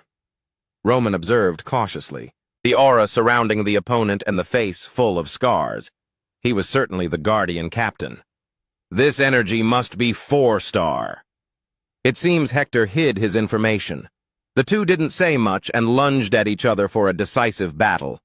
Two opposing energy flows rubbed together, making a sizzling sound. Jackson roared, I finally caught you, Roman Dmitri! Jackson was only a 4-star swordsman, not even ranked among the top 5 elites of the Hector Empire. People only knew him as the commander of the Guardian Legion, but precisely because his reputation was not prominent, no one knew how terrifying his strength actually was. And now, the hidden one of the Hector Kingdom was facing the awakened hidden dragon of the Dmitri family. After clashing, Jackson was astonished. My strike didn't push him back. We underestimated Roman Dmitri too much. The information saying he was only a 3-star swordsman was a lie. Sending them to destroy a 4-star swordsman, a mobile disaster.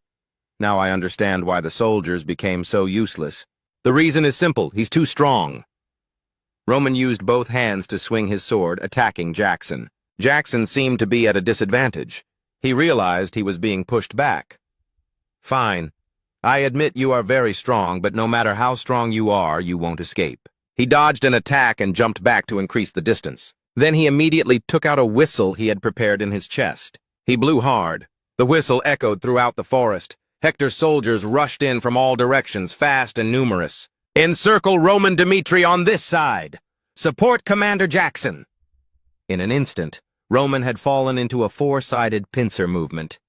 Surrender, Roman Dmitri! Surrender! Ha ha, how interesting. It seems you still haven't realized your situation.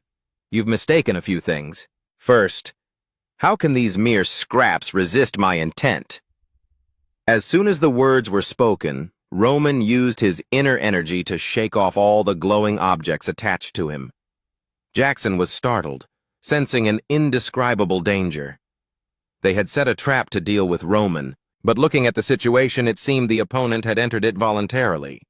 There was definitely something suspicious. Roman continued to declare loudly, "Second, I am completely confident that I can escape any encirclement. Even if you block me from all 8 directions, this small number of people is not enough to defeat me." Before Jackson could react, Roman's voice circled behind him. Roman didn't attack him directly, but said coldly, "However, Jackson, having someone like you, the captain of the Guardian Legion and one of the strongest in the Hector Kingdom, come here personally. Doesn't that prove that Edwin Hector currently has no one protecting him?" The opponent understood the implication in Roman's words. When he turned his head, Roman had already vanished into the night mist. "Damn it! Pursue him immediately! Prince Edwin is in danger!" Roman was now far away. Roman believed that in a situation where the forces were uneven, the only way to end the conflict was to take the head of the enemy general. If he followed the mana flow of the voice transmission Edwin Hector was using, he could find his current location at the foot of the main peak. The Hector patrol soldiers suddenly heard a rustling sound. A dark figure abruptly lunged from the bushes, leaving them no time to react. "Roman Dmitri!" Both were swiftly dealt with by Roman. With a single sword strike, Roman turned toward the target. Edwin Hector seemed to be waiting for Roman. Edwin smirked, his hands activating a magic circle. Roman suddenly realized the opponent had changed how they used mana. He was a mage. A fire attribute magic circle appeared in front of Edwin, and explosions erupted, engulfing Roman. Roman turned, using his cloak to protect himself as his body retreated slightly. Seeing this, Edwin roared, "Don't even think about escaping!" His eyes glowed as he chanted in an ancient language, "Memories of Earth." Immediately, something tried to crawl up. Wood attribute magic sprouted from the ground, trying to entangle Roman. Roman swung his sword, cutting them all down, and sneered, "You expect this cheap magic to stop me?" At that moment, another figure appeared. Golden aura aimed at Roman's head, accompanied by a voice like thunder. "You dare attack Prince Edwin? You arrogant fool who doesn't know his place!" That person's strike sent Roman flying. Roman frowned, silently assessing the new enemy. This man possesses such powerful aura. He's no ordinary person. Who is he? The second-ranked expert of the Hector Kingdom? The captain of discipline of the Royal Knights, the 5-star swordsman Butler. He removed his hood, making a grand show of power. "Roman Dmitri, even if you want to hide, you can't." Roman narrowed his eyes, observing front and back, thinking, "You must have laid out every strategy to bring me down, haven't you, Edwin Hector?" Edwin entered a state of extreme caution and seriousness. "Roman Dmitri, no matter what tricks you play, you cannot survive against a 5-star swordsman and a 4th circle mage. This time I will personally send you on your way." He activated Wind Blade magic, attacking Roman fiercely. Butler seized the opportunity, simultaneously bursting with aura to deliver a strike. "Go to hell!" Roman immediately fell into a passive position. 2 powerful attacks hemmed Roman in, making it impossible to dodge. Roman channeled his inner energy into his sword, his eyes flashing purple as he countered both enemy attacks in one breath. Butler's blade immediately countered again. Roman barely had time to use the back of his blade to block. A large explosion occurred upon impact. Roman dropped to one knee, panting. "Even though I anticipated a trap, I didn't expect Edwin Hector to be a mage. Moreover, he brought an entire legion led by a 5-star swordsman disguised as a commoner." Roman smirked and laughed heartily. "Truly interesting. Only when standing on the brink of death do I truly feel alive." Butler, who had just faced Roman head-on, felt a terrifying pressure in his heart. He didn't expect Roman to reach a level where he could simultaneously resist attacks from both himself and Prince Edwin. Furthermore, the boy was only in his early 20s. "Where did this monster come from? Luckily, he's not at my level yet, otherwise—" Edwin saw the battle momentum slowing and shouted, "Butler, what are you doing? He's exhausted! Attack now!" Just a few seconds of distraction were enough for Roman to seize the opportunity. Like a phantom, Roman appeared in front of Edwin. "Heavenly Demon Sword Art! Third form!" Butler sensed the extreme killing intent radiating from his opponent and rushed to protect the prince. "Stop!" Before Roman could finish the move, Butler managed to shield Edwin. The sword strike made the surrounding space intensely bright. When vision returned, the terrain in front of the strike had been leveled. Only where Butler stood remained intact. He hurriedly turned to check on the prince. "Your Highness, are you all right?" I'm fine." Edwin felt his throat tighten. Witnessing the power of that last move made him stutter. Roman spat out a mouthful of blood, calculating his next move. He even blocked that? As expected of a 5-star swordsman. He's on a different level. Using the heavenly demon sword art twice has left my stamina unable to hold up. This is bad. I must get out of here. Roman suddenly spoke, startling his opponents. "Remember this, Edwin Hector. We will meet again. Do not imagine you can survive what you have done today." After speaking, Roman blended into the night and left the scene. The two could find no further trace of Roman. Because of one person's error, the Hector army suffered a great humiliation, nearly losing their commander. This truth was so cruel that they couldn't accept it even though it happened before their eyes. Edwin clenched his fists, his whole body trembling. "It's all my fault. I was too arrogant, thinking I could easily deal with Roman Dmitri. The decisions made by others in a battle are when one side must suffer the worst consequences they couldn't foresee. This was a crushing defeat for the Hector army. No, a crushing defeat for myself." Edwin didn't stop blaming himself. As soon as morning broke, the Hector Legion received orders. "Let us bury our warriors together. May their souls find eternal rest." They gathered the bodies and lit the funeral pyre. This was a common burial method during wartime. Edwin bowed his head in apology. "It's all because of my hasty decision." The survivors protested in unison. "How can you say that?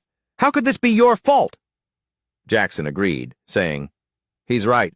We do not believe this is the prince's fault. It's simply that our enemy was too strong." These words made Edwin's heart even heavier. "Please, Prince, lift your head because we still believe in you." Edwin was deeply moved. Edwin looked at the survivors following him. Their faces were resolute, with no sign of disappointment or blame in their eyes. The heavy feeling in his heart vanished. "No, that's right. Jackson is exactly right. Fine. But from now on, if anyone feels my decision will lead to the defeat of the entire army, you must stop me immediately. No need for formalities, understood?" "Understood," the entire army replied in unison, their morale instantly restored. Edwin once again took command. "From now on, before the Cairo army arrives, we must quickly stabilize the frontline camps. 10 days remain. After everything is settled, we will station ourselves in the outskirts and prepare to defend to the death." Butler, standing nearby, couldn't help but ask, "Prince, how do you plan to deal with Roman Dmitri?" Edwin replied with absolute determination, "He is indeed a strong enemy, but if we engage in the mountains, where we have a much greater terrain advantage than on the plains, the situation will be completely different. I will utilize this advantage. I can lose, but the Hector army cannot." Jackson continued to ask, "If we strengthen our defenses, can we face Cairo?" "We must not only take back everything we lost from the Cairo army, but also demand it back from the Kronos Empire." The brilliant strategist Edwin had regained his spirit after defeat. The scene shifts to the Cairo royal castle. Count Azel, in charge of the national treasury, strongly opposed the gold they had to pay Hector. Previously, due to Kronos' provocations, we invested heavily in the eastern border. With the current budget, we cannot meet all the conditions the Hector army has set. If we meet all their demands, our remaining budget will be depleted. King Daniel suggested, "Then how about increasing taxes?" "Your Majesty, we just increased taxes 6 months ago. If we raise them again now, the people will revolt." The king frowned. The financial power in his hands was indeed not enough to solve this personally.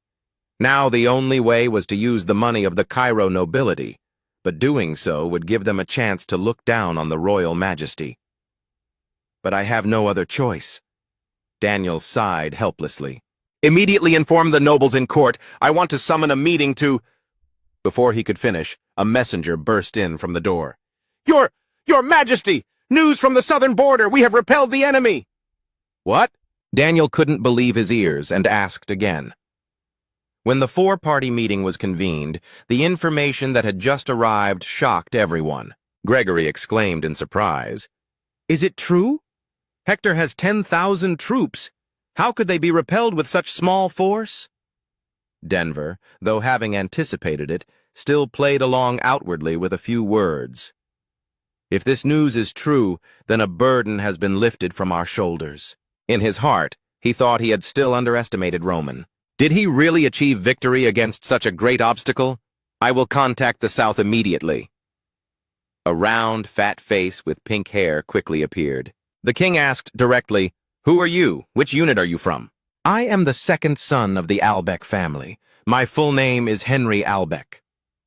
People whispered, Which family is Albeck? Marquis Benedict suddenly remembered, the Albeck family once produced many prominent figures and used to be a great family in the court. Henry hurriedly added, Yes, that's right. The Marquis frowned and continued to ask, But even so, why are you the one answering on behalf of Roman? Henry quickly explained, I have joined Lord Roman's army. Lord Roman should have been the one to answer, but he said he wanted some peace and quiet.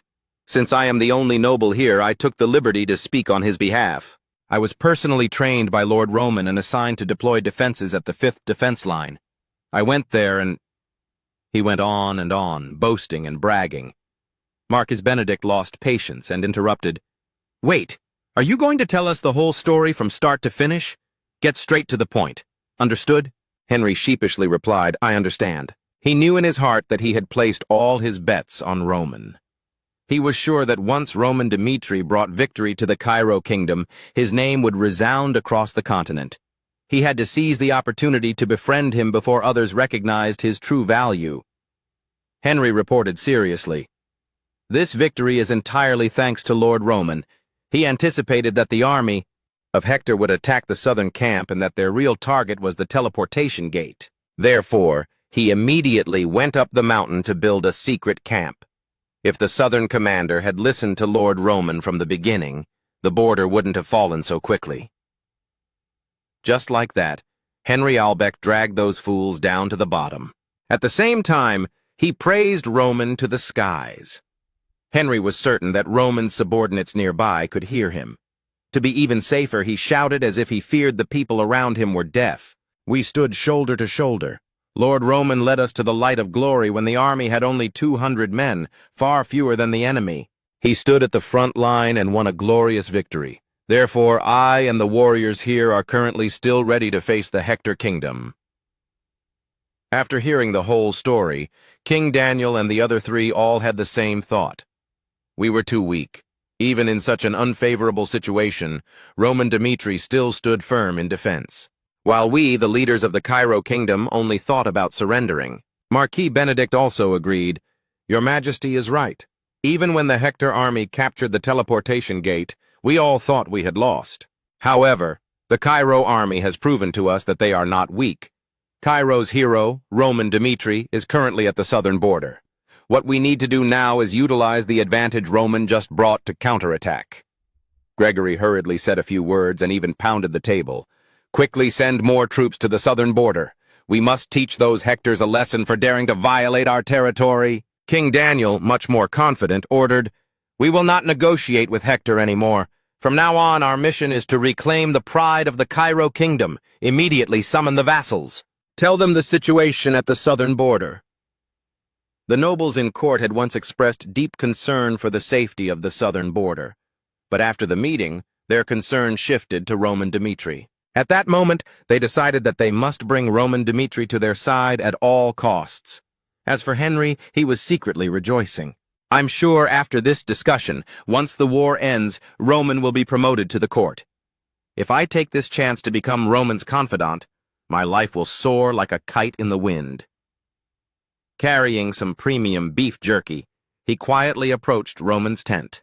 "Chris, you're hungry, right? Eat this." "No need." Henry was flatly rejected. The fat man hurriedly chased after him, pleading, "Oh, come on, eat it, it's very delicious." Seeing he couldn't escape him, Chris spoke directly. "Do you think I don't know your intentions? If you really want to be recognized, stop being fake in front of us.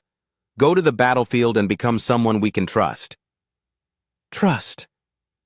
For a moment, Henry's large eyes flashed with a glimmer of desire. But immediately after, when he saw Kevin, he changed targets. He pulled Kevin over. "Beef jerky is very delicious." The Royal Army dispatched to the southern defense line received orders to support Roman and stall for time until Cairo's main force arrived.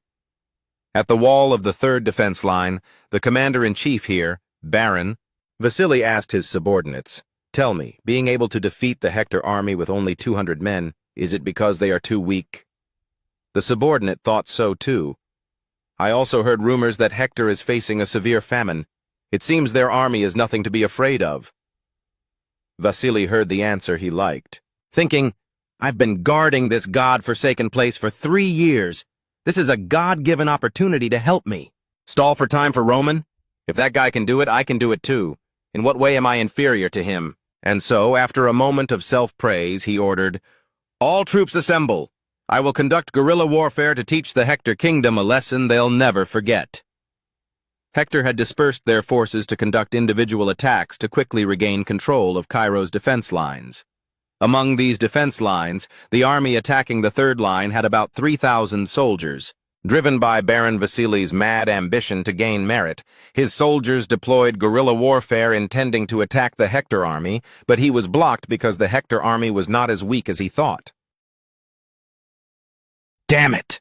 Vasily cursed the situation he was facing. After a period of being passive, the Hector army had risen and taken control of the situation. Meanwhile, Baron Vasily's army, which usually only stayed within the walls living an easy life, could not resist the Hector army. The Cairo army realized that Hector was perfectly capable of winning this war. They were only at a disadvantage when Roman Dmitri was present. "Damn it, but it's the truth." Those were Vasily's last words. The Hector army executed him on the spot. The news of defeat quickly traveled back to the capital, Cairo. "Your Majesty, Baron Vasily, the commander of the third defense line, has fallen in battle with the enemy." Another messenger ran in panic. "The third and fourth defense lines are both being attacked by the enemy. The second defense line is in a critical state and needs to report." The communication device had just lit up when a soldier covered in blood appeared with a terrified look. He pleaded, "The situation is very dangerous. In this state, the second defense line cannot hold out for 10 days. Please, Your Majesty, send reinforcements." Daniel immediately asked anxiously, "You mean all our defense lines could be broken in the next few days?" Now the king finally woke up. It wasn't because the Cairo side was strong, nor because the Hector side was weak. The overwhelming victory before was thanks to the existence of Roman Dmitri. Our team had underestimated the enemy too much. "Roman Dmitri, where are you?" At this moment, Roman was hiding and cultivating in an anonymous stone cave. In this continent, there are still many things I don't know. Magic. If in the martial world people absorb the energy of nature like trees using roots to absorb nutrients to grow, thereby strengthening their own internal power, in this world there is a difference. Magic. If Edwin Hector had been a mage with stronger magic then, I'm afraid it would have been hard for me to escape. My current power compared to when I was the heavenly demon is far too inferior. If I make another hasty decision, I might immediately fall into a disastrous situation. Edwin Hector. He anticipated that I wanted to assassinate him and set a cunning trap to lure me in. This is harder to deal with than I thought. I need to think of a strategy for the future. In that battle, I had absolutely no chance to touch Edwin. Every time I felt he was right before my eyes. Just a little bit more and Edwin would fall under my sword. But I was wrong. Butler. He could block the heavenly demon sword art. I still cannot win against the combination of a mage and a 5-star swordsman.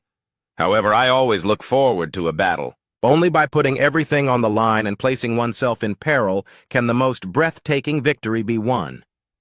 This is a brand new challenge facing the toughest opponent yet. Because I am not someone who can live a peaceful life content with the present, even if it costs me my head. As long as I haven't fallen, I will not stop moving forward and overcoming everything. As long as I haven't fallen under the enemy's blade, I will always do so. Butler, the 5-star swordsman, I can defeat him in a one-on-one duel. I am ready. Outside the cave, Henry looked very worried and called out loudly, "Did Lord Roman say when he'd come out?" I don't know what he's doing in there, but the royal family is urgently trying to contact him. Let me go in to see him, Chris said sternly. From now until he comes out on his own, no one is to see him. Henry had no choice but to turn back and look at the cave entrance, wondering, what on earth is he doing in there? What the hell happened? Wait. Henry froze as a figure stepped out from inside. Roman was covered in blood and his face was caked with dirt, making the fat man blurt out, "Why does he look so miserable?" They walked together into the main tent. Chris reported, "Just as you predicted, the 3rd and 4th defense lines fell within days. The 2nd defense line also fell yesterday. After seizing all military supplies at those lines, the Hector army gathered at the rear base behind them. As I see it, that rear base is where they plan to defend to the end." Henry chimed in, "The Cairo royal family is in a total panic right now. They're hoping to reconnect with you. Your army has achieved such great merit. Perhaps from now on you should just handle everything yourself." Roman said coldly, "Connect the communication with the royal family for me." The call was quickly connected. Upon seeing the king, Roman politely introduced himself. "I am Roman Dmitri of the Southern Defense Line." King Daniel frowned slightly and questioned him unhappily. "I heard all 4 southern defense lines were broken by the Hector army. What were you doing then?" Roman immediately replied, "This past week I have been preparing and thinking about my own strategy." Hearing this, the king's tone softened. "Your own strategy? I don't want to blame you for the failure of the southern defense line, but within a week, all 4 lines fell into enemy hands. Didn't you help them at all?" Facing the pointed questions, Roman's attitude remained unchanged. "To be honest, it was thanks to luck that I escaped the life-and-death battle with Hector. The royal army underestimated the enemy too much. In that situation, I couldn't help them. As for Hector, they've bet everything on this war." "I also fought Butler, the 2nd strongest swordsman of the Hector kingdom, in the recent battle. I can also inform your majesty that the commander-in-chief, Edwin Hector, is a very powerful mage." The king looked startled. "You say Butler? That 5-star swordsman? And Edwin Hector is a mage?" Roman didn't answer but continued. "As everyone surely knows, a mage on the battlefield possesses extraordinary power that can turn the tide. I believe we should only engage their army after Cairo's main force is deployed to the southern defense line." Marcus thought to himself, "Roman is right. With the current defensive forces in the south, it seems very difficult to resist the Hector army." Denver frowned. He hadn't expected Butler to join the fight. It seemed the Hector kingdom had staked everything on this war. This time, the 3 factions were actually quite united. "Your Majesty, I believe this is enough. We no longer need to interrogate our hero." "I agree." Daniel held his head and sighed softly. "I won't ask any more, Roman. We have deployed the main force to the south. The Hector side seems to have retreated behind the defense lines to set up a base and prepare for a final stand. I hope you will join our main force and support them in attacking the Hector army." After hearing this, Roman calculated in his head. Hector won't give up. If they did, their efforts to negotiate favorable terms with the Cairo royal family would be in vain. "What's the worst situation our army could face?" Roman then flatly refused the king's request. "I apologize, but time is currently very disadvantageous for us." Daniel looked displeased. He frowned and asked, "What do you mean by that?" Roman explained, "After the Cairo main force reaches the southern defense line, we have 3 days at most. From now until then, if we cannot attack and defeat the Hector army's rear base, they will certainly draw in more allies, such as the Kronos Empire, to join this war." Daniel was horrified. "In this situation, how should we handle it?" Roman smiled, perhaps waiting for this reaction before saying, "The only way for us to escape this predicament is to launch a direct frontal assault on their army. We must defeat the Hector army within those 3 days. A general offensive, that was the plan Roman proposed. At the same time, another negotiation was taking place. Count Hades of the Kronos Empire smirked. Passing through Cairo's southern gate? An attractive offer. However, it's very difficult to accept Hector's proposal right now. Holding the southern border is good, of course, but wouldn't we then face Cairo's wrath? If you can hold the rear base for 1 month, I will accept Hector's offer. Edwin was stunned upon hearing this. He truly hadn't expected the other party to take advantage of the situation like this. Hades, with an air of certainty, asked again, "Well?" Edwin's face showed clear indignation. He was truly frustrated, but they had no other choice. "I accept."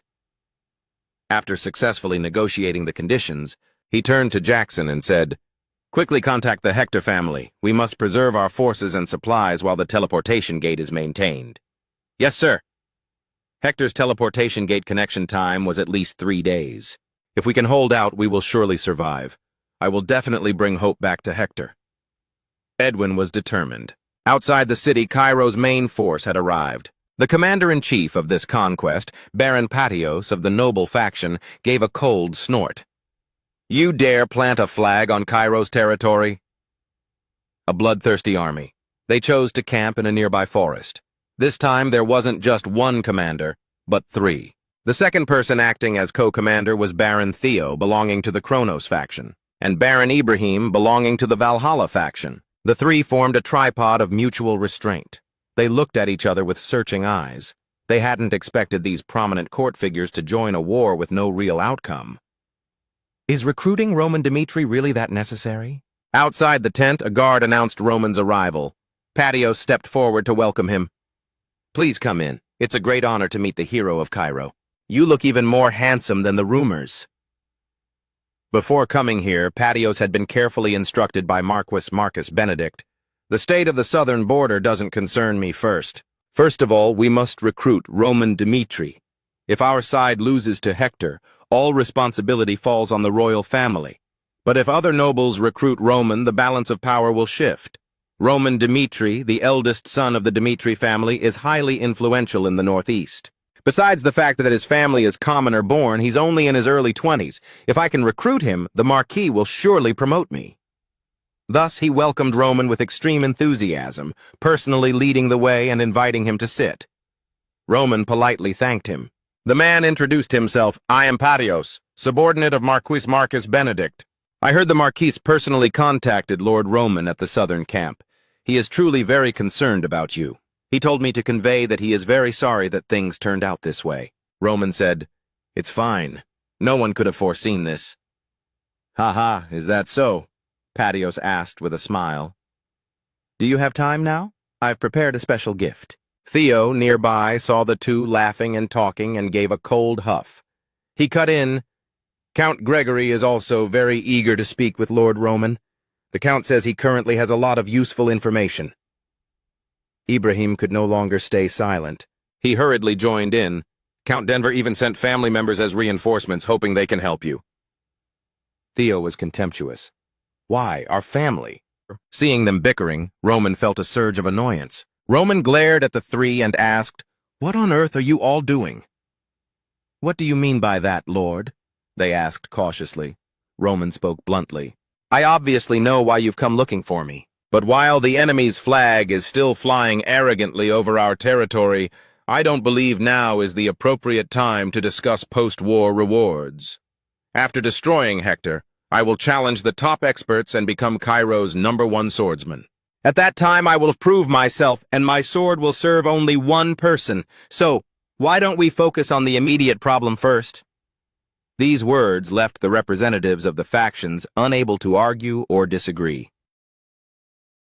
Roman's second assertion diffused the tension, and the new strategic meeting officially began. This was a war where all parties had to bet their lives. Everyone had their own proposals, but none could offer a solution. Currently, Hector is using the teleportation gate's connection. They have at least 3 days. They also need some time to prepare for a counterattack against us, but even so, Hector's strength is only about 10,000. Now that our forces are all here, Wouldn't a direct attack give us a better chance of winning? Roman explained Patios's concern. Roman said that if the three of them supported him plus the numerical advantage, they would certainly hold the upper hand. But once Edwin Hector's side has a mage, we cannot say we are completely dominant. That being said, it's not like there isn't a way. Having said this, Roman once again flashed an incredibly confident smile. The Hector forces were defending the fortress. When they spotted the enemy's approach, chaos erupted. "Enemy approaching! Everyone to your positions!" The Cairo Kingdom's army drew up in a formal formation, surrounding the main gate from a distance. They halted just outside the range of the enemy archers. Waiting from the Cairo side, a single figure stepped out alone. The Hector soldiers pricked up their ears to listen. "Listen, I am Roman Dimitri, the representative knight of the Cairo Kingdom. I propose a duel to the death with Butler of the Hector Kingdom." Edwin was completely blindsided by this situation. He grew anxious. "Roman Dimitri, what kind of devilry are you playing at?" Roman remained below, loudly issuing the challenge. "I do not want anyone to sacrifice themselves in vain. I am sure you feel the same. If you defeat me, Cairo will accept all of Hector's conditions. Conversely, if I win, all of you must immediately leave Cairo." Edwin was completely baffled. With Dimitri's current ability, it was impossible to defeat Butler, yet he still wanted a duel. Could this be a trap? Roman pointed his sword toward the ramparts and continued to shout, "If you do not accept my conditions, I will destroy this camp even if it costs me my life. I give you 10 minutes to think. I hope you make a wise decision." Edwin's face turned pale. There were problems no matter which path he chose. Butler resolutely stepped forward. "I will go out to fight." "I won't allow it." Edwin immediately refused. He pleaded earnestly, "Prince, please trust me one more time. I will take Roman Dimitri's head and find a way for the Hector Kingdom to survive." "It's not that I don't trust you, but we just lost 700 soldiers right after his last attack," Edwin shouted angrily. The smell of the cremated remains of those soldiers seemed to still hang thick in the air. "I naturally trust you, but Roman Dimitri surely has some scheme." Butler confidently asserted, "I can definitely crush any of his schemes. I have served you my whole life. Surely your Highness doesn't think I would be afraid to answer a challenge because of a trap?" Edwin knew this battle was unavoidable. He bowed his head and said in a low voice, "Please promise me one thing. I don't want to lose you, so once you feel anything suspicious, retreat immediately." Hearing this, Butler was a bit surprised, but quickly agreed. "I understand. I will certainly return." Butler picked up his great sword and turned to walk out of the city gate alone into a fighting stance. He raised his voice. "To live to this age, I've met many madmen, but someone like you is a first. I don't know what you're plotting, but I will give it my all." Roman stepped before his opponent and spoke with respect. "When my sword struck you on the mountain, I truly wanted to test our skills against each other. There are no traps here. I want to use my true strength to fight you, so please give it your all. If you can kill me, you will have whatever you desire." "Madman!" Butler laughed with excitement. The moment those words were finished, they lunged at each other.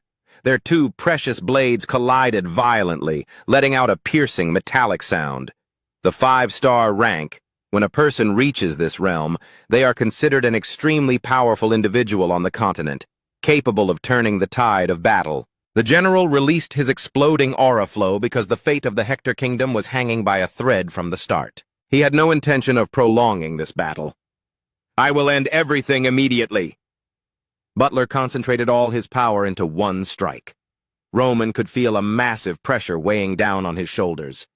Roman gritted his teeth and held firm. The ground where the two fought cracked and sank under the pressure. Whether it was the Hector side or the Cairo army, they all wore the same shocked expressions. No one expected this confrontation to reach such a level. Butler pointed the tip of his greatsword forward. His whole body lunged like a sharp spear, but in a brief moment his footwork became unpredictable. Roman was startled to find he had lost track of his opponent. When Butler reappeared, he was behind Roman, his sword raised high above his head. A powerful slash struck down hard. Roman firmly took a horse stance with both hands to block the blow. The blade slid along the length of his sword and struck the ground. The dazzling golden light of the aftershock extended for tens of meters, destroying a long strip of land. Baron Patios's face turned deathly pale. Damn it! Damn it! Patios regretted it now. He had agreed to this battle even though he hadn't wanted to, just to please Lord Roman and gain favor. But if Roman was defeated now, all his efforts to recruit him would go down the drain. Baron Theo, standing behind Patios, also thought to himself, Could it be he's going to lose like this? The two sides fought fiercely without stopping, their blades continuously clashing and rebounding. Roman gritted his teeth. At this moment, the opponent was indeed much stronger than him. A single slip-up could mean dying on the spot. On the fortress walls, Hector's soldiers clenched their trembling fists. They raised their heads and shouted in encouragement for the general. General, please avenge our fallen comrades! Lord General!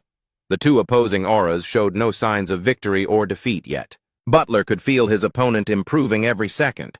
With every attack he made, the opponent gradually caught up to his speed. Roman was not only blocking those attacks, but was even starting to see through his sword paths.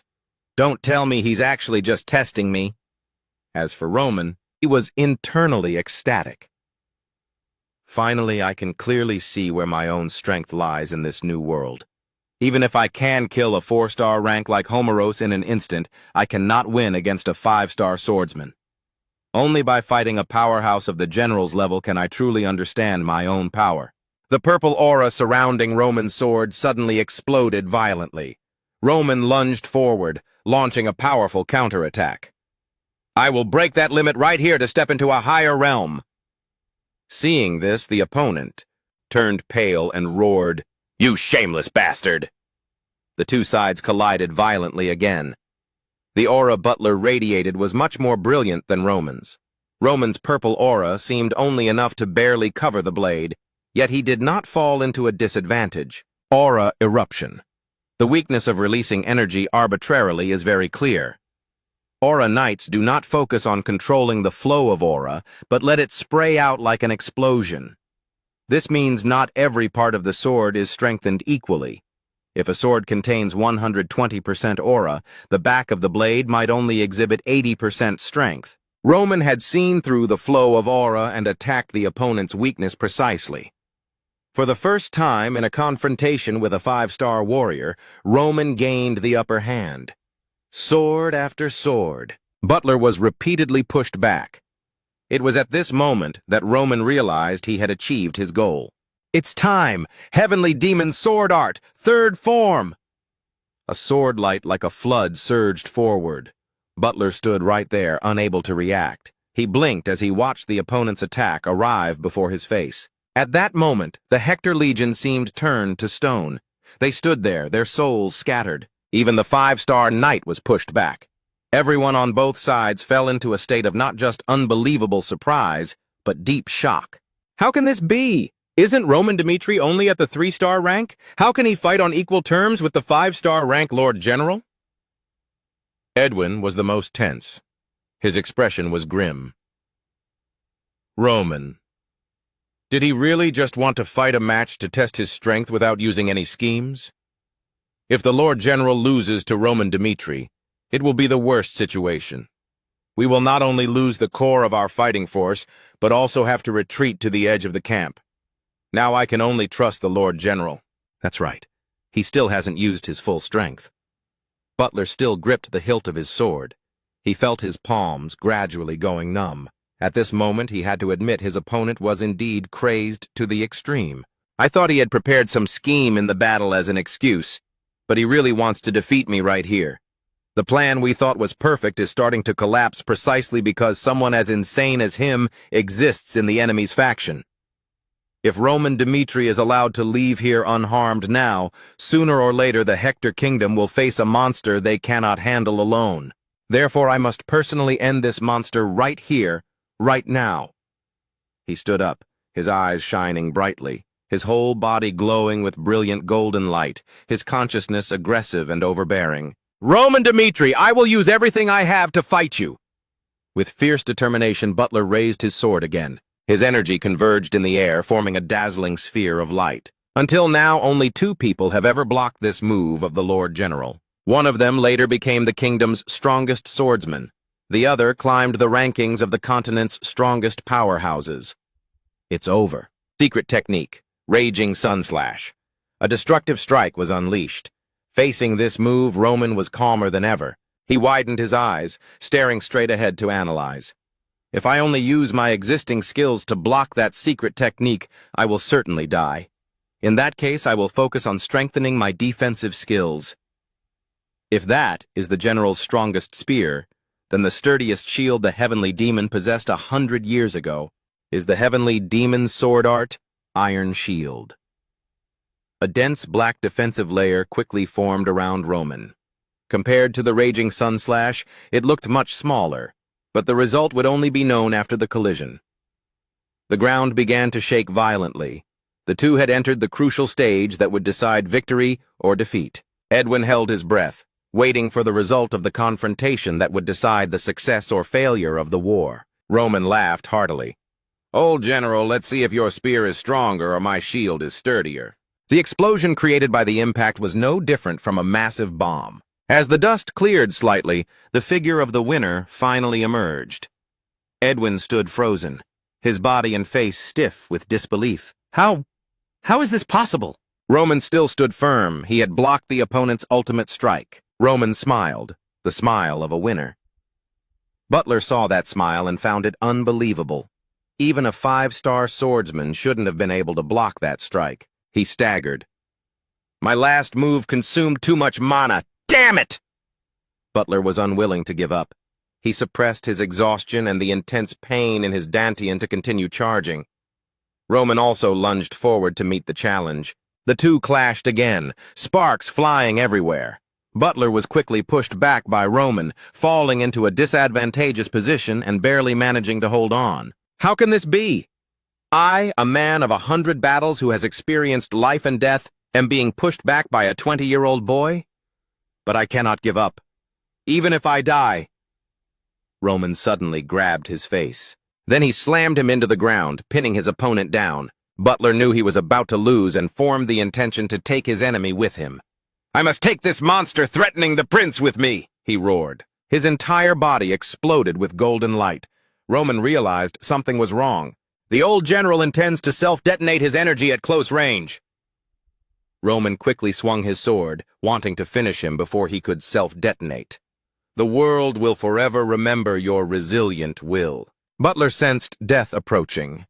Roman's gaze was cold to the extreme. In the moment of crisis, Edwin intervened. He shouted, "Stop!" while simultaneously launching the magic, archaic exploding flame. A spear of fire tore through the air, plunging down at extreme speed. Roman sensed the mana fluctuation and reacted immediately. Roman jumped back to dodge, but the opponent used that chance to successfully rescue the man. Hector's soldiers poured out from the main gate to save General Butler. "You inhuman devil! Stay away from the general!" The Hector side had broken the rules of the duel. They abandoned their honor in front of both armies to save Butler. To do that, they were forced to open the city gates. "I cannot miss this opportunity." Roman mercilessly cut down the enemies approaching him. His sharp gaze swept across the battlefield. Before coming here, the 4 commanders of the Cairo kingdom had a discussion at the strategy table. Baron Patios asked Roman, "Even if a miracle happens, what should we do next?" Roman said that after fighting the Hector troops on the mountain, he had been observing from a distance. Although they fought all night, they still carried the bodies of all their comrades down the mountain. The remnants gathered at the southern front line in an urgent situation needing retreat. They still cremated the bodies and held a memorial service before leaving. They could take the time to let the soldiers weep and remember their comrades. This shows that Edwin Hector is indeed a merciful commander. Planning to exploit this weakness, Baron Patios was extremely surprised, vaguely guessing something. Roman also stated bluntly, "Butler will make him make a wrong judgment. He is the pawn I need right now. I will thoroughly exploit his mistake. If I defeat Butler, it will be enough to carry out the first step. I won't finish Butler in one move, but I will make him unable to fight anymore. The moment Edwin Hector decides to save Butler, that is the time to execute the second step. And now everything has unfolded exactly as Roman said. Soldiers frantically lunged at Roman, completely ignoring how those in front had been brutally dismembered. "Attack! We must stall long enough to save the general." Roman showed no mercy in tearing apart his enemies. "Edwin Hector, you are indeed a good monarch, but you are truly not suited for war." Roman broke through the encirclement and began moving forward. The Hector soldiers hadn't noticed Roman's actions yet. They were busy with the rescue. "Quickly take Lord Butler away. We will stall for time." Archers on the wall were ready, but the arrows could not leave the bowstrings. "We can't shoot him. He's mixed in among the soldiers. Damn it!" Patios witnessed the scene before his eyes in disbelief, thinking, "Incredible. Everything is just as Roman said. It's like magic. Roman Dmitri is the most brilliant talent Cairo has ever had. This is why Baron Benedict wants to recruit him. I understand now why we must get him at all costs. The moment we have Roman, we won't need this kingdom's weak monarch anymore. We can sweep away the two neighboring empires like clearing weeds." He immediately ordered the soldiers under his command to launch a general offensive. "Wipe out the enemy for me!" Seeing the three large enemy armies attacking, Edwin stood stunned. "My foolish decision led to the current situation. Comradeship, I'm a fool." As a general, I should have remained calm until the last moment, but the moment Butler fell, I lost my judgment. Edwin took a deep breath, trying to suppress his emotions. Then he began to chant. "It's not over yet. We've saved Butler. Close the city gates. There is still a chance for victory." Archaic exploding flame spears shot down, beginning to cover the Hector army's retreat. The mages appeared at this time as well. They simultaneously chanted fireball spells. "Retreat quickly, your highness!" Fire attribute magic frantically ravaged the ground.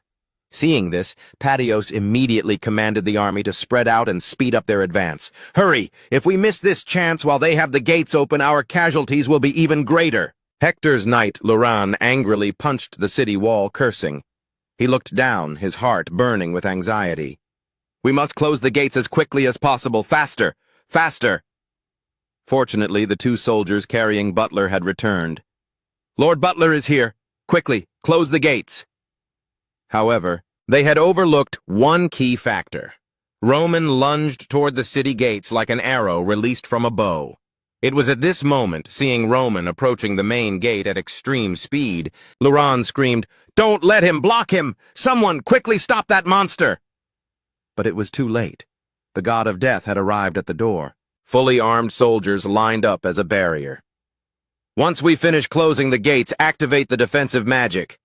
We will deal with Roman Dmitri." Roman let out a great shout and unleashed a sword technique. Its destructive power was enough to blow away everyone in his path, including the massive city gates. Then Roman held his head high, stepped inside, and shouted, "The city gates have been breached! All Cairo soldiers advance!" Patios immediately deployed the troops upon seeing this. "Everyone! All of you, finish off the remnants of the Hector army!" Morale soared as the Cairo army, possessing the numerical advantage, poured in like a tide. The Hector side huddled together in desperate resistance. Chris and Roman's close soldiers also gallantly charged in. The battlefield was now filled with the smell of blood and rust. The city gates were open. From beginning to end, Roman had only one goal. Roman had to step forward. "Edwin Hector, now only you are left." Edwin was filled with self-reproach. "Where did I go wrong? All I did was attack and seize the enemy's rear base. I was once confident that my decision was not wrong. My plan was clearly perfect. Until Roman Dmitri appeared. Yes, it was all because of him." Thinking of this, Edwin felt his blood boil. The fire of rage burned within his heart. The entire policy and plan to seize the fifth defense line had completely failed. It was Roman Dmitri's masterpiece. Because of his guerrilla actions on the mountain, I lost 1,000 elite soldiers. If there are gods here, I truly want to ask, why give birth to me, the star of hope for Hector, and then why send Roman Dmitri to the kingdom of Cairo? "We finally meet again," Roman said coldly. Edwin nodded slightly. "It's not just that we finally meet again. If I die here today in the next life, I will surely haunt you to wash away this defeat, Roman Dmitri. Edwin let out a loud shout. Overlapping magic circles appeared in front of Roman. Unseal magic! Wind blades! The wind blades split into 4 streams, attacking Roman in a fan shape. Roman simply swung his sword in a wide arc, shattering the opponent's magic. Roman's gaze locked onto his prey. As Hector's soldiers rushed forward to intervene, "We must protect His Highness! Stop Roman Dimitri!" 3 aura swordsmen charged at once, but in Roman's eyes, they were nothing more than weeds. The demon's sword in Roman's hand traced a clean curve, dealing with those blocking his path in an instant. Just then, vines sprouted from the ground. Roman was imprisoned in a wooden cage created by magic. Edwin seized the opportunity to launch a fire attack. Wood meets fire and burns even brighter. The flames erupted violently, and for a moment, the temperature likely exceeded 100 degrees. A sword pierced outward from inside the wooden cage. Roman used his strength to shatter the prison and stepped out composedly. But Edwin was prepared. In Roman's hand, a lightning orb was condensing. "I knew you weren't someone easily defeated. So how about this? Taste this, multi-ray." Seeing the lightning strike the enemy's silhouette, Edwin rejoiced inwardly. "Did I defeat him? Edwin Hector." Roman's ice-cold voice softly echoed from behind, sending a chill down the prince's spine. "I admit you are quite strong, but it's time to end this." A sword thrust carrying purple energy aimed straight for Edwin's head. He had no time to react. Crimson blood sprayed out with a metallic scent, but Edwin felt no pain. Knight Loran had used his body to block the fatal strike, and the price was his life. Your Highness, run quickly!" 2 hot tears rolled down Loran's cheeks, blood continuously pouring from his mouth. Edwin couldn't hold back his tears either. Roman roared Loran's name. Seeing his comrade die for him, Edwin broke down even further. "No, no, no, no!" Edwin screamed. He growled in absolute agony. But in Roman's heart, there was no pity or empathy. Roman stepped forward coldly, prepared to strike. "Let's end this. It's pitiful, but I will soon send you to join him." However, Edwin seemed very popular with his troops. As soon as one fell for him, others immediately charged in to rescue. A team of 3 knights and several aura swordsmen rushed to block Roman Dimitri. They attacked frantically, using all their might to push Roman back. Knowing that doing so would cost them their lives, they did not hesitate. Jackson took the opportunity to hoist Edwin onto his shoulder and fled quickly. "Your Highness, wake up! Do you truly want to die here? Even if you are branded as a weak loser, please do not let those who sacrificed themselves for you die in vain. You must live," Jackson cried and shouted as he carried Edwin, leaving his comrades behind to escape. It caused him immense pain as well. "We must abandon the castle! Everyone, retreat!" Roman finished off that group and was preparing to pursue when he was met with fierce resistance from the Hector army. "Block him! We must buy time! Your Highness, you must live! Your Highness, you must live!" The moment they chose to stay behind and cover the retreat, their fate was sealed. Death. All that remained in Edwin's eyes was a crushing defeat. Roman Dimitri was slaughtering everything he could reach. "He is a demon! You've won this war already! Stop! Can you please spare the troops?" A Hector knight knelt on the ground and pleaded. Roman stood there, looking at him coldly, and said, "Did I not warn you? That when we met again, I would kill everyone. You were the ones who started this war. So don't cry as if you are the victim." Without another word, Roman swung his sword, cleanly decapitating him. All Hector soldiers had retreated. "This is Cairo's victory!" Cheers echoed across the battlefield. Soon the 3 commanders representing the 3 factions quickly entered the city. "Where is Roman Dimitri?" When they saw Roman sitting on a pile of enemy corpses stacked as high as a mountain, they were all deeply shaken. Roman's existence had overturned a war that was already lost, achieving an unprecedented feat. After this battle, Roman Dimitri's reputation would shine so brightly that no one in the country could compare. Roman sat there, flashing a smile that sent shivers down spines. "You've finally arrived."